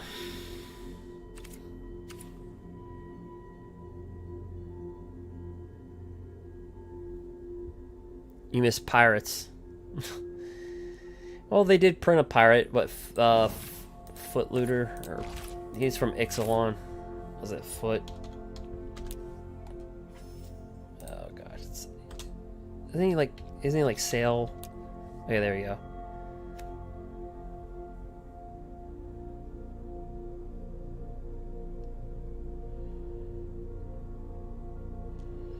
I think what we saw from M21 wasn't, we just saw good decks already like become better.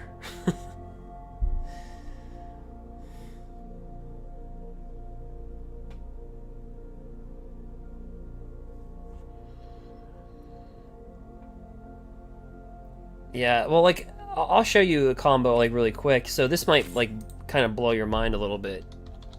I was showing people during a live stream. So pay attention to Wilderness Reclamation, right?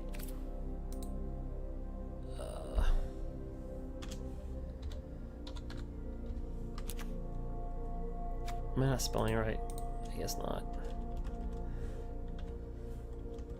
Oh, you know what? I have it stuck on M20. We'll type in rec. Okay, so at the beginning of your end step, untap all lands you control, right? We all know that.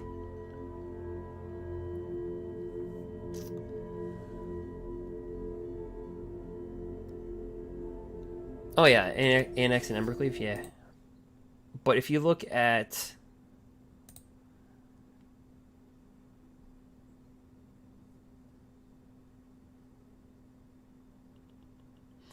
Oh yeah, Dav. Yeah, vampires. Yeah, like Bloodthirsty Airlist. Like that life gain stuff, yeah. But if you look at, let me see here.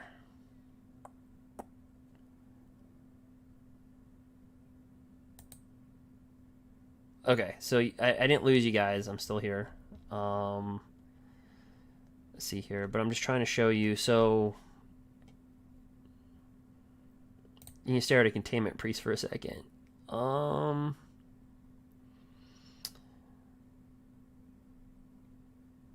Okay, here's a card that I don't know if you guys have seen this or not. So Awakening. So it's a 4-drop. At the beginning of each player's upkeep, untap all creatures and lands. Right, when I was doing like the M20, and if you guys like this type of stuff, I can do this like on YouTube. Like I said, I played the game since 1994 when I was a little kid. And got my DCI Arena card and played in tournaments in 1998. But this is Awakening. So this is from Stronghold back in 1997, I want to believe, 1996. So it says at the beginning of each player's up. So it looks kind of like a Wilderness Reclamation, kind of. Except it's a lot more fair because your opponents get to untap as well. Right? But when this card first came out and people were playing it in tournaments, people were reading it as each player's. So like as in the person itself, like the singular person. Like if you said you're a I don't know, a New York Yankees fan, right? Yankees fan. You're saying you. So when this card was being played, a lot of people in tournaments would just untap their stuff and everybody else would keep their stuff tapped. Kind of like Wilderness Reclamation. And so they had to like further add on to the rolling. Anyway, you see this combo. All right, so you see that.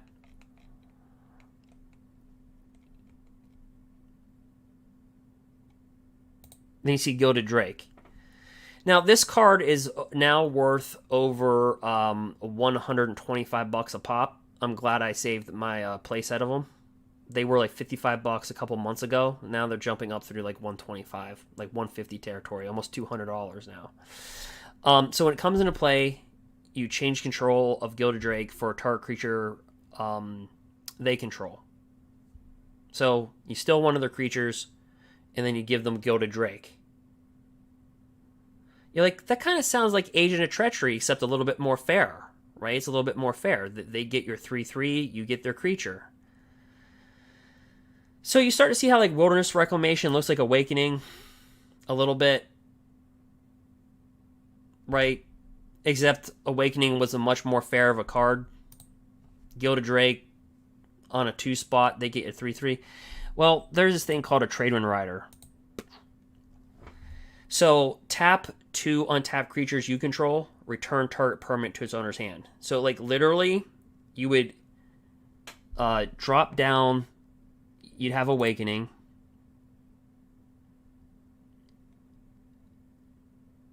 With Tradewind Rider on the board, and then you just snatch the creature, and then bounce Gilded Drake back to your hand.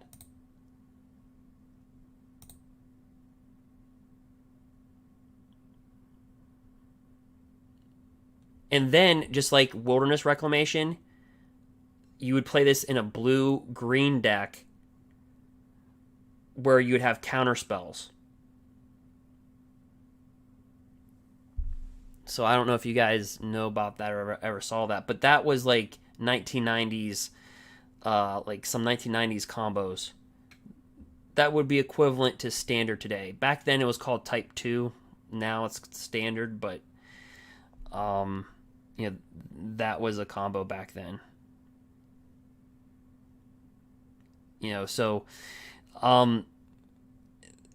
So those are, you see how like there's certain, and what I'm getting at is that I wouldn't be shocked in future sets, because it seems like Wilderness Reclamation kind of looks like Awakening a little bit.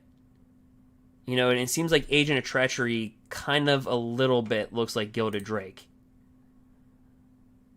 Right? Except we could make the argument that Awakening is a little bit more fair because everybody's stuff untaps. But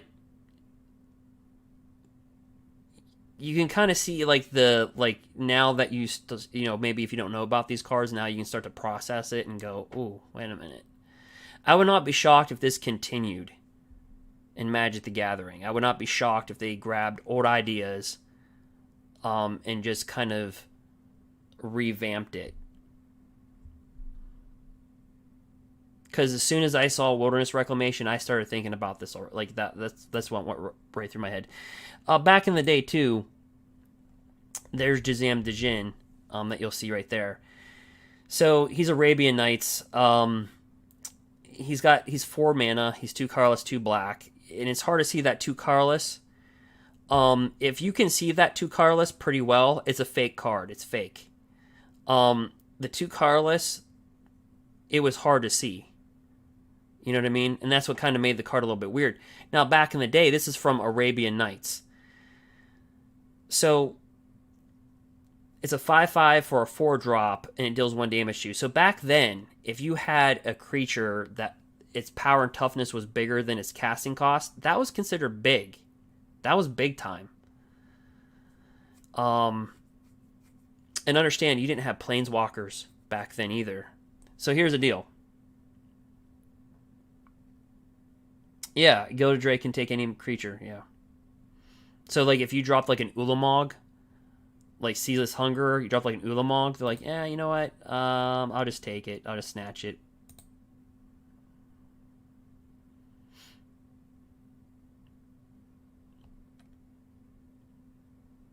But here's the deal. So everybody thinks like Black Lotus and all that type of stuff is like really overpowered, which single by itself it is. But so think about this. But think about the creatures you had to cast. So like let's say you're playing a black deck, right? It's black. So let's just say you're trying to drop down Jazam Djinn. Okay? Let's just pretend. So let's say on the first turn you drop 1 swamp. So now you're down to 6 cards. You drop a Black Lotus, you're down to 5 cards. You pop the Black Lotus for 3 mana. You tap your swamp. Bring out Jazam Djinn. So turn 1, you have a 5/5 creature. But understand, you're down a swamp, a Black Lotus. You have 4 cards in your hand. You have 4. And you're like, well, that's pretty crazy.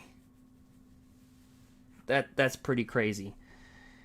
But then your opponent on the draw, all they would have to do is go bye.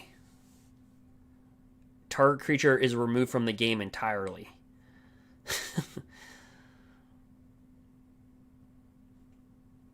So you can just... So the person that dropped down the Black Lotus and all that other type of stuff, they're down to 4 cards. You're on the draw. You drop a Plains or whatever, a dual land, and then you just pop it. You have 6 cards. They got 4. You're now in control of the game. So what I'm trying to say is back then, there was powerful cards, but there was other cards to balance that out. So the game wasn't as powerful as you think or you're told. You also had Force of Will that allowed you to counter a spell on the opening turn. No, so all these cards, no. No, Gilded Drake, no, it's not a reprint. It went up in value because of the older formats. Because people are playing with creatures of today. Let me try to get back to Gilded Drake. Let me try to find Gilded Drake. Where did I put?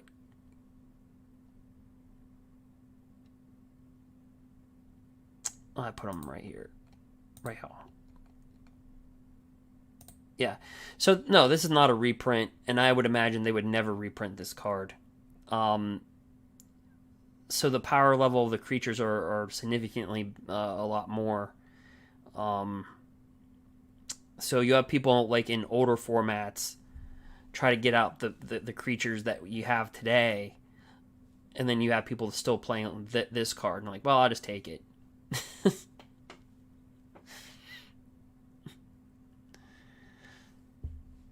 So you see how that works? So those are just some older combos. But if I get enough people, I can do that. I can start making like YouTube videos, you know, just like not that long, like 5 or 6, maybe like 10-minute video of just like a combo and going through it in detail. Because another card that you had, and I don't know if you guys know this one. It's this is just Magic the Gathering history, so just don't take it as like these are reprints. But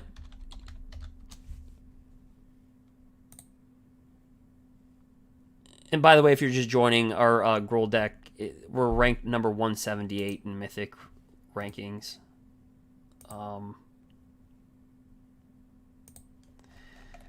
So if you want to see, I'll just get something really quick.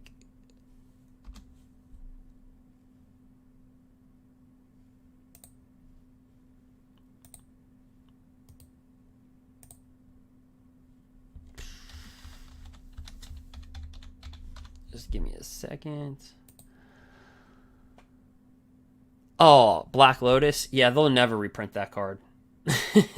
Yeah, Black Lotus. Yeah, that card's a little bit too, how'd you say, powerful? Yeah, like, by today's standards, like, back in the day, you know, it was still powerful. It was restricted. You could only use one of them. Even back in the day. Where is it at?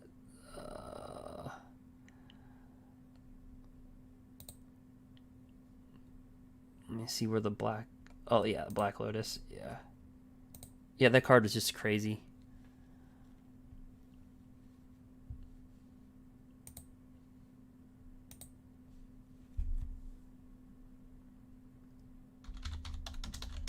But I'm trying to find something else here.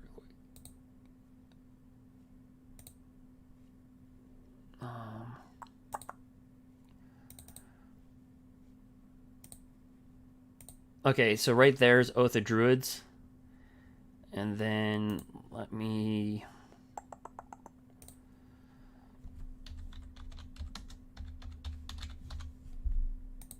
Oops.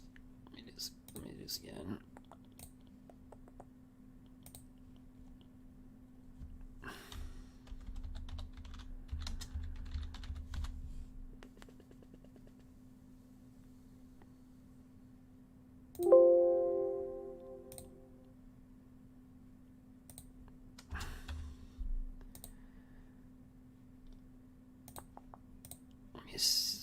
Here. Okay. So we can break this down in layers. I'll just kind of slide this over here. But yeah, they'll never reprint Black Lotus because yeah, you could go like you could go like turn 1 Teferi Time Raveler or like turn 1, you know, that'd just be insane. But let's get rid of the Lotus. Okay, so Oath of Druids. So if you can see that right there. Oh, Nyx Lotus as well. Yeah, Nyx Lotus. Yeah, Nyx Lotus is yeah, Nyx Lotus. Yeah, that's a fun card. Because essentially all of your lands become a non-sacrificial Black Lotus, kind of, in a weird way. So Oath of Druids red at the beginning of each player's upkeep, and this was in Exodus, so this mana symbol is not from Exodus. It says at the beginning of each player's upkeep, that player chooses target player who controls more creatures than he or she does, and is his or her opponent. Do you see how the cards written back then were very concise? So there's no confusion. You know what I mean? The first player may reveal cards from the top of his or her library until he or she reveals a creature card. If he or she does, that player puts that card onto the battlefield, and all other cards reveal this way into his or her graveyard. So, basically what this card reads is that if somebody controls more creatures than you do, if they have more creatures than you, at the beginning of your upkeep, you can go through the top of your library until you hit a creature and put that on the battlefield. Well, now, look at Sarah Avatar. If I can grab it.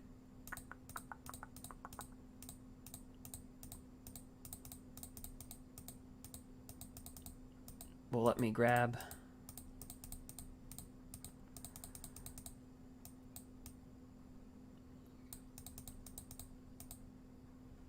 Let me go down here. Where's that?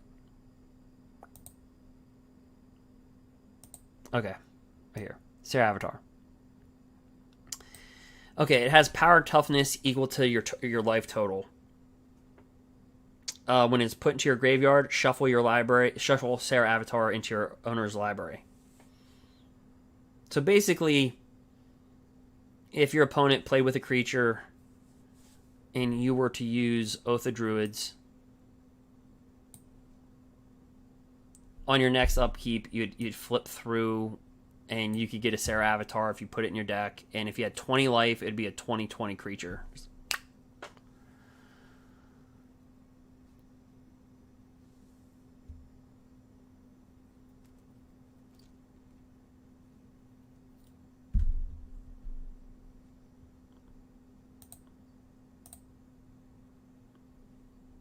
So, those are just some like little combos that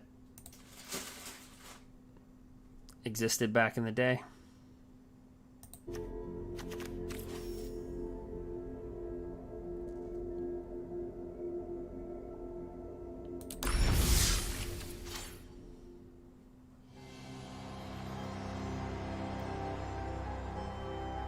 Yep.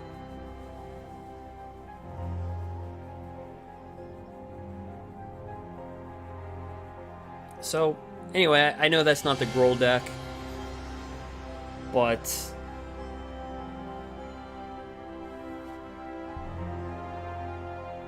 I don't know, figure something different. But again, we're ranked 187 with the Gruul deck. So, once this video is done being live, you guys can watch that.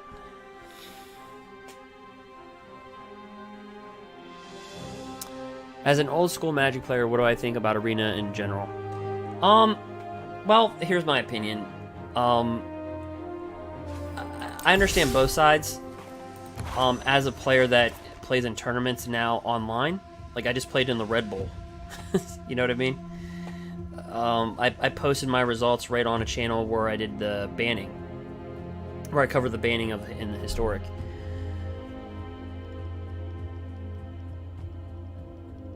And so you can see it in the footage, Gurs. you see our rank. But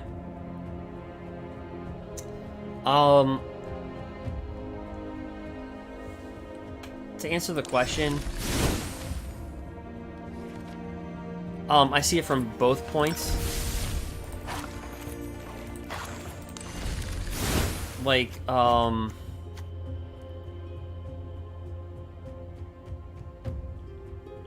and this deck is just a horrible deck. It's just, you throw all the loyalty counters onto Teferi, Master of Time, and take 2 extra turns. But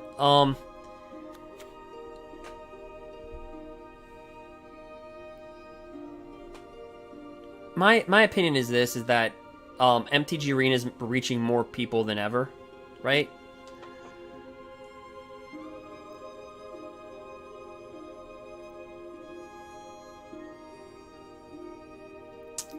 I have a few. They're only on when they're active. But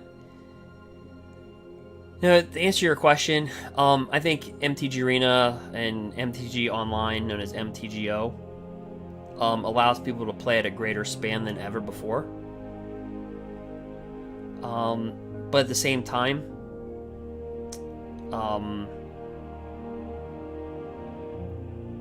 you might see a little bit less physical tournament play. You might see, so I see it from both sides, right? But here's the thing. Like, my local game store, right? Like, my local game store. When M21 released, right? I did a box opening, right? Well, now it's going to be on the YouTube channel. But I did it on Twitch, but it's going to be on... you can see it over on YouTube. But I was able to call them up. And... Now, you might say I'm not answering your question, but I am. But I was able to call them up and say, hey... I want to order the pre-release of M21, and like, okay, whatever, that's fine. And I didn't have to pick it up for 2 weeks, so they held it, and they held something else for me. I didn't have to worry about competing. Is my order going to be canceled? Is is somebody going to buy it before I click the buy button? Is it, I don't have to worry about any of that. I don't have to worry about is it going to be shipped, 3 weeks late? Like, I don't have to worry about that. And I was able to pick it up well after the time that they were selling it. They just held it for me. What I'm trying to say is that local game store has been in business for 25 years. 25. And you have to catch up with the times. Because anybody can buy Magic the Gathering almost from anywhere. I mean, you can just jump on your computer, click a button, and boom. Now, there's a chance that your order might get canceled. There's a chance that it might be significantly delayed in shipping. But, so what I'm trying to get at is that it's 2020. It's not 1997. And look, I wish it was 1997. Fresh Prince of Bel-Air was on. But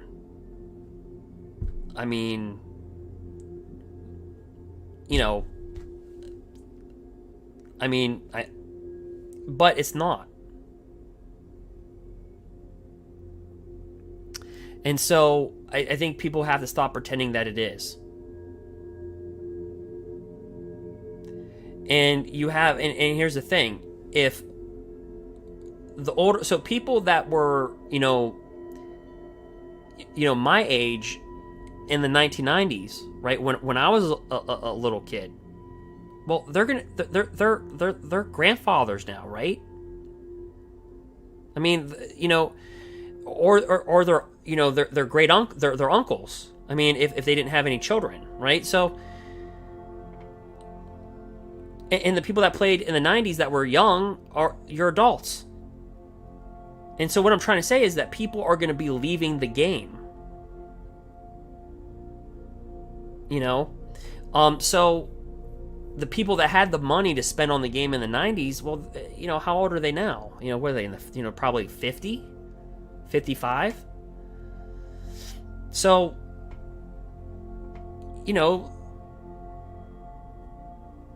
they're going to be leaving the game. They're not really playing the game anymore. They're just really collectors at that point, right? But at the same point, those are the people that are going to spend money on the game, right? Like, they're the ones that are gonna buy the booster boxes when they come out. Those are the ones. And without them, you don't have MTG Arena, right? You don't have it. You just don't. You don't have the luxury of sitting on your computer and watching a game with graphics pop up instantaneously as you make every click. Because there would be zero funding. Zero. It took an evolutionary process to get to this point, right? And that came through the physical players, the players that are now collectors, right? And so, on the same breath that I say that,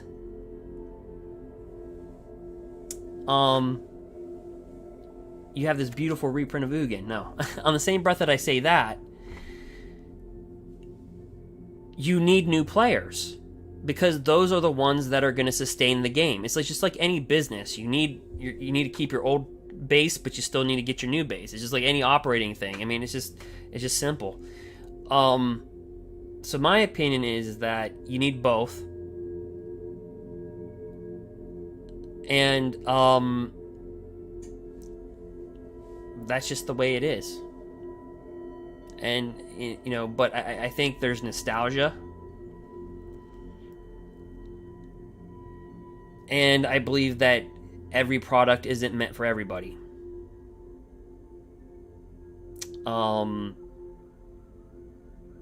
But I do believe that in Standard, they're going to have to make cards that are going to drive interest from modern players and legacy players. Because if you don't, and those players stop playing the game, if those players stop, the game might cease to exist in itself. Because let me ask you a question. Do you think more online players are spending money and keeping the platform alive, or do you think it's the physical players that are keeping the platform alive? It's probably the physical players. And so, I see it from both perspectives. You need new players, and you're going to get a lot of new players through MTG Arena, right? And it's a great platform to reach everybody.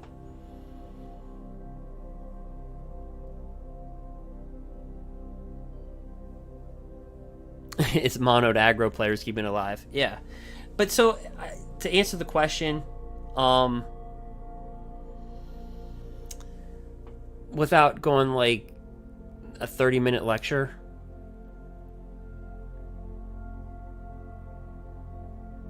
I mean, I like Arena.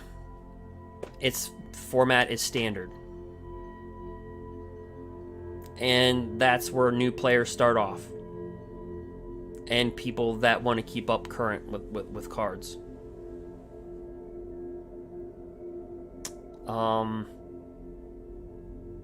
So, you know, that's that. Then there's, you know, modern. There's modern, where things don't really rotate, and, you know, but I think MTG Arena is good.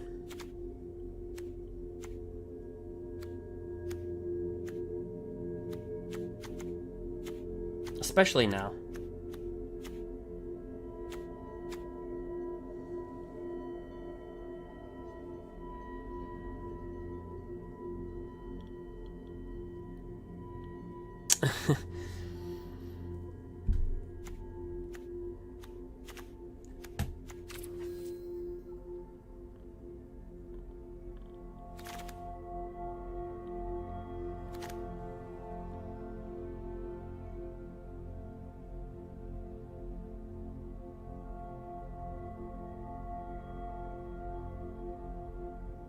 Well, I'm glad your goblin deck is working. Yeah, I mean,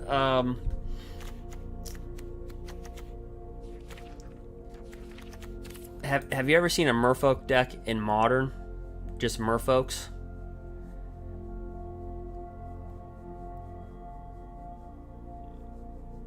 There are so many Merfolk cards that give every Merfolk +1/+1. It's just ridiculous. Like, you're just like,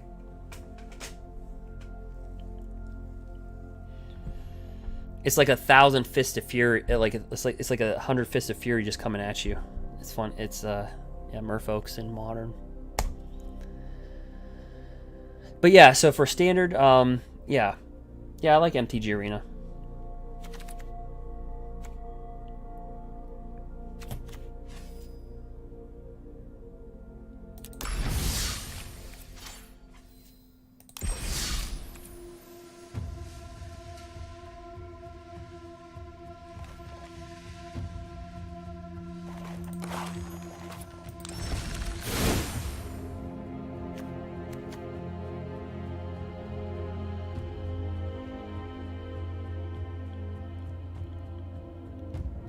I mean, we can play non-ranked.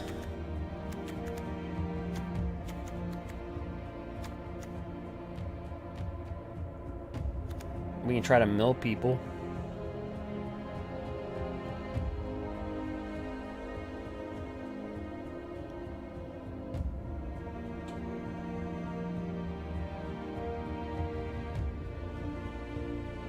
Yeah, I haven't seen the new leak Nisa. It's like speculatively it has something to do with like landfall or something.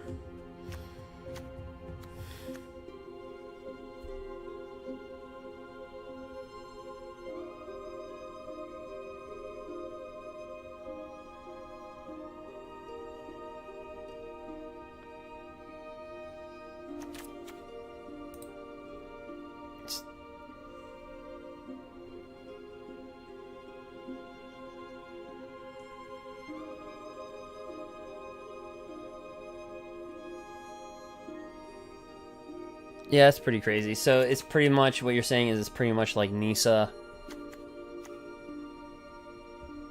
Kind of.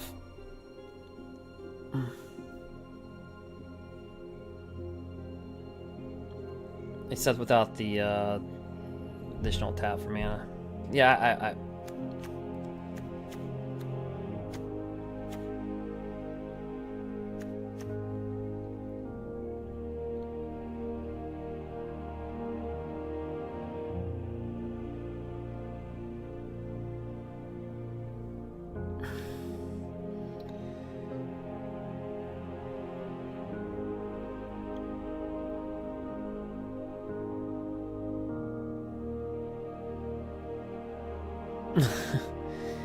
yeah, no, it's something that, you know, you'll find out one way or the other probably, right? In about like 6 or 7 weeks.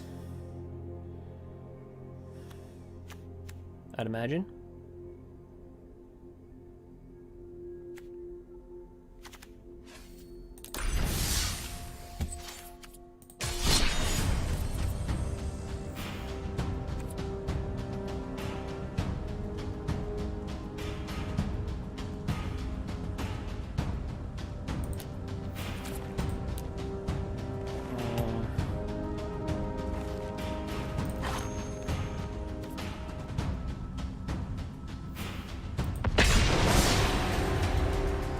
I gotta make sure I grab my mill deck, put in traditional standard.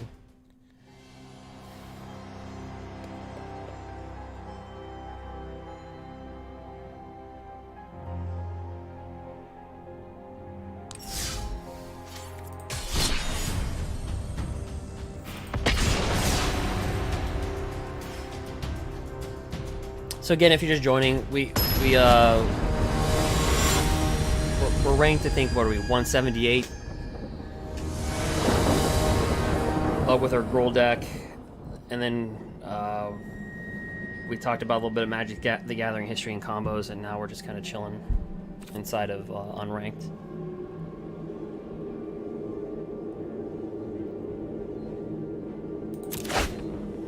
So let's see if we can mill our opponent. Right. Mulligan in his hand.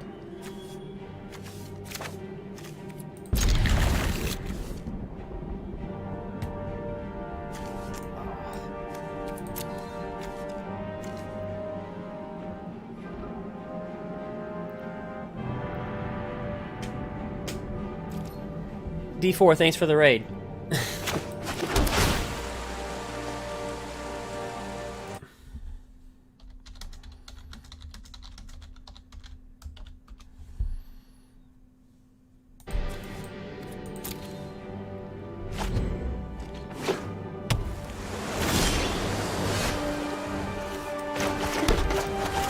Yeah, thanks for the raid. Like you said, we're playing in the top 1500. We made it to 187 with Gruul. And then I was just going over Magic the Gathering history. We're doing pretty good.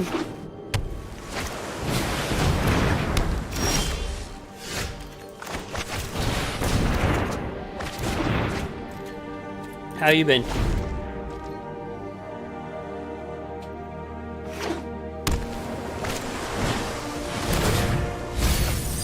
right now we're just playing for fun.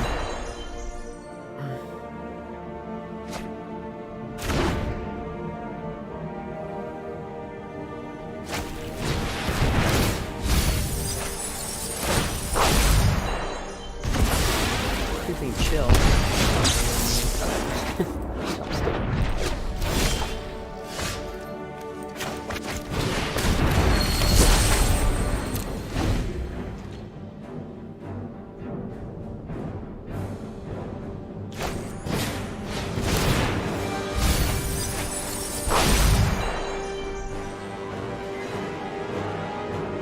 Random standard decks for Red Bull.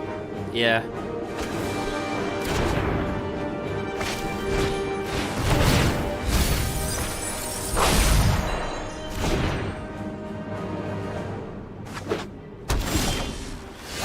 Yeah, Red Bull is definitely a grind. Strange and magnificent world. Behold, nature's true power. Yeah, we're just having fun. We're just running like a mill deck. We just mill our opponent. Like I said, I was playing Gruul in the top 1500, like, but I stopped at 178. So and then I was telling him about Magic the Gathering history, like some combos.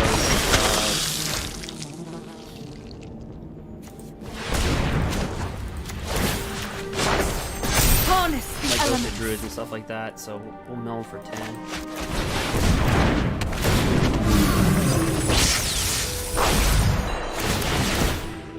Oh, but he's got Creeping Chill. This is the wrong deck to mill. Well, that shuffler knew how to hook it.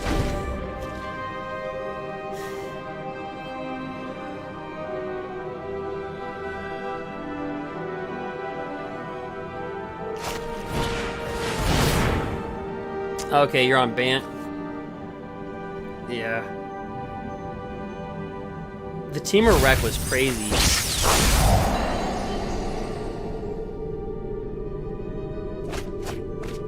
I played Temur wreck. Luckily we won 3-1 versus Temur, but that was just crazy.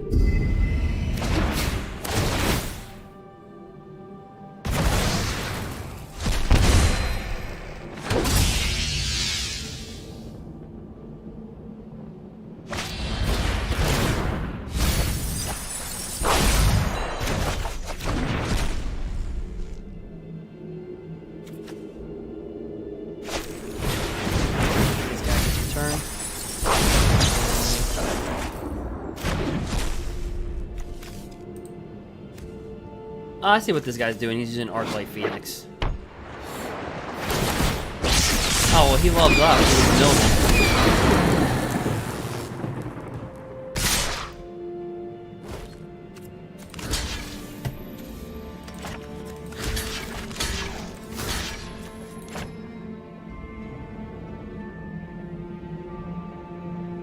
Can we eat this? 3, 6, 7, 8, 9.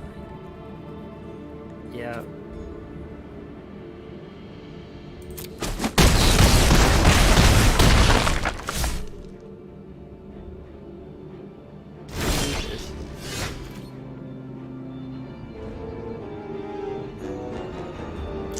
Let's see here.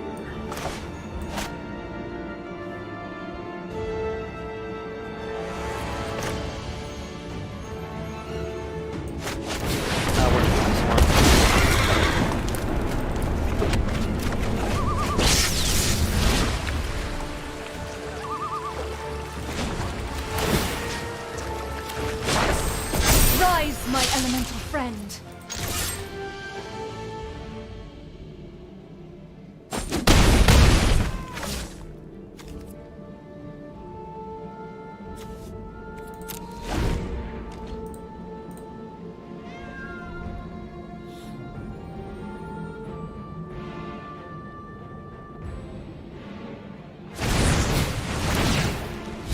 Yeah, we're just having fun. This is just a fun deck. Our opponent's trying to kill us, though, for real. Like, He's playing with art like Phoenix, so you know, mill like the arena matched us up versus the worst opponent because he wants cards to go in his graveyard.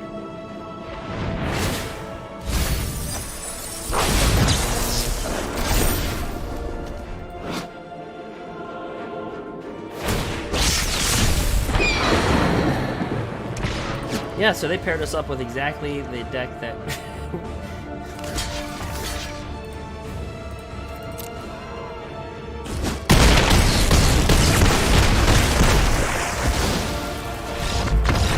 Yeah, I was just telling people about Kelp for Gruul.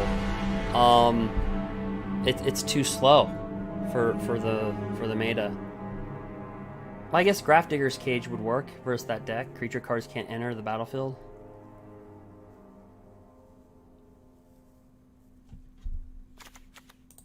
We can mill him and then shut him out.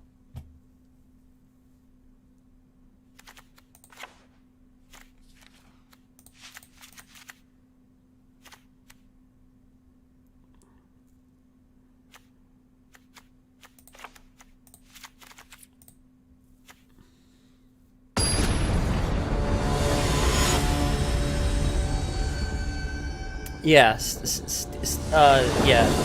The cage should stop that from entering the battlefield, yeah.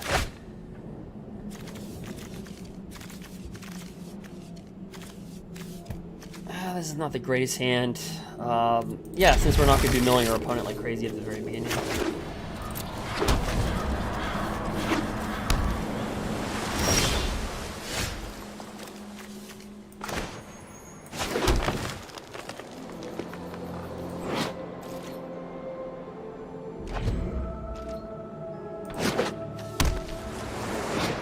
Ready.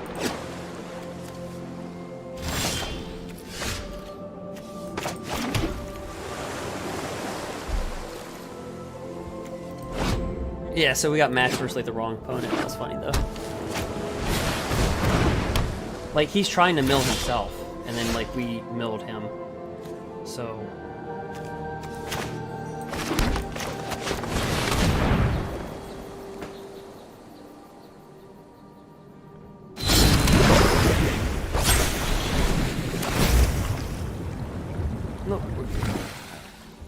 Yeah, but Bant, yeah, Bant's pretty good, especially with Jarrell, the new M21 creature.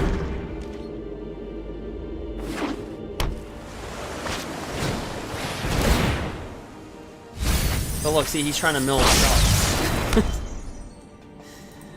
We're kind of helping him out.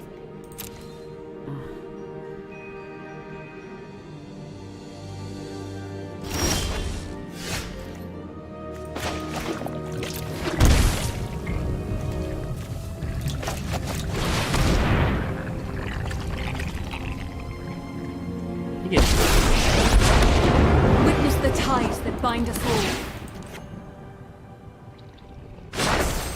The land shall conquer you.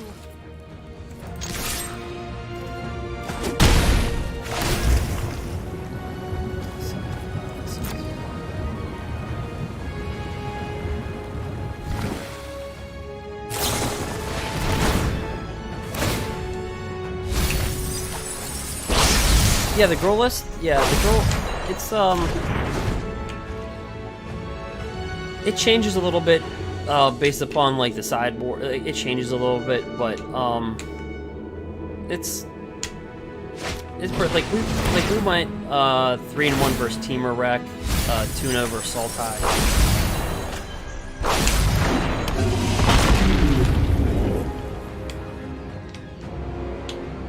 But we kind of got a little wrecked a little bit from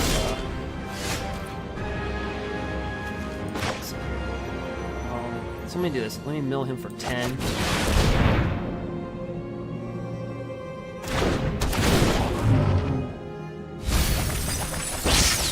Which is going to help them out.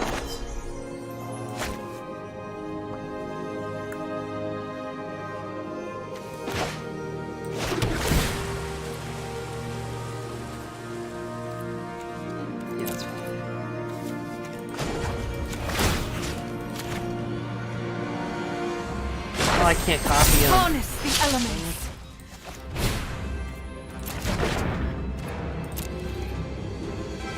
not trying to kill him, I'm just trying to mill him.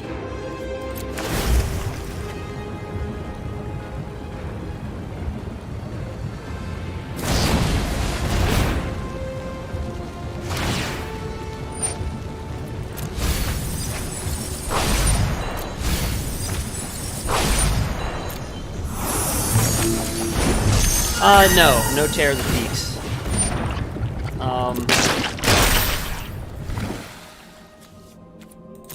I've seen people do it.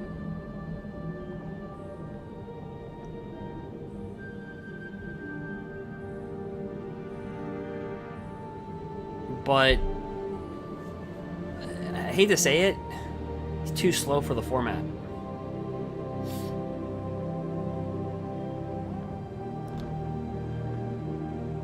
In my opinion.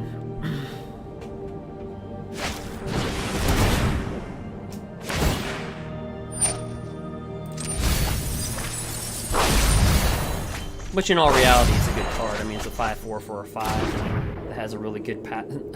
You know, whenever a creature enters the battlefield, it deals damage.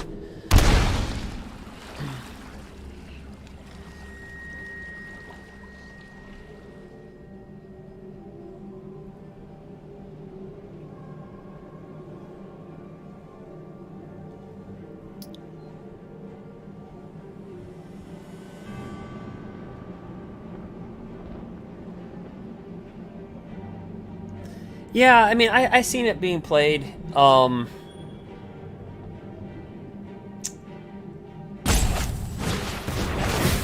Like, I've even seen its physical value go up. It's like a $14 card right now. I mean, it's a good card. I just couldn't wrap my head around it. Just tap it. Pass up.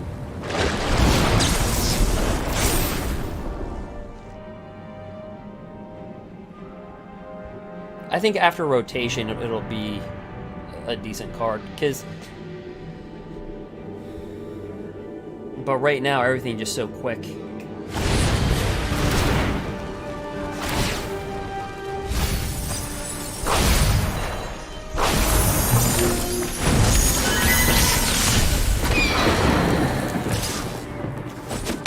Okay, he's got 19 cards left.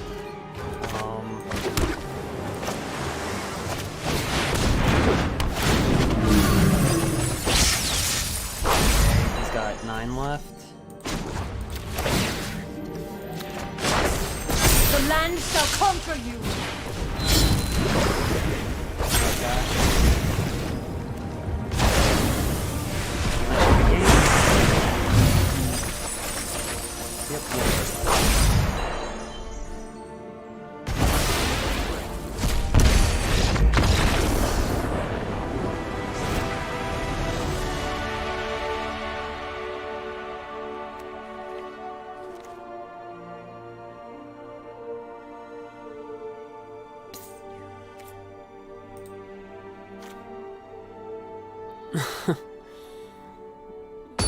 Yeah, this guy's trying to kill us. I'm just trying to have fun. Like, this guy's like playing serious. Like, he wants to like literally like rip our heads off.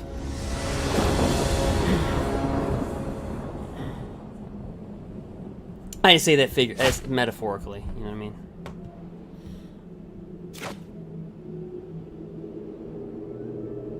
Yeah, see you around. Hey, thanks for stopping by. Thanks for the raid.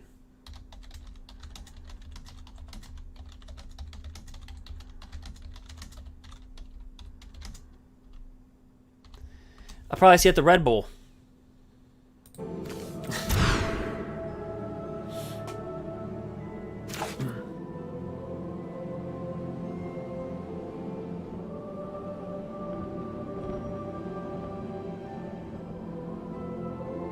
Let's see here. But yeah, I think Bant, I don't know if he left yet, but yeah, Bant, you know, next to Temur Rec and Sultai, I think will be the most played, right? Okay, gotta return a card.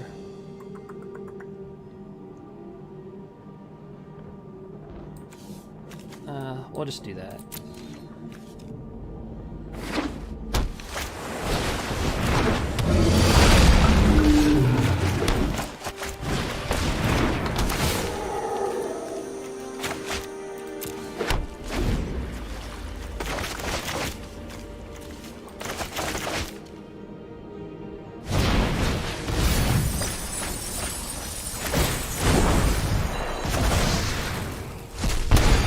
what do I think of the -7 emblem?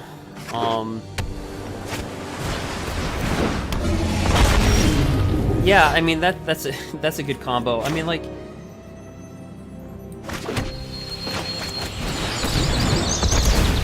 I think Terror's good. I just think it's just gonna be.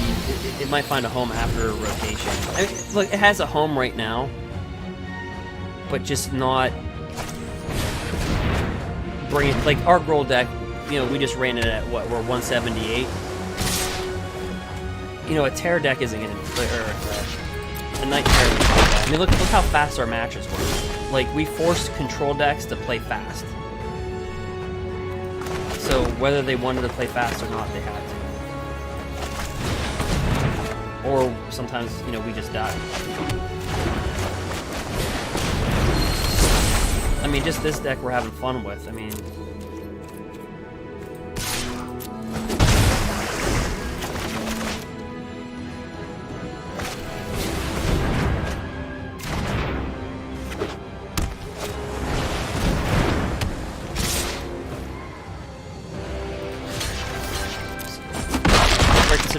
planeswalkers? Oh. Oh, okay. Yeah, you'll see Nissa be ultimated.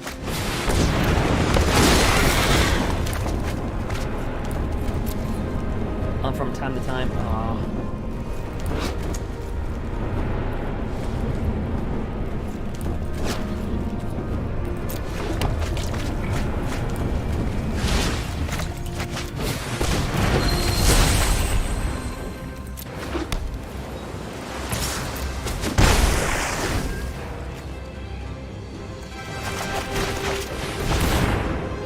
But yeah, most planeswalkers can't be ultimated. I mean, they can, but it's hard. UGIN, not UGIN. Fury Master of Time. I've seen a few of that. We've done it, and then I've been on the bad end of that.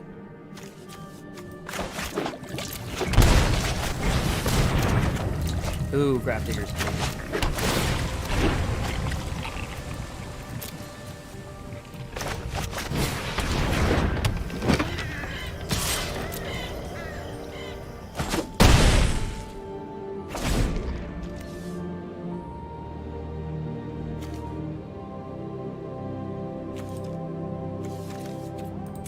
So we want to get our bird so we can mill.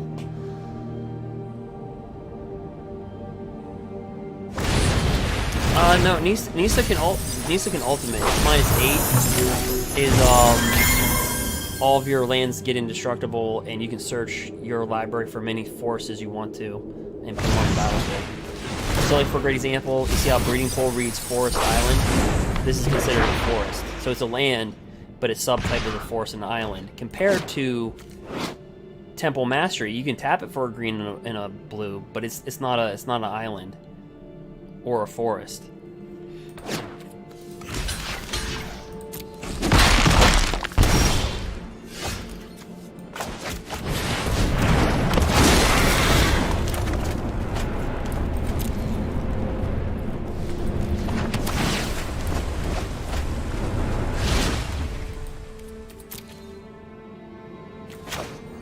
I just want to find our bird.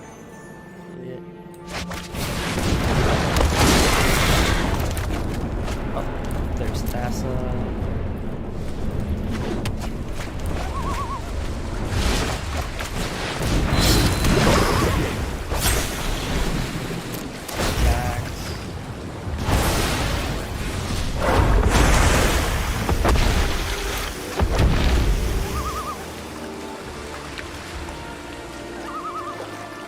Oh, you're talking about just alt. Or is that what you're talking about, Dav?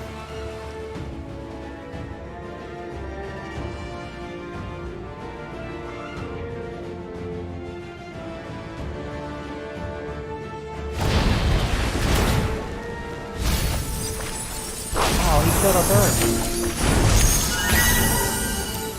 Alright, so we milled him last game. I think we're gonna mill ourselves.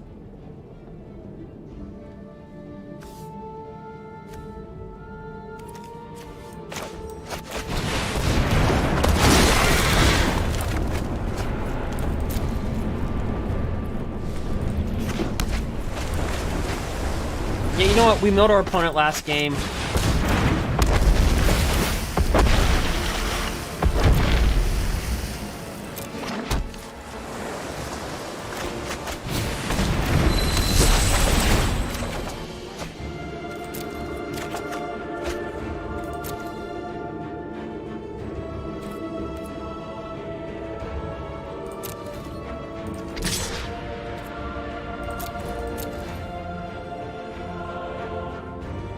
He probably used. I thought he was gonna use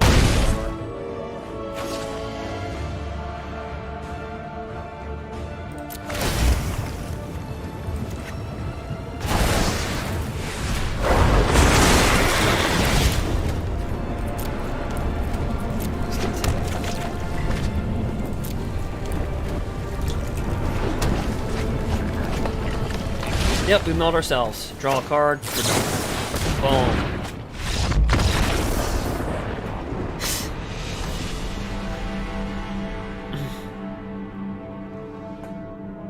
So we milled our opponent last game, and then we just milled ourselves.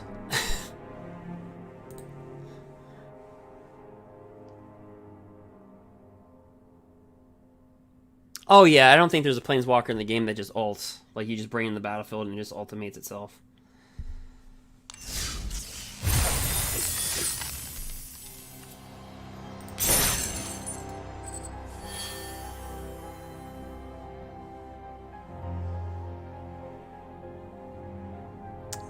Yeah, Gertz. Well, the whole goal isn't to mill ourselves. I was just having fun. That opponent, he was really trying to play their deck, which makes sense because you're trying to play your deck. He was trying to kill us. I was just trying to mill him, and then I just had fun and just milled myself.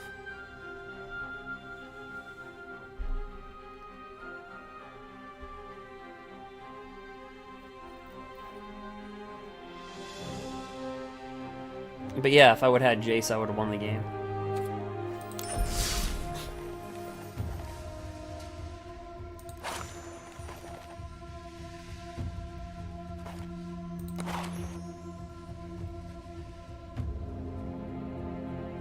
Like...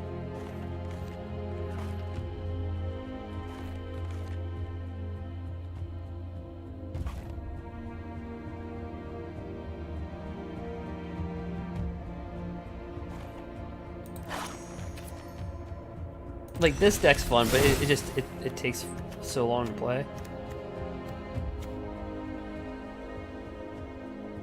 Like, I was howling at myself when I actually, like, killed myself in a ranked match in Diamond. I was playing this in Diamond rank, and I, like, literally cannot believe I did 31 cards in one turn. I wasn't paying attention. I was like, oh, I'll just Genesis Ultimatum. I'll do it again. Put a bunch of land on the battlefield, draw a bunch of cards. And then my head blows off. I'm like, oh, I just milled myself. I had 31 cards, now I'm...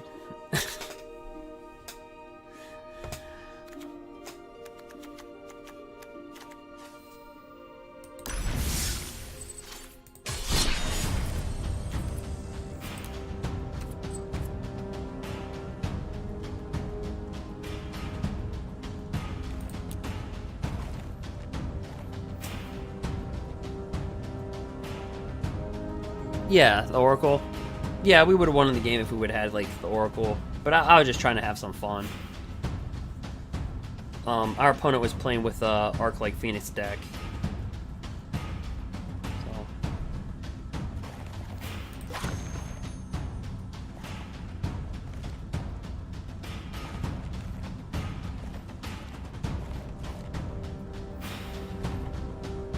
I'm trying to think of just...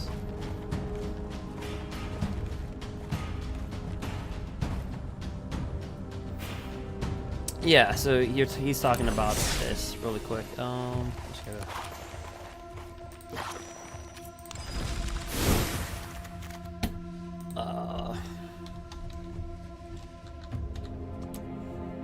Yeah, that dude. Yep. When it enters the battlefield, look at the top cards of your library, or exits your devotion of blue. put one of them on top of your library and the rest at the bottom in any order. If X is greater than the number of cards in your library, you win the game. So having like one card, you know, 2 cards. Yep.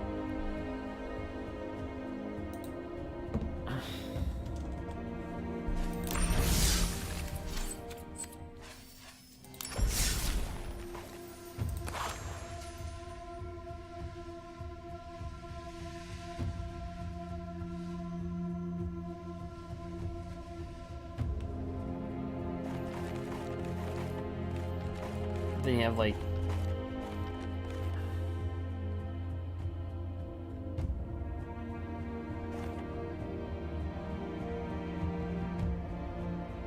I don't know if I want to put you guys through the torture of Yorion Elemental.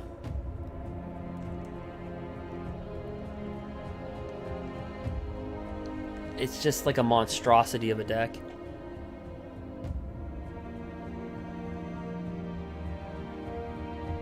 Yep.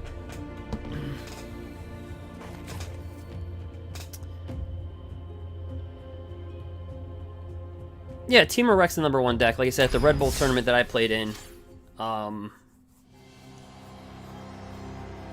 to the person that rated us, what they were saying, and they're preparing for the next Red Bull. Yeah, Temur was played at a really high rate.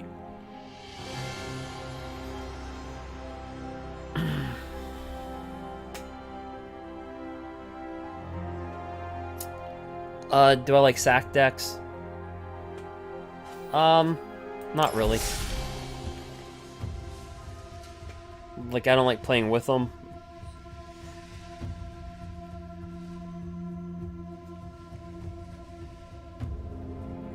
And I'm not the biggest fan to play against them either. You know, I don't think anybody in the format's like, I can't wait to play a sack deck.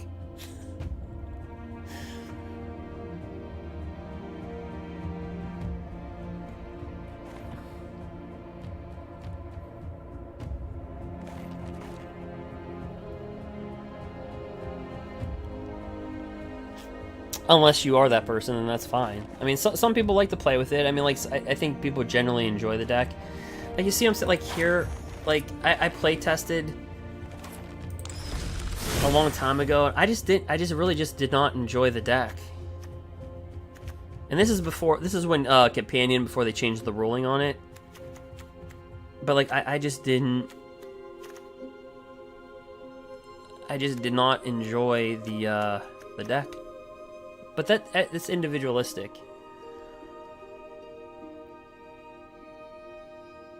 No, there's one person that's down for it. I mean, like I said, it's individualistic. I mean, people play with it.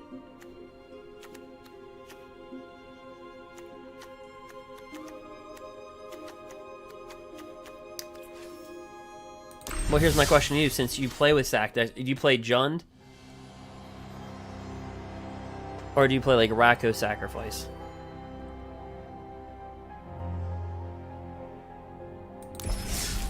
So Rakdos is black-green, or excuse me, black-red, and Jund is black-red, and tossing some green.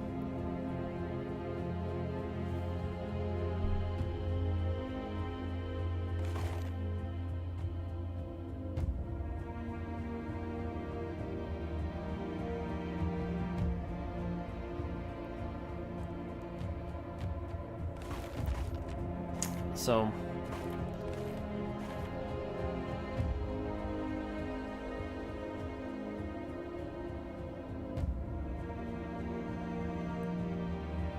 I don't know, I think decks that are fun is like Simic Flash, Lucky Clover.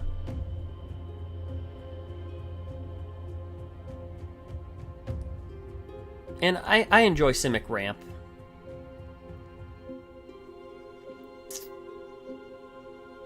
In Gruul.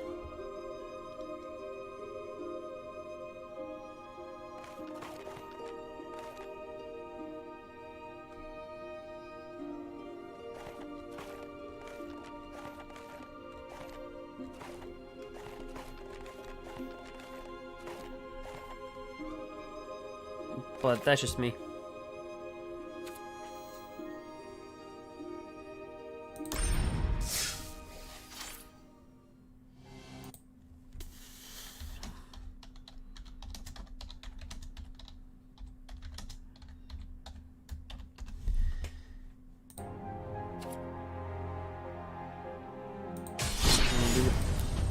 the UGIN Elementals deck.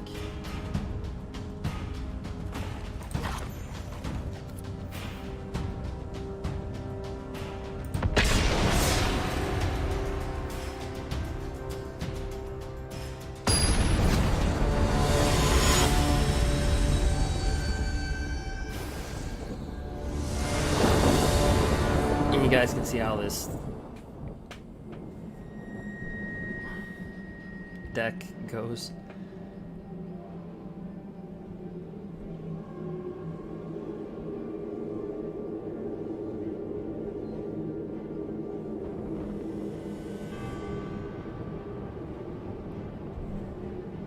But again, if you're just coming into the chat, again, we played Gruul, and we ran it to, I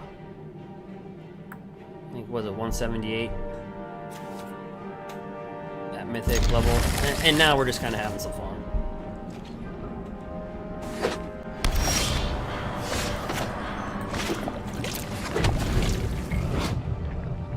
You know, we talked about like MTG history and things like that.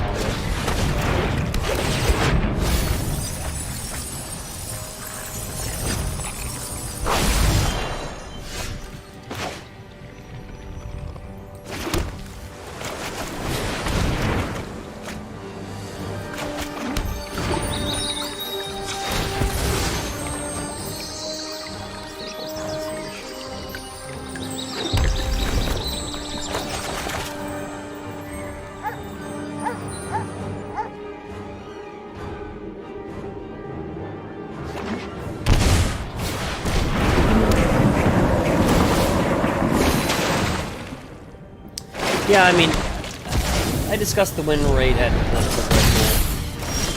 I mean, that I played in.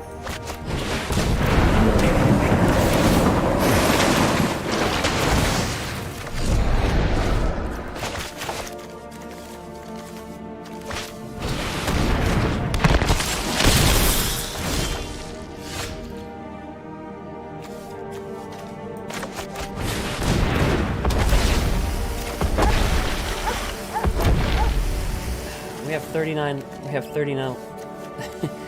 Okay, let's get rid of that. We have 39 land in the deck.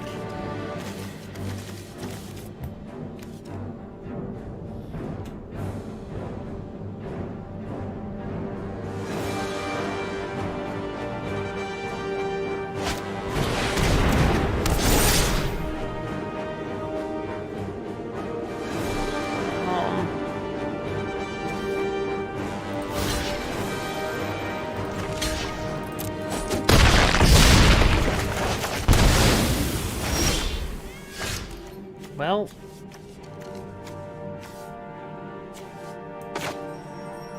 we're supposed to have 39 land in the deck. I cannot draw one for life. I guess we get rid of growth.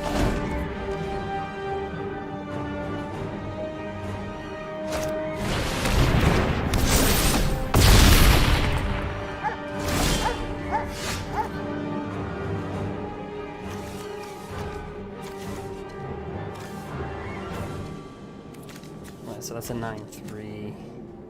As a flyer.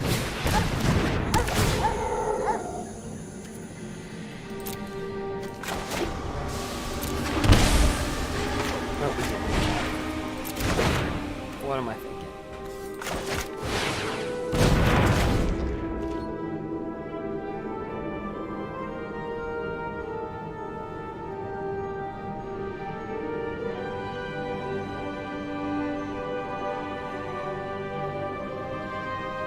Yeah, it's just a hypothetical argument.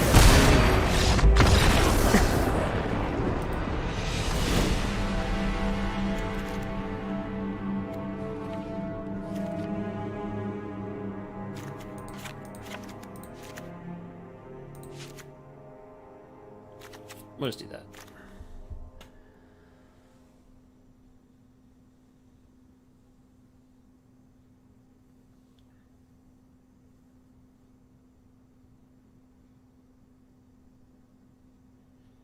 Yeah, I was just pointing out a hypothetical argument because I just know a lot of people wanted Temur Reclamation, to be gone.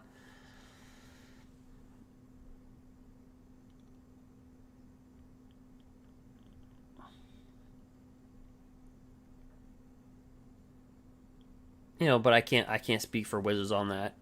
But the way they wrote it, it made me think if there was more time in rotation, like there was more time, it would be considered for banning. But at the Red Bull, it had a 55.6% win rate. Then the Teferi, the 4-color one, had a 53% win rate.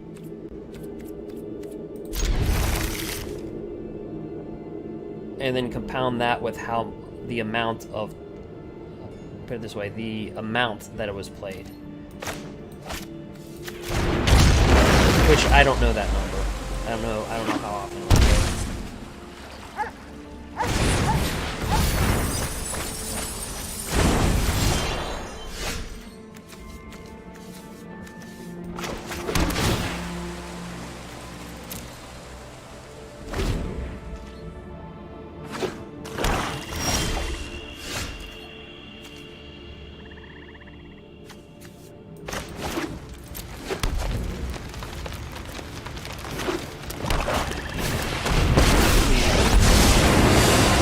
Beg for your life. It makes your nightmares sweet. Why are all of our players trying to mill themselves? Snack.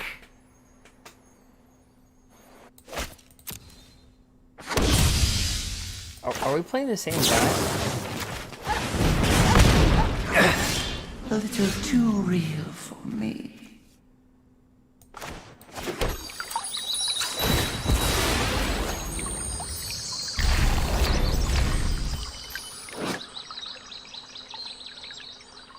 Oh yeah, that's right.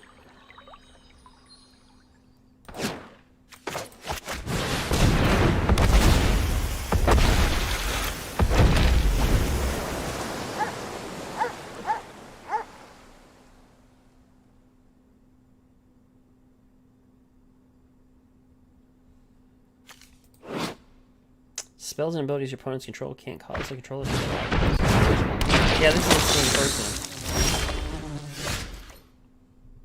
Alright, fine.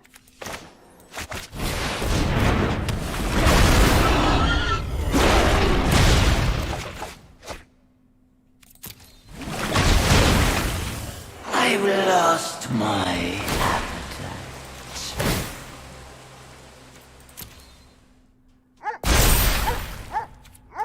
Okay, so what happens is basically whenever a land enters the battlefield under your control, put a +1/+1 counter on target elemental. If you control 8 or more lands, draw a card. Whenever Risen Reef or another elemental enters the battlefield under your control, look at the top card of your library. If it's a land card, put it onto the battlefield tapped if you want to. If you don't, put that card in your hand. So it kind of goes a little crazy because it goes like... So we'll put a +1/+1 counter. Bring down an elemental.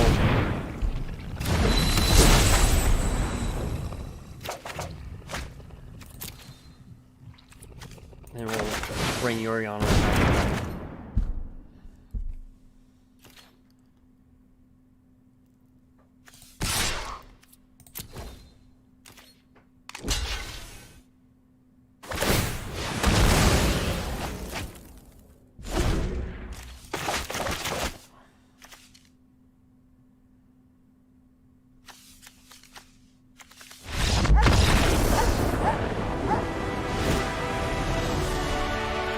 Let's play it again.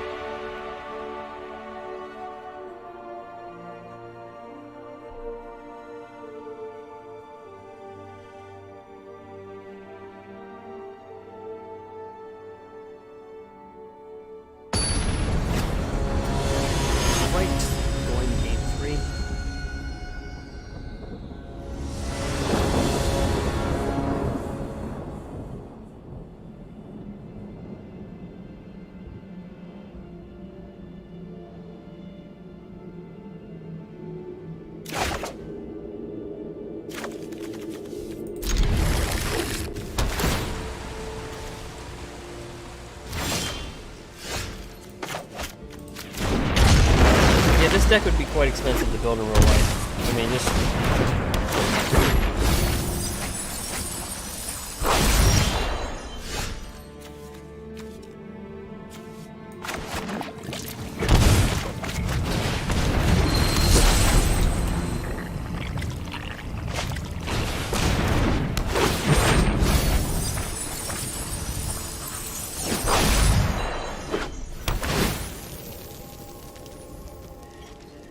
I can't believe these temples are only worth like 40 cents in real life. Alright.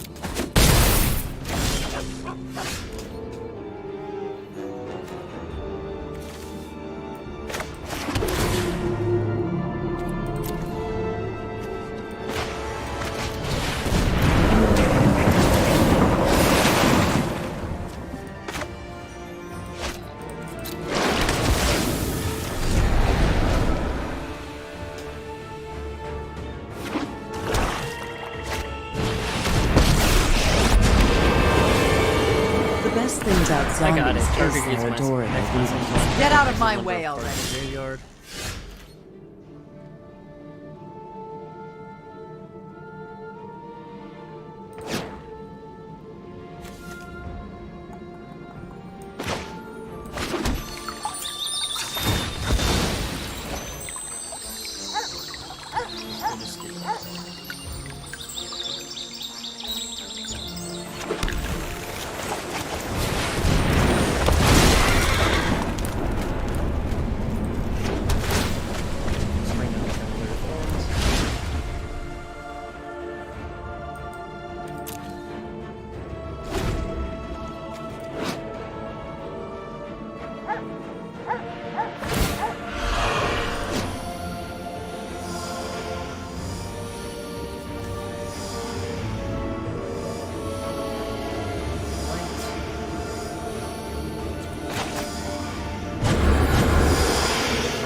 Don't care about your plans.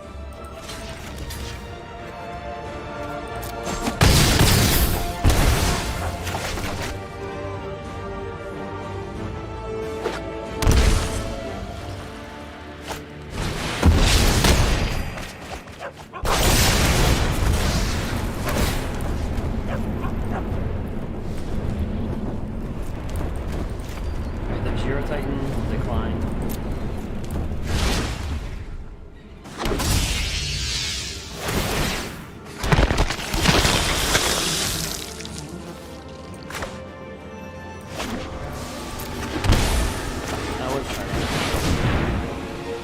We get UGIN.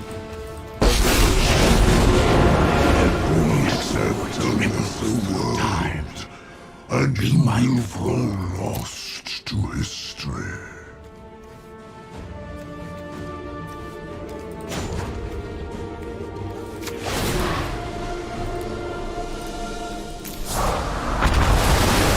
I'll be even more powerful next time.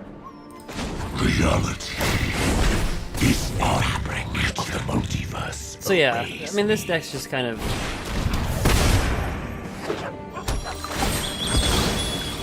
It is what it is.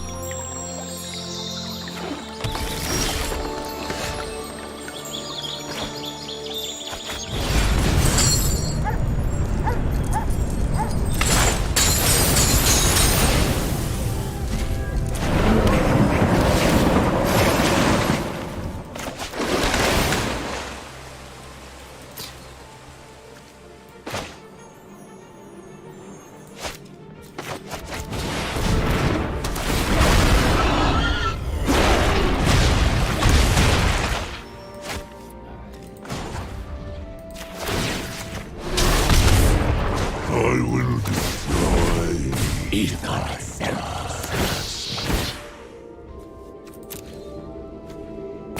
Alright, so, like... Yeah, we'll just end this game pretty quick. Yeah, it was just meant to have fun, kind of thing. I was just trying to show the deck.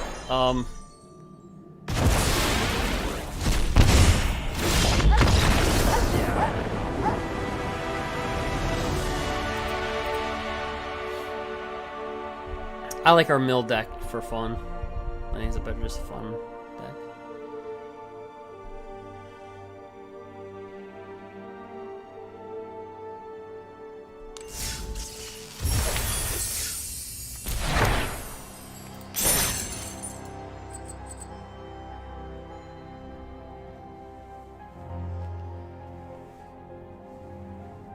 But yeah, like I said, if you're just joining, like I said, we ran Gruul to rank, what, 180, 187? 178, 178. And we just talked about MTG history, and then we just had some fun.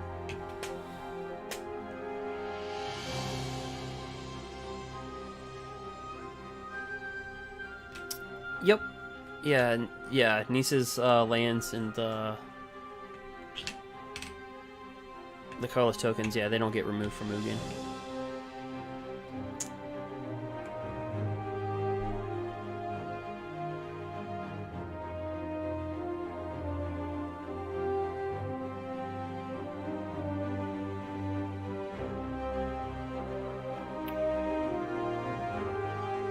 Yippers.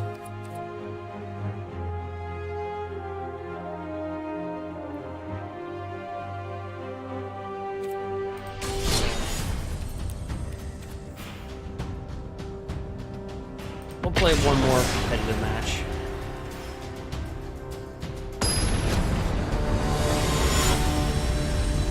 Okay, so we're 185 right now.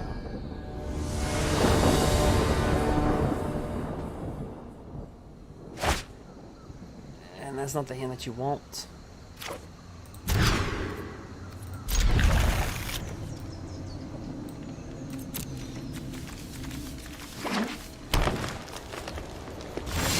Mono green. Guess? I'm gonna guess.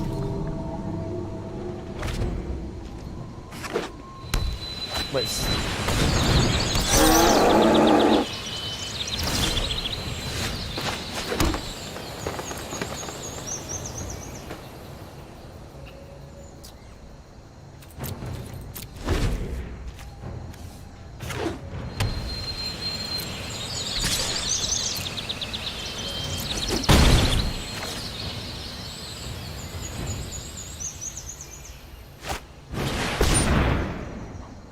Yep.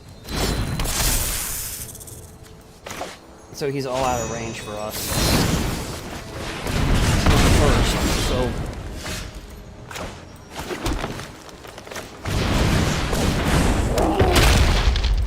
Get that off.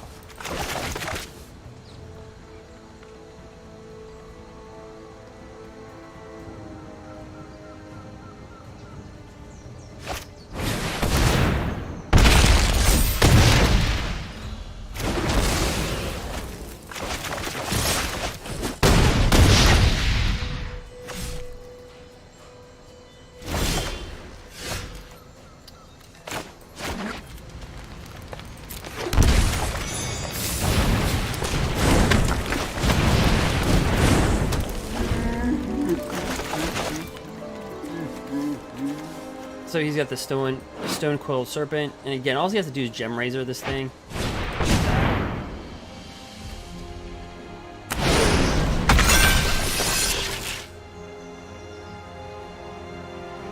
He might as well just only attack with that.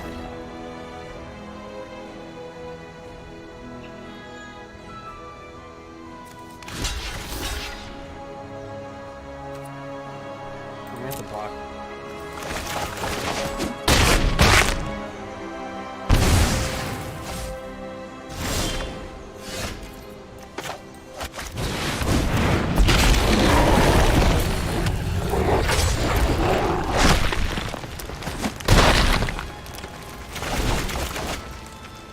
So, like, we talked about the combos earlier, right? We talked about the Stone Cold Serpent, we talked about the Gem Grazer, and if they hit it, it's brilliant.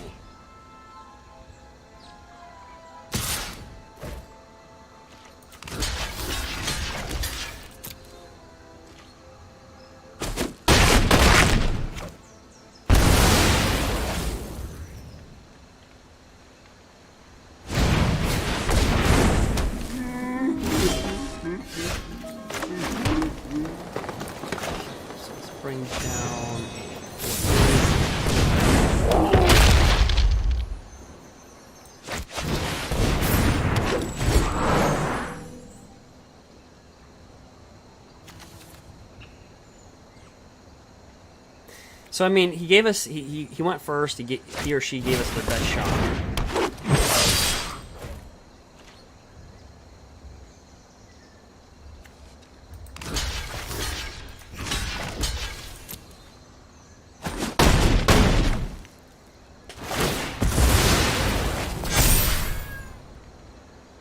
have no idea. I don't know what we're placing against.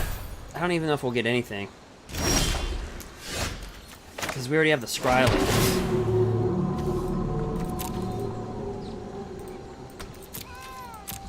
You know what I mean?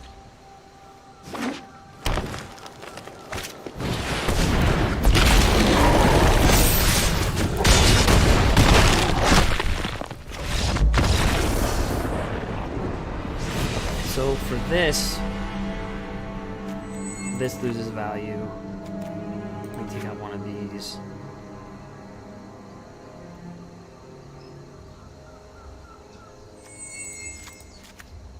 I think we just added a ram through.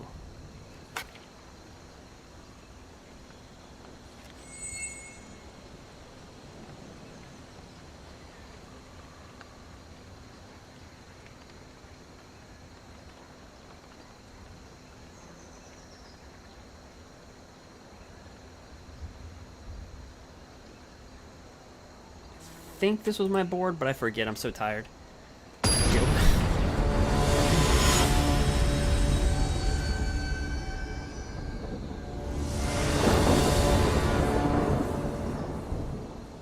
Yeah, they were playing a graveyard deck, so they were milling themselves. I can't do that.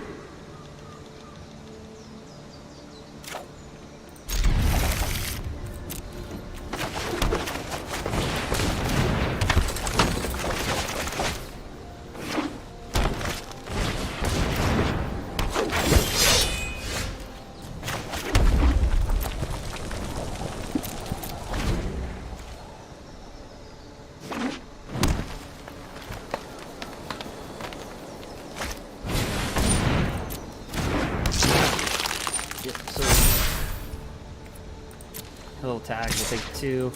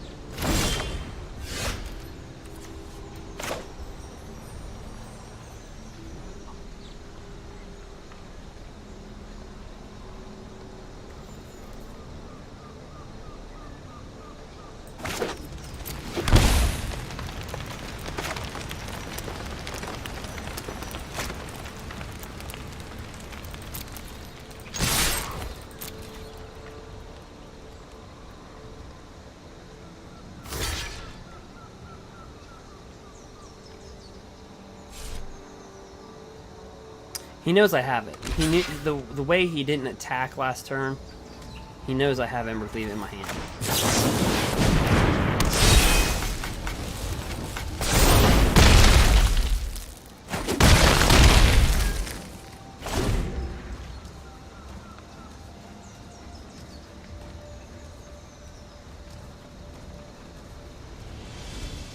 So, if he would know that, then he would do a ram through. If he knew it was in my hand. Yeah.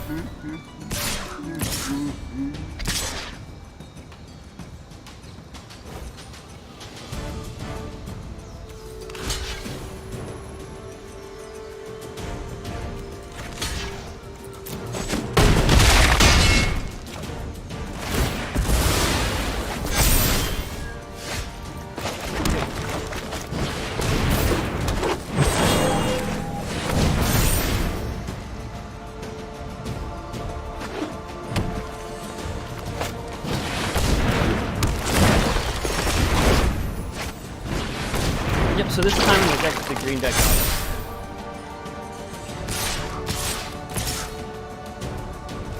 But that is awkward that our opponent knew that we had embercleave in our hand a turn before his attack phase.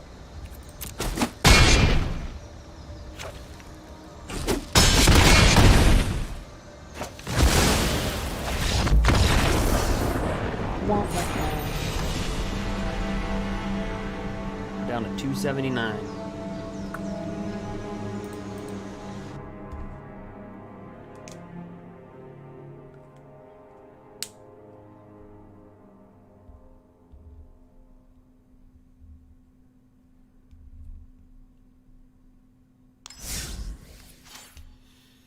Yeah, but at Dav, yeah, they were just running, when we were having fun, they're just running like a mill.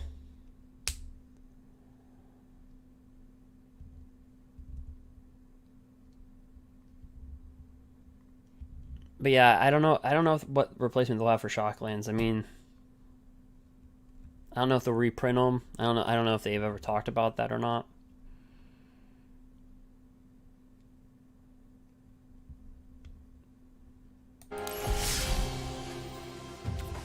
For MTG.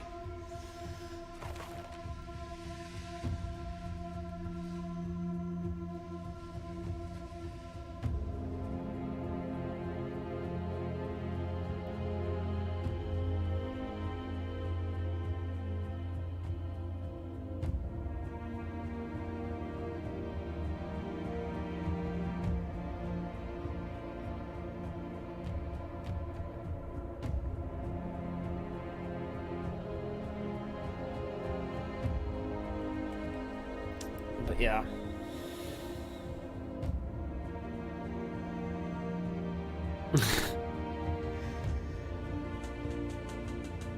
Of course, is like, I am tired of Bant and Temur and Sultai. I hope they never get reprinted ever.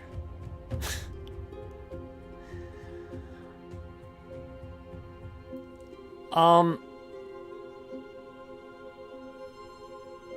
have to ask an audacious question.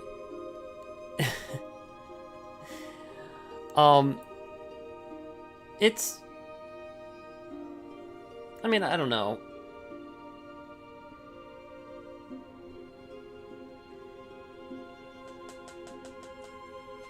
I like Shocklands. I don't know, I like them.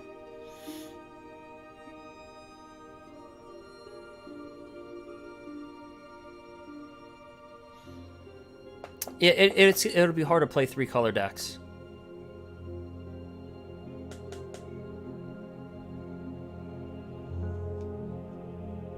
That's for sure.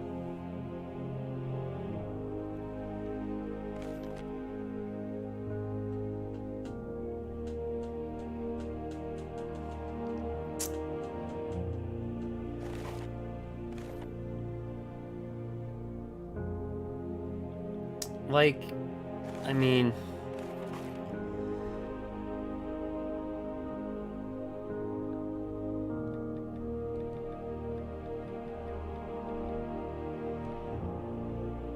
like I said, if you're just joining, like I said, we played Gruul. We were at 178. We just lost the match. We're like 273 now. Mythic rank number. And then we just kind of had some fun. So now we're just kind of like chilling.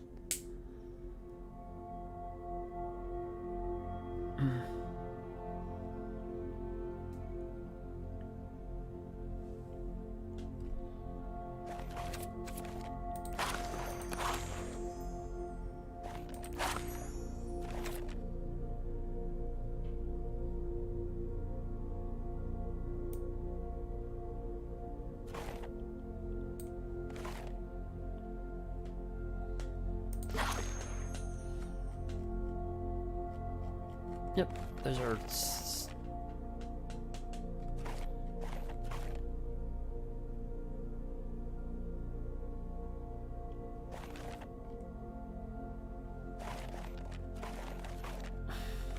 I'm trying to think... And then we're just talking about, like, rotation cards, like, you know, Bant's gonna be the #1 hit, I think, then Sultai, then Elemental decks, and then Temur Rec.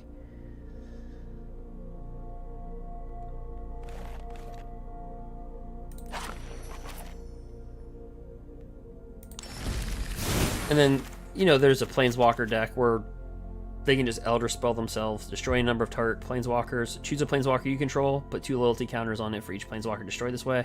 So they'll destroy their own Planeswalkers, boom, boom, boom, boom, boom. Like they're cheap Planeswalkers, like Narset, Teferi. Well, they get 2 loyalty counters for each one they blow up, and then they'll load them up on nicol bolas and just kill you.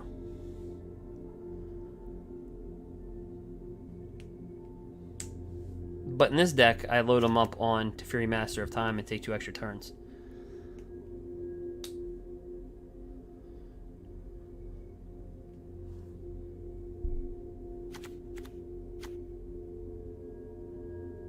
Then why not run why not run 1 UGIN and 1 Dream Trawler in a deck like that?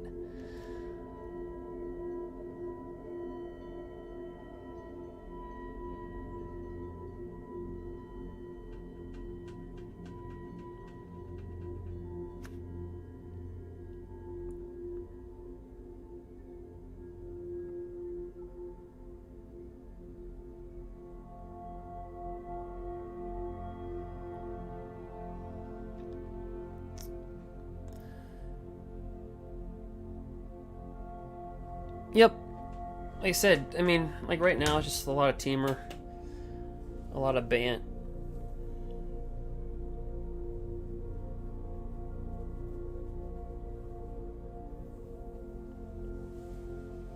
Stuff like that.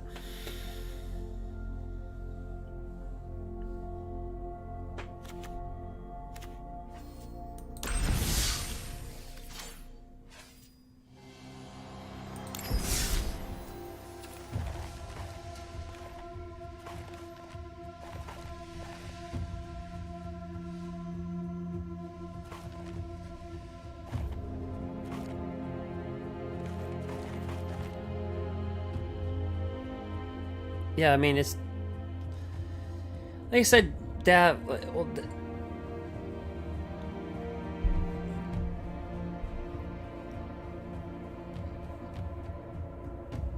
Dav, when did you start playing MTG?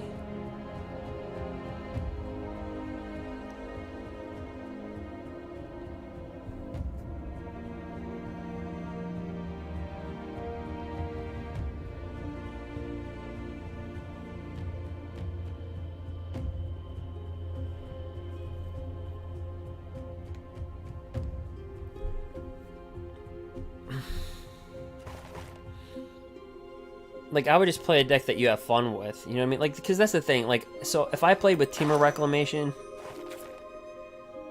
I mean, I would not be good as a person that is naturally good with playing with Temur Reclamation, you know what I mean?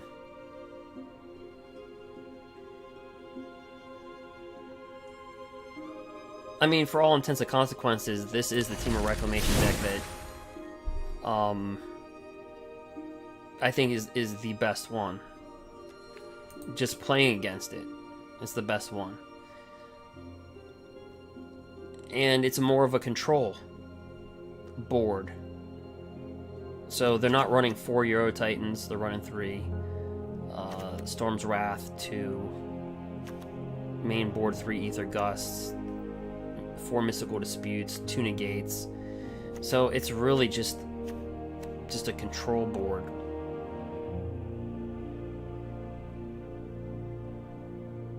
M20? Yeah. I mean, I just say just have fun with the deck.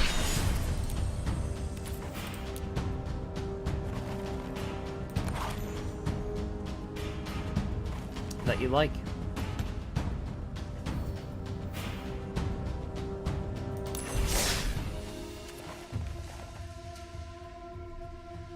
You know, honestly.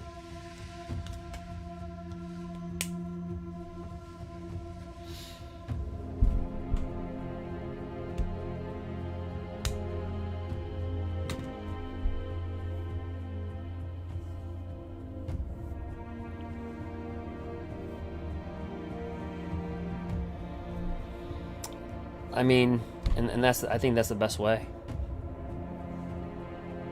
you know, to get into it. So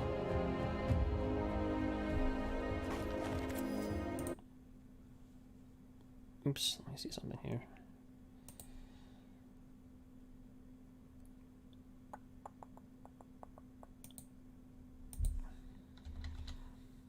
Boop.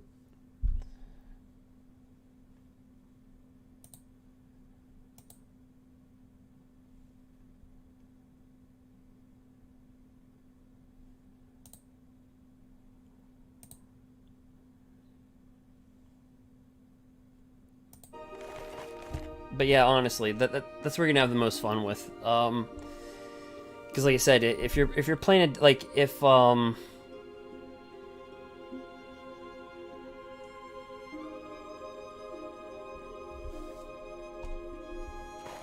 mean, that's kind of the way it works.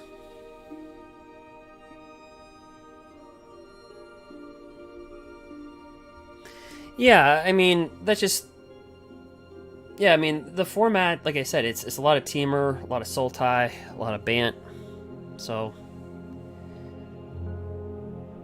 that's what it is. And then you have creature decks, and then I think, like I said, you know, the best aggro right now is probably mono green creature.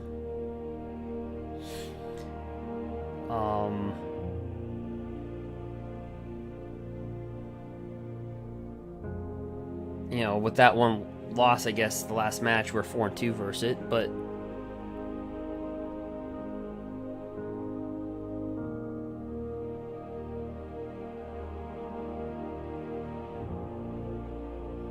yeah, I mean, but that's the meta, you know, that's what it is. It's like, it's control or board wipes, and that's all it is. I mean, Temur Reclamation's the same thing. It's just a control deck. But it can go into three. It can become 3 different decks. So like you grab this, and not so much this one, but a lot of them are running Night Pack Ambusher and Brazen Barber on their sideboard. So you're really just running Simic Flash with red to get rid of stuff. I mean, that's all you're doing, and then they can board into a control state. So there are 3 decks inside one deck. That's all they are. That's what they are.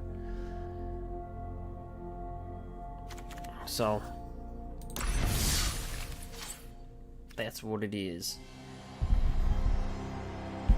But guys, I am going to go to bed. I am tired.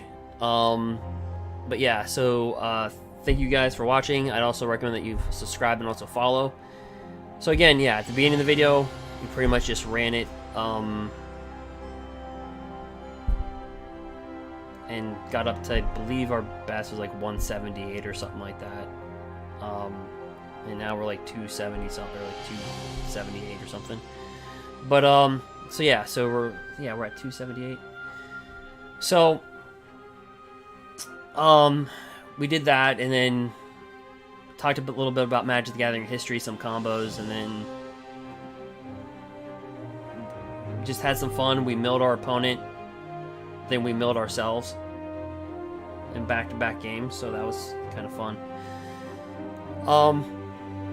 So that's about it. But yeah, thank you guys for watching. Thank you guys for following and also subscribing. And well, guys, I'll see you on the next video. So again, we'll be playing some more matches. Again, we'll be opening up some booster packs as well, booster boxes. I'm hoping to open up another M21 booster box and see what we can pull from there. Alright guys, well thank you for watching, and have a good day, and see you guys later.